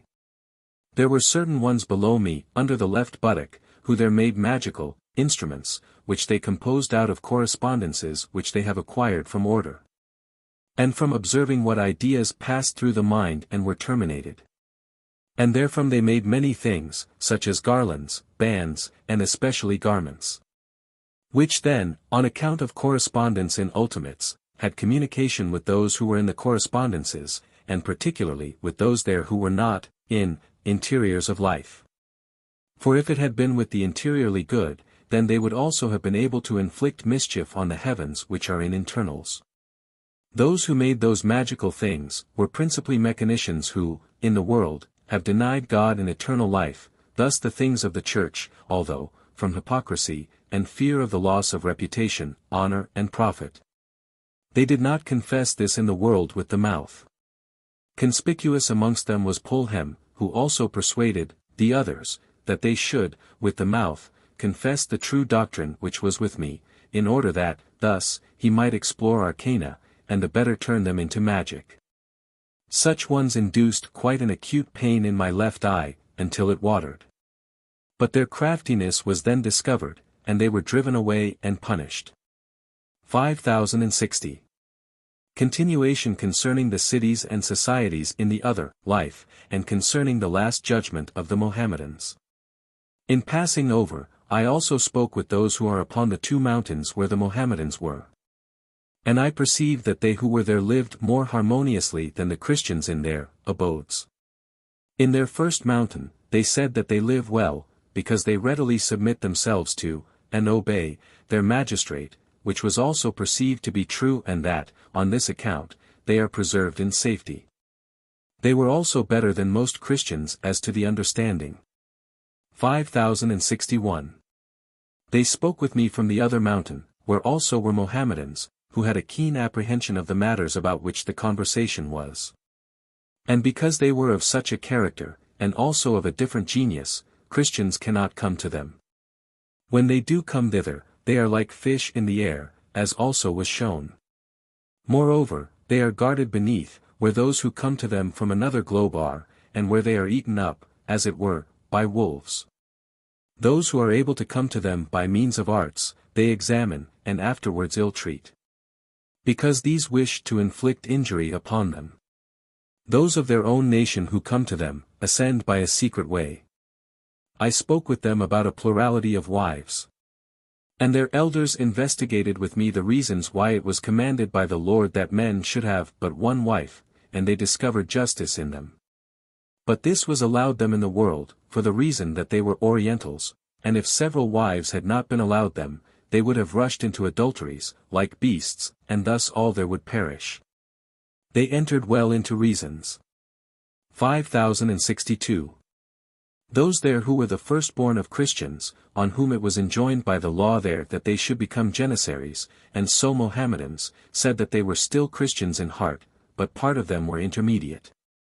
5063. I spoke further with them, saying, that true Christianity consists in this, that men ought to live in charity towards the neighbor, that is, to be sincere, to be just, to be upright. Thus, to practice sincerity, justice and goodness for the sake of those things, and to esteem them and venerate them as divine, because the divine of the Lord is in them, inasmuch as they are from himself, which also, they know. For they say that there is nothing of good with them save what comes from above, that is, from God. And thus, that the question whether they are Christians, ought to be weighed from the good of life. I said, moreover, that true faith does not necessarily produce dissensions, that the case is otherwise, is because Christianity is in a corrupt condition. It was also said, that it is not right for anyone to discard, from some reasoning, the things which he believes to be true, immediately, and that such as do so, are not entitled to esteem. And that, therefore, no one should be molested, or injured, in his faith, besides many other things. It was said concerning the Lord, that he was conceived by Jehovah, and that, therefore, he called Jehovah his Father, and that both the former and the latter facts are perfectly well known in the whole Christian world, also, that they, i.e., the Christians, might thence have concluded that his human is the similitude of the Father, and therefore divine, but that though they know that, they conclude nothing about it. They, i.e., Christians, also know that he rose again, as to the body, and took all things of the body with him, and this, also, is perfectly well known. But, because they suppose, from doctrine, that their own bodies, also, are to be in like manner raised at the last judgment, they draw no conclusion, as to the Lord's divinity, from thence. They wondered that Christians should be so stupid, saying that they themselves were unaware of those 2 points. When I spoke with them concerning various things which were from the Word, and which were of the true doctrine of the Church, they became conscious of holiness from them. 5064. It was seen, that, when those who were from the Christian Mohammedans 123, of whom above, were infested by others, who were evil, their city sank down, but only with a silent and direct descent. Almost to a level with the land round about, thus they were exempted from infestation, because they were not seen. There was round about them, as it were, a mountain wall. Hence they were able to ascend and descend, at pleasure. 5065. Those who are so stubborn, that, on account of their stubbornness and hardness, they cannot be vastated nor deterred by punishments, as, for instance, those who ascend from the hells, and cannot be detained there, are led to great abysses, which are situated round about and divide between the earths, and are cast into them, whence they are not able to ascend. There is an innumerable crowd there and an immense space. Some are vastated on the way, and in this manner, for the period of an hour, for, on the way, are those who reduce them to subjection. It so happened with the Heseliuses, with Lars Benzelstjerna, with some of the Benzeliuses, with Neres, and, with a certain famous magician, as was seen. There appears there a sulphurous burning, from the fire of hatreds and the cupidity of evil. 5066. Those who infest the good, in the other life, are, chiefly, those who have placed the whole of religion and salvation in faith alone, and who have confirmed, themselves, in this, and also have not lived according to the precepts of the Lord. But in cunning, enmity, hatreds, revenges and the like. Thus, who have not lived the life of faith, of these there is a vast number. Such also believe, that all the evils which they do, are remitted, which they believed, in the world, is effected, by their attending church and the Holy Supper. These, in the other life, live ill, according to their evil cupidities, and, yet, by avowal of faith, they let themselves into societies. Such, likewise, occupy rocks and mountains and continually infest those who are below. And they make one with the diabolic crew. Such are also cast down from their rocks and mountains, and scattered round about. 5067. There are also many who have cared nothing for the doctrine of the Church, but only for the word in the letter, which they bend to whatever opinion, and to the favoring of whatever evils, they wish. Those who, in the life of the body, placed merit in works, when the goods of charity inflow into them from heaven, turn the influx into foul adulteries with daughters-in-law. Such things are signified by adulteries with daughters-in-law. And, because the Jews were of such a character, therefore their origin is described from adultery with a daughter-in-law. 5068. The evil are gathered together and separated from the good in various ways. This occurs, principally, by means of evil spirits, who stir them up from every side, and, then, those who place delight in consenting and doing as the instigators wish, are those who are evil. While those who do not place delight in such things are among the good. Also, the quantity and quality of the good is perceived by the angels in the heavens, from the Lord. And it also appears in a lower sphere, by the direction of the face and body. Those who turn the eye directly upon an evil spirit consent freely, those who turn it, to the left and right, consent, more or less. Those who turn themselves away, consent, least, also, those who bend the body and oppose the shoulders no matter how they may be incited, are good. From the deportment of the body, also, the quality of the good and evil appears. Those who conceal themselves, in caves, in rooms, in gloomy places, all come to light and are presented before the angels. 5069. I also saw, when many thousands had been thus separated, that a certain spirit came with a banner, and passed over the mountains and rocks, and waved the banner in passing, and that then they all appeared, as it were, enfolded in the banner. Which, nevertheless, was an appearance. The fact is, they became crazy, and were no longer able to find their houses appeared destroyed, so that there was nowhere for them to go into. The case was no otherwise than as it is said of the inhabitants of Sodom, that they were struck with blindness so that they could not find their houses, and this befell even very many thousands, for an hour's time. Another spirit followed with the banner, and waved it a second and also a third time, and still did not desist, wherefore, they who were such were then cast down from the rocks and mountains. 5069a.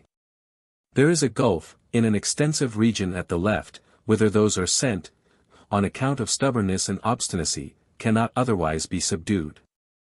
Those who are put into that abyss, remain there. Round about there, at the sides, are persons from different nations, every nation is separated from the others, and city dwellers dwell in cities there. There is also a Stockholm, there, and thus other cities. There, also, appear those who are, still, in the world. 5070. There are 5 kinds of spirits who go up upon the rocks and upon the mountains, and yet are cast down therefrom. 1. There is a kind who believe that faith alone saves, and care nothing for the life of faith. Or a life according to the precepts of the Lord. These are such as act as one with the infernal spirits, and persecute the good. And, indeed, they persecute, in various ways, all those who profess charity as well as faith, which was shown by their desiring to dissolve marriages and to commit whoredom. To dissolve marriages, and also to commit whoredom, is their delight. The reason is, because marriages refer to the marriages of good and truth, and where this, faith alone, is, it falls into, the outward representative of, the separation of wife from husband, as was shown for a long time, and in many ways. Similar, also, is the reason that they commit whoredom, for they burn with the lust of whoredom like goats, because whoredom accords with those who are of such a character. 2. There are those who are in charity as regards the confession of the mouth, but not as regards reception in the heart, for they do not live the life of charity. These are the persecutors of faith. And they, also, dissolve marriages and commit whoredom. 3. There are those who are in external holiness and not internal. The evil, also, are wont to be in external holiness. But, inasmuch as they have no regard to the life, therefore they have no internal holiness. For, in general, all those who are in the sense of the letter of the word and not in any doctrine from the word. They know something from the word, and apply it to whatsoever purpose they wish. They explain it in favor of all the cupidities in which they are, and so make themselves out innocent. Most of them do not care for the doctrine of the church, which, nevertheless, is capable of being to them like a lamp for seeing the genuine sense of the word.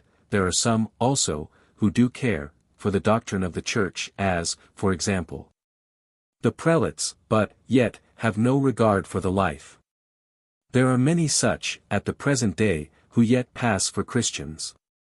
5. There are those who are in a life of piety and in no life of charity who meditate piously, and thereby affect sanctity. These also study the word, and the doctrine of the church, but only for the sake of self.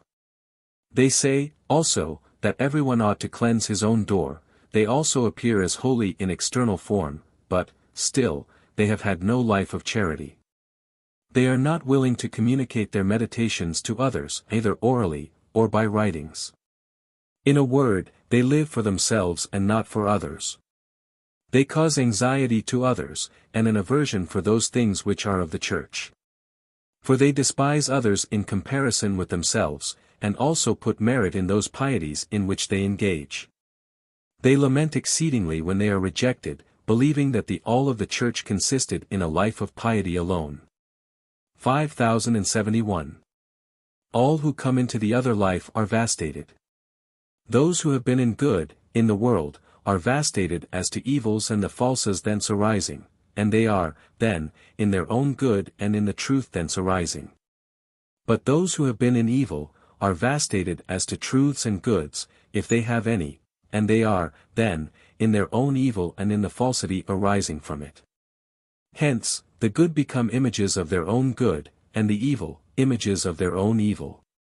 The latter are, thus, cast down into hell, the former are raised up to heaven. Vastations last, with some, a long time, according to the quantity and quality of the good or evil. They are wont to continue for several years, and when persons are vastated, they are vastated from the head even to the heel. For thus has the good, or evil, transcribed itself upon the body. 5072. There are vastations, also, which only last a few moments. Some persons were perceived in a cave at the left, and it was said that they are from another city. They vastate the externals, which were of the world, the internals, therefore, which appertain to use for the sake of the neighbor and of God, remaining. Those who, in the world, have had no thought but for themselves and the world, have, after vastation, but little remaining. They are stupid. But those whose interiors had regard to uses for the sake of the neighbor, when they are there vastated, throw off worldly things, and rejoice that they are thus vastated. But into this vastation only those are admitted who have been for some time previously in the other life, and thereby perceive disagreeableness in earthly and worldly things. There had been 2 of each sort thus vastated. 5073. There is a great gulf at the left side. Into it are cast those whose interiors, because, owing to the loves of self and the world, they have imbibed nothing but earthly, corporeal and worldly things, are completely shut up.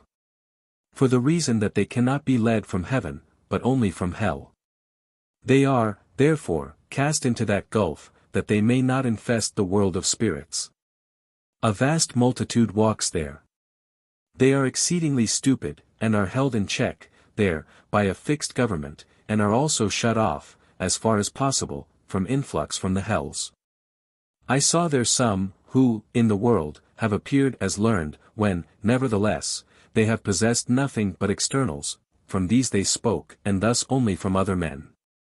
Those, however, who were able to think from themselves, and thus who were able to reason from themselves, are, if evil, cast down into hell, for they are in opposition to those who are in heaven. But those who are in that gulf are not of such a character, but, when externals are taken away from them, they rush blindly into all crimes. I also saw another dispersion of those who are on the mountains. They were dispersed in a moment. And, then, every one of them was cast into his own place in the hells. Thus was the mountain emptied of the evil, some of the upright remaining. 5074. Amongst the worst, in the other life, are priests who have been promoted to dignities, and so have thence come, more than others, into the love of self, and whatever they did for the sake of self, their own glory, reputation and honors. Sacred things were employed by them as means. In the other life, when externals are removed, then they rush into all abominations, and into such dreadful crimes that I am unwilling to offend the ears with their recital. Such have been Ericus Benzelius, Jacobus Benzelius and others, and they, when they did anything, did it, from self-love, they wish to rule over others, and they boast of their merits. When, yet, they possess no communication with heaven, nor any thought as to what heaven is. Amongst the Catholics, are the worst of all those who have been devout in external form, and have been ambitious to become great, and to be considered as holy by this means. These also, in the other life, are the most deceitful. For they look to themselves only, and to heaven on account of self. Such are likewise inmostly evil, for they rush into all the greatest atrocities. 5075. Concerning genii. I was led in amongst the genii, and then my sight was opened a little, so that I might see them. I saw them running about, hither and thither, and doing things, but such things as were of no consequence. They ran up to me, ran back again, took vessels out of a house, entered it, but did not speak. The genii are of such a character that they do useless and also evil deeds, but do not exercise thought. The will ruled them, and not the thought which belongs to the understanding in a state of separation, from the will. Those who are genii, who come into the other life, are not sent amongst the genii at once, but tarry amongst spirits. So that they may, by this means, learn to think, and thus be initiated into good. If this is to no purpose, they are then sent amongst the genii, who are of that disposition. They then rejoice, just as if they are coming into their own ease of life. But there are many kinds of genii. 5076. I heard one spirit coming to that place, who, as soon as he came thither, began to act and operate, and even according to correspondences. They thus act correspondence with such things as they think, for example, they lift up stones to represent thinking truth, beams and timbers to represent doing good, entering houses and opening doors to represent thinking, and many similar things. Those of them who are not good, are altogether such mimics according to the correspondence of their evils. They are a comic and ridiculous crew. 5077. Continuation concerning the Last Judgment. It was observed, that, sometimes, the worst spirits assemble themselves upon the rocks and upon the mountains, and I wondered why this happened so, when yet such ones ought to be hidden below, in hell. But the reason is, that, in the world, they have conformed to the holy things of the church, frequented churches and the Holy Supper, and have heard, as often as they have attended, about heaven and eternal salvation, and also that they should be saved by faith alone. Not knowing what faith of the mouth and faith of the heart is, nor that a knowledge of doctrinals is a different thing to faith, nor what and whence persuasion is. Hence, likewise, they have caught up the opinion, that they could also come into heaven. They who are in this idea are admitted to the rocks and mountains. For they believe that heaven is there, because that is on high, and because heaven also is upon mountains and rocks. Therefore do so many of the worst ones repair thither, and dwell there, until the city becomes full of such, when visitation takes place, and, then, such a city sinks down into hell, where they actually dwell, thus, they reach, their own abodes. 5078. When the rocks and mountains are taken possession of by evil spirits, then sometimes also there comes a wind from the east, which, in the word, is called the east wind, and dries up all things there, namely, the gardens, fields, green swards and whatever is left in the fields and plains, and also cleanses offensive buildings. And, likewise, their garments are changed, for that wind comes from the region where the Lord is, thus from the celestial heaven, wherefore, by this means, all evils are destroyed. I also perceived such a wind, which to me appeared gentle, but also effective in clearing the atmosphere. Hence appears what is signified by the east wind which dried up the Red Sea, whereby hell is meant. 5079. All who come into the other life, have with them the religion which they had in the world. Those who have worshipped men as gods are similarly circumstanced. Those of the Catholic religion, who have been their prelates and learned men, as, for instance, cardinals, bishops, deacons, Jesuits and many monks, have the characteristic, in the other life, that there they similarly wish to rule over the whole world. And they also summon various crews there, ascend mountains, and place round about guards, and such as may infest everyone else that they see, if they are not of their religion and do not adore them. This was proved to me by much experience. The simple obey, and they govern, for they ask nothing else than that they may have rule over the heavens and earths, and be worshipped as gods. 5080. There are three kinds, which it was now granted me to observe. One kind is in the east, in the same quarter where the Lord is as the sun, upon a mountain there, and they take to them a certain devil, no matter what may have been his religion, whom they place before themselves and say he is the Lord. And they also cause, by means of fantasies, that a light, lumen, may appear from the place where he is, and, thus, that he is worshipped. They who are at the sides, on each hand and at the back, seek and obtain replies from him, and thus work evils round about, injuring all around who do not acknowledge them. At the left side, are evil ones who declare that they have Christ with them, and these wish to be of so much authority that they desire that no one should look at them, but should drop their eyes in veneration. But they are cast down and stripped of their power. At the other side, are those who were more learned. There are some, also, at the back, who, at command of that devil, commit evils. I saw Jesuits, I saw others, who entered thither, and made themselves out to be Christ. I also saw that they were cast down. 5081. There are others, again, far back in the same quarter. These are such as declare that they are Christ. And, wherever they go, they carry with them a sphere of persuasion that they are Christ. They seduce many simple and upright spirits. For, from the sphere of their persuasion, their victims cannot perceive otherwise, than that they are what they proclaim themselves. They are among the worst, and do evils in secret. They send thence such as are at the back, and devise evils clandestinely.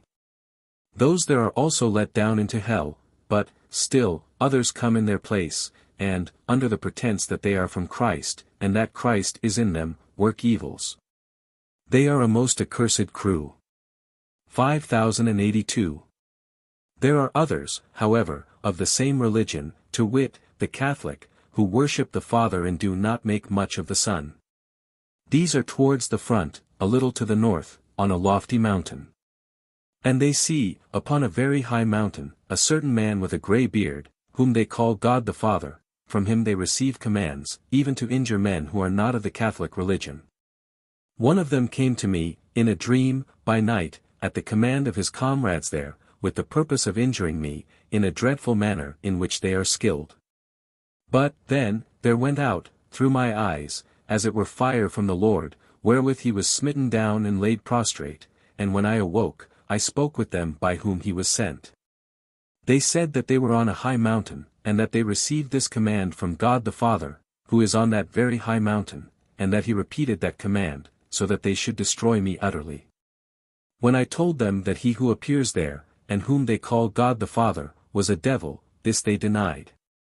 It was also shown that the mountain opens under him, and he was cast down into hell, but others succeeded him. And they, also, were cast down. The company said that they knew that they are men who are there, but that God the Father speaks in them and by them. He, the personating Spirit, appears to sit there on a silver throne. And, when inquiry was made, it turns out that that mountain is the one which is said to be the Mount of Assembly in the sides of the north, where Lucifer sits, according to what is said in Isaiah, chap. 14, thus, that he upon the mountain was Lucifer. That mountain, also, is in the sides of the north. They were devils, who, from an itching and lust of ruling, mount up and make themselves out to be God the Father. I read before the company the words of Isaiah. The simple amongst them acknowledged them, but not the learned, such as the Jesuits and others, who are, in heart, atheists. These considered this matter maturely, and came to the conclusion, which they also stated, that they did this to persuade the simple that God the Father is there, and to that mountain, which is the Mount of Assembly, they admit such simple ones. 5082a. A long time after this, a similar, devil, was set up and proclaimed as God the Father, and, when admonished, they were not willing to desist from acknowledging him as such. Therefore, an infernal and diabolical fire burst out from that place, and as it were consumed the wretches who set up such a monster there. 5083. Concerning the dragon. They who are the dragons who are spoken of in the Apocalypse, are those who study the word but do not care for any doctrine thence, and remain strictly in the sense of the letter. And also, at the same time, read the word for no other end than that they may become great in the world. They who do so are the dragon, for the reason that the sense of the letter is the ultimate, and answers to the sensual degree in man. For the sense of the letter of the word is in accordance with the sensual of man which exists in the world. And since it is thus, it is in accordance with worldly and terrestrial things, it is, therefore, addressed to the apprehension of children and the simple. 5084. Such as do not care for any doctrine, therefore, are able to confirm all things whatsoever that they do, whether evils or falses, from the sense of the letter. A faith of the sense of the letter alone is a persuasive faith, which is of no avail. For, the dragons, pervert all things of the letter as they please, and they are, also, worldly incorporeal. 5085. There are, now, very many such, in the other life, the greatest part of whom are those who are meant by the third part of the stars of heaven, which the dragon drew down from heaven with his tail. Who, also, endeavor to utterly destroy the internal sense, which belongs to the doctrine of heaven and the church. 5086. These, in the other life, commit abominable adulteries, which must not be divulged to chaste ears. They are adulteries with daughters-in-law. They wish to destroy others by adulteries with their own stepmothers, besides similar abominations. 5087.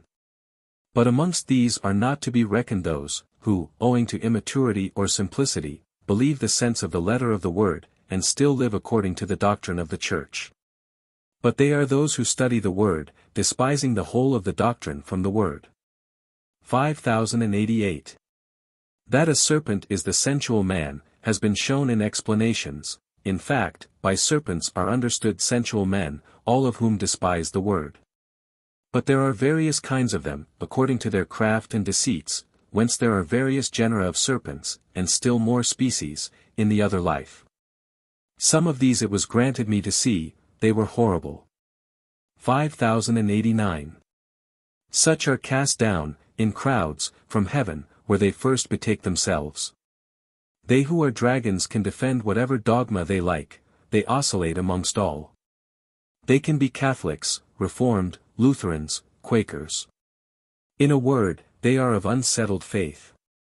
The reason is, because they do not think beyond sensual externals, and according to them in which there is no stability, and everything is worldly and terrestrial. They do not suffer themselves to be elevated, as to the understanding, into heaven, and thence to imbibe doctrine, for they are lovers of self and the world. They are exceedingly dangerous. For it is they who are meant by the serpent, whose head should be trampled, but which should yet wound the heel, 124, and by the one in David, which lifted up its head and drank of the river. 125 And in the prophecy of Israel, always lying in the way, and biting the horse's heel. 126. 5090. The reason why they are dangerous, is, because they are able to persuade almost any of the simple and the upright, that this or that is to be believed, merely from the external sense of the word, and without explanation. And the simple have not exerted themselves, and learned, in the world, that the external sense of the word is according to the apprehension of the sensual man, for the first apprehension of man is sensual. And that this must be the lowest level in the word, because in the position of a foundation, or in the position of the soles of the feet, whereon the body stands. For the word is, in the sight of the Lord, like one man, for it is divine truth. Hence, the sense of the letter is its soul, but, still, there are interiors corresponding to it, in accordance with the connection of such things as are in man. 5091. That they commit horrible adulteries, is, because they falsify divine truth to favor their concupiscences. The fact that they are able to defend all evils from the word was inquired into. Experimental proof was furnished that they can defend, as lawful, adulteries, murders, thefts and many more things forbidden in the Decalogue, and make it appear, that, to those who are priests, belongs the power of remitting all of them. 5092. Concerning cities in the other life, and concerning the providence of the Lord in preserving them. There appear, with spirits, cities, similar to the cities in the world, hence, they have, London, Amsterdam, Stockholm, and the rest. The reason that it is so, is because every man, in the world, has, with himself, spirits who are in the other life, and these possess the interiors of the man, therefore, all things of his memory. They do not, indeed, see the world through his eyes, but still, they see it, inwardly in him from his ideas. Hence the ideas of similar houses, buildings, streets, and cities appear to them. And they so appear that it is as if they were the places themselves. Of this appearance a fuller statement may be made elsewhere. Hence it is that spirits who are with men belonging to one city, have the idea of the same city. 5093. Hence, too, it is, that the Lord instantly sees what is the quality of those there, in general and in particular, as to loves, ends, dispositions and manners. Wherefore, if any disturbance occurs there, then the Lord at once suppresses it, as was made evident to me, by an example. There was a conspiracy in the natural city in which I was, and the common people were on the side of the conspirators. Wherefore, those spirits who were rebellious, or seditious, were then at once driven away thence, and other spirits brought in their place. Hence the intentions of those, in the natural city, were changed, and the tumult quieted. 5094. So it happens in other things. The whole region there, is also such as in the world, with its provinces, cities and villages, and things happen there in a similar manner. To those who preside, are immediately sent spirits and angels who inspire sound counsels, which things are of providence. 5095. Concerning the intelligence of spirits. I spoke concerning the regeneration of man, but only in reference to the fact that man is introduced into it by means of his affections, which takes place more fully, in proportion as they have given way and become better. Immediately, a certain spirit described, from influx out of heaven, its progress by its degrees, and then he proceeded, in order, up to several hundreds, of these degrees, it might have been to several thousands, but it was very long. And this he did in such order, and with such ideas, as could not be comprehended by man, nor even for the most part, expressed, or grasped, by worldly ideas. And this was the progress of regeneration in the exterior man. It was said that thousands of thousands more are given in the interior man, and indefinitely more in the inmost, those, also, in the most external man were not recounted. Hence may be manifest what great intelligence spirits and angels possess, and what great ignorance men. 5096. Concerning the hells of revenge. For those who burn with revenge, there are particular and separate hells, according to the extent and nature of the vengefulness. They are in various places, under the mountains, at different depths. When one looks in there, there appears as it were a burning flame, like that which proceeds from sulfur. I saw a certain hell of that description, in front, a little to the right, wherein a certain one was cast who burned with such revenge that he would rather die than abstain therefrom. There was also a cavern there into which he was cast, which was gloomy as if with the smoke from such a flame. He was like one dead with agony. It was perceived that they who cannot be hindered from injuring others, are cast in thither, and thus prevented for a time, though they afterwards return to their former state of life. 5097. They are punished very grievously. And much more grievously than others, because, their evil, is so deeply inrooted that their very life is revenge. Some of them are such that they place the whole delight of their life in revenge. And, then, just as they have burned with revenge before they have accomplished it, so greatly do they rejoice afterwards. Many such are said to be from Italy, where that vindictiveness is inrooted, from immoderate pride, because they wish to rule all, for revenge has much in common with self-love. Since papal times, also, when interior pride increased, these are exceedingly cruel. And such vindictiveness is said to be inrooted in the natives of that country, and thence is likewise derived to posterity. 5098. Those who do not suffer themselves to be subdued by any other means, are put into a great privy, and plunged under, and they labor for a long time to rise up thence, but in vain. And, when they emerge, they are again tested by others, as to whether they wish to take revenge, and when it is proved that the vindictiveness remains, they are sent back thither. And this may last for ages. For, with such, revenge has become of the life. I also witnessed a certain one emerging, and he was excited by others to revenge, and then sent back to that privy. 5099. Concerning those who are resuscitated from the dead, and who in their last moments professed faith, Eric, Bra. He was executed at the 10th hour before noon. And I saw him, and we spoke together, at the 10th hour, in the afternoon, thus 12 hours afterwards, and, after that, for several days almost continually. After 2 days, he began to return to his former state of life, which was to love worldly things, and, after 3 days, he became just as he previously was in the world, and betook himself to the evils which he had imbibed in the world. 5100. Concerning the dragon. There are those who relate to the head of the dragon, to his body and to his tail. Those who form the head are sensual persons, who remain in the sense of the letter of the word alone.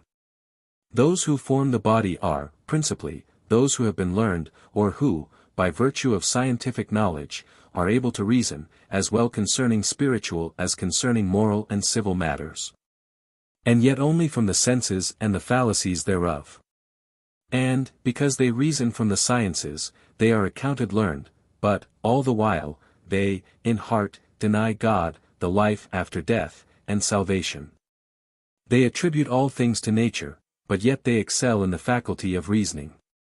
Since, however, they deny those things which belong to the interior understanding, and thus are wise from worldly and terrestrial things only, they are sensual, and, in fact, serpents of the tree of knowledge.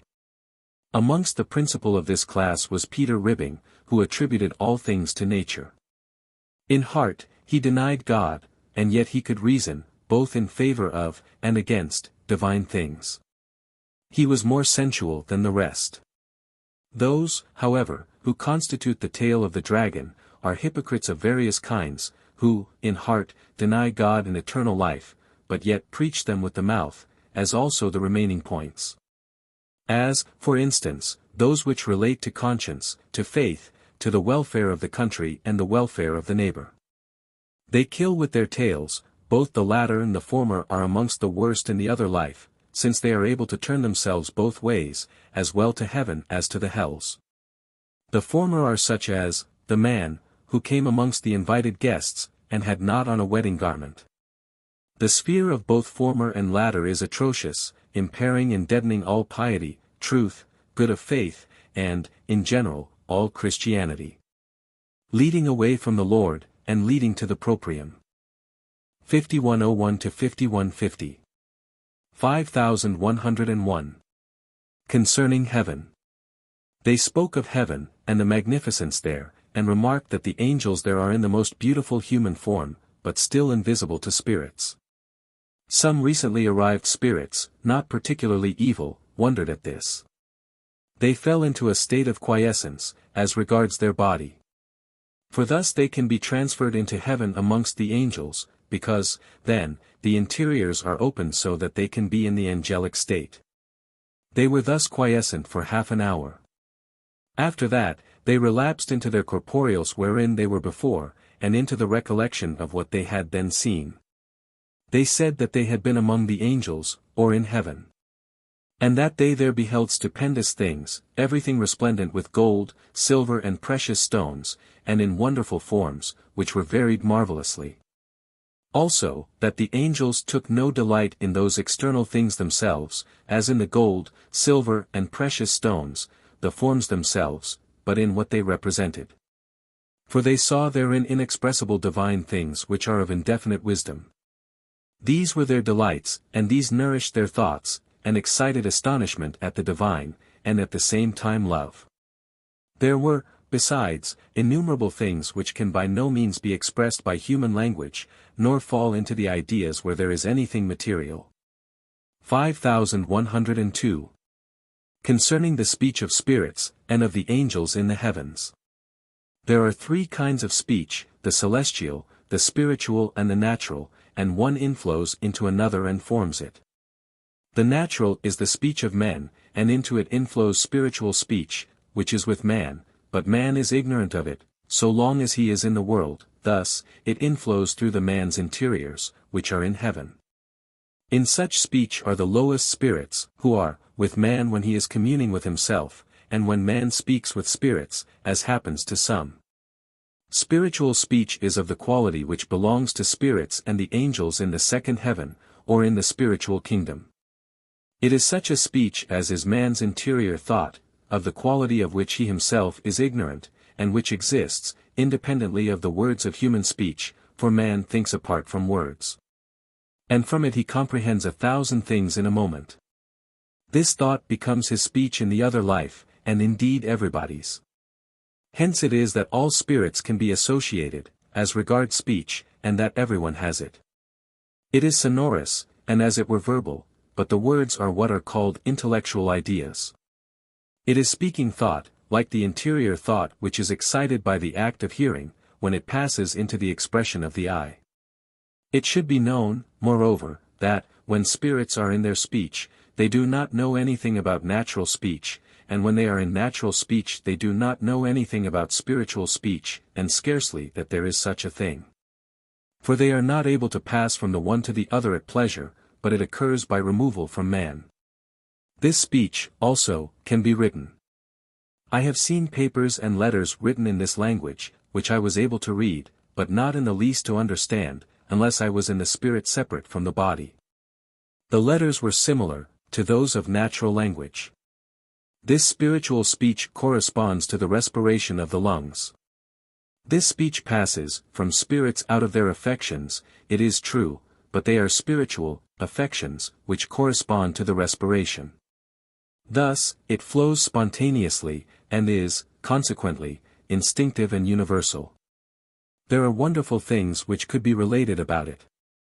But celestial speech is of the affections which are of love, and correspond to the cardiacal functions, as spiritual speech does to the respiratory, but this speech is incomprehensible, and, still, it is the universal of all. It, also, is in man, in his inmosts, when these are opened to the Lord by means of love.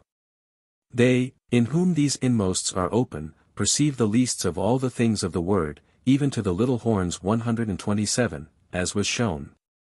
Also all and every one of the affections of the word. They are in the inmost sense, which treats of the Lord. They perceive, when, with man, all things of his affection and love, whether he speaks, or sighs, or beats his breast, or weeps, or rejoices, they perceive the ends.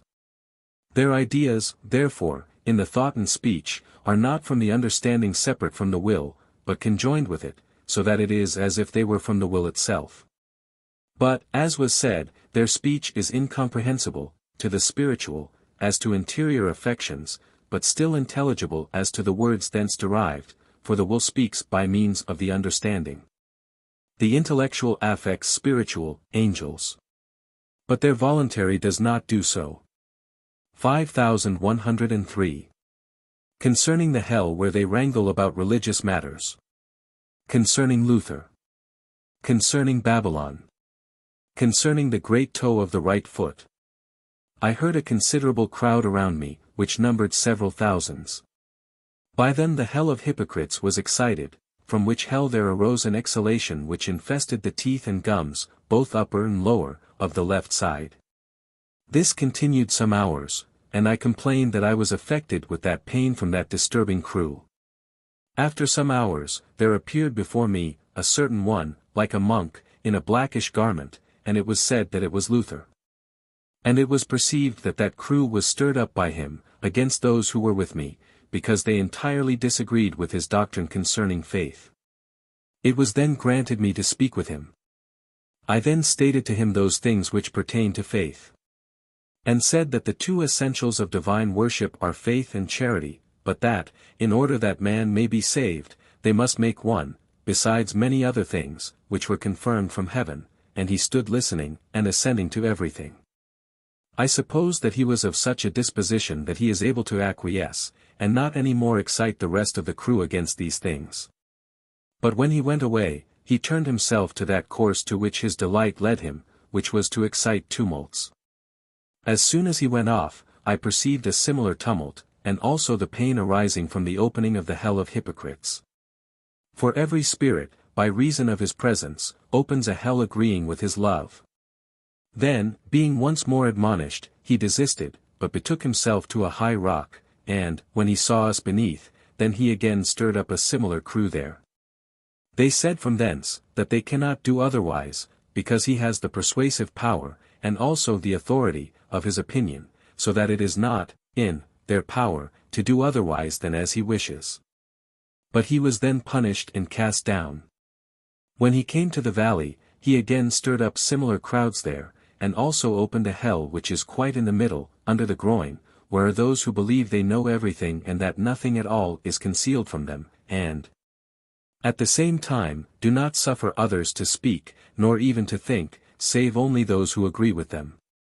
Peter Skånström, who was of such a character, was often there. This was observed from a certain cold draught into the nostril, from which arose discomfort, such as there is when a wintry wind blows into the nostrils and causes a certain cold pain there, for, by that means, it takes away the respiration. For a crowd appeared there also, which said that they cannot but be there, and that they are kept there by force. He who was their subject, who opened that hell, was at the left side, higher up. And it was at length ascertained that this was caused by Luther, for he is of such a character that he wishes all others to believe what he says, and thinks that he only knows, and that he only ought to speak. Nor does he suffer others to believe and speak differently from him, always saying that the things he said were truths themselves, and cannot be contradicted. 5104. Since he was of such a character, therefore, in order that the tumults and infestations might be allayed, he was driven even to that place exactly under the groin. And was there let down deeply, and also to places where they continually quarrel about all matters, and where there are perpetual contradictions, and thence also fights and tearings of garments.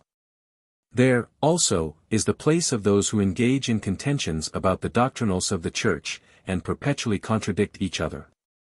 And who wish to rule over each other, believing that the things they say are truths, and wish others to believe and say exactly as they do. Hence arise the quarrels, contentions and tearings, of garments.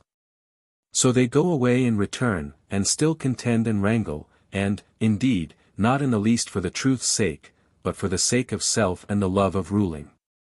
Nearer to the middle are those who believe that they know all things, and that nothing can be said which they do not know better than anyone else. In that place, Luther is. 5105. Luther had been there from the time that he entered the other life. He has not been fully vastated before, wherefore, he was able to elevate himself from thence, and exhibit what had been his quality in the world, namely, that he was a quarreller, trusting in himself, allowing only himself to speak. Angry with all who did not agree with him, inveighing against all who disagreed, no matter who it was, defending faith alone, caring little for the life, not knowing what charity is, nor what the neighbor. It was shown, from his stirring up those crews, that he must have been a hypocrite, and it was stated that he spoke one way with princes and another with the common people, so that he must have believed otherwise than as he spoke. Also, that he got up novelties from an itching for rule, in a word, that he was a hypocrite. It was also shown to him, that he was in darkness and not in the light, and that he was ignorant what the light of heaven, which was exhibited to him, was. Such persons disturb, in others, all tranquility of mind, and every conscience which differs from theirs, and all freedom of thinking about the word, by inducing their own opinions as if from the divine, and infesting all who do not receive them. 5106. It was perceived that he is now vastated under the soles of both feet, for, when he was cast down into that hell, cold, such, as occurs, when spirits are fully vastated, took possession of the soles of the foot for 2 hours. 5107. Pain was felt in the great toe of the left foot. The reason is, because the great toe of the left foot corresponds to those who speak from faith derived from the word and continually quarrel about doctrinals. They induce pain in that great toe. Therefore, also, that great toe communicates with the genitals, for the genitals correspond to the word, as has been largely and very frequently shown. It has been often granted to sensibly perceive that communication. 5108. Concerning the vastation of those who are let down into hell, and concerning the elevation of the good into heaven. When the evil enter the other life, that is, those in whom the internal man serves, and the external or natural rules. Who are those who have been in the love of self and the world as an end, especially those who wish to rule over others for the sake of self or for the sake of eminence. Some, also, for the sake of profit, those of them, who bring with them such things as are of truth and good, by means of which they communicate with upright spirits who are in the lowest heaven, and by means of them with the interior heavens, for there is a connection of all the heavens, are, therefore, vastated. Which occurs by the closing of their interiors. This does not happen in a moment, but gradually. There is a progression. They go about wherever the sphere of the knowledges of good and truth extends, and then their quality is exhibited, that, namely, they are evil. Wherefore, the upright turn themselves away, and thus the communication is closed. This takes place, through several circuits, everywhere according to the extension of that sphere, of the knowledges of good and truth. At length, communication with the heavens is taken away, and the closure as regards the internal man is effected. And, then, there remains to them only sufficient light, from general influx, to enable them to think and speak. But they then speak and think only from the natural or external man, which, when separated from the internal, thinks nothing but falsity, and wills nothing but evil, consequently, what is of the love of self and of the world. Then, also, they turn themselves away from the Lord, nor are they able to look towards him, since they deny him and hold him in hatred. Thus takes place the vastation of the wicked, as I have often seen. 5109.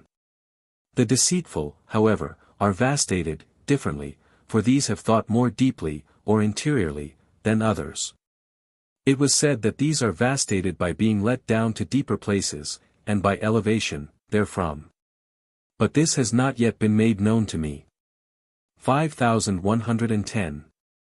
The reverse happens with the good, namely, those who have been in charity towards the neighbor and love to the Lord, as ends, although, they have been, in the love of self and the world, but for the sake of uses, and still look to the neighbor, the country, the church and the Lord, as the end. Thus, those with whom the internal man rules and the external or natural serves.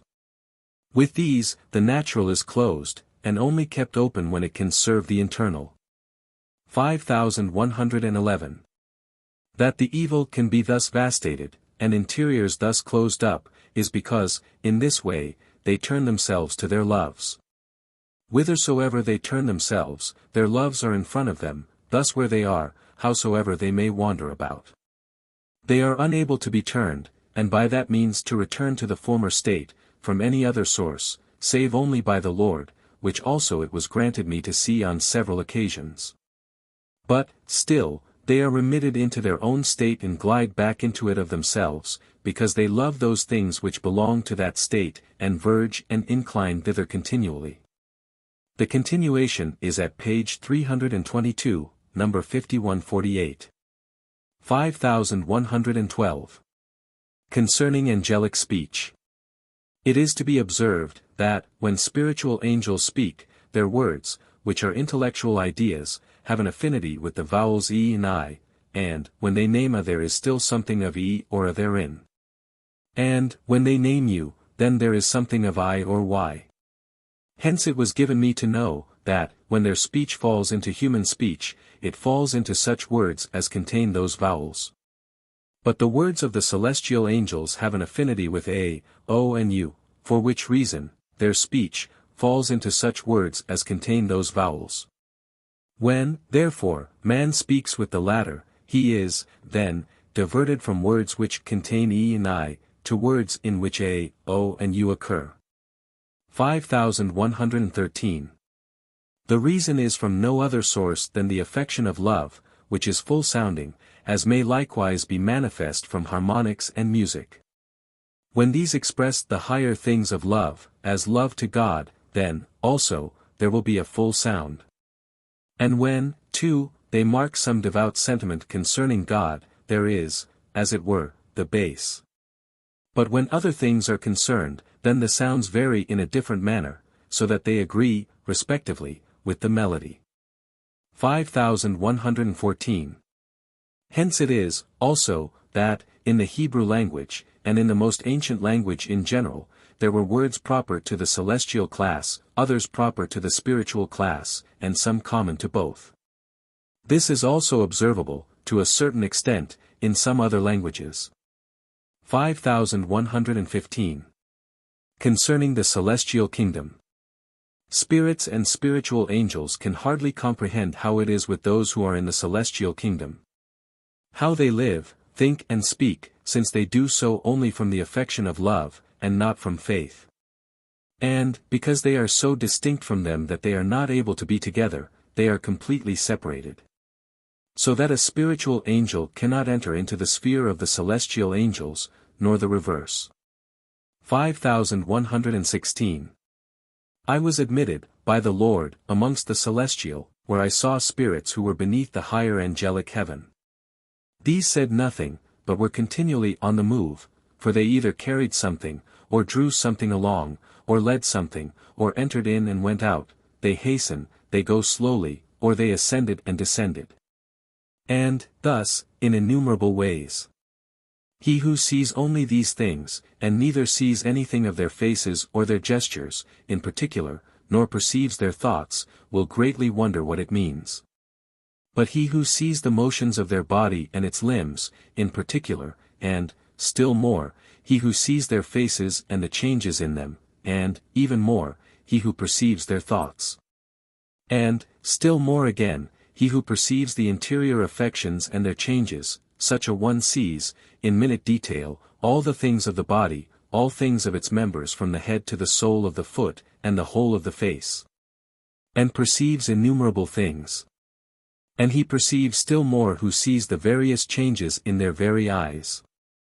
The reason that they thence perceive all and every one of the things belonging to others, is, because the whole angel is only an affection which is of love, and not only inwardly, but also everywhere in the whole body. For, with the inmost angels, all and every one of the exteriors act as one with the interiors.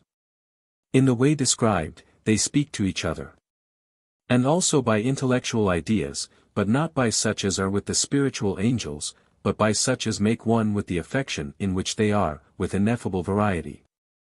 It, i.e. the meaning, is apparent from the sound in general, and from the sound of the single words, and from the variations in it. 5117. In fact, an angel is nothing but his own affection which is of his love, that is, of his will in a human form. They are of ineffable beauty, and, in speech, gestures, and in all external changes, as well in particular and in detail as in general, they are inexpressibly delightful. 5118. The most general affections are those of love and joy, and the affections of honor and aversion. The latter serve for opposition, the former for harmonies. The affections of love are, in general, two, that of love to the Lord, and that of mutual love. 5119. Where they are, they see, near them, innumerable things. They have paradises, plains, palaces, with innumerable details in every single thing there.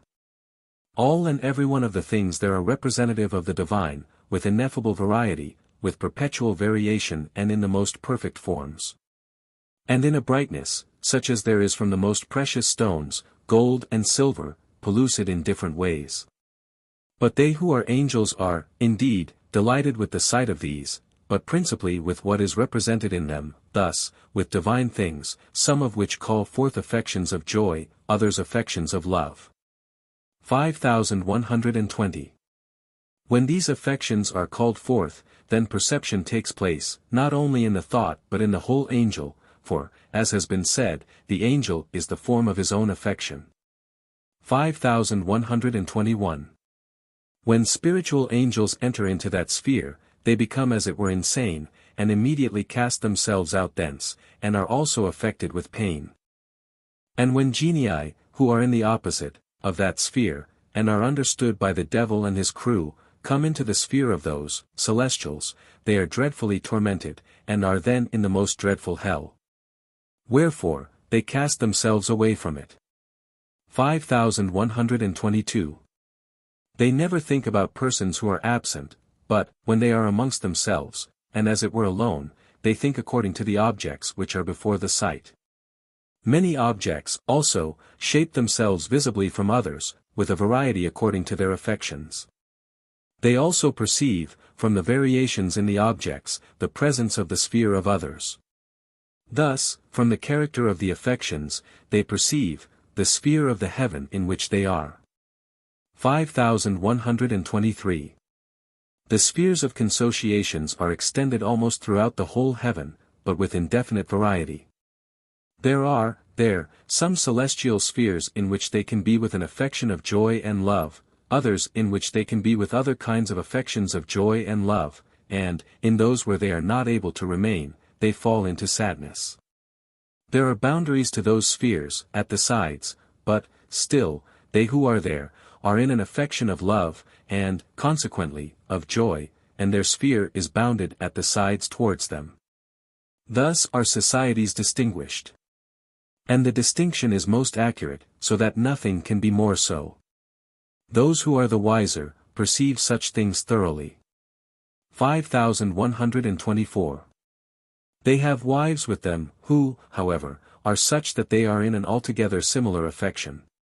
But with the difference, that the husband is good, and the wife the truth of that good, thus, they together make one, and thus, also, these two together constitute one angel, and are unwilling to be called two, but one. Likewise, they are one, according to the words of the Lord, that they are not two, but one, also, that a woman is not given to a man, but that they are angels. 128 Conjugal love, in a word, cannot be described. Nothing lascivious enters into it. Those in it are utterly ignorant what lasciviousness is. But conjugal love is the fundamental love, it is their heaven, that is, the bliss of their life.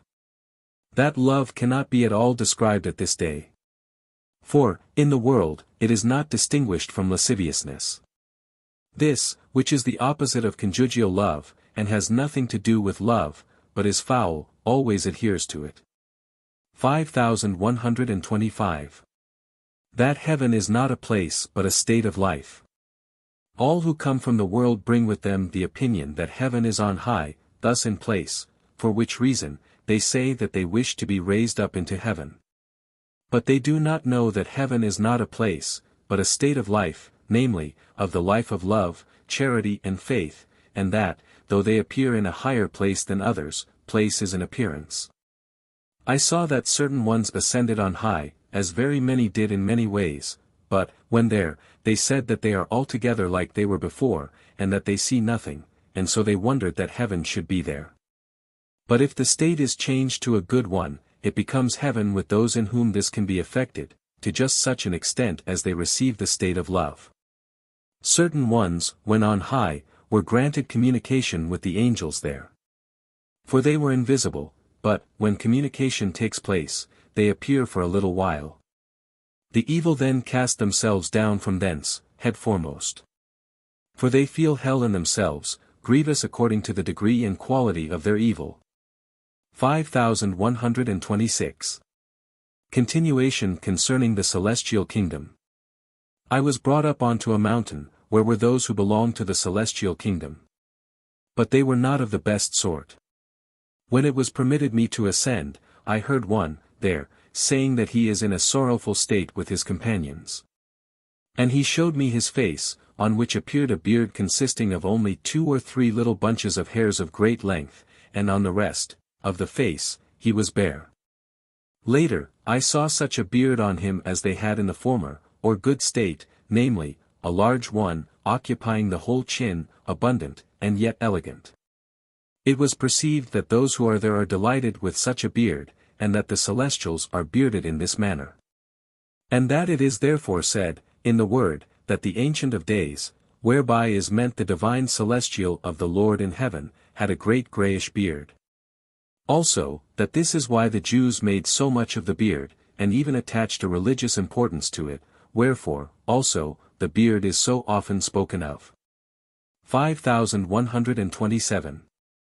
When I was near there, I heard some of the species of sirens, namely, those who were able to feign good affections for the sake of selfish and worldly ends, whence their affections are. And some of them were, in external form, similar to the affections which belong to the good, but, in the internal, merely worldly, corporeal and terrestrial, thus, altogether the reverse. They said that they came thither for the purpose of occupying that mountain, because they knew that there were angels there, but that, since they were come, they see no one, no matter how much they search. And that now and then, one or another was seen, but that they did speak not, that they only acted, went, returned, and the like. Afterwards, those there who were of the celestial genius also spoke with me, saying, that they see that crew, and that they are invisible to them so that they are not seen, also, that their arrival caused them to be in that dejected state. Thus, in a state changed from their former one. It was, then, granted me to tell them, that this happens for the reason that those strangers of the siren sort are such as call forth their sensuals, which, otherwise, with them, would be dormant. To such a degree that they would not know that they have them.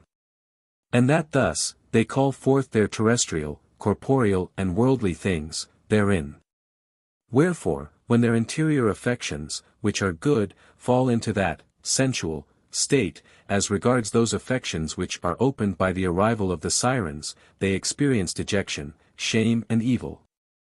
I said, further, that this may be known from the fact that their beard, in this state, appears of such a character, that is, bunched or furrowed, for hence, i.e. from their sensuals, it is that they have a beard. It is different when their sensuals are closed. They fully acknowledged this, and hence it was granted them to perceive the perverted state which was in them. It was furthermore given me to say to them, that this experience was permitted in order that they may be amended and reformed as to the sensual, which is the outermost. For this is the plane in which interiors close, also, that this state is their evening, and they may expect the dawn and morning. They said, that they are in hopes of returning to their former state, and that they know there are such changes.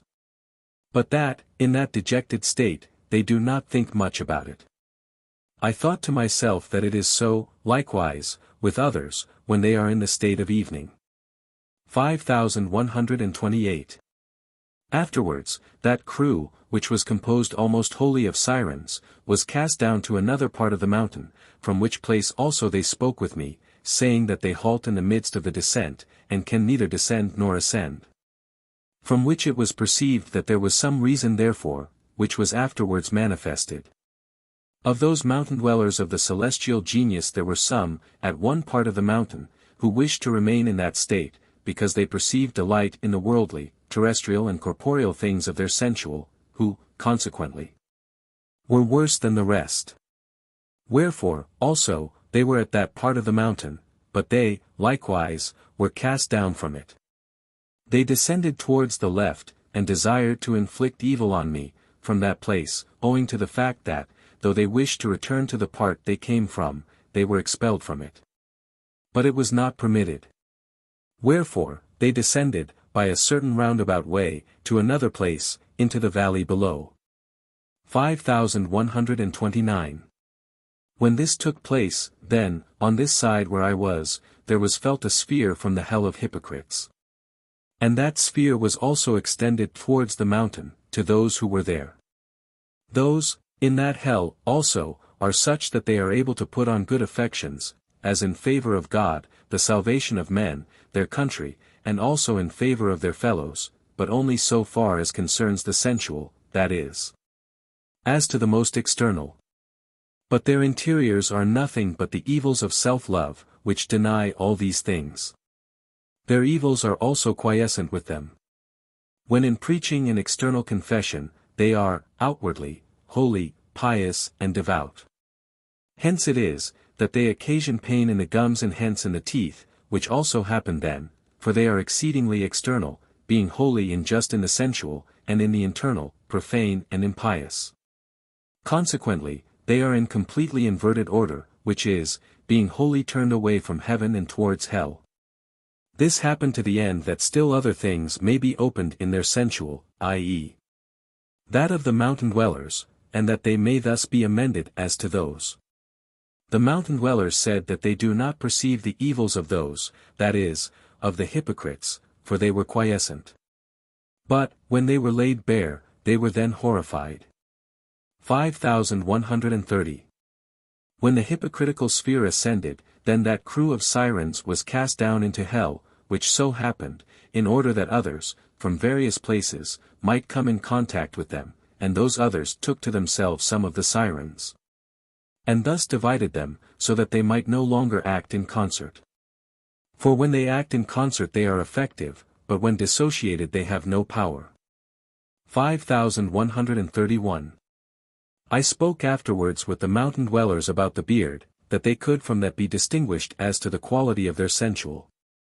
Also, that it was one of those from the celestial kingdom who spoke with Moses, owing to which facts the Jews took up the opinion that Jehovah has a white beard. It was also said, that the word, in the letter, can be compared with those things in man which appear outwardly, as for example, in some parts to the beard and hairs, and in some to the face and those limbs which are not clothed. And that angels are able, when it is allowed by the Lord, to perceive what it is there that corresponds, for the word, in its whole complex, is as one man as to all and every one of its constituents, within and without.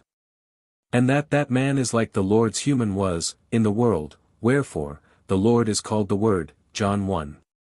5132. Concerning the vastation of some of those who go to hell. Burgens Journa, the hypocrite. It was stated that some are led about, and, in this way, their interiors are closed and they are thus vastated. There are others, however, who are not carried about, and yet are vastated. For they remain in one place, and there do evil to others, persuading the upright, by means of their holiness in externals, that they are rendering assistance, and all the time they are purposing evil against them. They furnish many reasons, by means of which they induce the persuasion, about themselves, that they are good, and about others, that they are evil. Also, that the latter ought to suffer temptations, and be held in them, in order that they may become better, and that this is pleasing to the Lord, besides many other things. It is thence ascertained who those are who suffer themselves to be persuaded, who, when known, are removed, and transferred to other places. This takes place all round about, as far as the sphere of his holy external reaches. Thus they are restrained, so that, at last, they regard nothing else but their own evil loves, being without influx from, or communication with, the upright. 5133. This happened with the hypocrite Burgens Journa, who was of such a character, as, in the world, to be accounted an honorable man, in respect to the neighbor, his country, the church and God, when, nevertheless, he cared for nothing except himself. Being destitute of all charity towards the neighbor, and without any mercy. In himself he denied all things of the church, and the divine itself, and only loved himself, and his own belongings and gain. Hence he was wholly in externals. He spoke like a man in the world, until spirits marveled at his speaking thus. And he thought as a man in the world. He operated chiefly into the gums and teeth of the left side. He was vastated in the way just described. 5134. Concerning hell. I heard a certain one, in hell, speaking, who, when in the world, had attempted to perpetrate nefarious things, in particular, to kill another out of hatred, which he frequently endeavored and plotted, though in vain. It was Lars Benzel's. And he said he did not believe such things damn a man if only he be in faith, inasmuch as faith alone saves. There are very many wicked ones, from the church, who also believed such things. 5135. I also heard another, say, that, when in the world, he was not able to go about with a long face, like those who are so very pious, and who appear thus. But it was said that such piety does not constitute heaven, but that it is a life according to the Lord's precepts, which, life, is, to avoid doing evil to others out of hatred or revenge. 5136. Concerning heaven. In heaven, there are lands, mountains and rivers, and there is, likewise, in the world of spirits, a land of Canaan, where the most upright spirits are. Such correspondences inflow thither out of heaven, from the Lord, by means of the angels, when the word is read. All things there are representatives of celestial and spiritual things, as in the word. 5137. Concerning love, in the inmost heaven, and concerning faith, in the second heaven. He who is not acquainted with the mystery of the life of man, believes that the all of the church consists in loving the Lord and having faith in him, that through him the human race is saved. But this does not constitute the church with man, nor, consequently, heaven, but doing his precepts, or living according to them. In the inmost heaven, they love the Lord, by living according to his precepts from love. In the second heaven, by living according to his precepts from faith. What is the nature of the difference, may be evident, namely, that those who do his precepts, from love those precepts, and when they love these, they love the Lord. For the Lord is in his precepts, for he is the truth and the good itself in them. This takes place from the voluntary. But those who love his precepts from faith, love the Lord from the intellectual, etc. The angels of the inmost heaven, have no other than celestial ideas about all the things that they see, which ideas are above those which are in the middle heaven, the angels of which have spiritual ideas. 5138.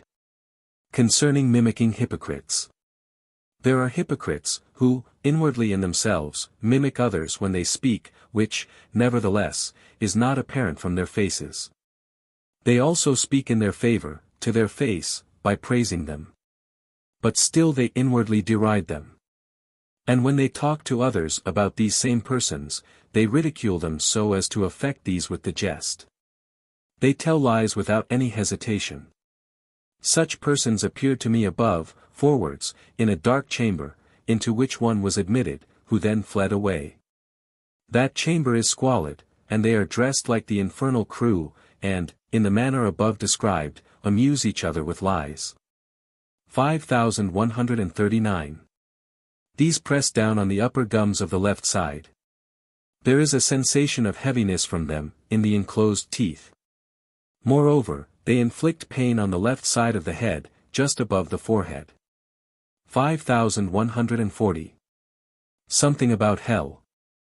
I heard, from a certain hell under the feet, some lamenting, that, by means of fantasies, they are swallowed up and cast out, also, that they do not know otherwise than that it is, really, so, and so they endure various torments, besides insults. 5141. Concerning the teeth and bones and their correspondences, and concerning the character of those who correspond to them. In the other life, those correspond to the bones, who have studied various sciences but performed no use by their means, such as those who have studied mathematics merely to invent rules, and have not paid regard to use. Those who have studied physics and chemistry merely for the sake of experiment, and for no other purpose. And, also, those who have studied philosophies in order to invent rules and terms, merely for the sake of the terms, and with no other use in view, and similarly in other things. Those, also, who become bones, when they argue, scarcely dispute any otherwise than whether a thing is, or is not. It is hence plain, that the greatest part of the learned, within the Church, become bones. They are those who are sensual in the last degree, and in this state also, at the present day, is the Church. Hence its end. 5142. I spoke with those to whom the teeth correspond, who were those who have expended considerable thought upon the ultimate parts of the world and on the terrestrial particles.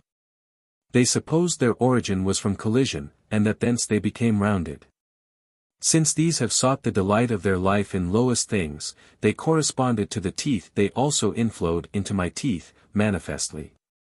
And, because I did not hold an opinion in accordance with theirs, therefore my teeth were inwardly corroded by the pressure of this influx, and a heavy pain resulted. They were a little above the forehead, they were heard there. 5143. There were others, who are also in ultimates, who are directly above the crown of the head. These have found delight in knowing that a thing is so, without reasoning whether it is good or not, if they can only see what results from it. Thus, they are in a wholly useless delight. To these, corresponded some below, who desired nothing else than to speak. They had an itching to speak on every subject, but it was the mere speaking that was their delight. They believed that they were therefore wiser than others. They inflicted on my left nostril an uncomfortable coldness, just as when a cold wind blows in. 5144. Concerning frigid zones in the other life. Heaven. In heaven, as on earth, are different zones, as regards heat and cold, and light and shade. In a nocturnal vision, or dream, I was in places where I saw nothing but ice outside the houses. Inside of them were linen hangings, which, indeed, were white, yet dirty and not neatly made. When I awoke, I spoke with those that were there, who said that they dwell in a place where the ice covers the water and are often in straits for food and clothing. And that they see, on the walls of their houses, such linen hangings, and that this is a good sign, also, that so long, as they see these, they are in goods. It is otherwise when they do not see those linen hangings. For the linen hangings signify their truths. They say that they are rarely infested by evil spirits, since they cannot endure their cold, and when they come, they, i.e. the residents, compel them to pass the night out of doors. For which reason, they go away and do not return. 5145. They were told that they were frigid in divine worship, but that still they did good to the poor, from a certain kind of obedience. They said that they did so. And that such things befall them on that account. 5146. From this it may be manifest, that zones exist in the other life, with difference of heat and cold and of light and shade.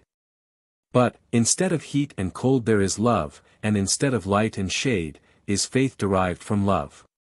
5147. On some occasions, certain ones are sent to those who are in heat.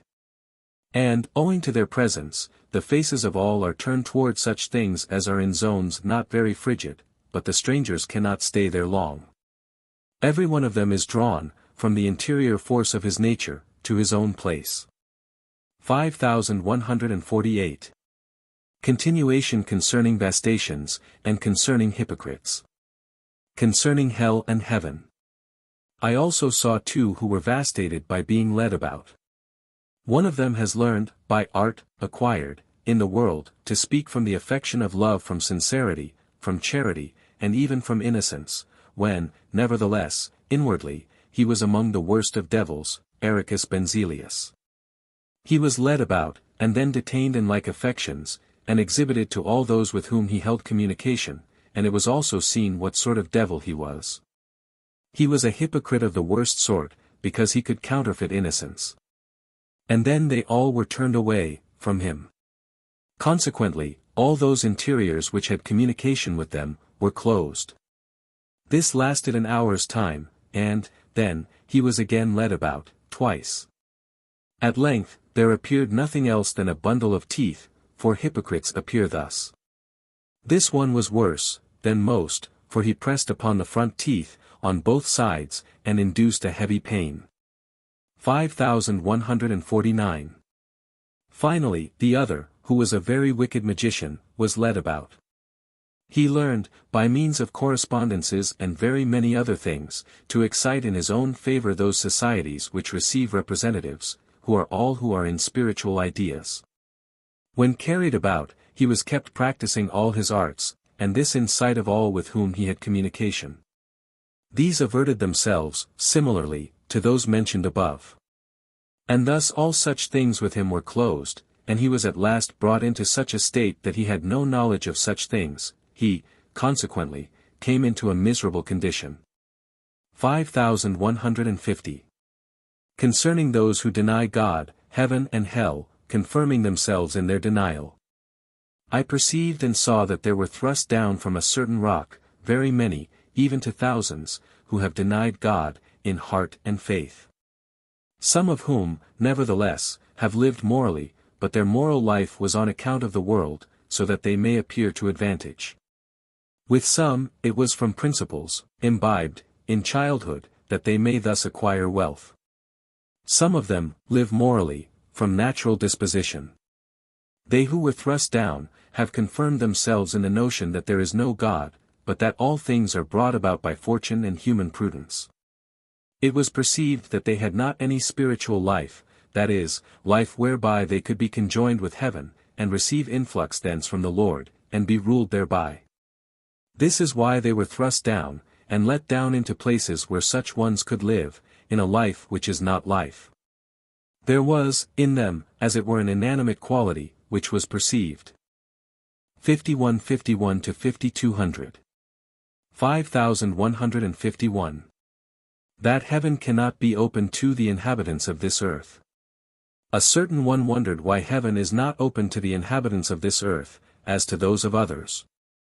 To wit, that the latter speak with spirits and angels, are taught by them, and thus know at least that there is a heaven, that there is eternal life, that man lives after death, and many things which relate to salvation.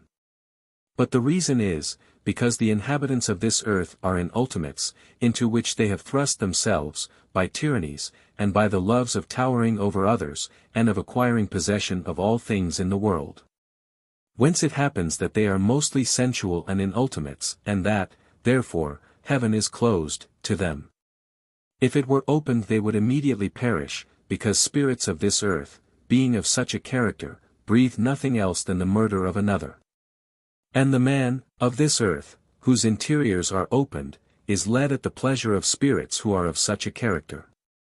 Thus they would kill each other, and would also profane holy things. For, as soon as they turn themselves to the world, they deny, yea ridicule, heavenly things as comparatively nothing, wherefore, the angels also, with whom they are, as regards interiors, and also heaven, are injured. For this reason the angels turn themselves away, and thus the internal man is closed. If, therefore, it were open to them, then, after heaven had become alienated, or the angels had withdrawn, the infernals would lead them, not only to abominations but also to their own destruction. For they breathe nothing else than that one should destroy another. And a man can die, but a spirit cannot. A man, also, is led differently to a spirit, because he is in the body. 5152. Concerning heaven and the love and wisdom of those who are there.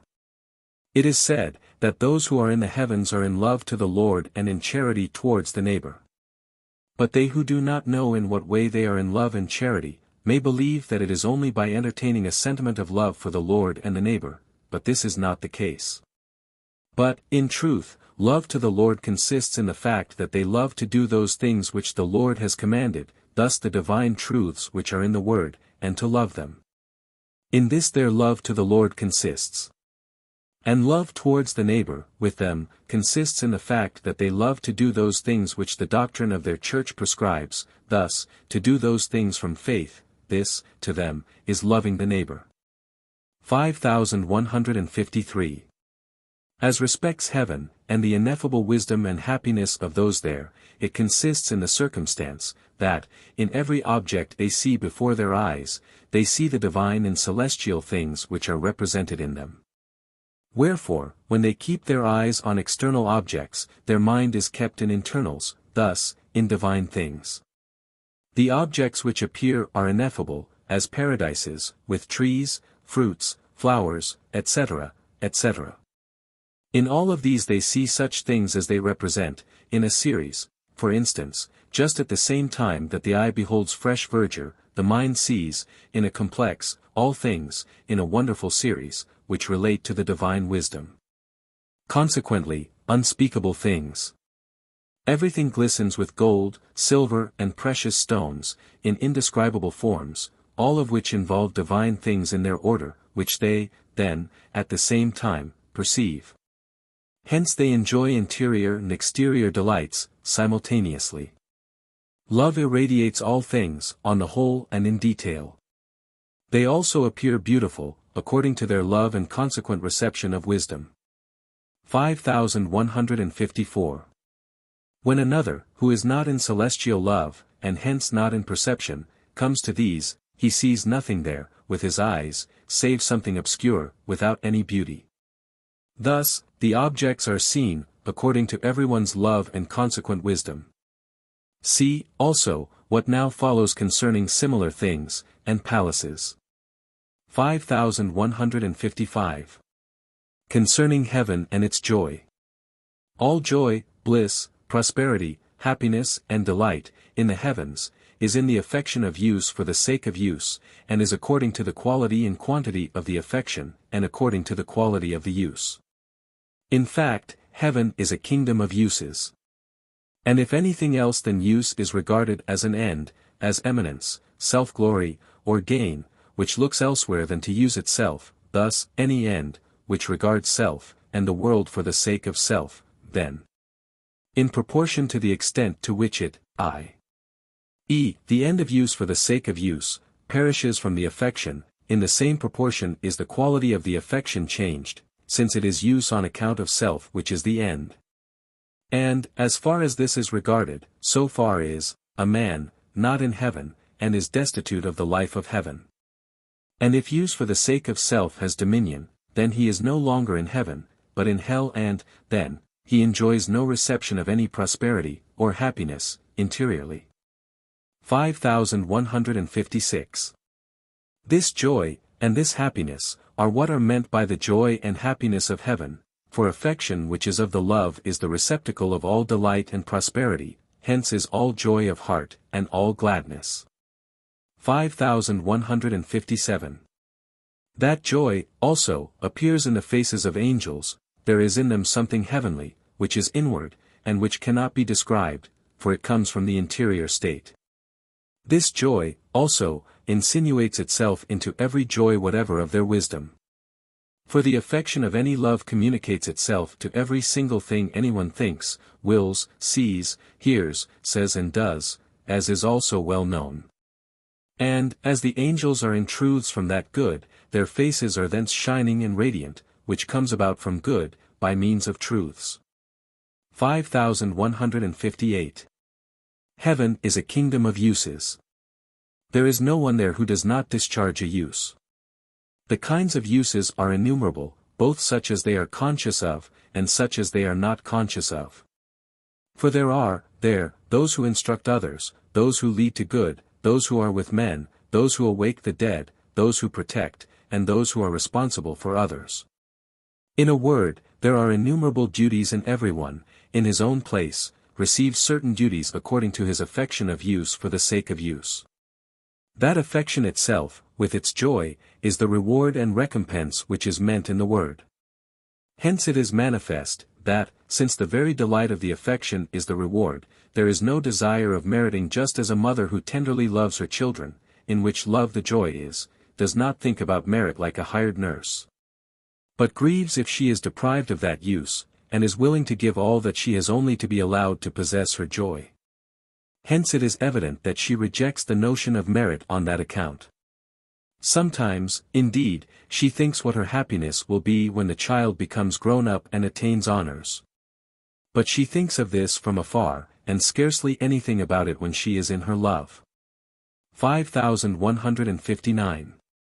They see, there, not only flower gardens, but, especially shrubberies, and these are in admirable order, with perpetual and indefinite variety. And on the trees are fruits resplendent with the loveliest celestial colors, in amazing forms. There are also palaces, with decorations perpetually varying, and this with such harmony that the successions of the changes occasion inexpressible delight to the mind.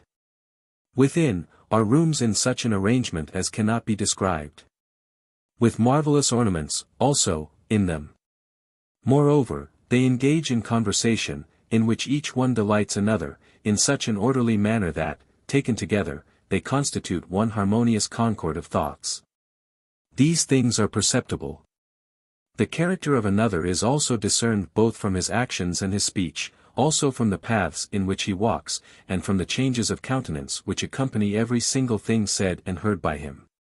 There are also most beautiful birds, which, according to the thoughts, appear colored, and adorned with wings and feathers, and fly, besides, also, gentle animals of innumerable species. 5160. Also, in the celestial kingdom they see girls and virgins.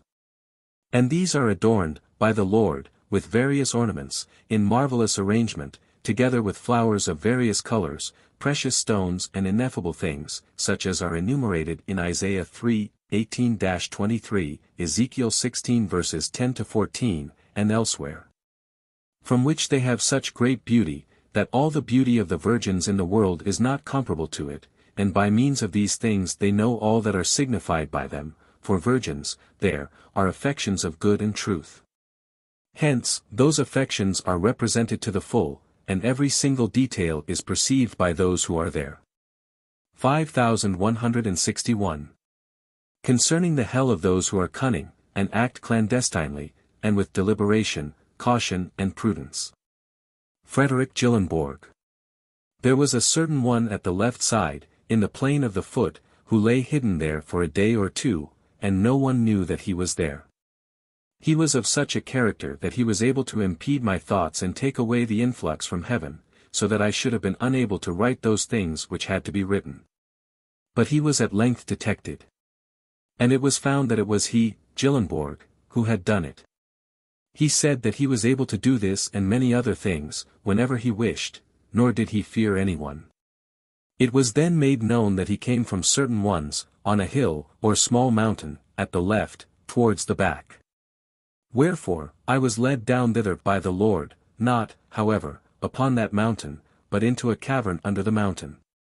Then, all who were upon the mountain came down thither, and there congregated, for they who are in self-love appear upon a mountain. Still, however, they are not there, but, below, on some hill. When I was led down thither, I spoke with them. They said, that they were more skillful than others, and were able to perceive more keenly whether or not things were favorable, so that they enjoyed greater sharp-sightedness than others. Also, that they achieve all things secretly, and so rule over others, and also, succeed, in their rulings, by their sagacious foresight, and that they do not care for the divine, inasmuch as it does no one any harm. It was ascertained that they had their eyes everywhere, and ruled all things on every side, that they conferred benefits on those who carry out their will, and did mischief to those who do not favor them. I was admitted, by them, into caverns still more interior, where there were still more cunning ones of this description. They said, that they were able to go out if they wish, fearing no one. They also went out.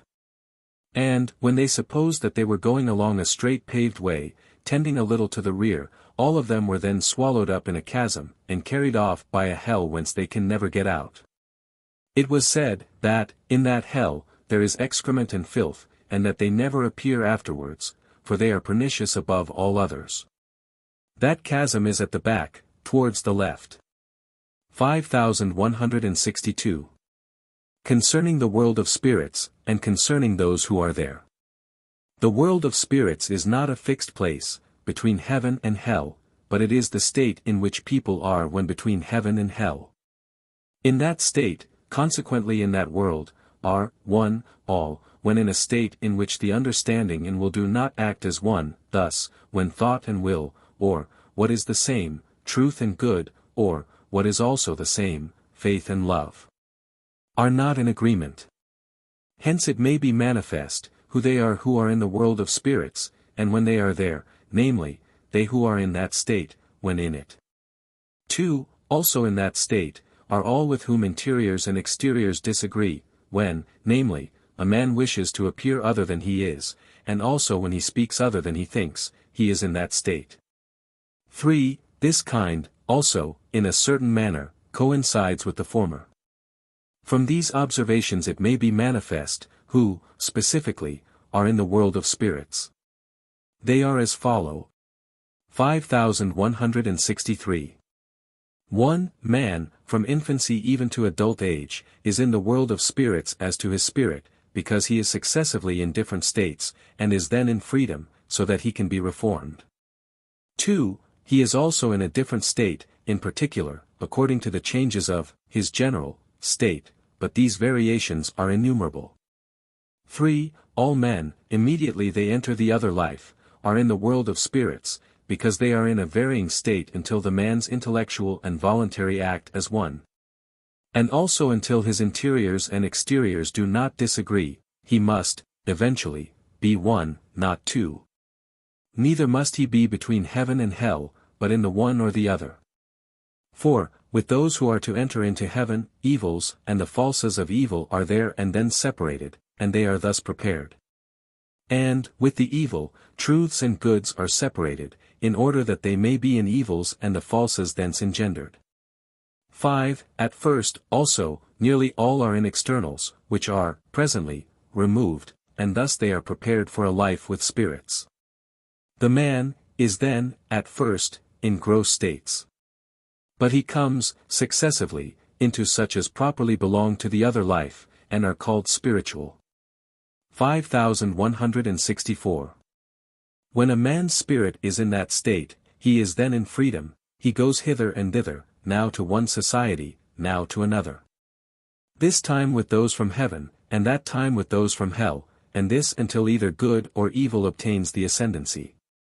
And when this takes place, then, he who is good is raised up into heaven, and he who is evil is cast down into hell. 5165. Inasmuch as man and spirits are in such successive states, therefore, many are called forth from hell, who may be with man and with those spirits who are recently arrived. These, also, are then in another state, and thus in the world of spirits, but, yet, after their course is accomplished, they are cast down to the place where they had been, before. 5166. But to describe the particulars which occur in every state, would be too prolix, and would fill many pages. 5167. Man is in a varying state, and thus in the world of spirits, up to adult age. Afterwards, he is, as to his soul, anima, either in heaven or hell, since his mind is then constant and rarely changed, although this does occur with some. 5168. Recently arrived spirits, also, are in a variable state, or in the world of spirits. Some for only a short time, some quite a long while, according to their state. 5169. Those, however, who are in heaven, or in hell, also undergo changes of state, continually, corresponding to the seasons of the year and day. But these states are different from such as existed in the world of spirits. That state is called the world of spirits, just as the state of good and truth is called heaven and the state of evil and the falsity thence produced is called hell. The latter are states, also. 5170. Concerning the hell of those who are outwardly innocent, but inwardly evil and wolves. There were detected some, at a distance behind, on the left, in the north there, who were in the habit of sending forth spirits from themselves, and presenting them naked from head to heel. By this they signified that they were innocent. And, inasmuch as they made themselves out innocent in order to deceive others, therefore, also, I was carried thither, so that the nature of this thing might be known. I also spoke with them. And they said that they thus present themselves to the view of others. They were then on a rock. They said, also, that they are, in this way, able to hold communication with all who are round about, to a distance. That, by this means, they are received by the simple good, and, through their, viz., the simple good, doing all that the evil wish, they communicate with them, and hence have dominion over them. They said, moreover, that they take to themselves all who are of such a character, and that what they do secretly. Because they are of such a character, therefore external innocence is taken away from them, as was seen. And then they are dispersed, and cast into hells, everyone according to his evil. 5171. A little farther from them, were those who are sincere in externals, and evil in internals.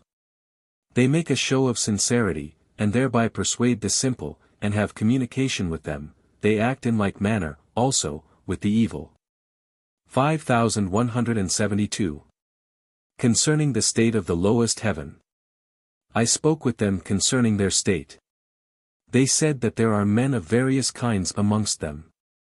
But that they are distinguished by this, that they who constantly walk about in their own proper clothing, without change, except on the customary days, and with whom the house, and outer and inner prospect, do not very much, are esteemed.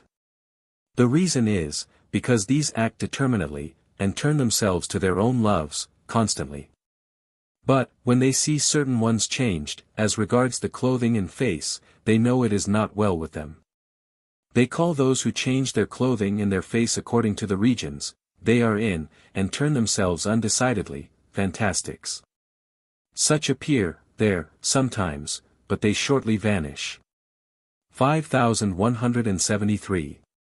It was also stated, that they know, from certain indications, that their winter, spring, summer, or autumn, is coming, and that, then, they have a different face and are in a different state, and that this occurs in the whole society. 5174. They also said, that, when they go out, and behold the changes in their houses, in their garments and in their gardens or fields, if the changes are for the worse, so that the objects either do not appear or appear obscurely, or if other things have succeeded in place of the former, they know they have done something evil. And that they then examine and investigate in themselves, and hence find out their evil and perform the work of repentance. When this is done, the former appearance of things returns.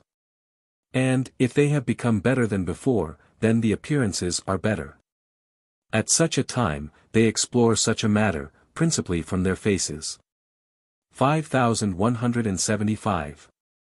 They also stated that a change likewise occurs, if others come to them, whether they are evil or good, which, also, they investigate. The reason is, because there is a communication of the thoughts. And such things exist from the intellectual state which is derived from the voluntary. 5176. Moreover, those who are there, do almost exactly as in the world. They eat, drink, associate, engage in recreations, are sad, and rejoice, in a similar manner. But to describe all these things would fill an entire page. 5177. Concerning reflections in the heavens, and, thus, concerning the state of the life of those there. I wondered exceedingly at the circumstance that spirits and angels reflect little upon the states of their life, as to wherein it differs from the state of life in the world. As, for example, about their houses, garments, the other appearances within and without the house, etc., as to whence these are and whence the changes, in them, arise. They know, indeed, that such things exist from the divine. But, still, when they exist, they do not reflect upon them, thus, not upon the fact, that, when any are in an opposite opinion, they vanish, and that those are suddenly present who are in a similar opinion. The reason that they do not reflect, is, because all this is conformable to the state of their life. And, when this follows from the interior state, and thus, as it were, spontaneously, there is then no state of reflection, as there is with those who speak, think and deliberate as to whence and of what character a thing is. It was also observed, that, in the proportion in which they reflect thereupon, in the same proportion does their innocence, wisdom and intelligence perish, and, then, instead of these, knowledge obtains. Lest, also, those things perish which are the essentials, they are kept in a state of non-reflection upon them, but still they are kept in the perception, apart from knowledge, as to what and whence those things are. 129. 5178. Nevertheless, there are yet other spirits, to whom reflection is granted, but they are separate from the rest. 5179. Concerning a mountain where is conjugal, chastity. Heaven. I was carried by the Lord to the left. This lasted an hour, and, eventually, I arrived at a certain mountain, where all were naked, wives and husbands, and I spoke with them at a distance. They said that they were all naked, men and women.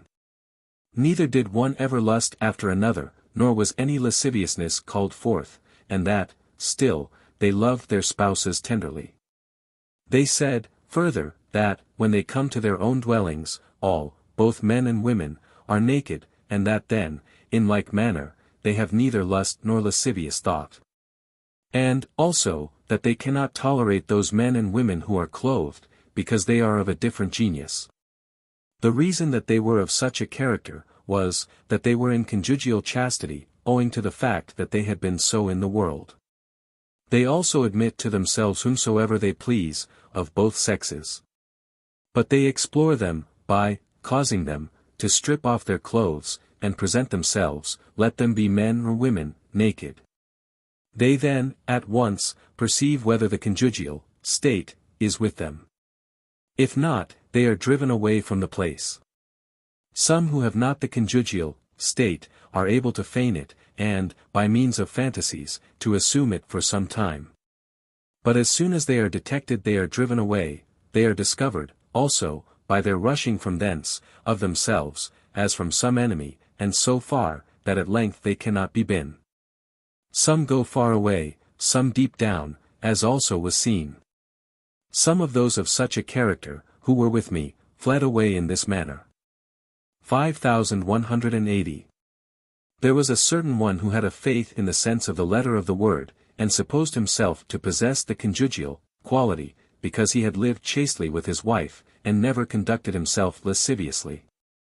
Inasmuch as the conjugal state corresponds with the word, for the word is the divine and heavenly conjugal, therefore he was brought to this place. He was able, without a feeling of lasciviousness, to look on naked women. But they told him that he must strip off his clothes, which, also, he did, and, then, he was indeed able to be with those who were in a lower sphere, but he ascended naked to those who were in a higher sphere. And, when he came thither, he was deprived of his senses, first, those of hearing and speech, then that of sight, and at length that of touch, and thus he remained, like one half dead, but, still, he was taken away to his own place. Such are they who believe the word, as to the sense of its letter, and do not know, and have not imbibed, interior truths from it. 5181. When he was carried to his place, by means of changes of state until his own was reached, then the spirits who were around me on the way, were dispersed of themselves, since they were not in the conjugal state. One was still able to be present at the foot of that mountain, but he was immediately discovered, and driven as far as the extreme boundaries, where he fled away. They said that they live by themselves in their own houses, with their maids and menservants, all of whom are in the conjugal state. 5182. Concerning heaven. Concerning mountains.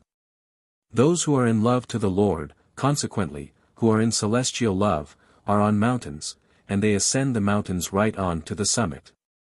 They, also, who are in the loftiest part of the mountain are the best of that kind, and in a more excellent good than those who are lower down.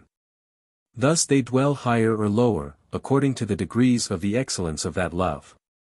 It is so everywhere. Besides this, they are also distinguished, everywhere, as to situation at the sides, which distinctions of situation are of the same kind as degrees of latitude. They who are at the right differ from those who are at the left. And so on. The summit is in the midst. 5183. There exist mountains, where those are who are in the opposite loves, as, for instance, in self-love, who, also, are of the worst sort, and wish to be preeminent over all others, and do evil to all. But these mountains are not real mountains, although they appear, indeed, like the others. Wherefore, those, whoever they were, who appeared on the mountains, yet dwell in the depth under them, in hell. Whither, also, they are cast, and those mountains, if good spirits do not succeed the evil on them, sink down into hell, when the wickedness is consummated. 5184. Concerning vastation, and thus concerning hell and heaven. There was a stretch of level ground, somewhat more elevated than a valley. There was, there, a multitude of spirits, who continually endeavored to work evils by means of crafty devices. They betook themselves amongst others, behind, and thus also observed them, they spoke through them, desiring in this way to bring themselves to lead their thoughts and deeds and thus to rule others. In a word, they were crafty in various ways. When the multitude was assembled thither, and their wickedness was thus consummated, then came their destruction, or judgment. That whole field was overturned, and they that were upon it were covered up with the soil. And then a plain that was under that was disclosed, and, in that, there was a multitude of other spirits who have been in vastation there, and who are upright. These succeeded in place of the former. Hence it was clear that the final devastation, or last judgment, also, takes place by a total overturning. 5185. I saw, moreover, certain other vastations. And then the subjects of them underwent visitation. It was found that they were not able to do otherwise than injure the neighbor, and this in various ways. Many mountains and rocks were filled with such spirits. And also that place where I believed heaven to be, for so it appeared, from a snowy cloud, as it were, upon the summits. But, when investigated, they were nearly all cast out from thence, so that I believe that thus those mountains must be utterly destitute of inhabitants, but, still, when those were cast out, then others went up in their place, to the full number. It was also told me out of heaven, that those who succeeded in their place had been previously thrust out from thence, by the evil. For the evil ascend on high by means of fantasies. But those who have been there previously, and, are, good, are then concealed there by the Lord, so as not to be seen by the evil. Some of them were around them, some under them, and some amongst them. Yet they were very rarely seen, for the reason that they were purer spirits, and these cannot be seen by the eyes of evil spirits, because the latter are gross. Hence, then, it is, that the real inhabitants of the mountains are upright and good spirits and angels, and that they appear when the evil are cast down therefrom. I have seen crowds, and as many as thousands, cast down. Those who are cast down, are taken into valleys, and afterwards to marshes, and some to ponds and lakes, and are cast down there, and, when they are cast down, their evil is consummated. 5186. From these things it may be manifest what is meant, in the Apocalypse, by those who are of the first resurrection, 130 and who are of the second. 131. 5187. Concerning the wisdom of the angels. All the wisdom of the angels is given by means of the word, since, in its internal and inmost sense, it is the divine wisdom, which is communicated to the angels, through the word, when this is read by men, and when thought is exercised from it. But, still, it is necessary to be known that wisdom is given them, mediately, through angels from the most ancient and ancient churches, who were in the science and perception of representatives and correspondences. They were of such a description, when in the world, that they knew the internal arcana of the church, and correspondences. Through these, wisdom is communicated. And, when it is communicated, it appears, with those who receive it, as if it were their own. Thus the case is with this communication. And, for this reason, angels from the most ancient churches are scattered throughout the heavens, in order that the others may enjoy wisdom. 5188. It should be known, that he who has been in wisdom in the world, is in wisdom in the other life, which is appropriated by him. And they who have not been in wisdom in the world, but yet in the good of life, are able to receive wisdom through the former, but, still, it is not appropriated by them. When they recede from those by whom wisdom is appropriated, they are simple, as before. 5189. The science of correspondences and representatives is the ultimate plane of angelic wisdom. And since this science has, at the present day, been lost, so that it is not even known that there is such a thing, therefore, it is now revealed anew.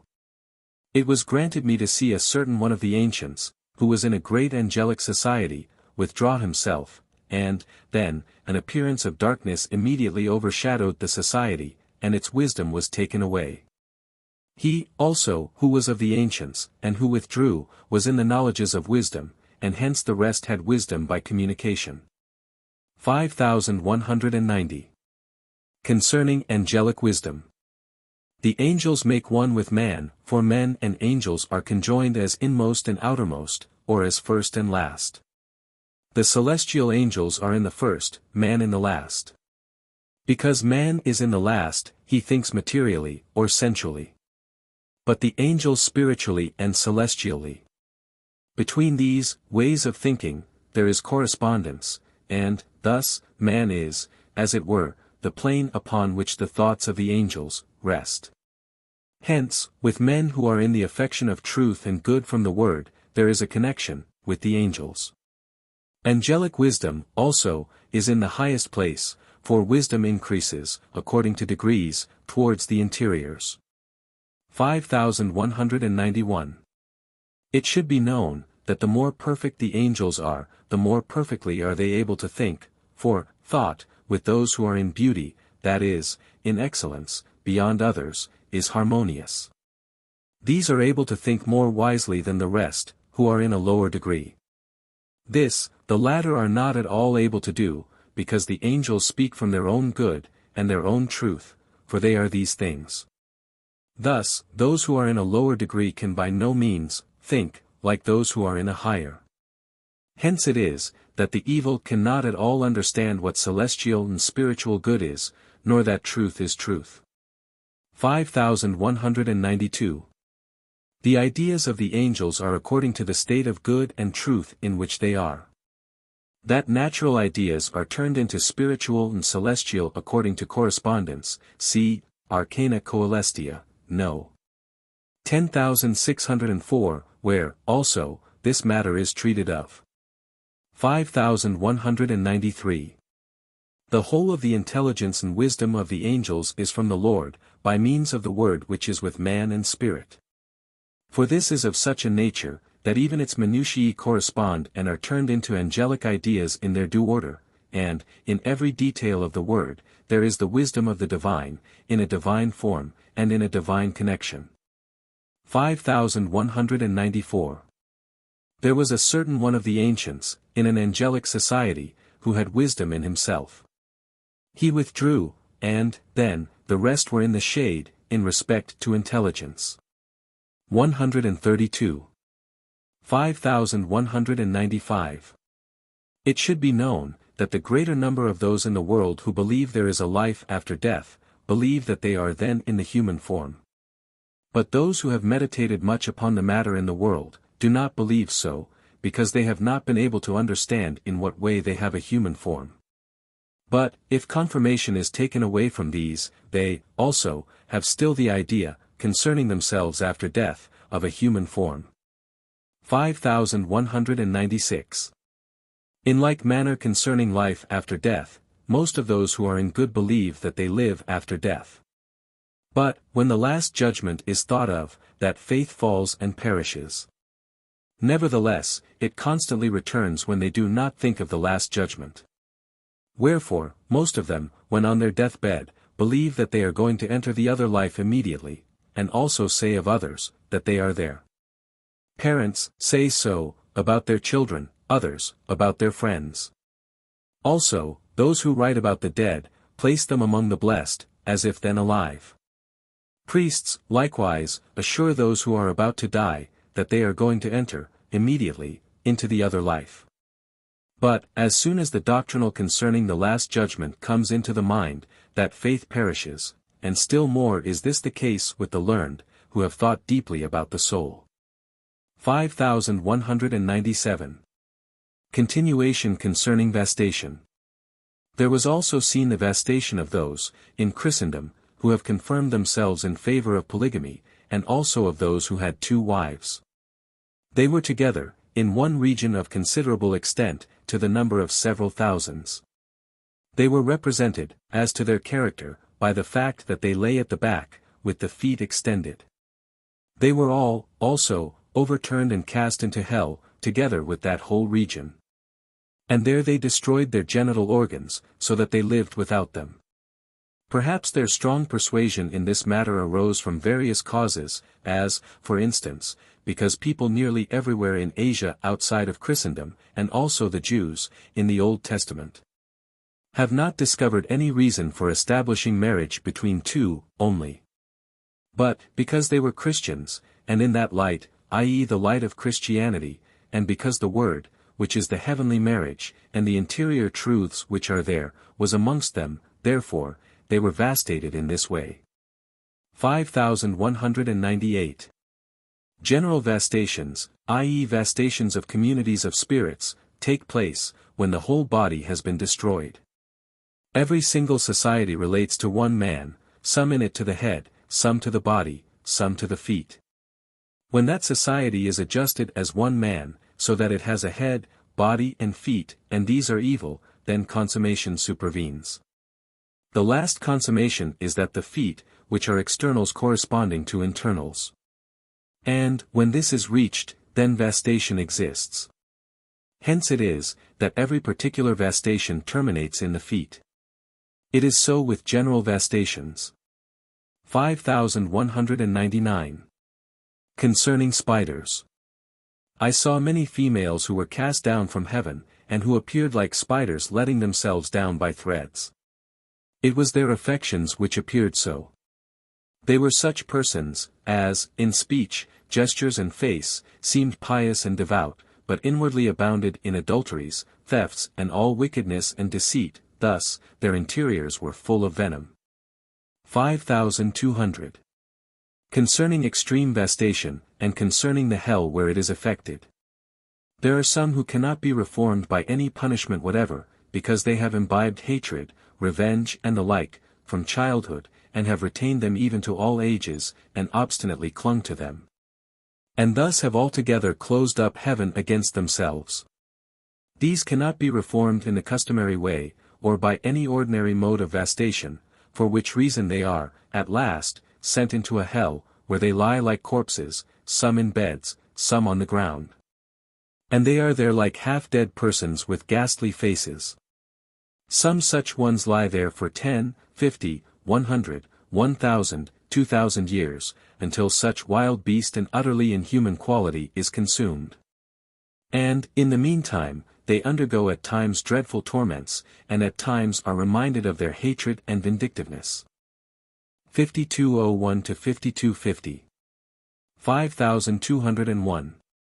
The places provided for them are in the depths, under the rocks. They enter a dark aperture, and a door is opened, and after they have entered, the door is shut, and then they appear no more.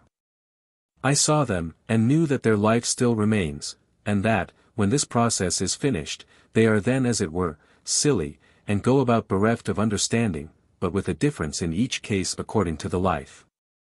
If they have possessed any rationality, it is preserved, and whatever religion they have had which has not been profaned, remains.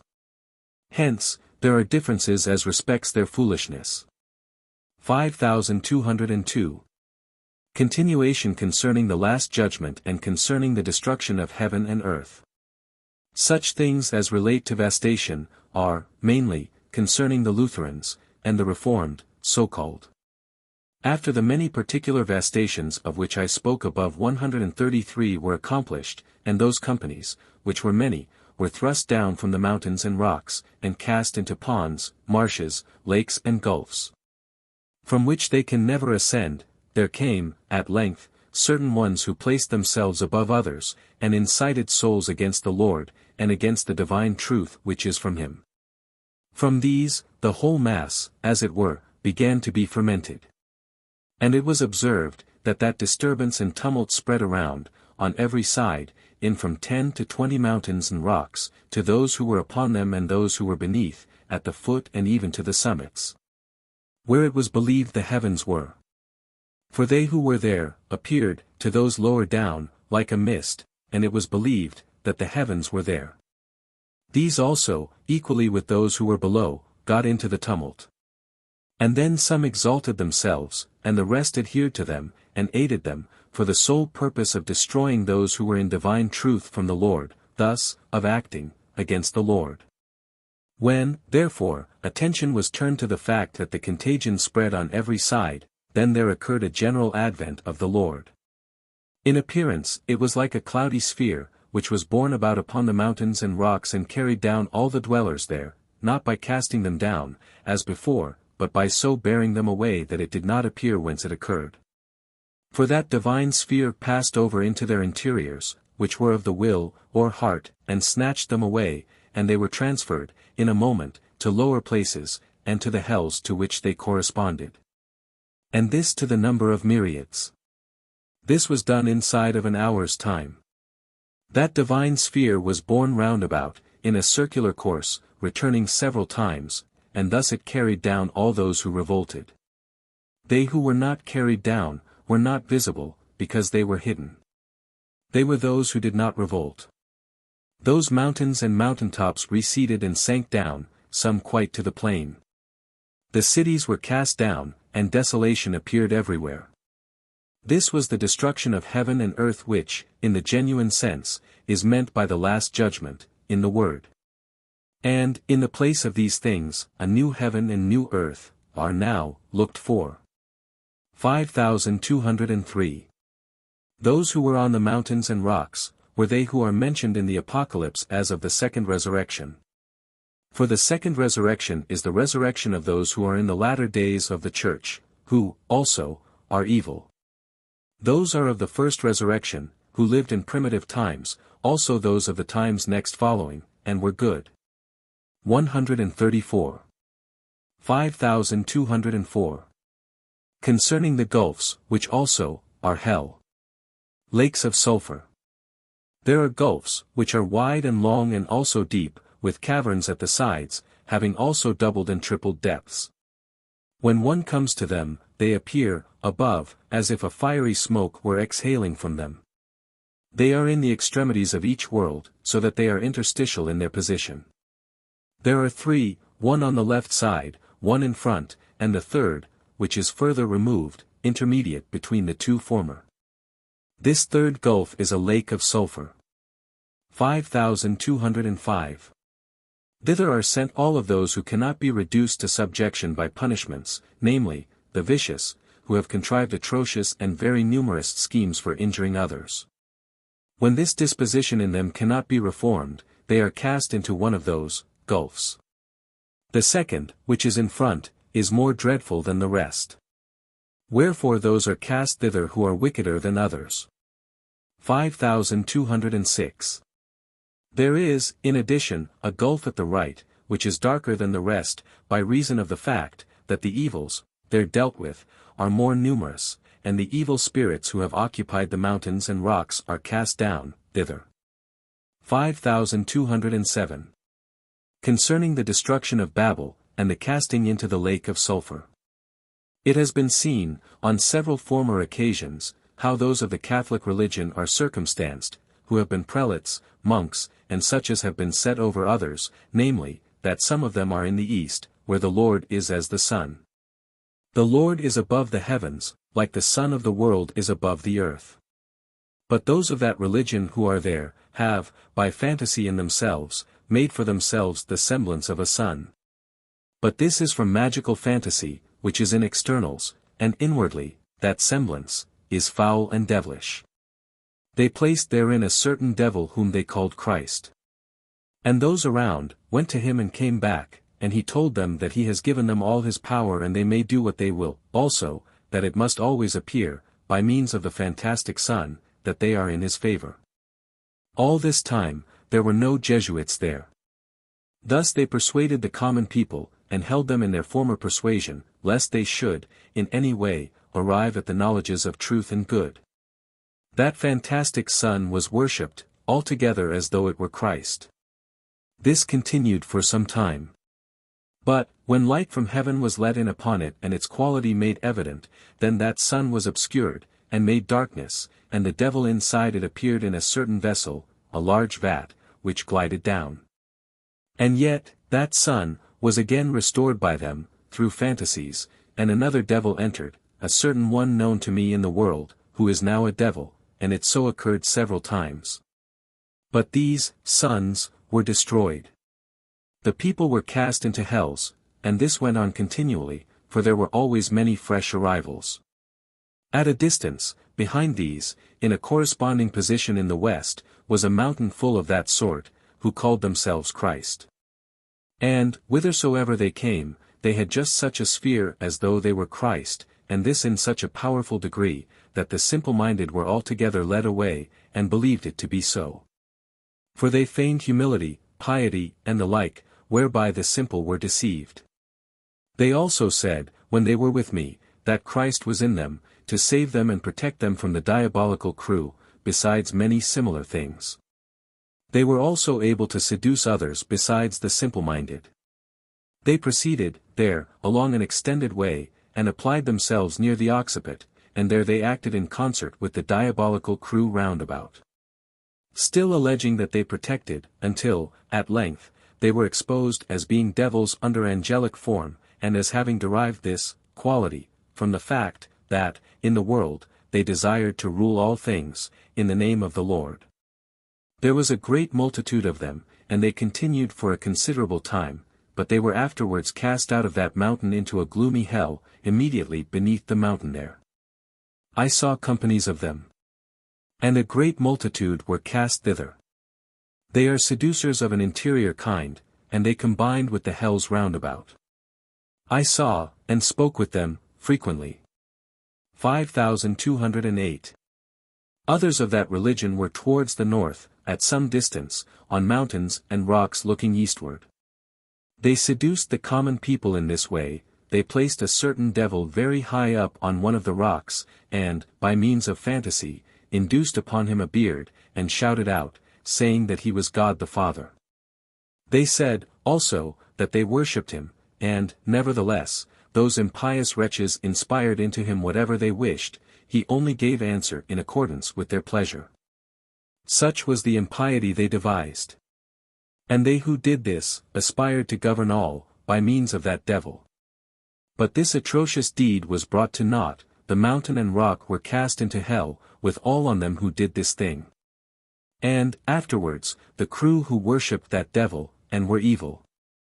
Amongst those who did this were many Jesuits, several of whom were then put down into the valley. They worshipped a devil.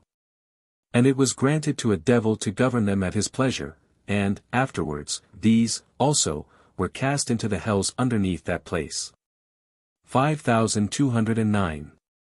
I spoke, on several occasions, with such as said that Christ has no power but has resigned it all to them, and that the Pope possessed it, and others received it from him.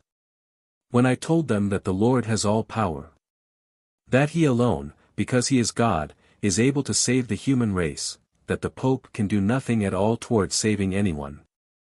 And that, in this way, they make themselves out to be gods, in order that they may possess the souls of men, and then also the world, besides many other things, it produced no effect. 5,210. But, concerning Babylon itself and its destruction, I saw the following things. I was introduced, in a wakeful vision, into a certain house like the palace on the Capitoline Hill at Rome, where was the seat of a senator there. I was also introduced to him, and spoke to him. He, in conjunction with some others, was endeavoring to form for themselves a doctrine according to which they might live. They accepted some things, which I told them, but still gave their assent to the Catholic extravagances. I said many things to them. 5211. But there was, round about, a multitude of such as are called prelates, and also cardinals. And, when they perceived that I spoke with that senator, and he seemed to accept certain things I said respecting the Lord, they organized a rebellion against those who were there. It was a vast multitude that entered into the conspiracy. They extended along my right side, where the quarter of the south is. The house was besieged, and they began to break in the windows and rush inside, saying that he accepted some doctrines of another religion. And, while the conspiracy was going on, I awoke, and saw at the entrance, as it were his dead body, which they wished to drag away, but in vain. 5212.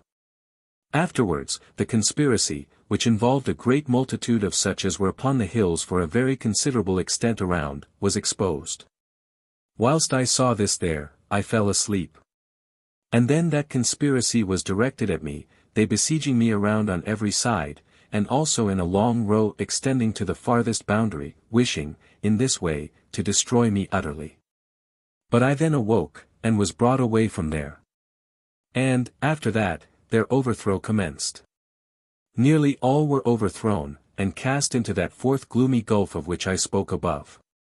135 many thousands were thus overthrown and cast in, and this, until the riot was quieted. 5213. After this, my sight was opened as far as one of their boundaries, where sat their leading men, who defended and directed all of them. There were as many as 50. They devised heinous schemes, to the end that they might hold the common people in obedience, and that the latter might worship them as gods, and might not think at all about God, still less about Christ. A multitude came to them and sought to be admitted into heaven. They granted these whatever they were able to. They made them promises. And, by means of their abominable art, they filled many places with men, of various sorts, to whom they sent those who sought to be introduced into heaven. One place was for those who wished to possess heavenly joy. They were sent to a lofty place upon a rock, and, when they came thither, all who were there, sported, and danced, and brought them into the dances. But, after they had danced there for some time, they were affected with loathing, and came down. For they told others that they wished to have something else, which they called a marvel. By these, they were led away to a place where were those who made each other laugh, and brightened up their feelings in this way. But doing nothing else than sitting in such a condition. But, inasmuch as they had no active work, they were affected with loathing here also, and withdrew wishing for other joys. They were, therefore, sent into other such societies, in like manner, and with like results. By such mockeries, they, the evil, seduced the simple-minded, planning nothing else than to be worshipped as gods and possess heaven. They said that that power had indeed been given to Peter, but that it was given them by God the Father, whom they also placed aloft upon a certain mountain. But these, also, were cast into the gulfs, part into the first, and part into the fourth. 136. 5214. Behind these, were seen as many as 50 cardinals, attired just as on earth. And I heard them speaking with the former, of how they deal with the common people, namely, that they cast all of those who do not worship them into some pit, which was in place of the Inquisition in the world, and they serve many so. And they also strive, with abominable art, to deprive them of life itself, which, however, is impossible, by tearing out their heart, and this, moreover, just as often as they saw them. Thus, they attempted their life, by tormenting them with various tortures, for the sole reason that they did not worship them as gods. They leave no power at all to the Lord. Since this is their nature, they are cast into the lake of sulfur, but, at first, at the right side of it. 5215. It was stated, that no one ever appears, to the Catholics, who had been Pope in the world. And that if he should appear, he would be carried away in a moment, and cast into a place which corresponds to his life, altogether like other men. 5216. Their situation was this. The more remote ones ruled those who were towards the front, consequently, the cardinals were the more distant. They inflowed into the lowest parts of the left foot, because they were more sensual than others. The most deeply evil of that religion inflowed into the testicles, and occasioned a certain pain in their inner parts, a sign that they were opposite to the interiors of heaven. 5217. They who were carried off into the lakes, were carried away in a moment, for, when the divine is admitted, then, instantly, they are where their loves are, for everyone's place is according to his love, because everyone's love is his life. 5218. They were told how great is the wickedness they commit. They altogether keep man back from the divine truths by means of which they have the way to salvation, for they do not permit them to read the word. They, the people, hear masses in the Latin language, and there is nothing of doctrine in the masses. They persuade them to believe as they do, and to live by their faith. They draw them away from the Lord to worshipping men in the world, and to worshipping men whom they have made saints. And they do all these things, to the end that they themselves may rule over souls, from self-love. And they also strive, by various arts, to possess the earth. To promote these abominable ends, they employ holy means, which belong to the church, which is profanation. Wherefore, they are Babel, and Babylon, and the beast mentioned in the Apocalypse. 137. 5219. There are societies into which they sent those who sought heaven. For instance, when any sought to be joyful, they sent them into a society where they always were joyful countenances, yet they were straightway affected with loathing. Any who sought to be in a contented frame of mind, they sent into a society, where they sat still, and merely thought, without doing anything, but, since they were affected with tedium, they departed thence. Any who sought the delight of social interaction, were sent to a place where the delights of social interaction were provided, but these also were affected with tedium. Those who sought an active life, asked for whatever they wished to do. Wherefore, they were sent to a place where weavers' looms were set up, but these also departed in disgust. Any who sought intoxication, also obtained it. In a word, everyone obtained according as he sought, except they sought to love God. This they were not able to grant, besides many other things. Such mockeries do they practice on spirits, of that religion, who have recently come into the other life. Those who have frequently withdrawn, from their mock heavens, at length acknowledged that these are not able to grant heaven, but only to mock others with such things. Wherefore, when they are instructed, they ridicule these impostors, and depart from them altogether. 5220. The greatest part of those who have arrogated to themselves the divine power of saving men, and have thus denied that power to the Lord, and therefore have diminished from his divinity, are cast into the fourth gulf, 138 or chasm, which is towards the north, consequently, into the dark one. For such ones are in utter blindness, and also in wickedness. I saw a great number cast thither. Their life, there, is infernal, it consists in hatreds, in revenge, in ferocity, continual strifes and intestine enmity. 5221. They sit at the right, that is towards the south, around a table, and deliberate concerning worship, as to how God should be worshipped in the event of his granting them the power of governing on earth in his stead, and how they should act in case he did not grant it. Also, how they should manage so that, to the common people, it may appear that heaven is given by them, and very many other things. They do all these things to the end that they may take away from the Lord all power of saving the human race, and have the power themselves. I heard them saying to one another, when they, once, heard about the life of faith and love, that they never knew that faith and love gave them any life, either intellectual or voluntary. But that man just as much possesses each without faith and love as with. They did not at all understand, when in the world, that those things which are of faith, and thus of divine truth, constitute the spiritual intellectual life, and that those things which are of love, and thus of divine good, constitute the celestial voluntary life with man, and hence his wisdom and happiness. Such things were then a laughingstock with them, as empty fantasies. In such wise, I heard them speaking together. They added, that they placed intellectual life in well-devising matters so as to obtain what they wish, thus in arts and wickedness. Such things they called intelligence and wisdom, and they placed the life of their love in the love of ruling over others and acquiring possession of the whole world. 5222. The Lord compares the kingdom of God to leaven, to a man gathering tares, and also to a net. All of these are presented and seen in the other life. As respects the leaven, an evil spirit is sent into societies that are upon the mountains, rocks, or hills, and inspires lusts. As a consequence of this, that whole multitude ferments, as it were. Some of them act in concert with him. Some do not so act, some dissent. Those who act in concert with him, turn their faces towards him. Those who do not act in concert, turn their faces away.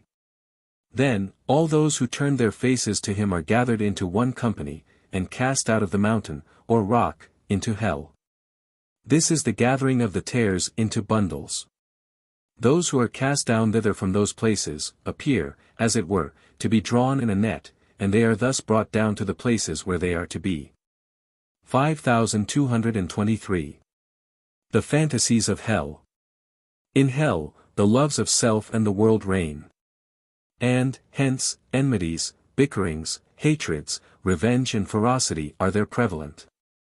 They torment each other, either by open force, or by magical arts, which are effected by the abuse of correspondences or by means of fantasies. By means of fantasies, they make them into whatever monsters they please. 5224. The fantasies of sirens are very numerous. They induce upon themselves lovely forms and most elegant garments. They present to the view beautiful houses and many decorations in them. But, inasmuch as they are external forms without internals, they perish in a moment, and then foul things are presented to the sight. 5225. I saw sirens present themselves as girls and children and also as boys and youths. They clothed themselves with garments loaded with silver. Indeed, I saw a certain one presenting herself like a cloud, or shadow, lying in the shade of light, in a chamber.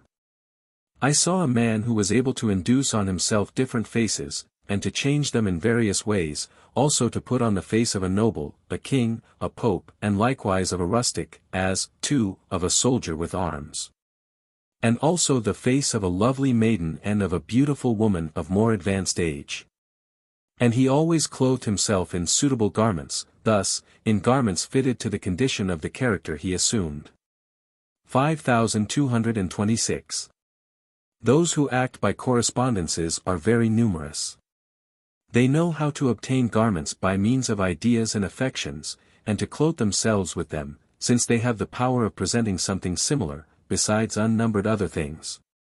For such things abound, and with such things the hells are filled. But they are all mockeries. 5227. Concerning the Jews. The Jews appeared at the right, in a plain under the soul. And they were there together, and always in the state in which they have been in the world. They insisted, at first, that they alone were the elect, but, since this did not come to pass, they abandoned their opinion, and remained in their state. By degrees, they vanish and are dispersed, and become robbers. Their nature is obstinately insistent, which was represented with those who were beneath, who fell upon their belly and prayed. Nor did they refrain before they obtained their request, besides many other things. They are now rejected, and few of them appear, according to the Lord's words. 139. 5228. Concerning those who are in faith alone. Where I previously wrote about Vastation, or the Last Judgment, and about the casting out from the rocks and mountains, those who underwent those things were those of the Christian religion who are in faith alone. And have thought nothing about life, but only about doctrine, which they have learned for no other use than for the sake of reputation, honor and gain. Nor do they know what a good life is. All such are vastated, and they are understood by the goats who were on the left. A certain one, Rudberg, excited them. He merely defended the doctrine, not caring whether the things he defended were true or not, if only they belonged to their doctrine. They care nothing about the life. 5229. Continuation concerning the destruction of Babel.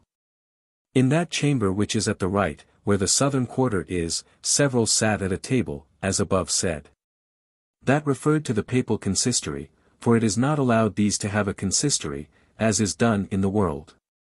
But, further removed towards the south, were those who had been cardinals, who ruled those who were in the chamber.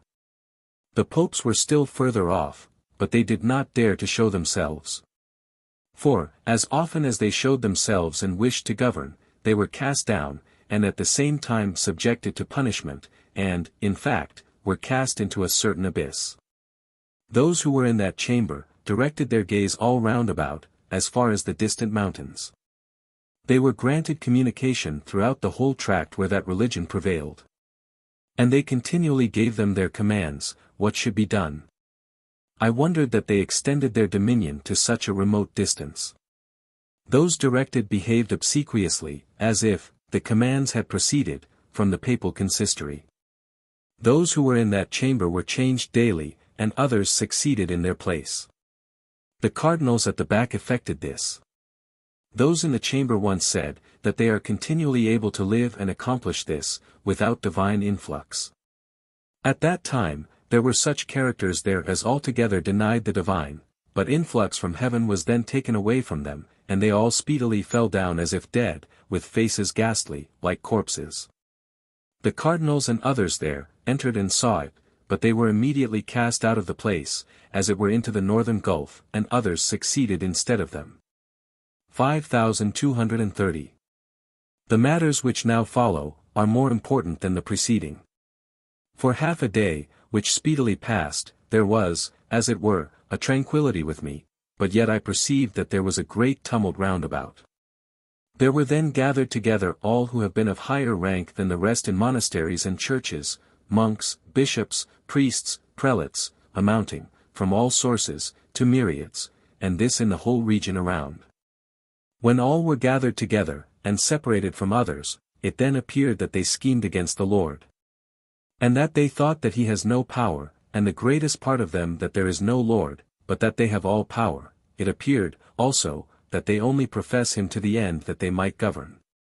In a word, the greatest part were entirely atheistic, and yet they were such as were exalted above others, and they proclaimed the Lord as most holy. They then began to persecute those whom the Lord protected, or who were the Lord's. For angels were sent forth from heaven, and against these they directed their persecutions. It was then said, with a loud voice which was heard everywhere round about, that they persecute the Lord. In fact, they persecute those whom the Lord has sent and protects, but they believe the Lord is in them. They also make him of no account, and deny him, in heart, although, from hypocrisy, they had worshipped him most holily in the world, besides other like things. It was then seen that many withdrew from them, all those, namely, whom they called forth that they might stand on their side and fight against the Lord. Those receded, saying that they had not believed them to be of such a character, but that they themselves acknowledged the Lord. After this, there remained all those who either depreciated, or denied, the Lord, and arrogated all power to themselves, in the name of the Lord. They then numbered more than 10,000, all eminent in the world. 5231. Then, on my right side, which is the southern quarter, quite a large mountain, there, was divided, or it opened, lengthwise, so that it became a long chasm. Its length ran in a southerly direction, the sides of the chasm were on the east and west, and that parted chasm opened from the western side at a level directly towards the depth, and the depth was greater the nearer it approached the south. So that, at length, no bottom appeared. It was dark there. The eastern slope stood firm. That vast opening was seen, and it was frightful. 5232. I then saw that those who were nearest descended first along that declivity, and that they were driven, by force, to descend, and could not resist. There appeared there an exceedingly high peak, next to that chasm. Those were there who have been in a very high degree of self-love, for these always appear in the higher places, hence, also, those who were there were borne away, and carried down along the declivity. At length, others, also, began to be brought down thither, namely, from the surrounding mountains, and then it appeared that the summits of the mountains became continuous, and cohered. And then, throughout that continuous expanse, a vast multitude was borne down from every mountain round about, both from the western and from the northern quarter, and also from the eastern. All went round towards the west, and were brought down to the declivity just described, and cast down. This lasted for some time, but, to describe in detail how it was done, would be too prolix. In a word, from every mountain, such ones, of whom, I shall speak, afterwards, were carried away, and were cast forth into that very deep chasm. The deeper, according as they have been more in the love of self, and, at the same time, in the denial of the Lord. It was observed, that the higher the place from which they were brought down, the prouder has been their disposition. Some also wished to humble themselves. These appeared to let themselves down, very deeply, at the west, but, since this proceeded from hypocrisy, they were forced to ascend, again, and were, then, cast down in a similar manner to the rest. They amounted to tens of thousands. 5,233. It should be known that they who were in the mountains at the south, were such as were, to the greatest degree, in the light of nature, whereby they confirmed themselves against the divine and in favor of the proprium of man. Those who were in the north, were in the light of nature obscurely, and yet thought in like manner. Those who were at the east, were such as were in the delight of governing in the greatest degree, and also thence in natural light. And they did similarly. Those who were in the west, had been in such delight, to a less degree. Thus are all distinguished in the other life. They appear thus placed apart in different regions, according to the state of light, or of understanding, and according to the state of love, or of the will. Hence, they were borne away, in succession, according to their state, first, those for the south, afterwards, those for the north, next, those for the east, and, lastly, those for the west. But those who were in the east were taken by way of the north, to the west, and so, to that infernal chasm. I saw the order of the progression. 5,234. Afterwards, in that place, that more distant southern mountain, nearly where that chasm, there, terminated, was split open and rolled away, as above described, and then appeared the dwelling of the cardinals, which was spacious. And there were apartments, there, one after another, in long succession. They have been there a long time. In front of those apartments was a chamber. Behind that series of apartments, such apartments were continued to a distance still more remote. It was perceived that the popes were there, but yet they dared not show themselves, because, as often as they did, they were punished. From thence, at the last, many were brought out, and also cast down into the vast chasm of the mountains. A similar dwelling appeared in the north, in an exactly corresponding region, but a great way off, where were similar apartments, and similar persons, namely, cardinals. But they were not so learned, and hence in such great natural light, as those who were in the southern quarter, yet they answered to them. These, also, wished to make themselves a similar chamber there, thus, to conduct consistory. But this was forbidden. 5,235. At length, very many were seen to flock together from various mountains, and to be brought down from other places. There was a huge gulf, in the west, at the right there. In that place there appeared, as it were, a vast luminous fiery place. Thither were brought down those who were farthest off. And it was said, that they were those who have sought out from the word confirmations in favor of the papal power, and of such things as that religion set up. Thus, they were those who were more learned in the word than others, and, nevertheless, in heart denied the divine. That fiery place I have not seen before. 5,236. Those of the crowd of that persuasion, i.e., the Roman Catholic, who have lived in mutual charity, and have done good according to their religion, rejoiced that this happened, saying, that they were previously hindered, by such ones, from thinking of the Lord, and were led astray in every manner. Because these, who had been cast down, arrogated all things to themselves, and so obstructed the way to salvation. They took away from these, now treated of, all the means whereby they might be led, and whereby they might be instructed in the Lord's truths. 5237. That great chasm was immensely enlarged below, so that it was a vast subterranean hell, in which those there were carried around and held in order, for every hell is in order. The arrangement into order, in hell, was beheld, in the southern gulf, whither angels were sent by whose means the Lord arranged in order all that were there. The order also appears in agreement with the quarters there. Those who are at the south, in that hell, being those who are more in natural light than others, etc. 5238. That infernal chasm into which were cast down those who have been in the loftier places, is kept closed beneath, but is open above. And thither are cast all who have been of such a character, wheresoever found, from the commencement of the Christian religion, into it, also, all such characters, who come from the world into the other life, are still cast. For that hell is now, for the first time, opened, or prepared for them. Hence it is always kept open above. I also saw some cast down afterwards. 5239. Some said that they believed that the last judgment takes place in the world, and not in the other life, but this is contrary to the word where the last judgment is treated of, Matt. 24. And it could not be, because the human race is the foundation from which heaven is raised, and likewise, the word is there, which serves for a basis, the foundations, also, must not be destroyed.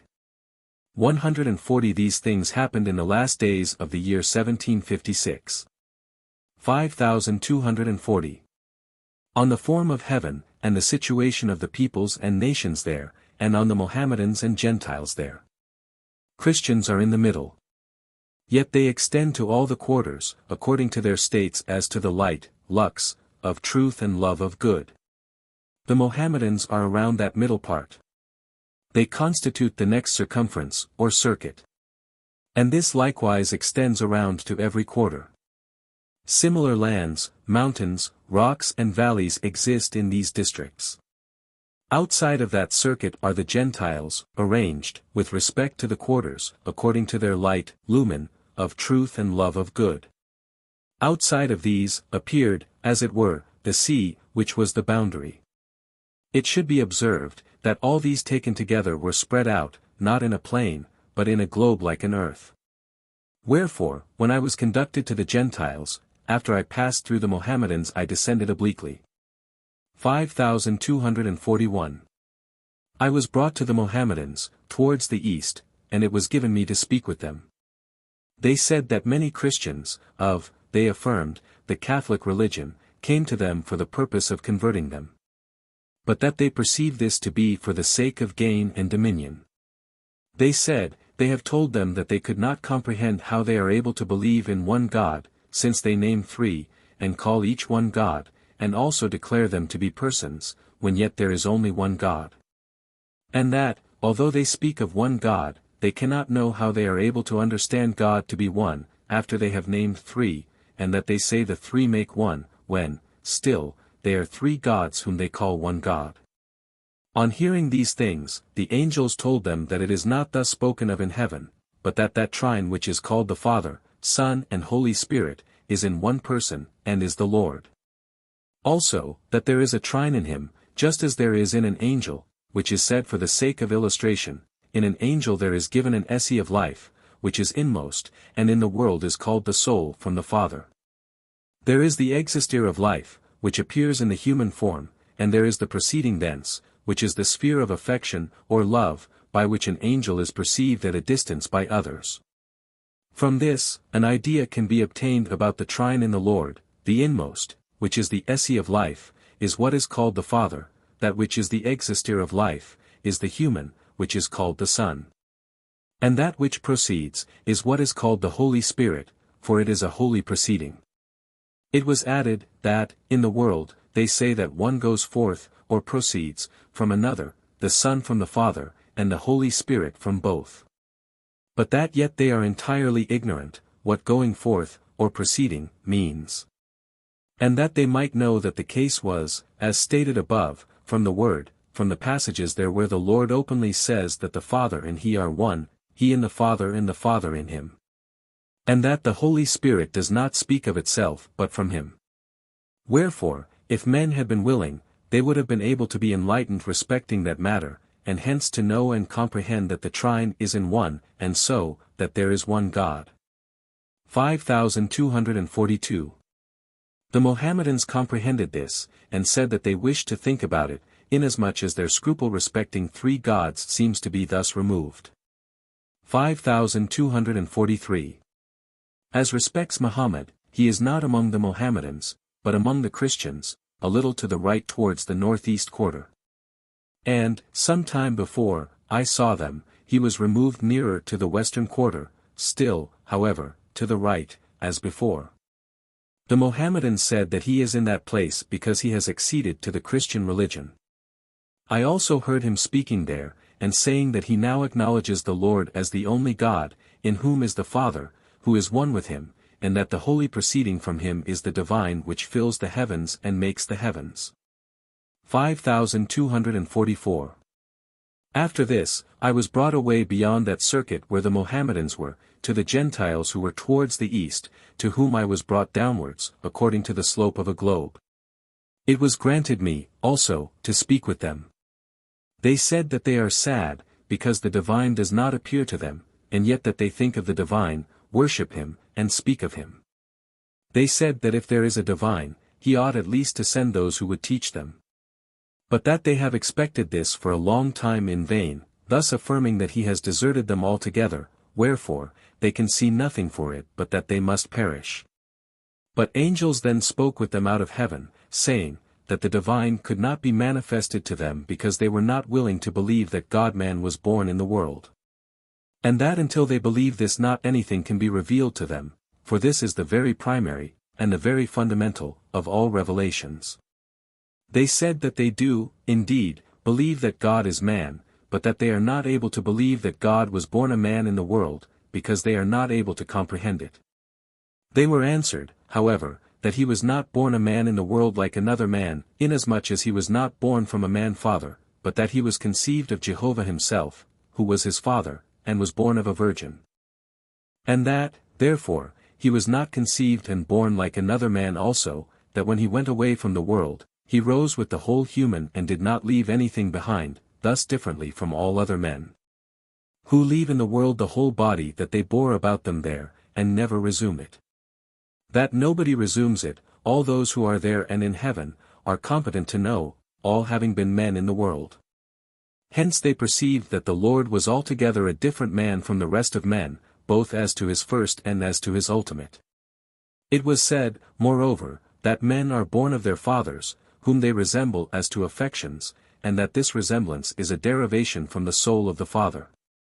Also, that the whole body is nothing but the organ of the life of the soul, and therefore acts in unison with it, which is apparent from the fact, that, whatever the soul thinks and wills, this the body instantly performs. Hence, as is the soul, such is the whole man. It is manifest, also, that thought and love shine forth from the face, and thus that the body is the image of its soul. Hence it is evident that the human of the Lord could not become other than divine, after the image of its Father. On hearing these things, they said that they knew no otherwise than that he was like another man, born of a man-father, and likewise so died, and was afterwards regarded by men as God. But that they now knew that the Lord was not such a man, in the world, as others are. It was further said, that Christians err in this matter, because they make the human of the Lord like the human of a man, and call this his human nature. And that they do not then think of his conception from the divine itself, nor of his resurrection, thus, not, according to what has just been said, when, yet, they have the word amongst them which teaches them of all these things, also. That all Christians, that is, all in Europe, know, from the word, that he was conceived of Jehovah, and that he rose again with the whole body which he had in the world. 141. 5245. I spoke with Mohammedans concerning the resurrection, saying, that it is believed in Christendom that the resurrection does not take place until all things of the world are about to perish. And that then their bodies and souls would be united, also, that few, scarcely 1 in 1,000, of the learned knows that man lives a man after death, that is, in the human form.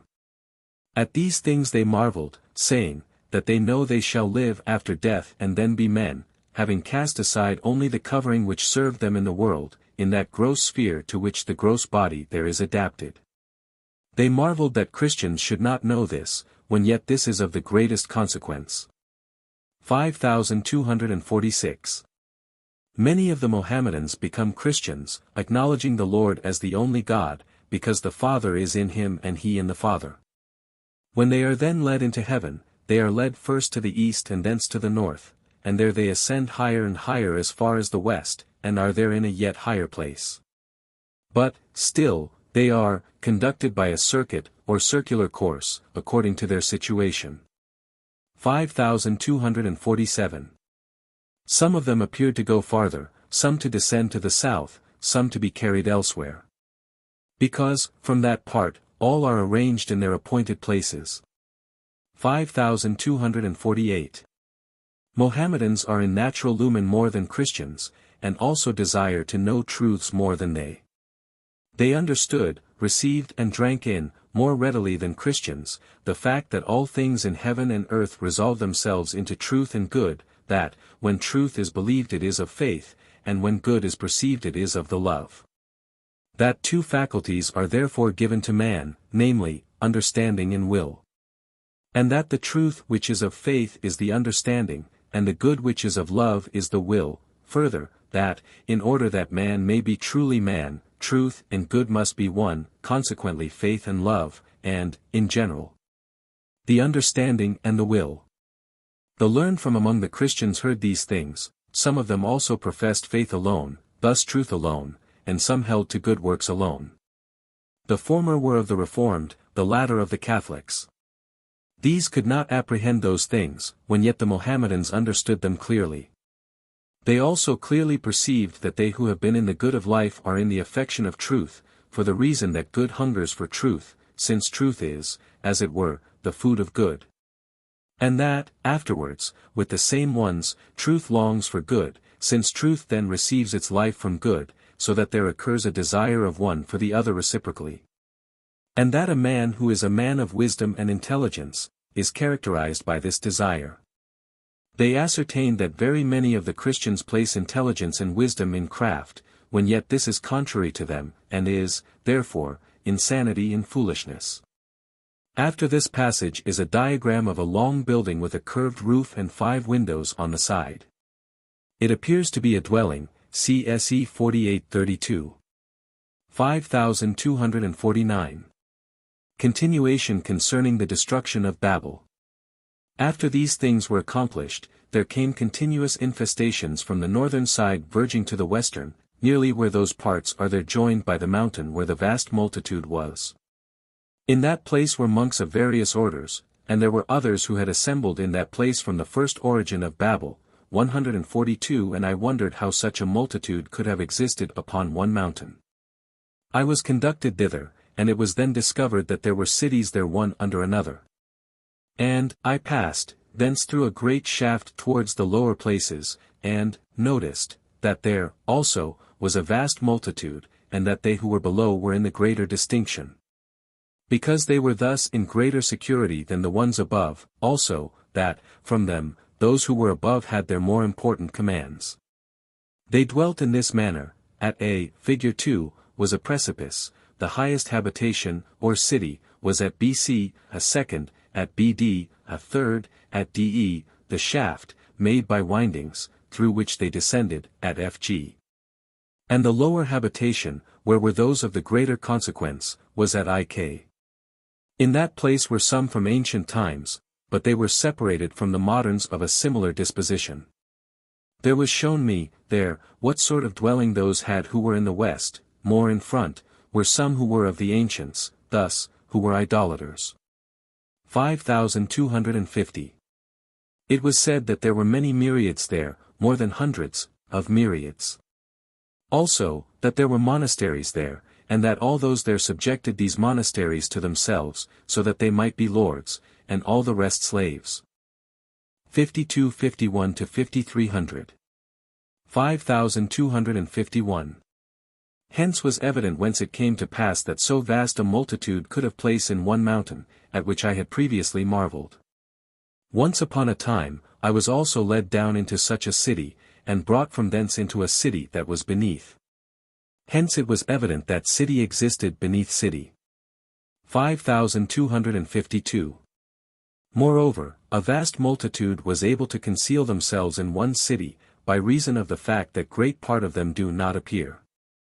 For they who are of a different genius from others, or who turn themselves to different quarters there, thus to different falses and evils, or to different loves, immediately become invisible. And only those are visible who are in a similar faith and love with the others. Hence it is, that, sometimes, there appear to the inhabitants some that did not before do so, and that the inhabitants appear, to those who come thither, either few or many. The houses, also, disappear along with them, and reappear when they, i.e., the inhabitants, are again seen. Thus is it with things in the other life, which appears from the fact, that, as soon as a spirit disagrees in opinion with another, he vanishes. This is one way by which spirits render themselves invisible. Another is by fantasies. 5253. Before I was taken quite up to that mountain, I saw an opening, made on the front side, the long way of the mountain. And into this many were cast, just as with the opening made in the southern mountain, above described. 143. 5254. I observed that there was visitation there for several hours, and then a silence. The visitation occurred from the Lord, by means of angels. And the famous ones who were in the monasteries there, and wished to be lords of heaven and earth and to rule all souls and subject them to themselves by means of holy things, these famous ones were straightway cast out. Partly into the northern gulf, and partly into the southern, according to the obscurity, or clearness, of their natural lumen. All who were in that part were subject to the monks, numberless monasteries were there. Those in the monasteries were a most lazy crew. And they subjugated others by means of sacred things, many also by magic and by fantasies, and the rest by violence, and this to a greater extent than in the world. When I cast my eyes thither afterwards, the monasteries appeared empty. 5255. Those who sat in the windings of the shaft, who also were many, and guarded it, and carried through and communicated the commands and thus held the common people in obedience, were afterwards cast down. They were mingled with the Gentiles who worshipped idols and had no thought of God. They were also cast into lakes and marshes towards the west, of which below. 5256. After this, the rest of the crew was taken away from there, and dispersed hither and thither, according to their evils and goods. Lastly, those who were in the lowest place and ruled over all, to wit, those in Ik, 144 amongst whom were cardinals, of these, a great part were cast into the gulfs. And some into the southern chasm into which the mountain was sundered as above described. 145. 5257. At length, that place was utterly destroyed, so that nothing mountainous any longer appeared, but the whole appeared like smoke, and this, was borne, into the depth, so that there was no longer any abode there. 5258. Continuation concerning the Mohammedans and their last judgment. It has been stated above, number 5240, that these constitute a circle around the Christians, who form a nucleus. I saw that they were brought from the west. And they who were round about there, as much as a great multitude, were brought along away towards the northeast, apparently in a circular track, and, on the way, those who were evil were cast outside that sphere, where is a space of great extent. These were separated from the rest. There was a desert there, also marshes and ponds, and woods as well, and into these those who led an evil life were cast. This space was at the back of that mountain of which I have spoken just above, where was such a multitude of monasteries which were destroyed with the mountain. At the side of that space, towards the north, was an immense and broad gulf, into which many were cast, of whom below. 5259. The rest went on, by a circuitous way, still farther to the east. And there they spread themselves over a large and extensive space somewhat to the back. Those were brought thither who acknowledged God the Father, and the Son as a prophet, and, that he, together with the Father, was, also in the Son. Here, therefore, were the better ones. That ample and wide space was also divided into mountains and valleys, upon which they were arranged, and there they fare well. 5260. Those who were still better, who are such as have enjoyed greater light than the rest, were brought to the front where there is communication with the Christian heaven. It is an intermediate space, and there, being instructed, they receive the Lord, and are thence borne right away towards the south, and there have their heaven behind the Christians in that part. So that they constitute, also, the remoter borders there. 5260a. There are 2 Muhammads, and they have their place among the Christians, on the left, beneath. Inasmuch as they began to rebel against the Lord, by arrogating power to themselves, therefore, the one who was nearest was cast down from his place into the very depth, and was there bound in chains to such a degree that he cannot move himself. And this along with his satellites. I saw the earth open under them, and they were swallowed up. 5261. Afterwards, the other, who likewise arrogated to himself the power of the Lord, was cast into one of the gulfs. 5262. When this was done, there occurred a great tumult among those Mohammedans who were at the east behind the Christians, but they were brought away from thence, and part of them cast into that desert place before mentioned and the adjoining chasm. The rest were led around, and were either scattered on the way, or brought to the places where their abode was, but some to their heavens in the east and in the south. Many also were brought in a straight way, across the plain where the Christians and the Mohammeds were, towards the west. 5263.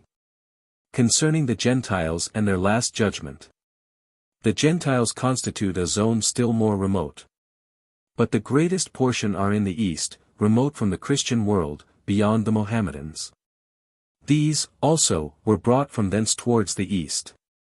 Not, however, by a circuit, but above the northern level of the Christians, and, which I marveled at, on high, so that a way was granted them above the Christians, and they did not communicate with them. They were allotted a place around the Mohammedans, at the east and also in the south. 5264. Where the heaven of the Mohammedans is, there, on both sides, appear chasms, descending into the depths. Thither were cast their evil ones, who have worshipped idols and, thought nothing about God, and at the same time have lived an evil life. 5265.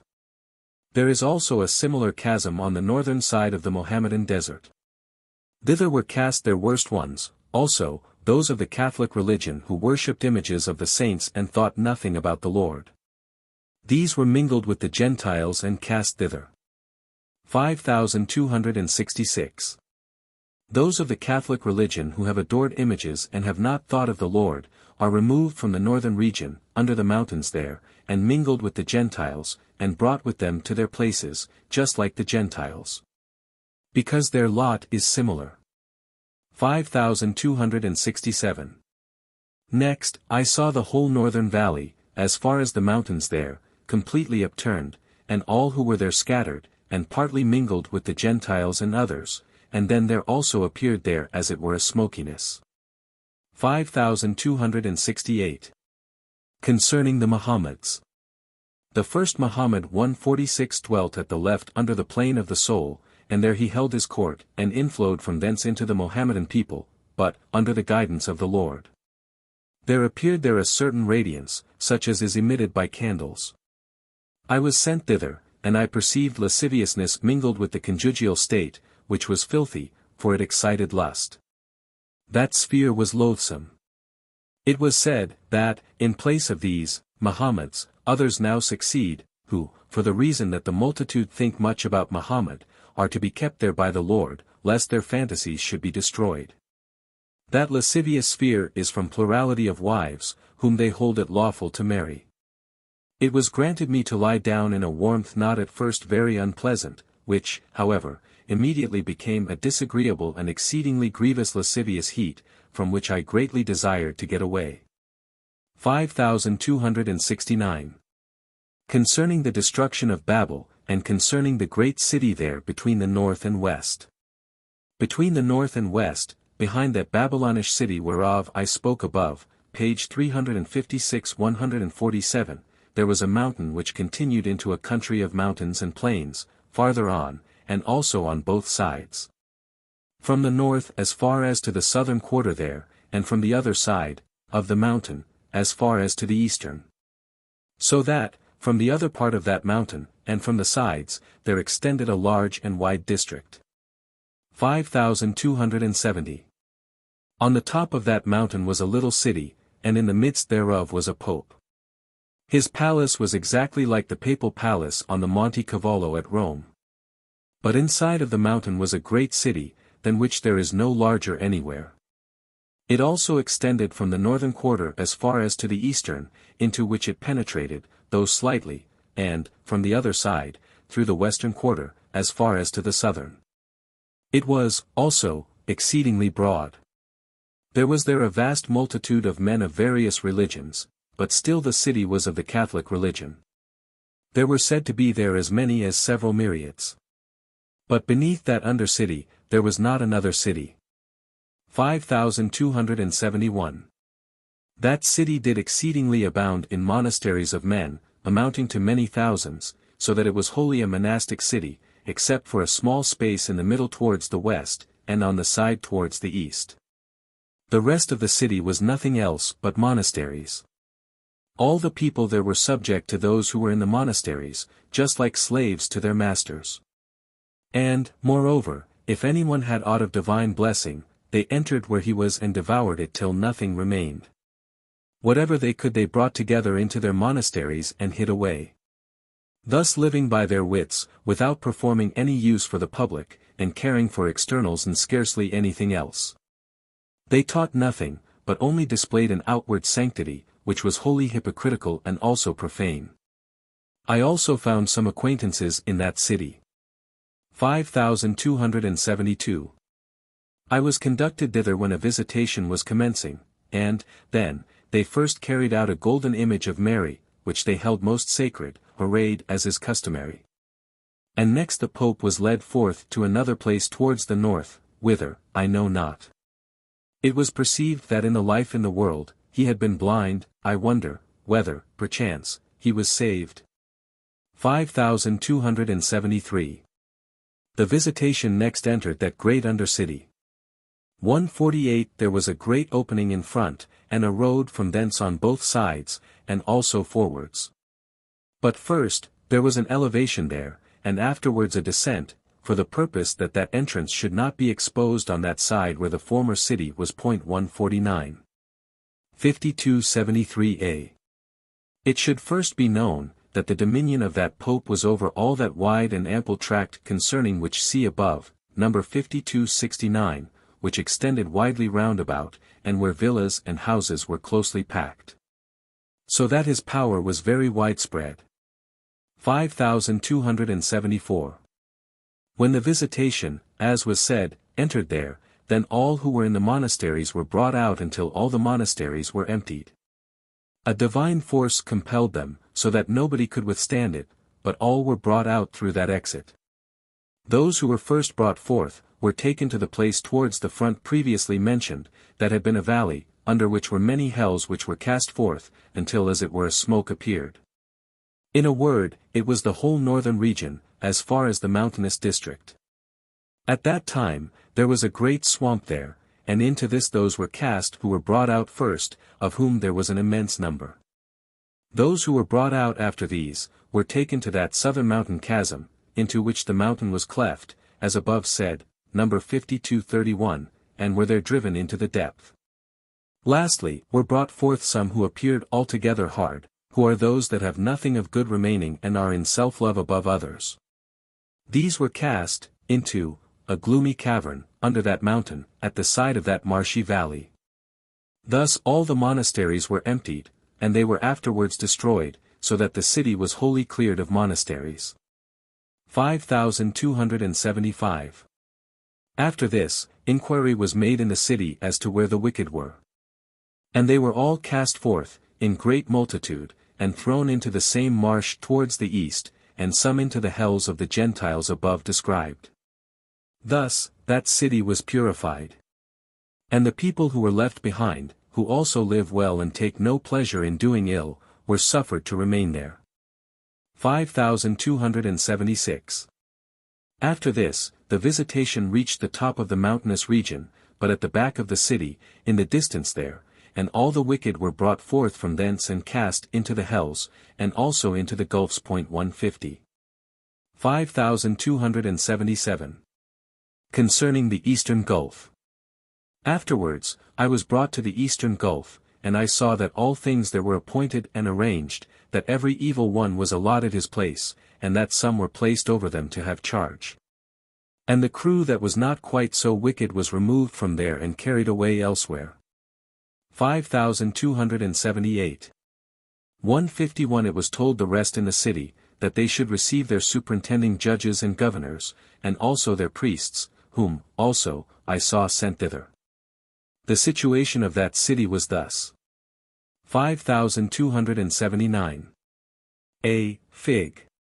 3. 152 was the mountain mentioned above, number 5269, where was the little city where also the Pope was, from this was the exit and entrance, number 5273, into the great city which was beneath, no. 5270, GEF was the northerly extension, I, the outreach into the east, Ibid, BD, the city towards the west and even as far as the south, Ibid, which is at sea. But EI was the part where there were no monasteries, no. 5271, because the people were of another religion. UZYX was the great tract where were the villas and fields and much people, no. 5273a, over whom the monasteries had dominion. 5280. Concerning Babel, or Great Babylon, between the west and south.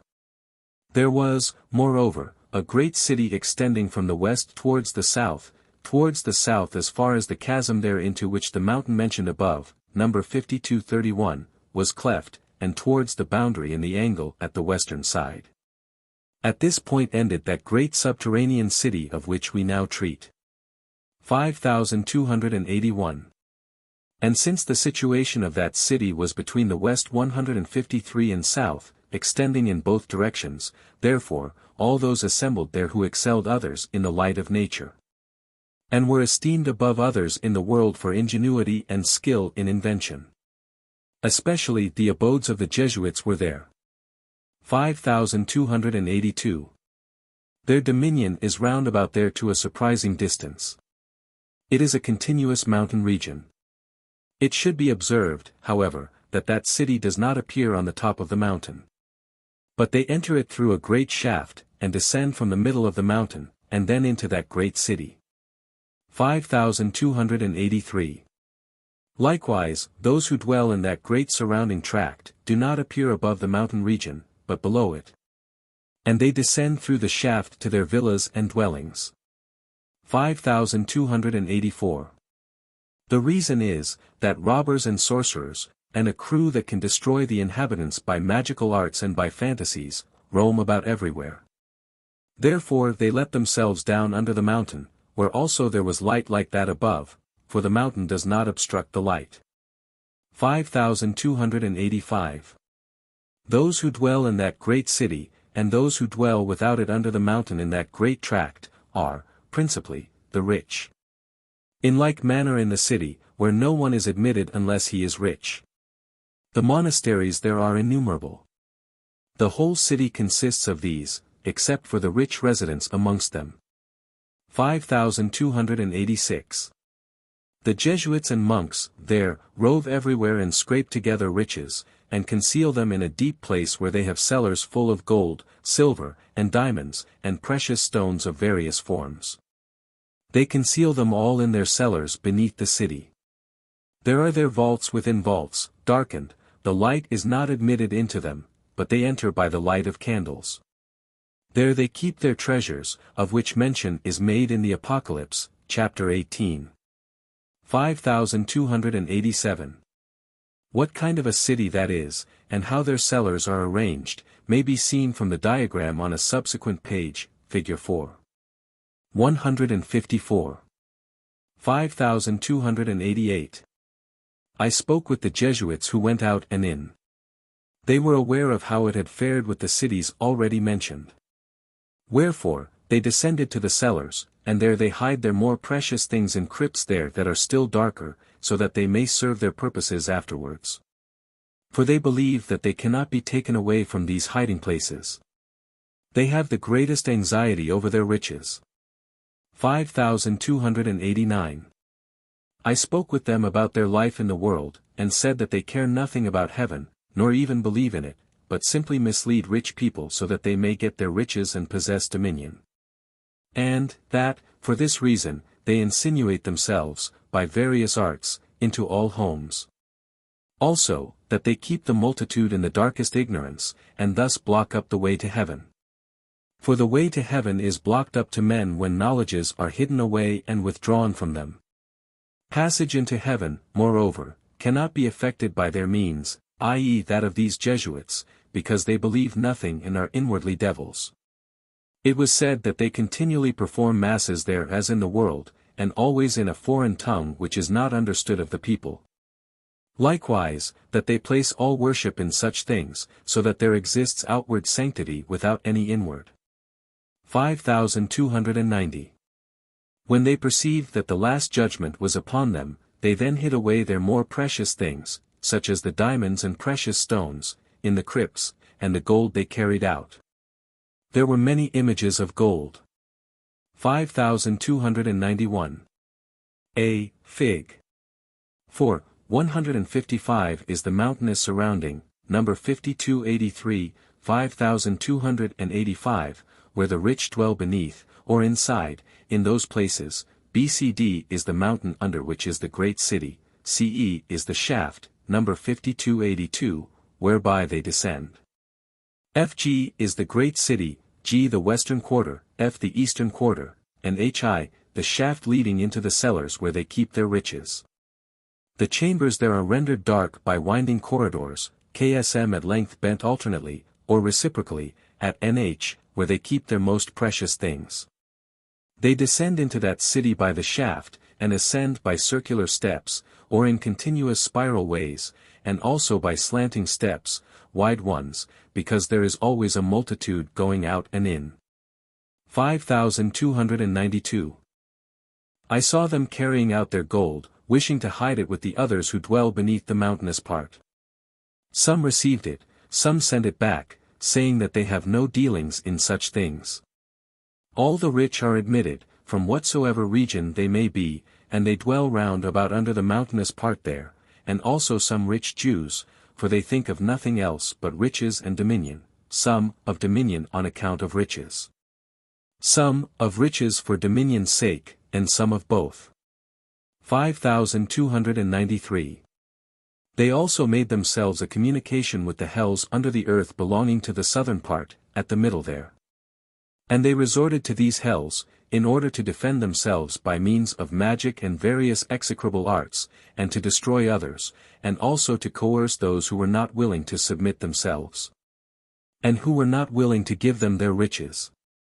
In the hells in that place, the more expert a devil is in execrable arts, the more welcome he is. 5294. They placed in their inner cells, dust of the ground, which they solemnly believe to be gold, 156, and then, immediately, the ground there, under the treasures, began to bubble up, and thus, the cells, to be overthrown. This happened where their more precious things were, and, next, an earthquake followed, and many were cast in from the neighboring hells. Hence there fell upon them a panic. And all they who were there rushed out of all the monasteries, and betook themselves through the shafts to the level of the mountain, where there then appeared a vast multitude of Jesuits and monks, skillful, when in the world, in learning, arts, and intrigues. Those who were in the palaces there, who were standing at the windows, kept quiet till after the monasteries had been deserted, but, being at length affrighted by the earthquake, they also burst out. 5295. Some, also, who were wholly devoted to wealth, let themselves down, from their heart's desire, to their treasures, and resolved to die there, saying, that, if their treasures are destroyed, it is all over with them also. These, at the last, however, were cast out, all of them carrying their golden images along with them, but they were compelled to cast them away. 5296. Then, the mountain-top began to be borne away, and the whole city was presented to sight, along with the magnificent monasteries, their temples, and the remaining palaces, all which were beheld. And an eruption burst forth from the lower place where the treasures were. Then the east wind, or a wind from the east, came, and carried away the whole city and dispersed it in smoke, and carried it away into the western sea. And all the treasures were utterly destroyed, and likewise cast forth into that sea, for, at the west, there is a great sea, K, figure 5.157. 5297. Afterwards, also, the hells intermediate between the center and that city were likewise utterly cast forth, and those who were there cast into the hells of the Gentiles, of which above, no. 5264, which are on the west, at both sides of the Mohammedan heaven. 5298. This lasted for some time, and it seemed, at first, as if a deluge was let loose over the whole region there. And, at length, it appeared to be divided by a certain precipice which lay between the hells and the district over which that city ruled. 5299. At length, also, the district under the rule of that city, where the rich dwelt under the mountain, was cast out, and they who were there burst forth, some hither, some thither. 5300. When this had been accomplished, the whole of that Jesuitical and monkish crew was brought to the western sea, to the shore there that faces the south. They stood on the shore in a long row, and were cast into that sea. Their position in the long row on the shore was according to their natural lumen and the wickedness plotted from it. 5301 to 5350. 5301. Thus perished that great city, which is Babylon, with all their riches, which they have amassed for ages, believing that these would save them and that no judgment would ever take place. 5302. In order that an idea may be had of the situation, which is somewhat confused, on account of the turning to a quarter opposite from those who are above me, the accompanying diagram, figure 5, 158 and the following key thereto, are furnished. 5303. Lastly was seen something black flying over the place where that city had stood. It was a dragon monster, appearing just like a dragon. Figure 5, 159 is that very great city, concerning which see page 362, numbers 5273 to 5275. B is the rich city Babylon, now treated of, number 5285. His the C, number 5296, S, the district subject to the rich city, where the rich ones dwell, numbers 5283, 5285, T, the tract subject to the other city, the very great one. M, the hells of the northern part, which became a swamp, number 5274, and N, the hells of the southern part, the inhabitants of which were cast into the hells of the Gentiles. These we are now treating of. 5304. The sphere which exhaled from those who dwelt in that rich, or wealthy, city, was of such a nature as to take away the whole perception and sensation of good and delight from others. I was in the delight of good and truth, and, when brought to the neighborhood of that city, while it was still flourishing, all that delight died away, until none of it remained. The reason was, that they were in the sphere of the delight of the love of the world and of self, and, in this case, all heavenly delight is taken away from those who are not of such a character. So powerful was their sphere. 5305. Continuation concerning the great city between the west and the north, treated of on p. 361, no. 5269f. In the western district subject to that city, or to the Pope, were very many monasteries, chiefly under the mountainland. The monks, there, went out to seek for souls and subjugate them, which was done at night time. Then, all in whom such a purpose was discovered, were cast, part into the northern swamp, part into the murky cavern, part into a certain gulf. This happened with everyone in a moment, just as with the rest who were in the city. 5306. After this, an earthquake began in that district, and the rest were terrified by it and rushed out. It was a vast number, all of whom were cast into their hells. The reason was also told them, namely, because, with exceeding assiduity, and in every way they can, they keep the people in darkness, and so hinder their being instructed by the Lord through angels. Thus they entirely take away from them all means of salvation, which is, solely, knowing the truths of the Church and afterwards appropriating them, and, if they be prevented from doing this, no means of saving them can be given. Moreover, also, those here described hunt after souls who enter the other life, of whatever religion they may be, partly by allurement, partly by force and violence, partly by magical art, and partly by damnable persuasion. So that they completely shut souls out of heaven, and bewitch them into a merely external sanctity that appears before the eyes but is devoid of all internal quality. And also inveigle them into idolatrous practices in every manner, and all this solely with the aim that they may get possession of all things in the world, and rule not only over the souls of men but also over their bodies. And, thus, that they may be lords of the whole earth, and all others their slaves. Therefore, also, they prevent them from reading the word, and have masses in a foreign language, and set up images everywhere, and trumpet forth miracles.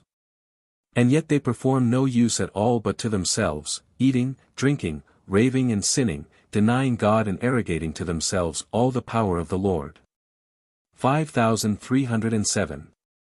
The speech of those who were there, was outwardly sincere, but they themselves were inwardly devils. By their speech they were able to mislead whomsoever of the simple-minded they would. 5308. Concerning old women who have lived in almshouses. 160. And concerning beggars. There were some women, many of whom, to the number of 50 or 100, appeared, in turn, at the angle between the north and west, and, from that mountain, continually infested all whom they saw, wishing to lead everyone, and thereby to possess them. They so infested me, frequently, from a desire of entering, by this means, into the world. 5309. They were expelled thence several times, and cast out therefrom, but yet they always returned.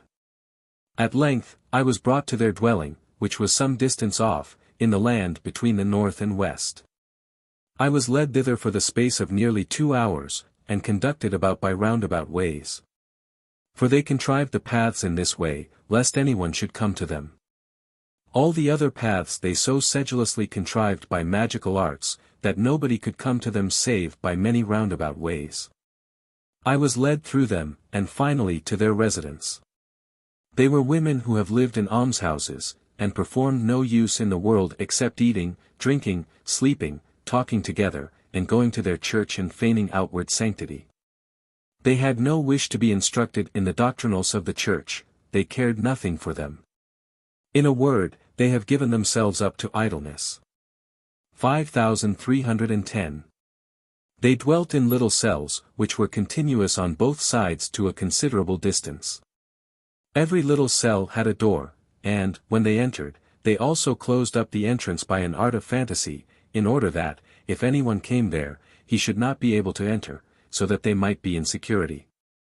They knew how to go to places round about by means of thoughts, and appear there as if present, thus, to go, as it were, out of the body, and, after they had infested others, they returned in a moment, and were thus in safety.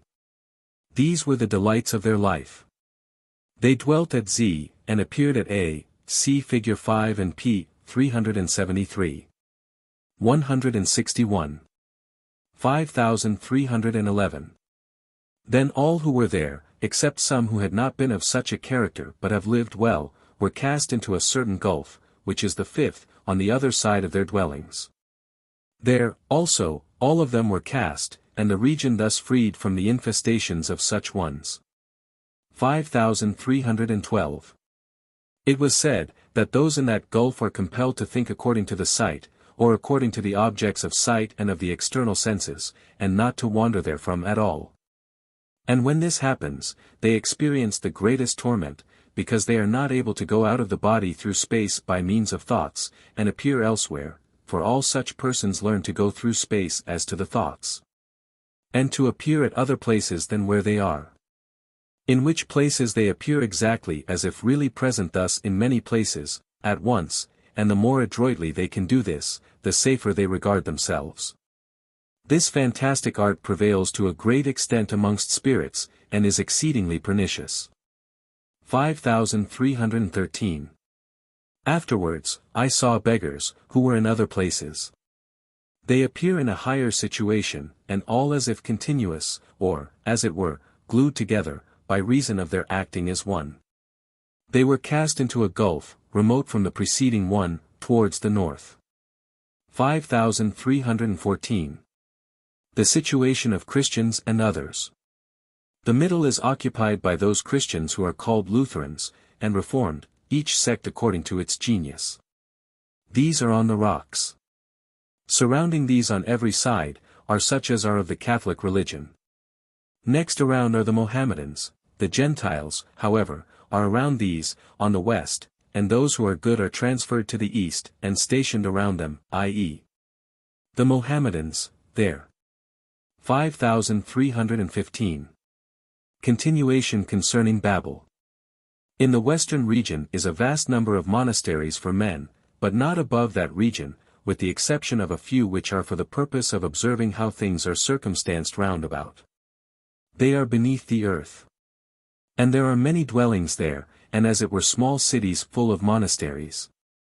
The number of monasteries exceeds the number in the world even to 20-fold. Now a monastery which, for instance, contained 50, at present also contains just as many. The rest, who have lived in previous centuries, established for themselves similar monasteries round about there, but under the mountain. The whole western region is full of such.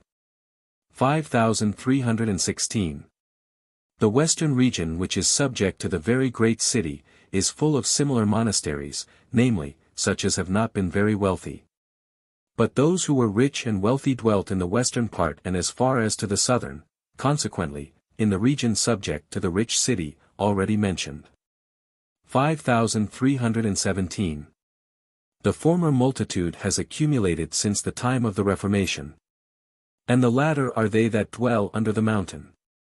Those, however, who lived in the dark ages, dwell below, where there is a vast region allotted to them and their retainers. The dwellings, there, are arranged in a circuit of wide extent in all directions, so that that region is full of them, but, under those who lived after the times of the Reformation. Such as are from the dark ages dwell beneath them, as was said, in a wide region, for, when the latter arrived, the former let themselves down thither. Except at a point in the middle, they are not able to ascend to those who are above. But this happens rarely, inasmuch as that middle place is closed up. The point A, figure 7, 162 there, appears as if heaped up, and thus, closed. They search for ways to get out, but find none. Sometimes, certain of their number put in an appearance. Some appear like gods because they wish to be so worshipped, and some like robbers. They are, in the greatest darkness, and are not acquainted with anything belonging to doctrine. 5318. Almost similarly dwell the rich who lived in the dark ages, and those who lived after them, under the western region. The latter are above and the former beneath, but these are only the rich. If they appear above, as sometimes happens, by means of thoughts, then they are in various ways cast back by those who dwell above, so that, at length, they dare not emerge.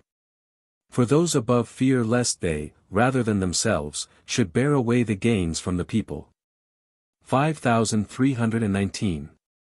They also have light there, but it is dim. It is an illusory light that they have. They are allowed to go and dwell round about, and also to let themselves down still deeper, but not to rise up. When they go about, they always turn their back to the Lord as the sun, never their face. They are wholly idolatrous. They pay sacred worship to images and not to the Lord, because they say they have got all his power themselves. 5320. They also possess concealed treasures. And they place their heart in them, believing that they can never come to want while they have these. Owing to their fantastic faith, which is also persuasive, these treasures remain there, and, as often as they come there, they see them. They always say that they are destitute. 5321. There are some in the western region, who are in the boundary between the rich and those who are not very rich. On the side belonging to the rich, the inner places were laid open. And there appeared there both higher and lower dwellings, which were seen clustered together there because the inhabitants were all rich. Their destruction was close at hand. Wherefore, being terrified, they rose up, descended, and carried forth their gold, silver, diamonds and precious things, believing that thus they would be safe. They ascended by winding, or spiral stairs, and the stairs appeared crowded with men. 5322. Concerning the total destruction of Babylon. Babylon was the name of those two regions, subject to the two cities, that are in the two angles, to wit, the western region at about the middle, or by the chasm, of which also mention has been made above. And the western region, also near the middle, which is subject to the rich city. These two regions were properly named Babylon, because riches abounded there, and those who were there placed their heart on those things only. The other two regions, to wit, from the middle of the western region as far as to the farthest boundary of the northern, which were subject to the very great city, were also Babylon, but not so properly as the two former ones. Inasmuch as in these two there was not so much wealth. 5323.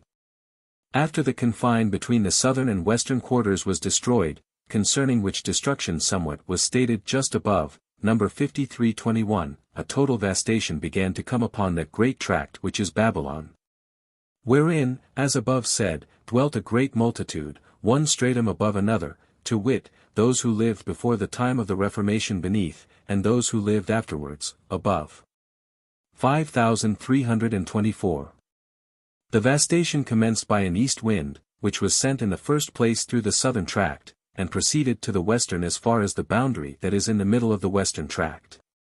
And it carried away the mountain above, which covered that region, to such an extent that, first, the underside of the mountain appeared uncovered, and then was exhibited what was the character of that subterranean region, that, namely, it was full of palaces and monasteries. Round about the chasm above mentioned, appeared nothing but a certain gloom. Afterwards, in that southern tract, the rich who were outside the monasteries, in so great number that it was as if that whole tract was built beneath. And then the region as far as the western confine, and from that spot to the middle boundary in the west, where were magnificent monasteries in immense number. 5325. Next, all the heaps between the palaces and monasteries were carried away by east and west winds, which proceeded, in order, one after another, until that stratum was laid bare as far as the foundations, and even to their treasures, which were under the monasteries. 5326. This being done, the rich, who occupied the forward tract, were cast down thence into the hells of the Gentiles, previously described, number 5265, at the west, around the Mohammedans. And the monks and priors, and all the prelates, when they saw that all things were laid bare, rushed forth from their monasteries, and were brought to the western sea, at its northern parts. 5327. Those of the rich who were at the front, had done nothing else than eat, drink, and amuse themselves, consequently, give themselves up to enjoyment, not even thinking about any God. They had a worship, but it was destitute of any genuine worship, a mere matter of habit. In a word, they had done nothing at all else than live for enjoyment. All their utensils were of gold and silver, and of precious stones besides. These are they who were cast into the hells of the Gentiles. They have lived in luxury. 5328. After this was accomplished, then all the palaces and all the monasteries were turned into smoke, which smoke proceeded to the western sea. Also, all the hidden riches, which all vanished into smoke and were cast into the sea. 5,329. After this was accomplished, then a stronger east wind arose and carried away another mountain roof in each tract. And this passed on to the two other tracts, as far as the angle between the north and east, where it stopped. That wind seemed to pass over the whole, going, and returning, and continuing, till all things were completely laid bare, consequently, those two strata. And, these being exposed, there appeared, everywhere, nothing but monasteries, with a kind of rabble round about for slaves. The monks lived there like gods, and the rabble worshipped them as their gods. 5,330.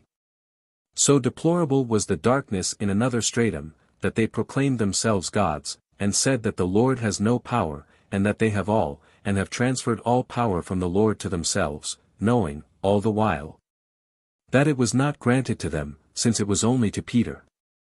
And, when others inquired what heaven is, they then led them to their treasures and gave them something of trifling value, and brought them to their table and treated them to delicacies, saying that this was heaven. 5,331. All of these, and their number was immense, were brought down to the northern shore of the western sea, and cast into the sea, and all the monasteries fell into dust. And everything that was in them vanished into smoke, and was carried down into that sea. 5,332. Afterwards, I saw a certain atmosphere fall down from heaven, which completely devastated all those tracts so that they became a desert. 5,333. Subsequently came merchants, of whom a great number were accustomed to come to the southern quarter in particular, and they sought the rich who had dwelt there, but did not find anything at all. Therefore they went away sad. Certain ones flocked thither to drag out the gold and silver from the bottom, but they sought for it in vain. 5,334. After this, there exhaled from that place a smoke as it were of sulfur, which proceeded to the western sea. 5,335. It was also observed, that some who dwelt nearer to the city of the rich, in the southern tract, had, as it were, a millstone around the left shoulder, the shoulder being inserted in the middle of it. This was a representative that they had confirmed their execrable dogmas from the word. A millstone is such a doctrinal. 5,336. Thus was Babylon devastated and utterly destroyed on three sides, the southern, the western, and the northern. This commenced at the end of the year 1756 and the beginning of the year 1757. Yesterday and today those three tracts were fully destroyed. Today is the 6th day of January, 1757. 5,337. Concerning Babylon on the eastern quarter. There were also very many of the same religion in the east, where mountains appear, and in that region also there are monasteries, and common people in subjection. But those were there who have been pious and upright, who have engaged devoutly in holy exercises, and have been devoted to many uses. They were taken out from those mentioned above, and transferred towards the east, to the mountains there, where they kept up their religion. They said that, from that part, they had influx into those who were in the southern and the western tracts. But that they were able to do nothing with them, inasmuch as all piety and devotion was changed into such luxuriousness and corporeality, as characterized them, and that they labored with them in vain. 5,338. Those who dwelt in the angle between the south and east, in monasteries, were cast out of them, and passed through along the middle of the southern plain as far as the west. And those who were near them more to the east, crossed the northern plain along the middle and passed as far as the western tract, which was laid waste, and thence proceeded to the angle between the west and north, following an angular, or diagonal line, as far as those who had lived in almshouses, mentioned above, nos. 5308-12, and still farther to the remotest distance, and thence they repaired towards the western quarter, at the other side of the destroyed tract, and there were allotted their residence. 5,339. It was perceived that there was still with them something of hypocrisy, for they affected the left side of my head with a dull pain. The reason that they were of such a character, was that they have, indeed, been in outward sanctity, and also, more than others, in inner sanctity, but yet they have been in the desire of ruling over others. And, being led by this blind love, as their devotion was so far hypocritical. And, as they were in darkness as regards divine things, only worshipping saints more devoutly than others did, therefore, they were removed so far off. And there was then given them another locality in the west to dwell in. 5,340. After these were driven out, then were those driven out who were in the eastern quarter, in the middle, and on both sides of the middle. And they were led around, somewhat towards the corner, or diagonal line, between the east and north, and removed as far as possible. And then they were dispersed into the northern plain, beyond that tract which had been destroyed and made a desert, or waste. The multitude of them was vast, and occupied a great space around that tract, nearly as far as the angular line between the north and west. It was a vast multitude.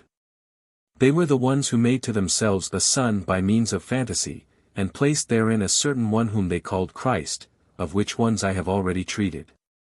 Such as were there were in darkness, and believed that they were led by the Lord, but that the Lord does nothing save through them, besides other notions that pertain to darkness, for those who are in the east are of such a quality. Those there who are towards the south, are more in natural lumen. In a word, they are, for the most part, as it were foolish. 5,341. Lastly, the visitation came upon the angle between the north and east. And, on both sides thereof, in a long stretch into the region there, were monasteries for virgins and women, of which there was an immense number, in triplicate strata, below and above. All those who were in the monasteries were brought out. And such of them as led an evil life, especially by adulteries and harlotry, and such as became profane through an evil life at variance with their religious principles, these were brought forth to the front, to the boundary of the angle. And, on both sides thereof, at the north and east, extending over some space, was made a great and deep chasm, into which all such ones were cast. 5,342. The remainder, who passed a life in accordance with their religious principles, and at the same time were engaged in some work, and were not idle, were brought out thence towards the east, somewhat distant from the boundary. So that they might settle there, and form a society without monasteries. But only a few stayed, they, i.e. the bulk of them, returned, longing for the monasteries. Those who have lived in idleness, caring for nothing else than outward piety, were shared amongst the followers of their religion, so that they might there act as attendants to them, and learn to work. For the heavenly life does not consist in idleness, and in piety without work, but in piety with work. 5,343. The rest, also women, who were diligent in serving others there, in various modes, in reference to food, clothing, and the rest of the employments there. And who did so out of affection and religion, these were brought away outside of the region of the church, so that they should form a society there, in a place protected from infestations from men. In order that they might there learn the truths of faith. For such ones learn, not, however, those who have been idle. That society was formed in the confine between the south and west at a remote distance, in a region where they are safe, and, to them, in that place, are sent those who teach. 5,344. Afterwards came many travelers, merchants of various nations, and monks who were traveling and absent while these things were happening, and, when they saw all things there waste and deserted, they lamented exceedingly.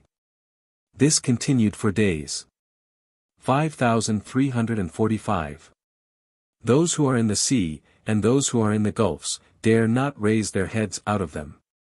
As soon as they do so, they are cruelly tormented, for round about there prevails an altogether different sphere, which is opposed to theirs. 5,346. Those in the west are those who have been in an extreme love of self and had rule as their end, in the east are such as were in the delight of the love of ruling, in the north, those who are in an obscure light respecting everything.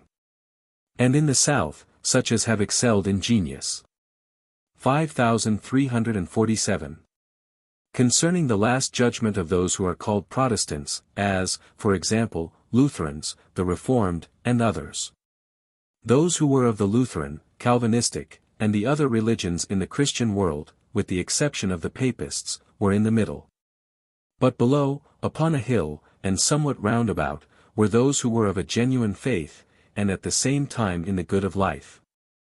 Above them, on an extensive mountain and in a mountain region round about, were such as have been external men and have not had any internal, who have known the word and doctrinals, and have frequented churches, but still have cared nothing at all about their life. In a word, have been in externals alone and loved themselves and the world above all things. These were on that mountain, and in the middle, also in the mountain region round about, where there were various cities and a vast multitude.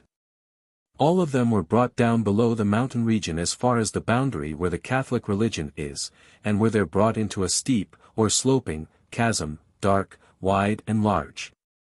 Those who were in the southern part of that mountain and mountain region, were brought down into that wide and dark chasm which is at the northern boundary. In like manner those who were in the eastern quarter there, all in their order, those who were in the eastern quarter into that chasm which is at the southern part nearer towards the east. Those who were in the southern, in their order, towards the west thereof. But those who were in the western quarter of the mountain, were brought into a mighty, steep, dark, yawning chasm, at the boundary of the western tract, and there cast deep down. 5,348. First those of the southern quarter, afterwards those of the western, and lastly those of the eastern, were brought down there. This happened at the same time that the papists of the eastern quarter were brought down beyond the northern tract, of whom above. 5,349. Those who were brought into those chasms at the boundaries, were such as have led an evil life and have thought very wickedly of God and religion, in a word, the evil. 5,350. When this was done, their dwellings were laid waste and dispersed. They were mostly of those that were outside the cities. 5351 to 5400. 5,351. Afterwards, an immense number of those called Protestants, and who proclaimed the doctrine of faith alone and yet had no life of faith, both the learned and the more unlearned, who said that they possess true doctrine, have the word, know the Lord, and many things besides, and that therefore they should be saved rather than others. And yet they had not any of the life of faith. These were brought forth in a vast multitude. At first, in a westerly direction towards the sea there, and were conducted to its southern side, and thence brought back towards the south in another part of the vastated Babylonish tract, and as far as to the east there, and also still farther beyond the middle of it. From that point they were separated, and some were scattered towards the north, and were seen no more. The rest of them were brought back towards the south, and there borne hither and thither, now forward, now back, and were there explored as to whether they had any faith, for there, in the south, places are distinguished according to divine truths. Everywhere they were explored as to whether they have had the faith which they professed. And, in every case, it was ascertained that they have had no faith, because no life, since, where there is not life there is no faith, for, apart from life, faith is a mere matter of knowledge.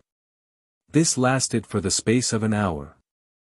And everywhere they were told whether they believe, or have faith, and it was ascertained that they had none at all. This, also, they themselves there confessed. And, likewise, that they do not even know what a life of charity is, or that the doctrine of faith is separate from the doctrine of charity, and that they do not know the latter nor care for the former. Because, say they, faith alone, without life, saves. 5,352. When they were in the southern quarter, there went out, near to a gulf there, a multitude which was concealed there from former times, who likewise said that they believe and therefore would be saved, and thought nothing at all about the life. That multitude was mingled with the former. 5,353. Again, from that mountain region and from the cities, was led forth a multitude who lived morally. Not, however, from any conscience, or from religion, but only from fear of the law and of the loss of reputation, profit and honor. They were thus devoid of any Christian life, wherefore, it had been nothing to them to do evil against God and against the neighbor, save when their own advantage restrained them. And because they had not any life of faith, and thus no communication with heaven, they were also cast out towards the southern and towards the western quarter, and led somewhat round about. And it was ascertained, by investigation, that they had no religion, for where there is not life, there is no religion. Religion regards living and not merely thinking. Living enters the man, and makes him of its own quality, but not thinking only. 5354. Lastly, those were brought forth who have been well versed in the doctrinals of the Church, and also have led a moral life, though not from doctrine but only on account of the laws, because, living in society, they were bound by the laws, and on account of reputation, profit, honors. Therefore, with a regard to men and not with a regard to God, and thus for the sake of themselves, and not for the sake of the truths of faith. These, also, were examined as to whether they had anything of conscience. And it was ascertained that they had nothing, therefore, also, nothing of religion, for a religion which does not teach life, and which the life is not in accordance with, is not religion. These, also, were cast out of the mountain region. 5355. All of these were arranged into 3 classes, and driven far away, until, at the last, they could not be seen except like a cloud, and this was separated and dispersed. And it was said from heaven, that they were all cast into uninhabited and desert places and wholly separated from one another, that they might no longer associate together, and they wander about in that desert, like people possessed of no religion. Such as were of the first class, were cast forth into separate deserts and uninhabited places, outside of the tract where the church is, since they have no religion because no life. Those who were of the second and third classes, were scattered into more interiorly situated desert places. Amongst the Gentiles are some of no religion, who lead a wild beast life. 5355a. Their dispersion was made to every quarter, to the west, to the south, to the east, and also to the north. They can never return thence, since, in the places whither they have been dispersed, they are deprived of every knowledge of religion and every doctrinal of the Church. In the desert places this occurs, and they therefore pass a wretched life. 5355b. It is wonderful that all these should be ignorant that religion pertains to life, and that they should altogether separate religion from life, to such a degree, as not even to think of a life according to religion, but only of the civil life which obliges them to live morally in externals. 5356. All those who have thought in themselves that evil ought not to be done, and that good ought to be done, on account of God, and because the word so teaches, consequently, who have thus received somewhat of conscience, all such are saved, inasmuch as they all communicate with heaven. The rest do not. 5357. Of what quality the English, Dutch, Germans and Swedes are, as regards religion. It was ascertained, by investigation, of what character the English are, as regards the truths of the Church, that, namely, with the exception of the priests, they do not care to learn them. But yet that they have a fairly keen perception that a thing is so when it is reasonably stated, consequently, they have an interior sight as regards religion, still, however, not an active, but a receptive sight. The reason is because they deal sincerely with each other, without deceit, and because it is customary, when any act otherwise, for others to shun them, etc. 5358. The Dutch have no such receptive perception, but still they are very penetrating, adhering to their doctrine, and not receding from their faith in it. If clearly shown that it is not true, they understand, but turn their back. For they are unwilling to recede from their own position. 5358a. The Germans remain in their doctrine, nor are they willing to accept anything else. The Swedes do not care to know anything of doctrine, excepting what they have learned in boyhood. Alter that, with the exception of the priests, they learn nothing. Certain Englishmen had a ready reception. 5359. Afterwards, the clearing away from the middle space of all the cities, and also of the neighboring mansions, continued. Every spot was cleared, of all those who have lived in the church without the church, or in religion without religion, in that they never regarded the life, and, whatever they did, did all for the sake of self, and, moreover, lived in ease and luxury. Such characters were cast, part of them into the northern chasm, part into the western, some, also, into a chasm in the south, besides into the desert places in every direction. This went on for quite a long time. The number was immense. 5,360. It was observed, that, in one city, almost a fourth part of those who appeared there, who were of a different genius from, and, consequently, turned their back to the others, only appeared when they turned themselves into some similarity of affection. The portion that was of a wholly different genius, and did not accord with the citizens, were allotted quarters under the city, and this in various places. I beheld, in the London there, the ground heaped up in the shape of a small hill, and an entrance under it. Under the hill there, although it was small, there was an immense number of the wicked, amounting to many thousands, all of whom were then cast into the hells, because from them, as long as they are there, an exhalation arises to the inhabitants of the city, which infests them and changes their affections and thoughts. On some occasions, also, certain ones go out from thence, and make their appearance, but they return again. This occurs under the cities, in many places.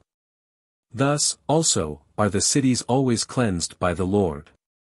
5,361. Moreover, outside of the cities, in the environs, and sometimes within the cities, are very many, such as, although wicked, are not cast down, and such as, although good, are not immediately raised up to heaven. These are such as have arrived from the world within the last 10 to 20 years, who minister to men, and through whom, as subjects, communication is effected with the hells and with the heavens. These are the ones who are in the world of spirits.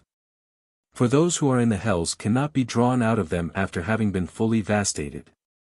Sometimes, some may be drawn out, who have not been fully vastated.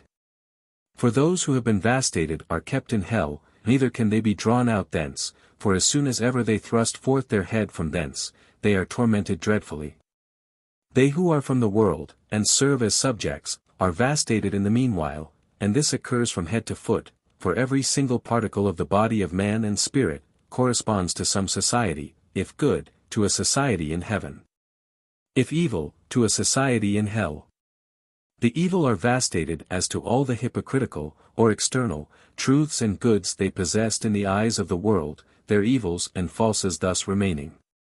But the good are vastated as to evils and falses of act, which are separated from them, their goods and truths thus remaining, and so they are raised up to heaven. Thus all things follow on. 5,362. It was observed, that, after that last judgment, the hells were completely changed, namely, that the hells of the evil ones of the Catholic religion are now at a great depth in a region around the middle, in the northern and southern quarter. The hells that were formerly there, were cast into other places, which has been previously treated of. But the hells of the evil Protestants are open, round about, to the north, west and south, in a great chasm stretching obliquely under the district of those places, where Babylon is, so that these hells are now under Babylon. Besides this, they are also elsewhere, as in the western sea, in the gulfs, in the chasms of the mountains and in the deserts, all of which has been before described. 5,363. Those who are cast into the hells, into the chasms, into the gulfs and into the seas, can never afterwards ascend from them, and, if they do ascend, even so much as only to raise the head, they are tormented in a dreadful manner. Which, also, I several times witnessed. They protruded the head and arms but a little bit, but they instantly drew them back, for a dreadful pain and torment assailed them. The reason is, because all places, wherever they are appearances of divine truth in ultimates. Divine truth in ultimates appears in such forms as those of nature, and all places receive divine truth variously, one differently from another. Hence it is that spirits and angels can at once see, from the gate of another spirit there, his quality as to truth and good, or as to falsity and evil. The paths of truth and good are everywhere varied. Hence, also, it is, that the abodes of good spirits and angels are variously distanced, and situated according to their truths and goods. Wherefore, the evil who are cast into the hells, into the gulfs, the chasms, and the seas, where evils are beneath, if they thrust forth their heads, or shoulders, fall into the hands of the divine truth from good which is there. They cannot endure this at all, for thence they suffer torment. 5364. That this is the case, was also discovered by the circumstance that such as said they had faith because they were somewhat versed in doctrine though they did not live according to it, were led round about to where were the kinds of divine truth which they said they believed. And, before they arrived there, they cried out, "We believe it," but, as soon as they came to that place, they themselves discovered that they have believed nothing. And this occurred at all those places where was the truth which they said they had believed. A similar thing occurs with all others when explored as to whether they believe the truth when they have not lived it, or received it in their will by life. I was also conducted through various places, below and above, and it was ascertained that there were variations everywhere. In hell are similar variations, but they are opposite. 5365. I also saw many persons sitting round a table in a certain house. They all looked like rich merchants, and still more of them in turn approached. In external form, they appeared as if good, and they were also well dressed. But I saw that they were all cast down, in succession, from there into the desert places, thus, outside the societies of the upright. The reason was stated to be, because, in the world, they lived just like Christians in external form, and did right, but merely for the sake of obtaining a reputation for honor, so that they might make gain out of and be trusted by others. And they have done nothing at all for the sake of God for the neighbor, but for the sake of self, and that, thus, they had no communication with heaven. Hence it was, that such ones were cast into the desert places, where they roam amongst robbers, and commit robbery, for, with such as do nothing from religious principles, externals are taken away, and they become robbers.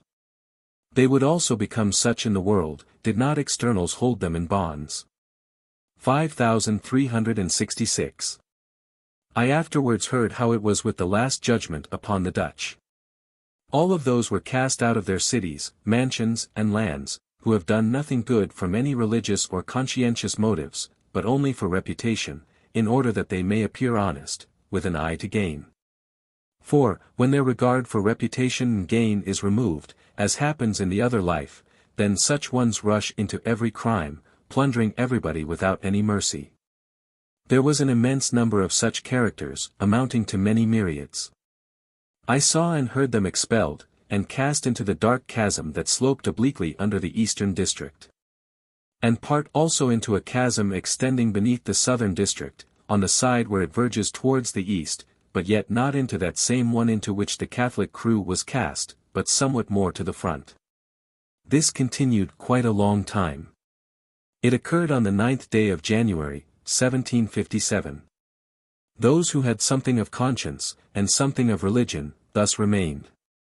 5367. The Dutch nation dwell at the right, in front, in the middle space where the Protestants are, chiefly in the plain of the Arm.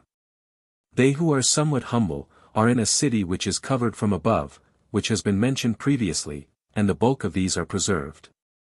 5368. The Dutch nation are such that, from natural lumen, they excel in judgment. From that lumen, they take an exceedingly just view of matters, especially such as are in the world. And, inasmuch as they constantly think upon their business, they do not appear to be interiorly in heavenly light, lux.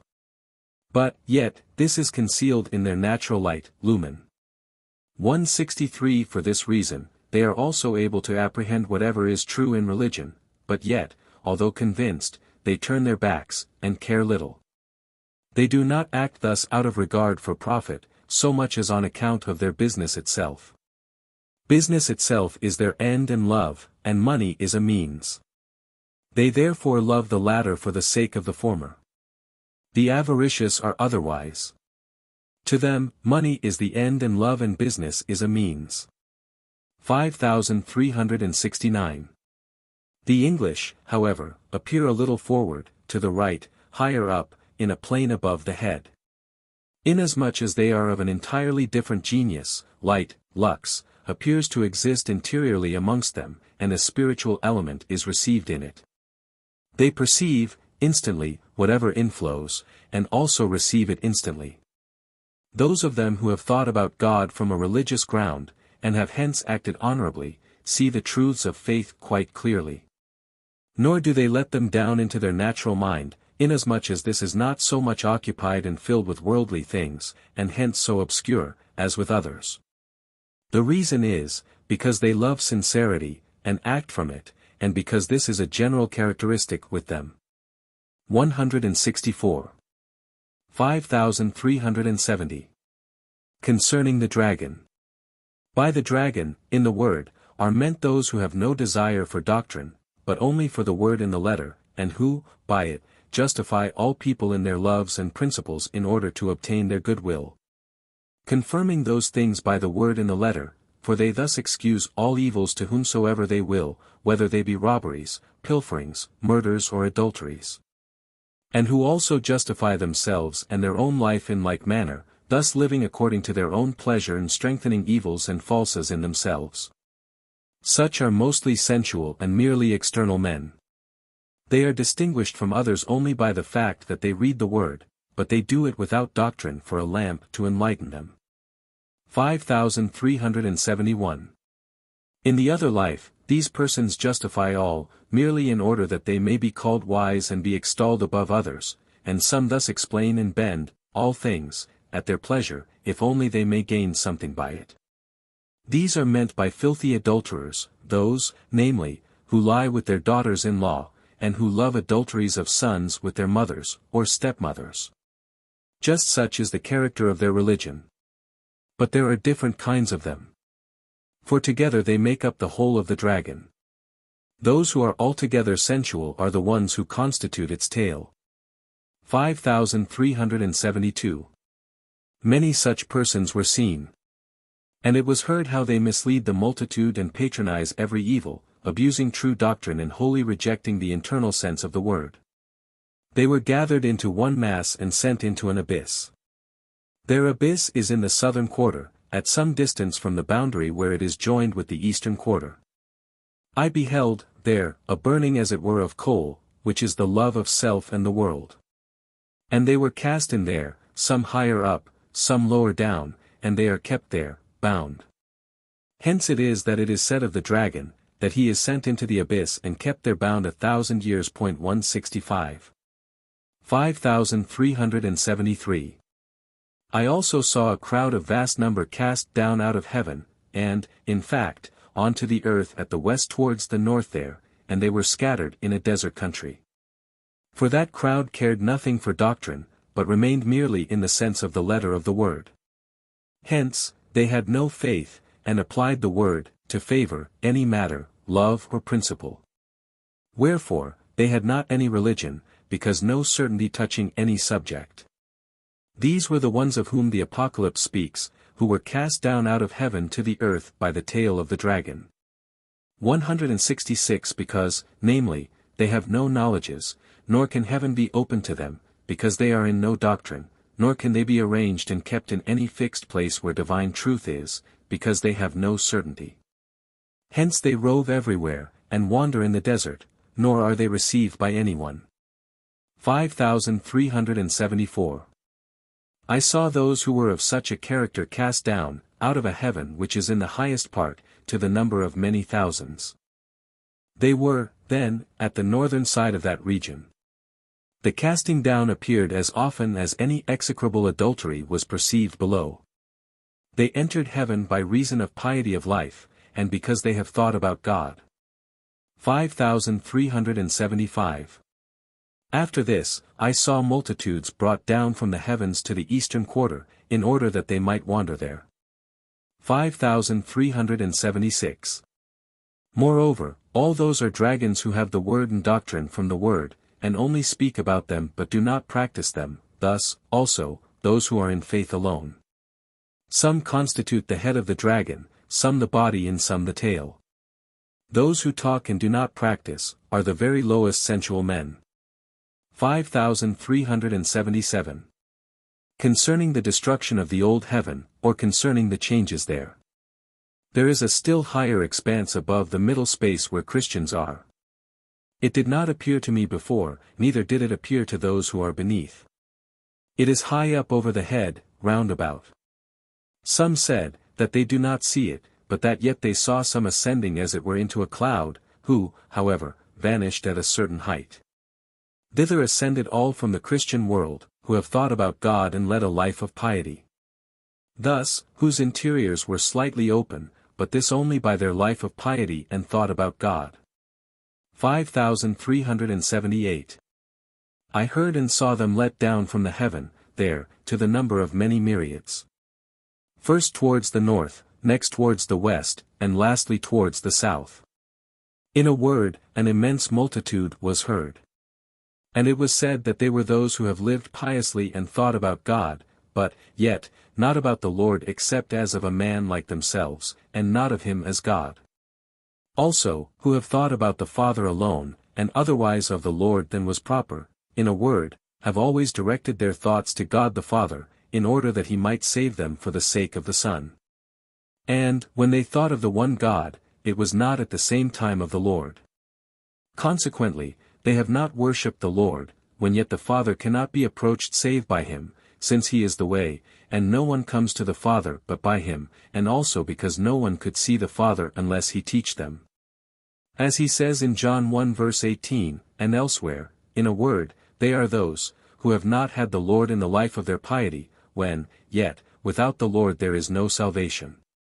For they who are of such a character, howsoever they think about God still cannot be led, of him, for they always think indeterminately, and have no bond of connection with the Lord, who, nevertheless, is the God of heaven and earth.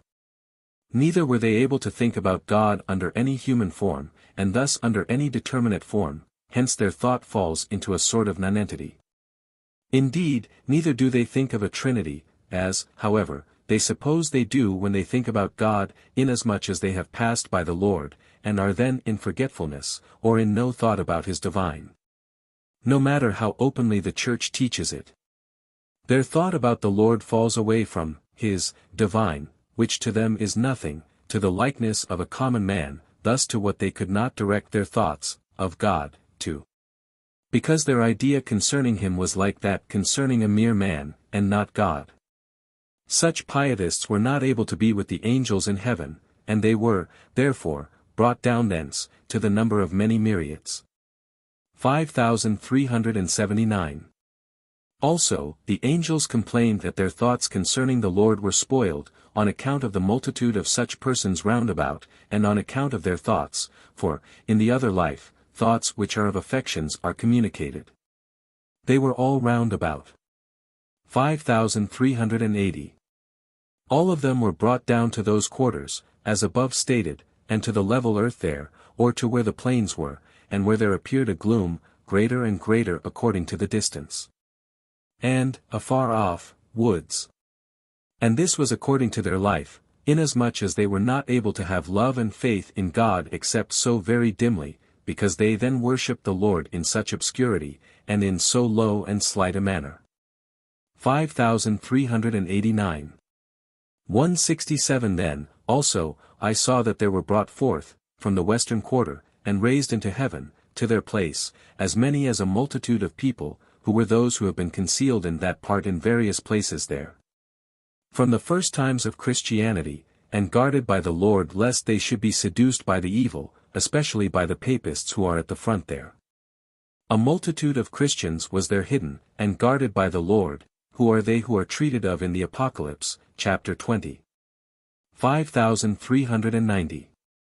Of whom it is said that they have been slain, and that they were raised up out of the sepulchres.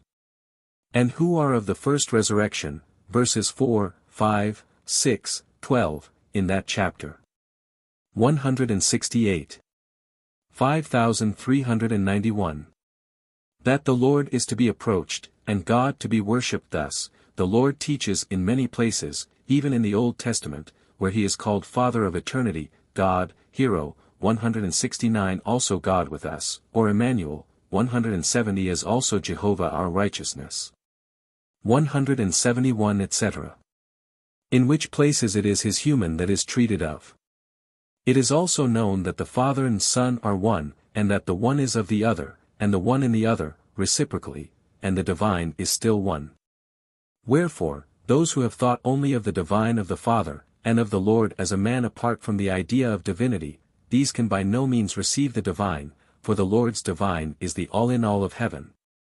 And as soon as this inflows into them, it is not adopted but rejected. And the divine is received by them without the idea of a human, which is without any idea, for no idea can be conceived of a divine apart from a human. This is the reason that they were rejected, inasmuch as they were not able to receive the divine influx relating to the Lord, thus neither that concerning faith and love, nor respecting all and every one of the things that belong to faith and love to God. 5392. Afterwards, I saw brought out of heaven, men and women who have led a life of piety, and in fact an idle life, who continually meditated about God and were in prayer and supplications, but did not know, from doctrine, anything except that God remits their sins. They did not know what sins are, and this because they were ignorant of truth. They were also such, that, when they beheld worldly matters and civil cares in others, they said that these things ought to be abandoned and God worshipped, and therefore condemned others, and despised them in comparison with themselves, placing all things relating to salvation in such a life of piety, and not in a life according to the Lord's commandments.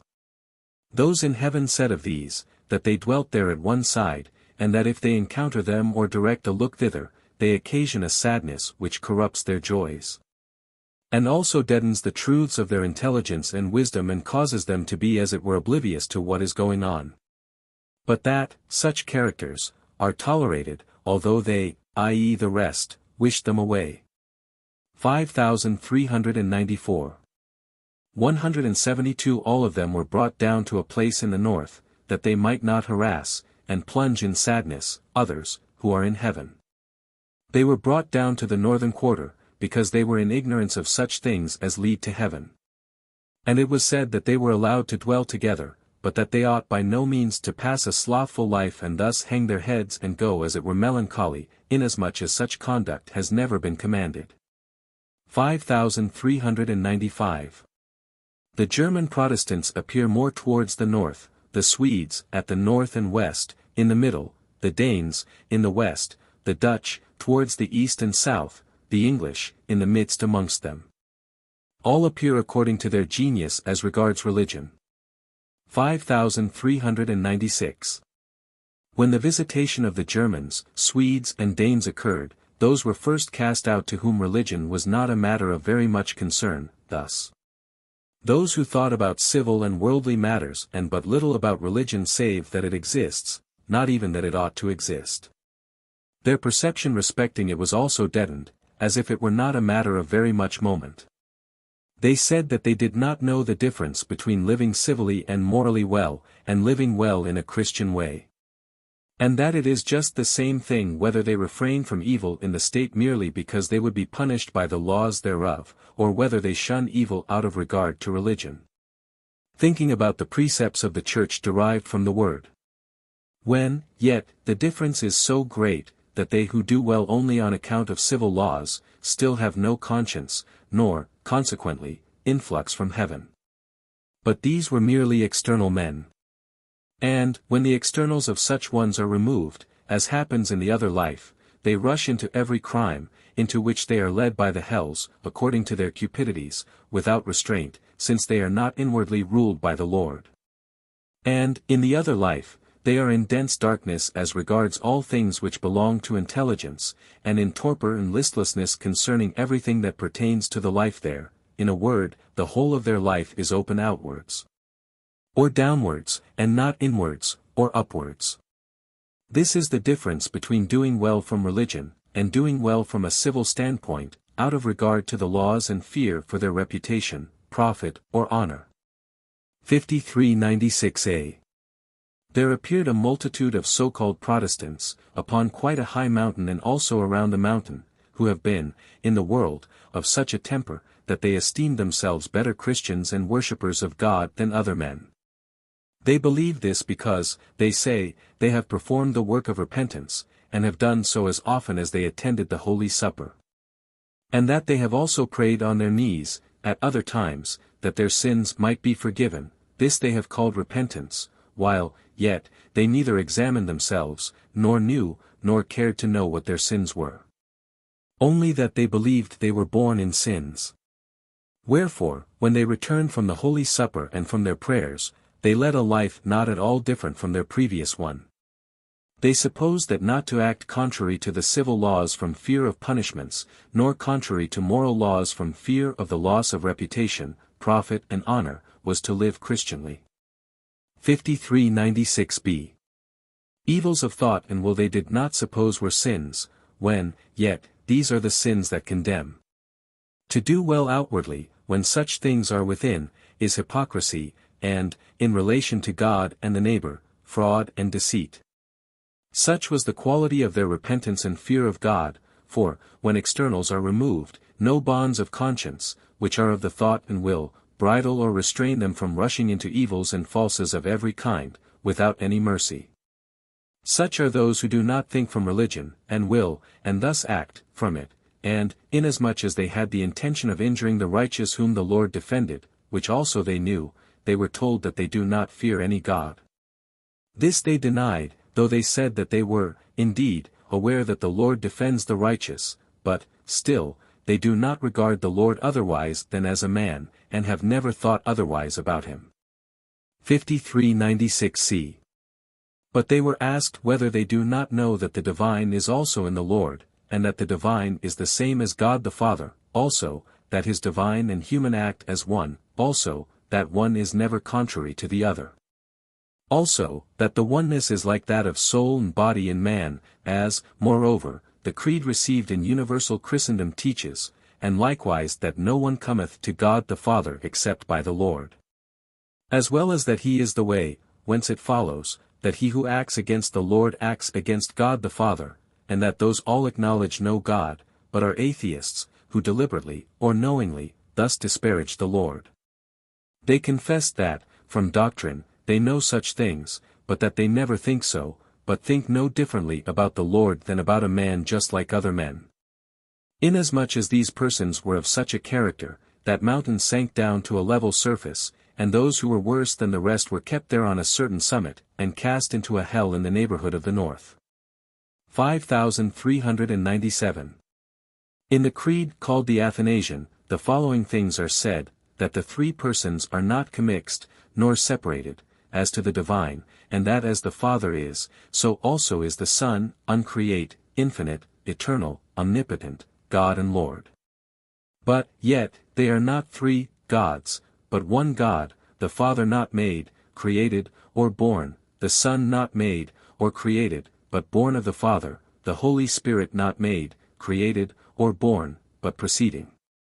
No one of them is first or last, nor greatest or least, but the three are alike eternal and great, that Christ is very man, that he is the Son of God, God and man, God from the nature of the Father, man from the nature of the Mother. Equal to the Father as touching his divinity, less than the Father as touching his humanity, but, although God and man, yet, nevertheless, those are not two, but he is one Christ, he is one. But not in such wise that the divine is changed into the human, but the divine takes the human to itself. He is one altogether, but not in such wise that the two natures are mixed, but there is one only person, because just as body and soul makes one man, so God and man is one Christ, who suffered for our salvation, etc. 173. 5398. In the western quarter was a multitude, whose speech sounded sincere, so that, from the speech, they might be believed to be as it were sincerity itself, and who, by means of this fact, were able to induce the simple-minded to believe that they were sincere. They were those who so appeared in the world, and tried to obtain a reputation for sincerity, but, inwardly, were destitute of conscience and without religion. They consult together how they may subjugate and rule the simple-minded. They assail others behind the back, and not to their face, and they thus inspire such things as they think, and at length subjugate them. They were also cast into a hell in front there, under the western region. For the most part, they were, inwardly, wickednesses, devisers of arts to get gain, with the end of ruling. 5399. Those were explored who had not any charity towards the neighbor, not those who are unmerciful, and of such a disposition. For these are at once seen to be infernal, but they who do not appear so in words and in outward form, but yet are so in heart and internally. They are those who say they are for their country and its good, and likewise act and speak as if they were for it, and yet are not. For those who are for the good of their country have charity towards the neighbor, for the good of their country is the neighbor, and more the neighbor than a fellow citizen is. These were explored by the following criterion, namely, as to whether they wished well to the Lord's kingdom, thus to heaven, for they who wish well to their country also wish well to the kingdom of the Lord.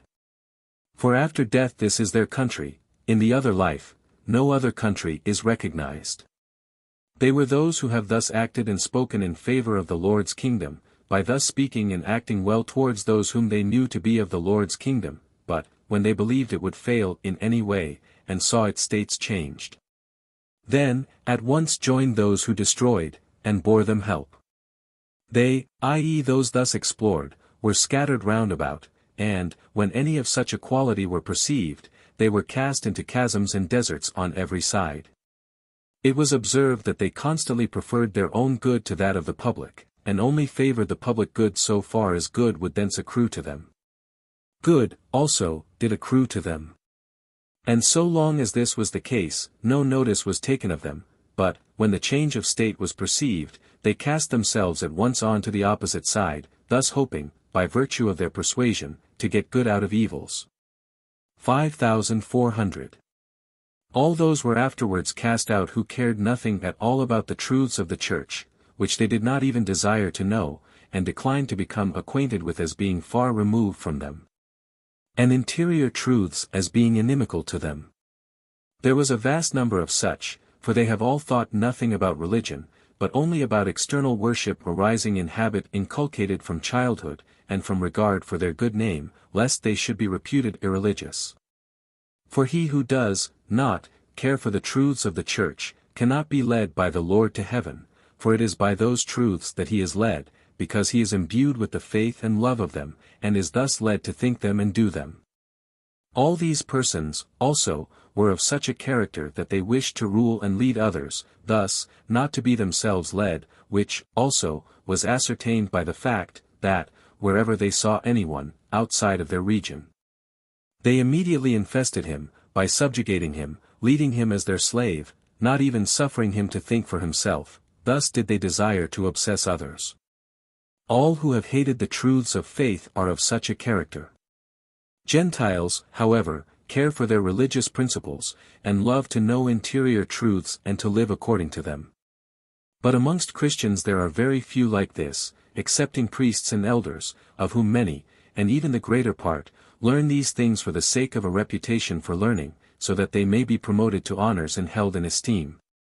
And for the sake of applause, thus for self sake, and not in order to live according to them and thus amend their lives. 5401 to 5450. 5401. At the boundary in the west, there appeared women who infested whomsoever they saw. And it was perceived, that, when they returned to their residences, they made their way through many roundabout paths and blocked up the rest, lest they should be tracked after they have been infesting, and punished. I was brought to this boundary. And, behold, there was a vast multitude of women who in the world have been harlots, numbering many hundreds of thousands. All these were then cast thence into a marshy pond, which is some distance off at the back of those in the west, and into hells there, and their houses were destroyed. They had been such as continued in those courses during the whole of their life. 5402. Afterwards, others were seen who, unknown to their associates, have secretly practiced whoredom, who, also, have been such to the end of life in the world. These were seen at no great distance from the former ones, to the number of many thousands and myriads. They, in like manner, were led down to the pond on the western side in that region, and cast into a gloomy, yawning cavern there situated. 5403. There is also a marshy pond in the southern region, into which are cast those who have been harlots clandestinely. Very many of those there are of noble condition, st. Into this, also, are cast those who have been external men, all of whom thought and spoke like men in the world, and, for the most part, in such language as there is in the world. Such ones are numerous, and they are in a natural sphere. Not in a spiritual, for the reason that they have not known the truths of faith. Those who are of such a character, and the harlots, are cast into the southern pond, the rest, also, who are such, are in the south. 5404. Those in heaven marveled that few who come into the other life from the Christian world, know that the Lord rules heaven and earth, when, nevertheless, they may know this from the statements of the word that all things of the fathers are his. Also, that all power in the heavens and the earths is given to him, and that he shall judge all men. Few, also, think any otherwise about the Lord than as they do about a common man, or as about themselves. 5405. About the residue of the Catholic community, and a continuation about Babel. Of that community, there was a vast multitude who were not in the monasteries, dwelling at the east and occupying that whole region, all the way from the eastern quarter above the southern, which extended itself towards the Gentiles there. Upon the mountains at that part, and in the plains, beneath and above. And all this multitude was transferred from the east, by a direct way right into the west, into another part of the Babylonish region there, in which place residences were given them upon hills and plains, through a great extent of country.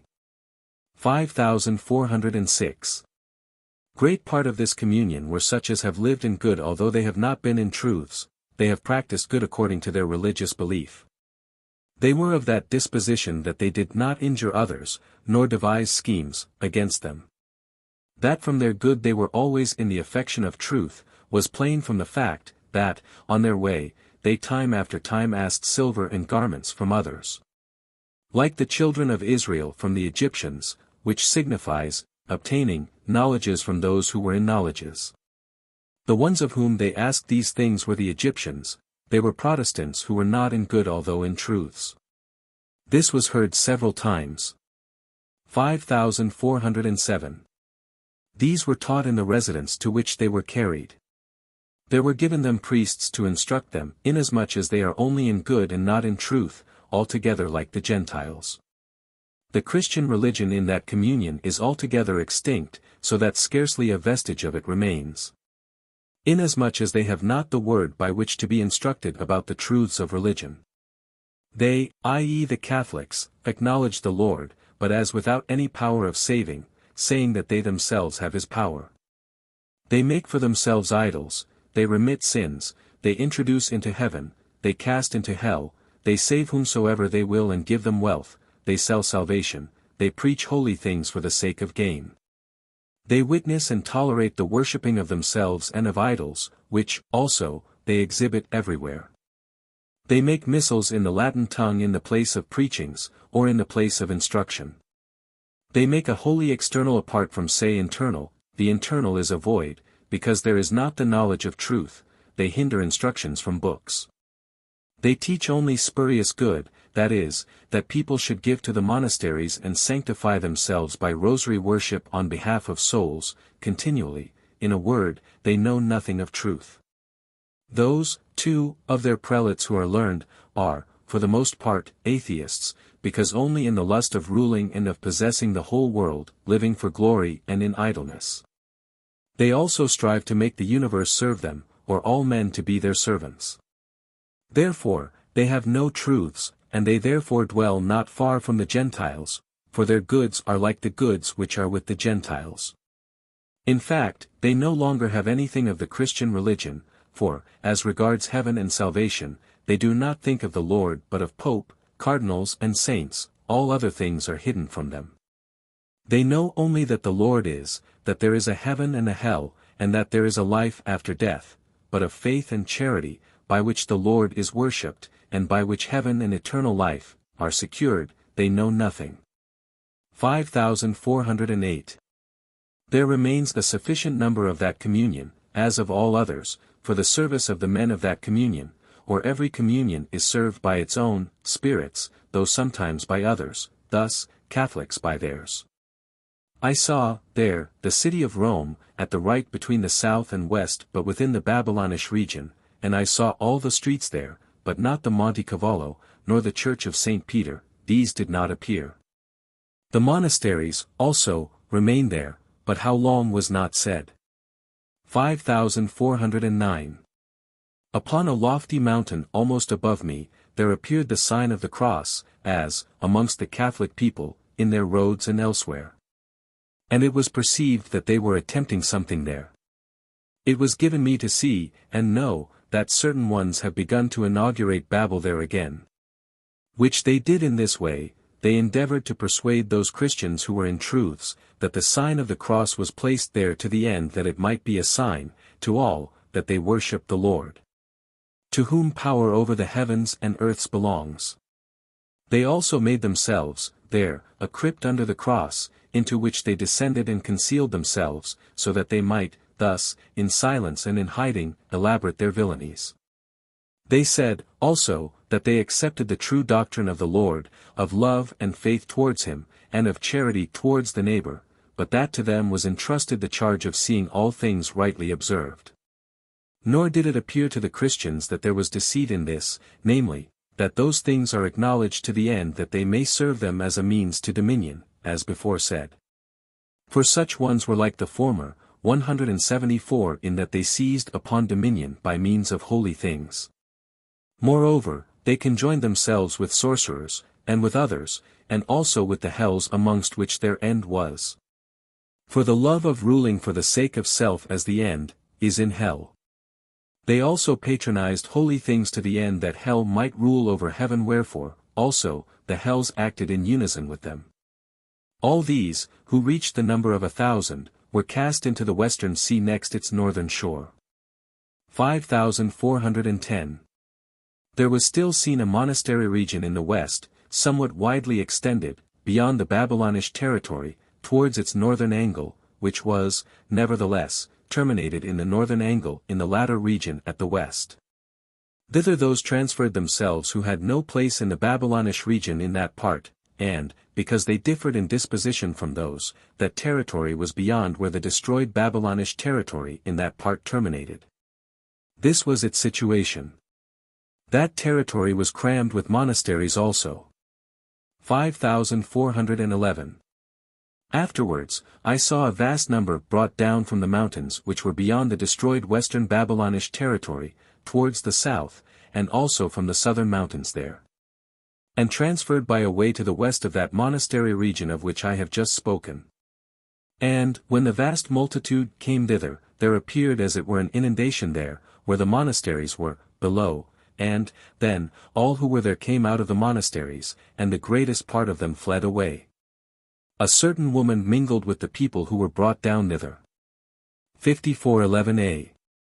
At length, the vast multitude was examined as to who among them were in the affection of truth from good, thus, have lived in the good of charity and have desired to know truths. That investigation was seen like a sudden bringing of them down from that region, through the north and east, towards the south, and thence towards the middle, and this several times by turns. Investigation by means of changes of state so appears. Those of them who remained in the midst, upon the hills and upon the plains there, were those who were in the affection of truth for the sake of truth, and were consequently imbued with the truths of faith.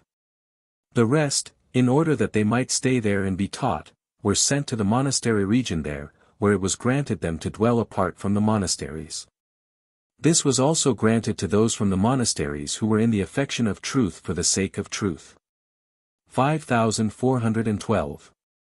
They were carried down into the midst, to be there instructed.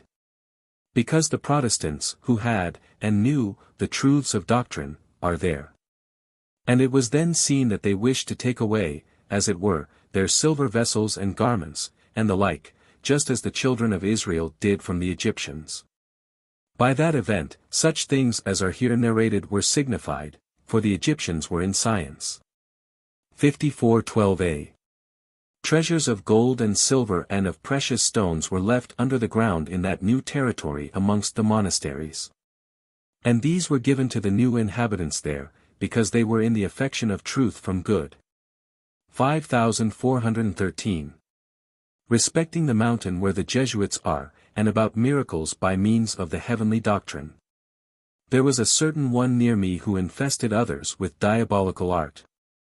And, because such arts exist by influx from others of similar character, it was therefore inquired where those were, and it was discovered that they were upon a certain mountain in the western quarter, towards the northern angle. Wherefore, some were sent thither out of heaven, who visited the place.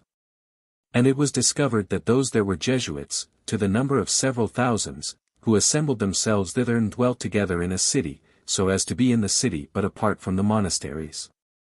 It was discovered, also, that they acted by observation round about, and thus ruled over many at a distance, also, that they employed evil, and even magical, arts, to accomplish this. 5414. It was found that they had collected, and posted round about that city, magicians more cunning than any others, whom they employed for protecting themselves. Wherever they met any such one, they attached him to themselves. And to these they gave dwellings in the environs. Thus was the city girded about. 5415. In the midst of the city, however, was their treasury, which was exceedingly great and valuable and collected during a long time. This they called their holy place. That treasury was under the ground, and, in the midst of it, was a miraculous lamp, always burning, concerning which in the sequel. 5416. When these things were found out, then were carried away, of the divine power of the Lord, firstly, the atrocious guards of diabolical magicians which were round about. And these were scattered in every direction and plunged into swamps, thus, cast into hells. When this was seen by the Jesuits, then they discerned that their destruction was close at hand, wherefore, they had recourse to their arts, which appeared like miracles. They caused to appear in the air a resplendent, shining banner, by means of which they summoned the neighbors to their defense, for such a flag is unfurled upon mountains, when danger threatens. For this reason, such a flag appeared in the very air, floating and resplendent. Afterwards there appeared a man in the air, resplendent, and floating in like manner, who appeared, at first, like an angel, and the next moment as a monk. After that, many other things in succession, all in the air. They appeared everywhere. One such shining banner went into a mountain where were some of that religion who were devout, to the number of 12. And these immediately ran down from the mountain, and stood in a certain place, and devoutly and piously prayed for those others. This was done so that the simple good also might be enticed to their protection. For such things inflow and are communicated. 5416a. Besides, they had 4 devout women, from a religious habit acquired in the world, were continually at prayers, constantly praying for them, so that thus, also, the simple good might be won over. But these women, since they were sincerely devout, descended from the mountain when they noticed the visitation. Many miracles were afterwards performed with that doctrine, 175 in different places. 5417. Shortly afterwards, the ever-burning lamp in their treasury was snatched away. It was lifted up and exhibited, and afterwards it was carried around everywhere, that they might see it. Inquiry being then made whence such an art that it burned continually, which was magical, originated. It has found that it was in a certain mountain where some monks were who invented that art, some account of whom immediately follows. 5418. After these things were found out, and there had been visitation of all and every single one of those of that quality who were there, namely, the Jesuits, then, to begin with, the treasure was whirled around. Completely mingled with the dust of the earth there, and thus passed into dust. Which having been done, the city, with all therein, together with the treasure reduced to dust, sank down into the deep, thus into hell, and a smoke ascended therefrom, which was spread around. 5419. After this, there was visitation among the monks. Those who, by their art, were able to produce that continuous burning, of the lamp, were in a mountain, also in the western quarter, not far distant from the middle. And they were found out there and examined. They said, first, that they had done it by means of prayers, morning, noon and evening. But they lied, they produced that burning from art, in that they cast heavenly doctrine into a crucible, and so into fire, and, when the crucible was let down, it, i.e. the heavenly doctrine, was taken away from the fire and placed in that lamp. They also produced that shining, floating flag by means of that doctrine, in a similar way, projecting it on high, and thinking then of such things as appeared.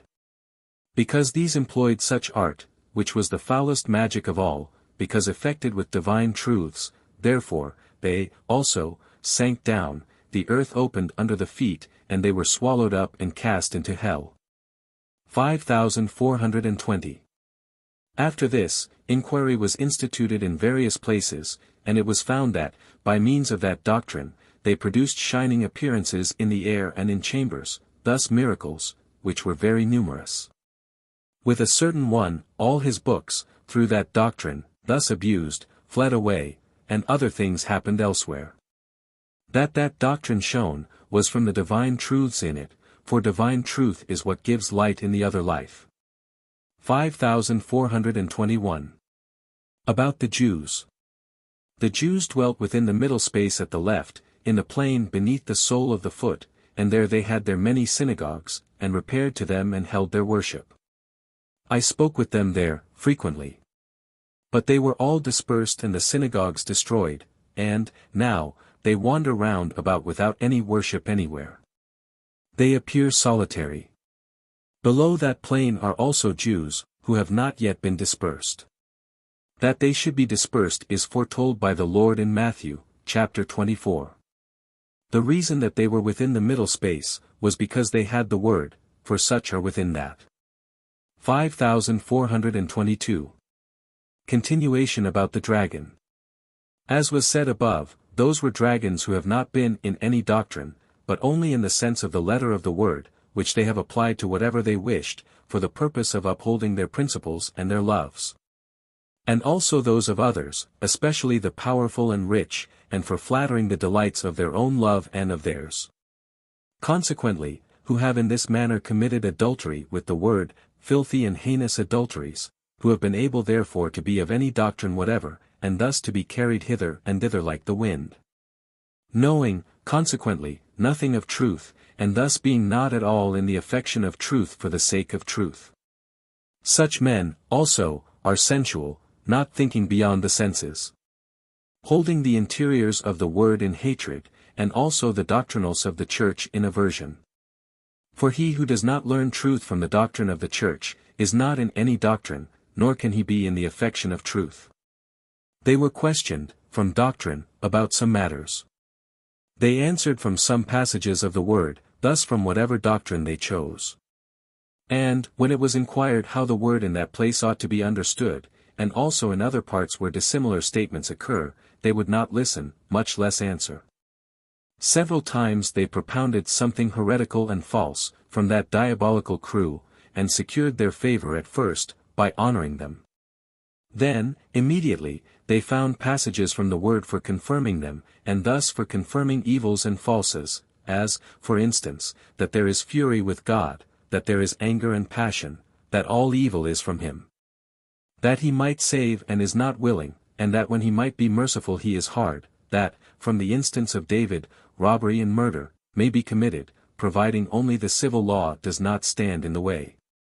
That the torments of hell are from him, and, thus, that he is merciless, that he promises and does not perform, as, with the sons of Jacob out of Egypt, that he repents himself like a man, that the Lord, Jesus Christ, is only like a common man. Thus they waver and wander amongst all heresies. They can be Jews, Socinians, Papists. Since they are such, heaven cannot be allotted them, because not anything of truth, and consequently not anything of wisdom. 5423. They who were of such a character were gathered at the left, beneath the heel of the feet, and others in the southern part, towards the west and likewise in the eastern part, towards the south. The bulk of these also were presbyters. When, moreover, they were seen representatively, they appeared like black dragons with a long tail. 5424. There were gathered together in the heavens, from every quarter, those who have, indeed, lived well in a moral point of view, and also have frequented churches and the Holy Supper, and have then been in devotion, but, nevertheless, have not had the least care to know the doctrinals of the Church, only to listen to preachings without any inclination to learn, but only from a certain outward sanctity, and who, also, have not cared to know anything else but passages in the Word, in a word, who have not been in any affection of truth for the sake of truth, but only for the sake of outward sanctity. For they who do not love to learn the doctrinals of the Church, however much they may listen to preachings and read the Word, still are not in any affection of truth. And they who are not in any affection of truth, are not able to be in angelic wisdom. They are admitted, indeed, into heaven, but they live separately, nor do they associate with them, i.e. the angels. Wherefore, they dwell there in the outskirts, and, when they turn themselves towards the angels, they take away their happiness and good fortune, which they enjoy by reason of their wisdom. They also blunt their minds and make the light dim. They are indeed admitted, such have been admitted into heaven within many centuries, till there is a vast multitude of them. But, although in heaven, they have not possessed heaven, because no one is able to possess heaven except he be in the intelligence of truth and the wisdom of good. It is into good which is from truths that the Lord inflows, and not into empty goods. 5425. All such communicated with those below who have been dragons, of whom before, for all who are in heaven communicate with those who are below, thus they have connection and make one. This is according to order. Hence it was, that, when the lower ones were removed, those also who were above were drawn away likewise. 5426. The dragons, from influx from the higher ones, conspired against the heavenly doctrine, which they wished utterly to destroy. That conspiracy was discovered, and, then, the dragons, who were very numerous, were cast a very great distance towards the southeastern angle, until they were scarcely visible. Consequently on this, it was then seen that a vast multitude of such ones who were in heaven, fell down from the heavens on every side for the entire distance, and the fallen multitude appeared like a starry mass, as it were a Milky Way. This is described by the dragon drawing down the third part of the stars of heaven upon the earth. 176. 5427. Their casting down was at first seen from south to north towards the eastern quarter, afterwards, towards the northern. Then, also, somewhat towards the western, and it took place on to the surface of the earth in that part. 5427a. In their place, ascended those who have been in the affection of truth for the sake of truth, and were reserved by the Lord to this time, for angelic wisdom can be given and communicated to those, but not to others. 5428. When the dragons looked upon those who were in heavenly doctrine, they fell into fearful agonies, and were tortured and tormented, inasmuch as they cannot endure divine truth. 5429. Michael, in the Apocalypse, 177 are those who are in heavenly doctrine, the blood of the Lamb, 178 by which they conquered, is the divine truth of that doctrine. 5450. 179 Some hideous black horses were seen like dusky clouds. They approached me, and I felt behind me the sphere of adulteration. I wondered what that was. Certain ones at my back were then heard to say, "What need of knowledges, thus, of truths, it is sufficient that one is in holy worship." It was thence perceived that those dusky clouds were from these. They were then told that outward holiness, without knowledges of truth and good, is not holiness, because there is nothing from heaven in it. For it is from an empty man from whom nothing is perceived. They were also told that a man's love, namely, of truth and good, is in all and every one of the things of his worship. Hence, if there is nothing of this within, what must the quality of the worship or the quality of the holiness be? Those of this description think of self and from self. It was said, also, that a man is not able to have heaven in him without knowledges, for instance, if he does not know of the Lord, that all good is from him, and of himself, that all evil is from him. And that from this knowledge comes the humiliation which belongs to worship. If these knowledges are not in the humiliation, it has not anything in it, since only the mouth produces it and not the heart. Thus, too, it is in many other instances, namely, that things must be known before they can enter into the formation of the understanding in the will, or the faith and the love. These who were of such a character were monks, 180, because they keep everybody in the greatest obscurity in darkness, thence it is that papistical darkness arises. Those, namely, who are of such a character, averse to knowledges, by which, all the while, is the way to heaven, and who place the whole of worship in outward things, are the Gog and Magog of the Apocalypse. 181. 5451 to 5500.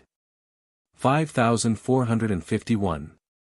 Those who are in any doctrine, although not entirely true, and are nevertheless in the good of life, are in heaven, for falsity of doctrine is not falsity when there is good in it. All in heaven differ as to truths. But those who are not in any doctrine cannot be in heaven. 5452. About the Russian nation dwells in the southeastern angle, right in the angle, under the earth there. They are in greater darkness than the rest. I was conveyed to that part, and, at first, I saw a dirty place where were many who deliberated about matters relating to their kingdom, and indeed about liberty such as is enjoyed in other countries, but they did not show themselves. They were in complete concealment.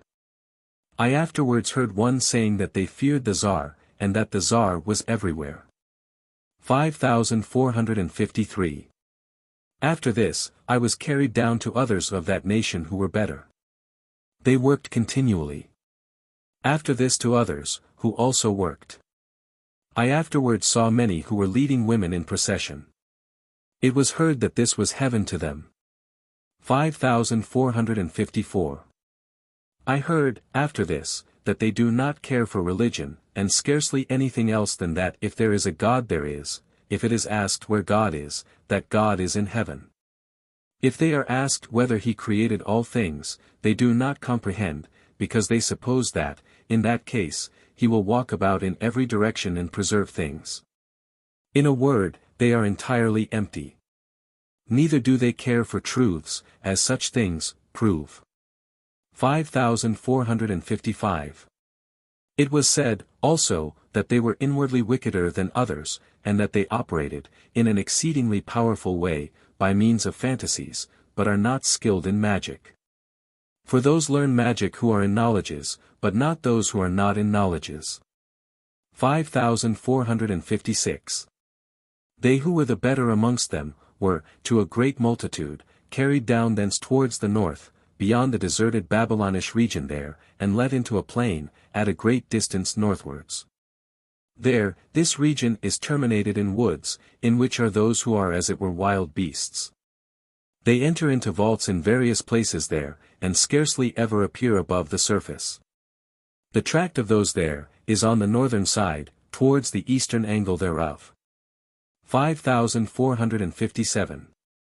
About the profane of various religions, especially of the Roman Catholic.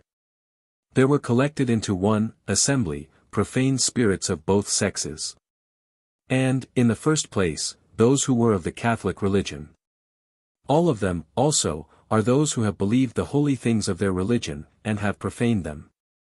As, for example, those who have contrived deceitful arts against others in any way whatever, who have perpetrated crimes, without and within monasteries, who have debauched girls in monasteries, and the girls themselves who have been debauched. Their superiors, of both sexes, who have allured the girls, and permitted these things, and who have, afterwards, contrived their murder, secretly. Lest their crime should become known, besides other abominations, which they have associated, with the holy things of their religion, which abominations must be withheld. 5458. All such, gathered into one group, were cast into an extremely deep and dark pit which was opened in the midst of the middle region, and there were hidden away lest they should appear. Thither these, of both sexes, were cast. And they were collected in the angle between the north and the east. 182. 5459. After this, in the midst of the western part, almost within the Babylonish territory there, the land was seen to be drawn down from the earth there to a certain quadrangular space. This was felt as if the shirt were being drawn away from a man's genital region. And then appeared there as it were liquefied flesh, dissolved by putrefaction. Thither all those were cast who have lived well exteriorly, have attended preachings and the Holy Supper as a habitual practice and frequently, and yet, inwardly in themselves, have planned murders and adulteries. And have cherished hatred towards the neighbor, revenge and ferocity without pity, and have never performed any repentance other than that they have prayed that their sins might be forgiven, and nevertheless have not thought about those hatreds, revenges and cruelties, but have persisted in them, not thinking of those things which are then read and said, namely, that those are forgiven who examine themselves and after the worship, shun, and are averse to their evils. Such ones, because they have always believed, and nevertheless have lived thus, were cast forth into that profaner's pond, which appeared like fluid, naked, putrefied flesh. Thither were cast all, of various religions, howsoever many, who have been of such a character, and this to a vast multitude. After this, that pond was covered with dust brought thither from its southern shore. 5460. 183. Thither also were sent those who have persuaded others to abominable deeds, also by magical arts. And those, too, who, in the other life, have declared that they are Christ, either that they are himself or are sent by him, and have spoken piously and devoutly, and, under that mask, have contrived crimes.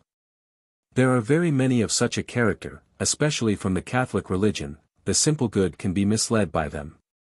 Such were seen, first, issuing, from the monasteries in the western quarter, not from the northern. 5460a. After this, there was seen in that pit a smoky vapor rising on high, as if towards heaven, to a certain mountain there, on the summit of which those who are there have placed a certain devil, whom by means of fantasy they clothed in white, whom they called God the Father, and to whom they offered adoration. There were many such devils, one after another, to a very great number.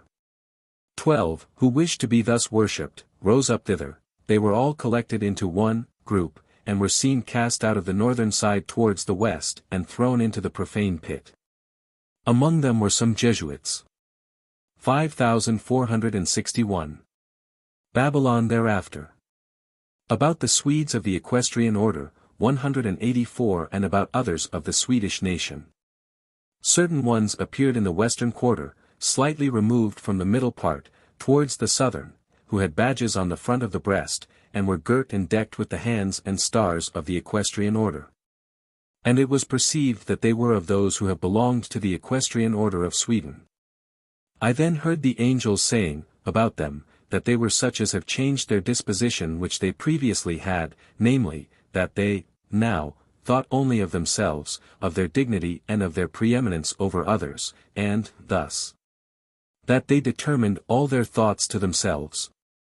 And, if to others around, still so that, on account of such badges, they regard, venerate and worship themselves more than others, thus, all, their, interiors are determined to themselves on external grounds. While, formerly, that nation was not of such a character. They did not think of self from external considerations but from internal, so that they have, now, by such means, become external men. They said that they deserved to be set over others more than others did, and therefore offices were given them. When, however, they were in a certain senate, and began deliberating about solid realities, it was perceived by the angels that they were not able to speak from interiors, or to see the things within themselves, or to discriminate good and evil from judgment, but only to speak from the memory, and thus not to judge anything except on the ground of agreeableness. And this was because they were now in such a babel, thinking of themselves, and also of their importance in the eyes of others, for as far as this occurs, so far interior obscurity supervenes, and, the disposition, also deteriorates. Wherefore, they were expelled from their offices, and sent far away into the west, that they might seek offices for themselves, there. But, wherever they came, those there told them that they thought only about themselves and not about their duties, save from an external sensual ground, not from the understanding as others did. And that, the sensual sphere reigned more with them than with others, therefore, also, they were not received, but sent into other places, where they found none over whom they could rule. At last, they were reduced to extremities, so that they begged alms. Those 185 who are external and sensual, reason and speak cleverly, but only from the memory, when they regard themselves, or are arrayed, in those badges. But internal men are different. The former, at that time, see nothing from internals, but only from the memory. 5461a. A certain one, also, called Lagerberg, on whom such equestrian order and badge was conferred, and with whom it is well. Inasmuch as he has studied the good of the country and wished it well, not from pride as some others have done, he then saw these, and said that he discovered the same tendency in himself, viz. That when he had on the badge, he was not able to think as before he put it on, because he was then amongst those who were powerful from thought of self, and also when he was at home and had the equestrian robe over his dress.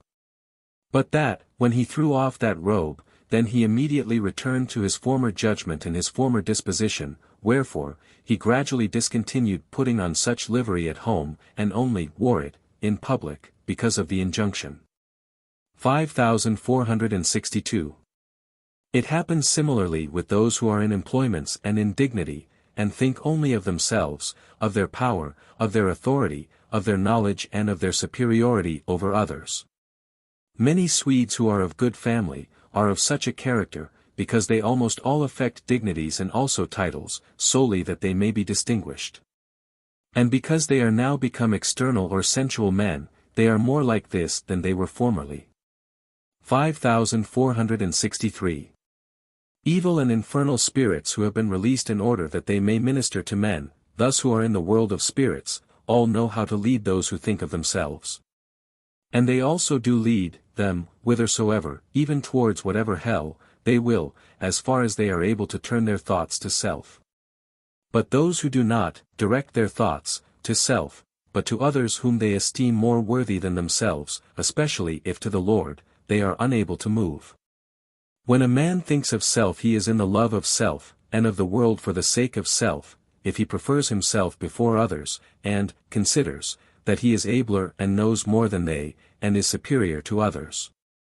But they who think of others, are in charity towards the neighbor, and in faith and love towards God. Evil and infernal spirits know how, by various arts, to turn the thoughts of another spirit upon himself, and thus to lead him whithersoever they will. Some do it by magical art, some by arts of fantasy. Some from communication of the thoughts and by influx from themselves at the time. 5464. 1. They place themselves at the back, below and above, and there they thrust in their thoughts. They turn the thoughts of another spirit, and thus of a man, to himself, to his own power, to his own praise, in a word, to the proprium. Almost all infernals know how to do this. 2. Others gaze upon various parts of the body and upon the head and, where they see anything black, they know the proprium still rules there, for the proprium is black, because it is of the love of self, and, then, they seek to learn what of self is there, and, when they find out, they infuse their own thoughts there, and lead, their victim, whithersoever they will. 3. Some look into the forehead, and, if it appears black, they then lead him, likewise, if it is grayish-white like a plastered wall, inasmuch as this indicates simulated external sincerity. But from him in whom they see human flesh they withdraw, and him they do not lead. 4. Some cast a black veil over his face and also over his breast, and thus they magically take away his thoughts of the neighbor, and oblige and compel him to think of himself. And so they lead him, but not like they do others who are black of themselves, the former return immediately. 5. Some enshroud another in darkness and convey him into the dark, and so compel him to think of self. 6. From the color around a spirit or man, black, white, flesh color, or yellow, they conclude something about the man's state as to his proprium, or self-love. Where it is black, there is self-love, such a one is led. And it is according to the intensity of the black. 7. Some only perceive by means of the thoughts of another, for there is a general law of thoughts, and these insinuate themselves into them and turn them to, the victims, proprium and love of self, in all ways, by fantasies, by magic. And by the aid of many of the hells, and, so, they drive him to thinking about himself, and, when it comes to that, he is in their power. 8. Sirens know how to insinuate themselves into the various affections which are the ruling love of a man. And so they take him with them. Also, they know how to reduce the thoughts of another, magically, even to the sensual, which is the extreme external. And, when he is reduced to that, they induce various fantasies and lead him whithersoever they wish. It is the sensual of man where his self-love, or proprium, resides, so far as he can be drawn up, or elevated, out of that, as to the thoughts, towards interiors, so far he can be led away from his proprium. Man sensual, at this day, is, with most people, wholly corporeal, and has not anything spiritual. 9. It was granted me to perceive when I was in the proprium, and when not in the proprium. When in the proprium, I was fit for nothing. Wherefore, I was led out of it by the Lord, as far as that could be done. Hence is manifest what the love of self, and the love of the world for the sake of self, is. When, any, are led in the proprium and borne away, they appear to be led down through the surrounding places, which is according to the changes of the state of the thoughts. There were some such of the Swedish nation, whose desire it had been thus to reduce the thoughts of other spirits to subjection, and so to lead them whithersoever they would, but they did not know how, save one or two of them. They were in the western quarter. 5465. I was, looking to the east in a certain desert place which ended in a wood, where, also, some were wandering about.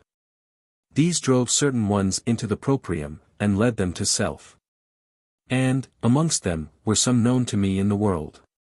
But by reason of the fact that they were set over others, for they were without rulers, they, therefore, infested one another dreadfully. As happens where there is no magistrate and no order, or no government. I was conveyed to this place, and it was found that those there were such as had no fear of God nor regard for man, so that they cared for no one. This is how it was that they acted in such ways from the hells. The majority of them were of the common people, who, nevertheless, have thought craftily and wickedly within themselves and the world. Visitation was then made upon them. And, when it was proved that they were of such a character, those were taken from them, who, by the arts of fantasy and magic, brought them thither, and there was opened, in the middle region, a great cavern which reached into the depth. And into this were cast all who were there, and all those who were in the woods were also sought out, and cast thither likewise. There were, moreover, many who appeared upon a higher place at the end of the wood, who were such as knew something about God. Those who were yet like the rest, were also cast into the same cavern.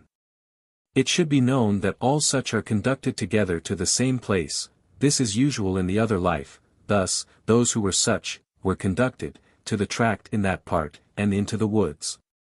Those who were in that tract, knew how to hide themselves in certain subterranean vaults, also, those who were in the woods, but they were got out of them. 5466. There were, moreover, still craftier ones who were more skillful in reducing others to their propriums and leading them. These dwelt under the earth in a long row, right in the extension of the angle between the west and south. From the middle space into the far distance, is what is called the extension of the angle. 186 Ba is the south, BC, the east, CD, the north, the west.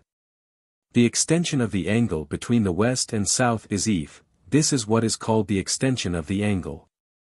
They dwelt along that extension, on the western side, men, on the southern side, women who have been harlots.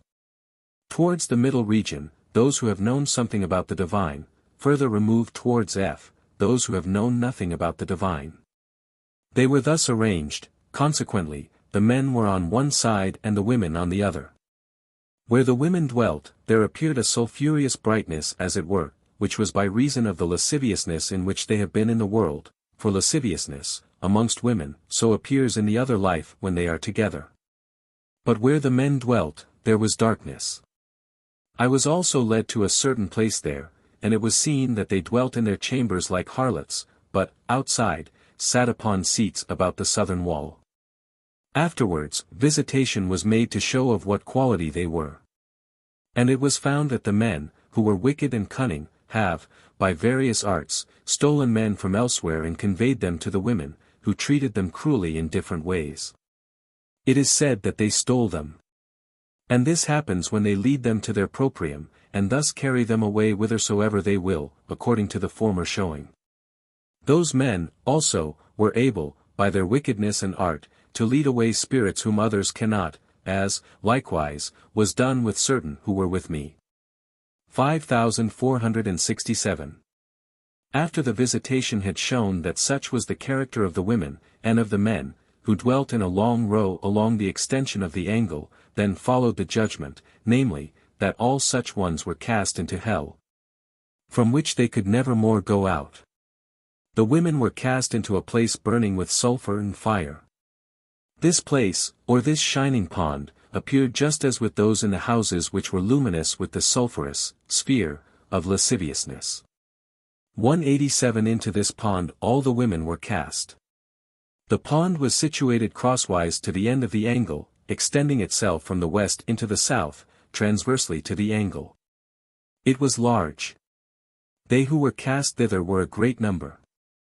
The men, however, who dwelt along that angle, were cast to the western side into an abyss of a like description which opened in front of that pond, which abyss was dark and extended deeply under the sulphurous pond. Forwards, also, opened a similar abyss, which likewise extended under the other. Into this, were cast those who knew about the divine and who attended churches, and nevertheless had all the while been in a like wickedness. 5468.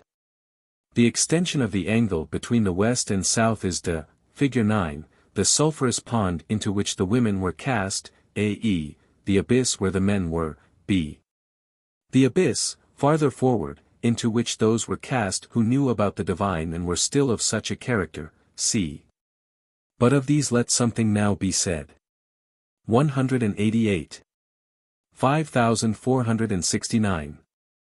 Since, however, evil spirits who care nothing for the divine, are able to effect nothing, by any art or fantasy whatsoever, except they have with them spirits who know the divine, thus who have known some of the truths of faith. It was therefore inquired where such ones were as might bear them aid. And they were found in a certain mountain above, over the middle space, towards the west. There was there a vast multitude, of both sexes, of such as have been in the like wickedness, and stolen men by various arts, fantastical and magical, and led them into the cavern in the western region. At no great distance from the middle space, where, also, the brightness appeared, and there barbarously entreated them in various ways.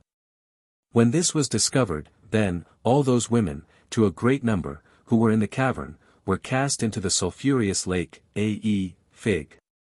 9, 189, and the men into the anterior abyss. All the women were adulteresses in the world, and the men adulterers, and, in various ways, enticed to adulteries. These, howsoever they may have frequented churches and participated in the Holy Supper, still are such that they care neither for God nor men. And, in the other life, they abandon themselves to such arts, in which they place the delight of their life. Those who were in the mountain were of various nations, some of them, also, of the Swedish. 5469a. After some time, a great part of them were transferred from those hells, an exceedingly great distance in the west, to other hells. They were seen by others, who were horror-struck, they were so monstrous, corpse-like and vile. They were seen by the last pope, and it was said that he never saw anything more horrible. I saw, also among them, in a house, some who had been nuns, one of whom nothing such was suspected. I spoke with her. 5470. 190, figure 10 is a drawing of a square, each side of which is labeled with a direction, with east being on the top. From the four corners proceed straight dashed lines leading to various areas. Above the drawing are some mountains. 5471. 191 about the four angles, and about those who are there, and about their last judgment, also about the dragon and about the abysses into which they were cast. All things in the other life must be considered in relation to such a sight, as in Fig. 10, 192. The middle space is where those are who are truly Christian, and in its midst, A, is the New Jerusalem. It is quadrangular. The angles must be regarded in relation to the extensions into the quadrangle as, for example, the angle between the west and south is Gik, the angle between the east and south is Ub, etc., the angle between the east and north, Op. The angle between the west and north is Mn. These lines are called the extensions of the angle. 5472. Those who were situated along the extension of the angle between the west and south, Gh, 193, and the sulphurous lake or pond, L, and the gloomy chasms, K, I, have been written of immediately above. 5473. They who were situated along the extension of the angle between the east and south, Ub, 194, were those who have cared nothing for the doctrine of the Church, but have applied the sense of the letter of the word to whatsoever they chose. And thus to favoring whomsoever they would, and their loves and principles. Thus, who have not lived well, and have, in the way specified, been adulterers with the word. At the southern side, along the extension of this angle, were the women of such a description. And on the side towards the east were the men of such character, thus, the women and the men dwelt apart. They were, therefore, adulterers in the spiritual sense. Visitation came upon them, and, after it, the men were cast into that long chasm tending towards hell in that part which appears at sea, according to the degree of the adulteration they have committed being more or less. The women of such a character were cast into that chasm, D, at the southern side, of the extension. The clergy who have been such and have lived ill, were cast into that chasm more distant from the others, which is at X. And, there, it appeared, below, like a coal fire, and the smoke thence issuing was like the dust of powdered black coal. In the women's chasm, below, appeared a horrid coaly glare. After these were cast into these places, a vast number of similar ones were cast down into the same chasms, and expelled thither from various mountains in the east, where Z is, and round about. Then, also, from mountains in the south, and, likewise, some from the middle, all according to the degree of their adulteration. It was an immense number. 5474. After this was shown a plain, lower than the ground, in which were various dark, subterranean places at the sides, exceedingly broad, situated where EF 195 is, crosswise to the angle. Thither were brought down all those, of whatsoever condition, both priests and others, who have had no doctrine, thus not a fixed but an unsettled faith, owing to the fact that they have studied the word only as to the sense of its letter. And so did not explain anything in it according to the doctrine of their church, for which they had no regard. For they who do not care for doctrine, have not a fixed faith but an unsettled one, therefore, they do not possess in the other life an intellect which can be illustrated. These who are there, have not lived so very ill, but, in externals, morally well, some not so well. There they are separate, they obtain a situation according to their life. They were gathered in that part, successively, from the first centuries. And, now, many are brought down there. It is quite a large and roomy space. Those who are there are not so badly off, but the states of their life are changeful and uncertain. They do not dwell in stated houses, but now in these, now in those. For the reason that they do not possess a fixed, but only an unsettled faith. It was said that those who are cast thither are not able to go out any more. 5475. It should be known that those two chasms C and D, 196 also that great plain, EF, are what are called, in the Apocalypse, the abyss into which the dragon was cast, therefore, those in then are dragons of the abyss, APOC 20:3. And, in that great plain, EF, are those who have spiritually committed whoredom with the word, in those two anterior ones, those who have committed adultery with it. 5476. Beside the angle between the east and north, along its extension, op. 197 dwell those who have lyingly made themselves out, before men, to be sincere, devout, and characterized by every virtue, also that they were endowed with faith. And who have thus, in various ways, led men astray, inducing them to believe that they were such. Whereas, all the while, they have been utterly insincere, thieves, harlots and infamous. I have heard that they have seduced whomsoever they chose, by lying. They have spoken as if from the heart and trustworthily, devising many such means by which they might persuade. There were, on the northern side, the women of such a character, who operated powerfully by fantasies. On the eastern side were the men, all in chambers there, under the earth, in a long row. The men and women of such a description who were worse than the rest, were shut up more interiorly. 5477. Visitation was made upon them, and they were found to be such, on both sides. And then they were all cast down thence, and, in fact, into a certain mountain, Q. 198 at the end of the angle, in the midst of which a shaft opened leading into the depth. Thither were cast the women of such a kind, to a great number. And, into the dark chasm beyond the mountain, in a certain plain at the eastern side of that mountain, a little farther on, at R, were cast the men who were such. 5478. At length, some, from the hells under the middle space, were also cast thither, even to a great multitude, and they were not seen, to come, from the mountains, but from the hells under the middle space. The men were cast into the chasm R, the women into the shaft in the middle of the mountain, Q. O. 199. 5479. At the angle between the west and north, beside its extension, Mn. 200 dwelt those, who, in the world, have known nothing, and were thence in blindness as to spiritual and moral things, of an utterly gross nature. Some, also, were as it were idiotic, inasmuch as, in the world, they have wished to know nothing about the doctrine of the Church, nor about the Word. 201 There, also, are the two chasms, the forward one for the men, the hinder for the women. And those who are, in turn, sent thither, are as it were idiots, many of whom are such as have been called wise, or clever, in the world, but who yet have denied the divine, have cherished hatred and revenges in their heart, have been adulterers and the like, whatever they may have been, in moral life. Those who are such, lest by means of the gift of natural ingenuity they should hurt others, are sent thither, and there they grow idiotic. Such, too, within a short time, were also vastated for 2 days together, and, when they arrive at that place, they become stupid and go as it were silly, just as though they knew nothing at all.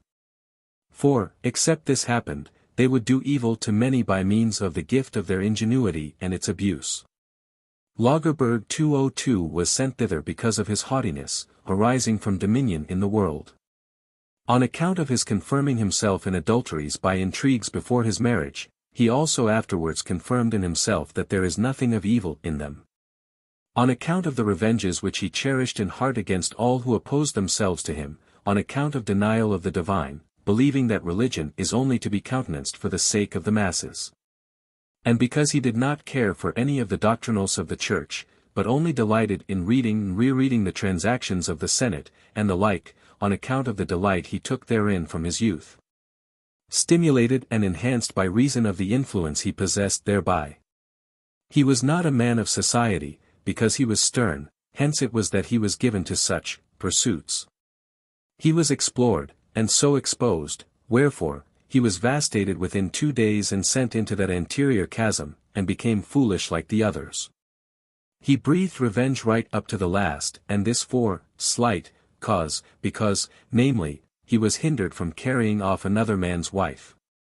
The light, lux, in that chasm, was altogether wholly nothing else.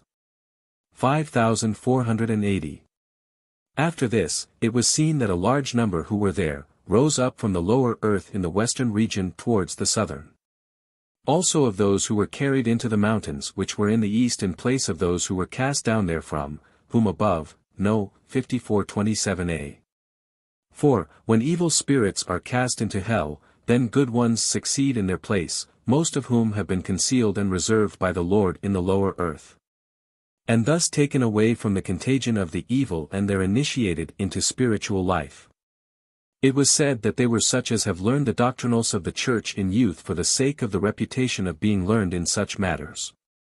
But afterwards, led by the Lord, they have, by their means, imbued the Christian life, and, as far as they have done this, so far have put off the pride of erudition. 5481. Dwellings according to the quarters above the earth. 203 In the western quarter, towards the south, dwell those who are cunning and wicked, wishing to lead others to the north. There are the dull ones, thus, those who enjoy no talent for injuring and leading others. 5482. In the northern quarter, towards the west there, are those who are dull and enjoy no talent for injuring and leading. But, towards the east there, dwell those who ingratiated themselves and seduced by lies, thus were cunning and wicked in that way, and also wished to lead others. 5483. In the eastern quarter, towards the north, are those who are in lies, and by that method cunningly seduce, thus, who are not in any religion. Towards the south there, those who are not in any doctrine, vacillating and believing whatever they have a mind to some extent also these are domineering. 5484. In the southern quarter, towards the east, are some who are domineering, and who are in high employments, and who do not know anything with certainty. Towards the west, were some who were crafty through affections, as sirens and others. 5485. These, habitations, are above the earth where they appear, and are evil. Those there who are in mountains and rocks above the earth, and those who are below the earth at various levels, are, differently from the former, both good and evil.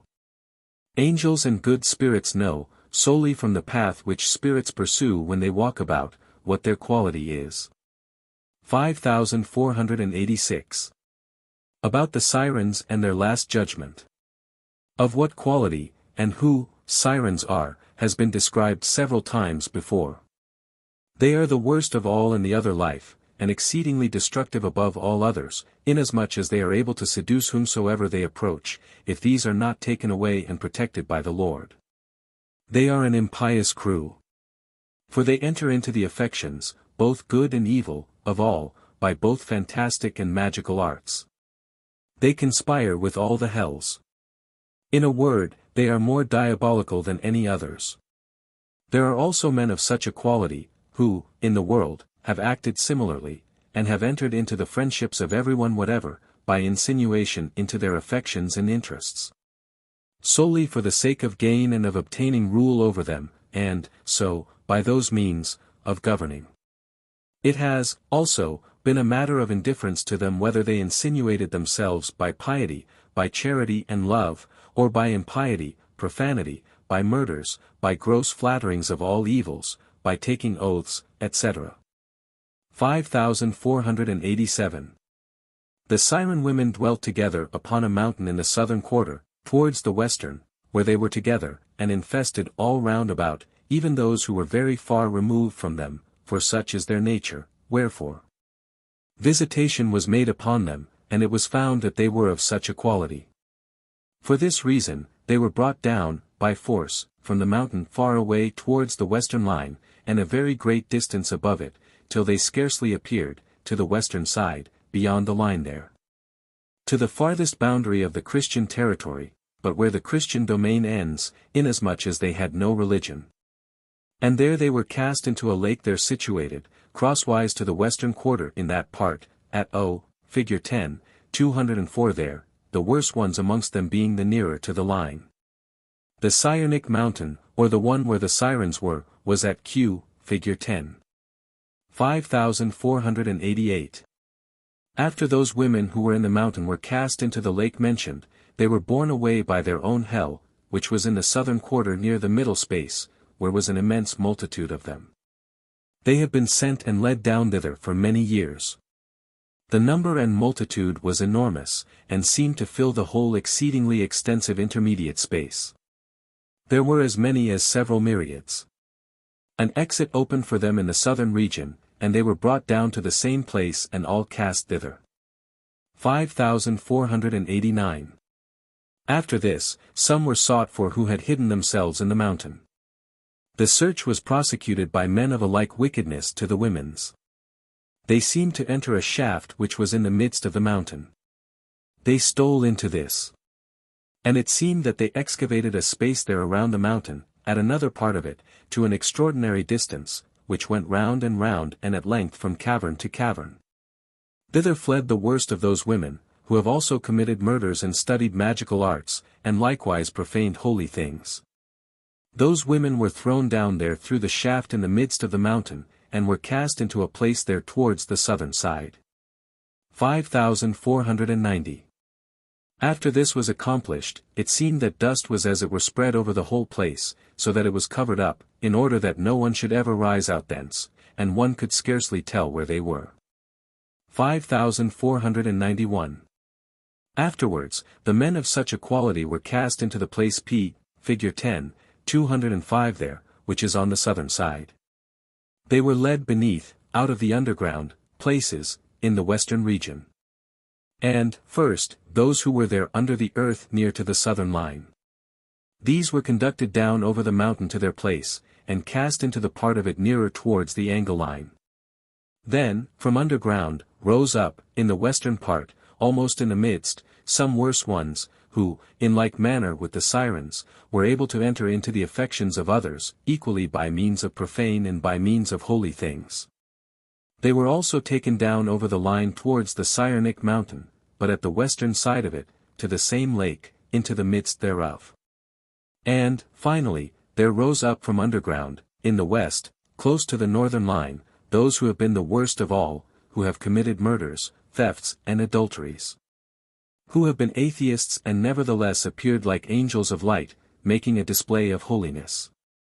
Who, also, have, in secret, practiced magical arts which they have learned from the diabolical crew, about which, however, nothing was divulged in the world. They, also, were brought down upon the angle line, but at the eastern side of the mountain, to that lake, and were cast thither towards its farther angle. Thus, they were hidden so that they might never appear, again. Thus was that atrocious crew cast into hell. It was also exceedingly numerous. 5,492. About the state after death and about the hells. Eric Brahe. There was a certain one, Eric Brahe, known to me in the world, who, while in the world, lived gaily, and cared only for worldly things. When he was about to die, he prepared himself more devoutly than anyone, until the priest and all, present, believed he would come into heaven on account of his repentance at that time. I spoke with him the third day after death. And then, immediately he encountered acquaintances there and saw such things as he had taken delight in the world, he returned to his former life, so that his repentance at the time of death amounted to nothing at all. 5,493. On the fourth day after death, he was summoned to judgment, being led below, in the western quarter towards the south, somewhat away from the middle, and, there, how many adulteries he committed was disclosed. That he murdered one woman, and ravished many by force, besides hundreds of other adulteries. After this, were recounted, in order, the tricks by which he stole wealth, and thus robbed by clandestine arts. Which he did as much as many hundreds, of times, and up to many thousands of copper thalers. And these things were enumerated in long succession, one after another, nor was he able to deny anything. The enumeration took place according to the members of the body. He had lived continually in luxury and in the practice of atrocious arts, wherefore, he was that day cast immediately into hell. He was, now, first, where are the filthinesses which proceed from adulteries and rapes. He there appeared black, like a devil. Communication with heaven seemed to be taken away, which appeared like streaks of light being lifted from him. 5,494. After this he was removed thence, but with scarcely any mastery over himself. Still, some things which were with him were called forth, and the hells with which he had been associated when in the world, were discovered. They were most wicked. For he had committed many crimes, and always so prepared the way beforehand that the affair could not be brought home to him. Among other hells, was one in the west towards the northern angle under the earth. In which part were many most infamous and most wicked hells. There was communication with one of these, and, then, they who conspired with him were grievously punished. Hence, others, who also endeavored to rise up, bewailed, in a loud voice, that, if he roamed about at large, they would run into his grievous punishments, about which they made great lamentations. It was hence manifest that they could by no means rise up out of the hells, for fear of punishment. For they bewailed, in a loud voice, that if he was free they could not do otherwise than rise up and be punished, that is, if he should bring them into pride and into such things as relate to pride. 5495. On the fourth day he was taken away from thence, and there was given him his former life, such as he had in the world, and, on the fifth day, he rushed into all crimes according to his criminal arts, and these such that the angels were horrified. And he was also most grievously punished several times. This was on the fifth day after death. 5496. About the hell of poisoners, assassins and murderers. They who, in the world, have been poisoners, assassins and murderers, are, in the other life, carried immediately into hell and vastated. And, lest they should sally forth thence and commit evils, they are tortured and tormented with the most grievous punishments until they no longer talk of ascending therefrom. The hell of these is the first in the western quarter towards the north, somewhat remotely from the middle. There are several depths there, according to the degree of the evil. In that part, they torture one another, even, at length, until they lie as if half dead, appearing, in the light of heaven, it is said, like phlegm, with very little interior life. 5497. I saw that they raised themselves out of that hell, and menaced others with such evil as their own, which is, as it were, death-bearing. If, also, they come to men, they bring death upon them immediately. And this in the occiput, and in the spinal marrow, and, with some, in the head. This, also, they attempted with me, and I came almost into a swoon. 5498. The hell of these is not that hell where the most wicked 206 ones are. But this one is nearer to the north. In the hell of assassins and poisoners, appear as it were tigers, panthers, and, lower down, as it were dragons and vipers, because they fawn upon their prey, before infusing their poison. 5499. I saw them, afterwards, being transferred to a part farther removed in the same quarter, in the north, to the number of some hundreds, and thus hidden away there in hell, where they lie half dead, and, ages after, are called forth and wander about like fools, totally destitute of understanding. 5500. These are such as were murderers from will and deliberate intention, and accustomed themselves to it for a long time, and afterwards experienced delight in it, and at the same time were crafty and wicked, though, exteriorly appearing as if honorable. For such ones are exceedingly dangerous in the other life, they are able to infest the simple good. Thus, they are such as slay men in cold and not in hot blood, as was said.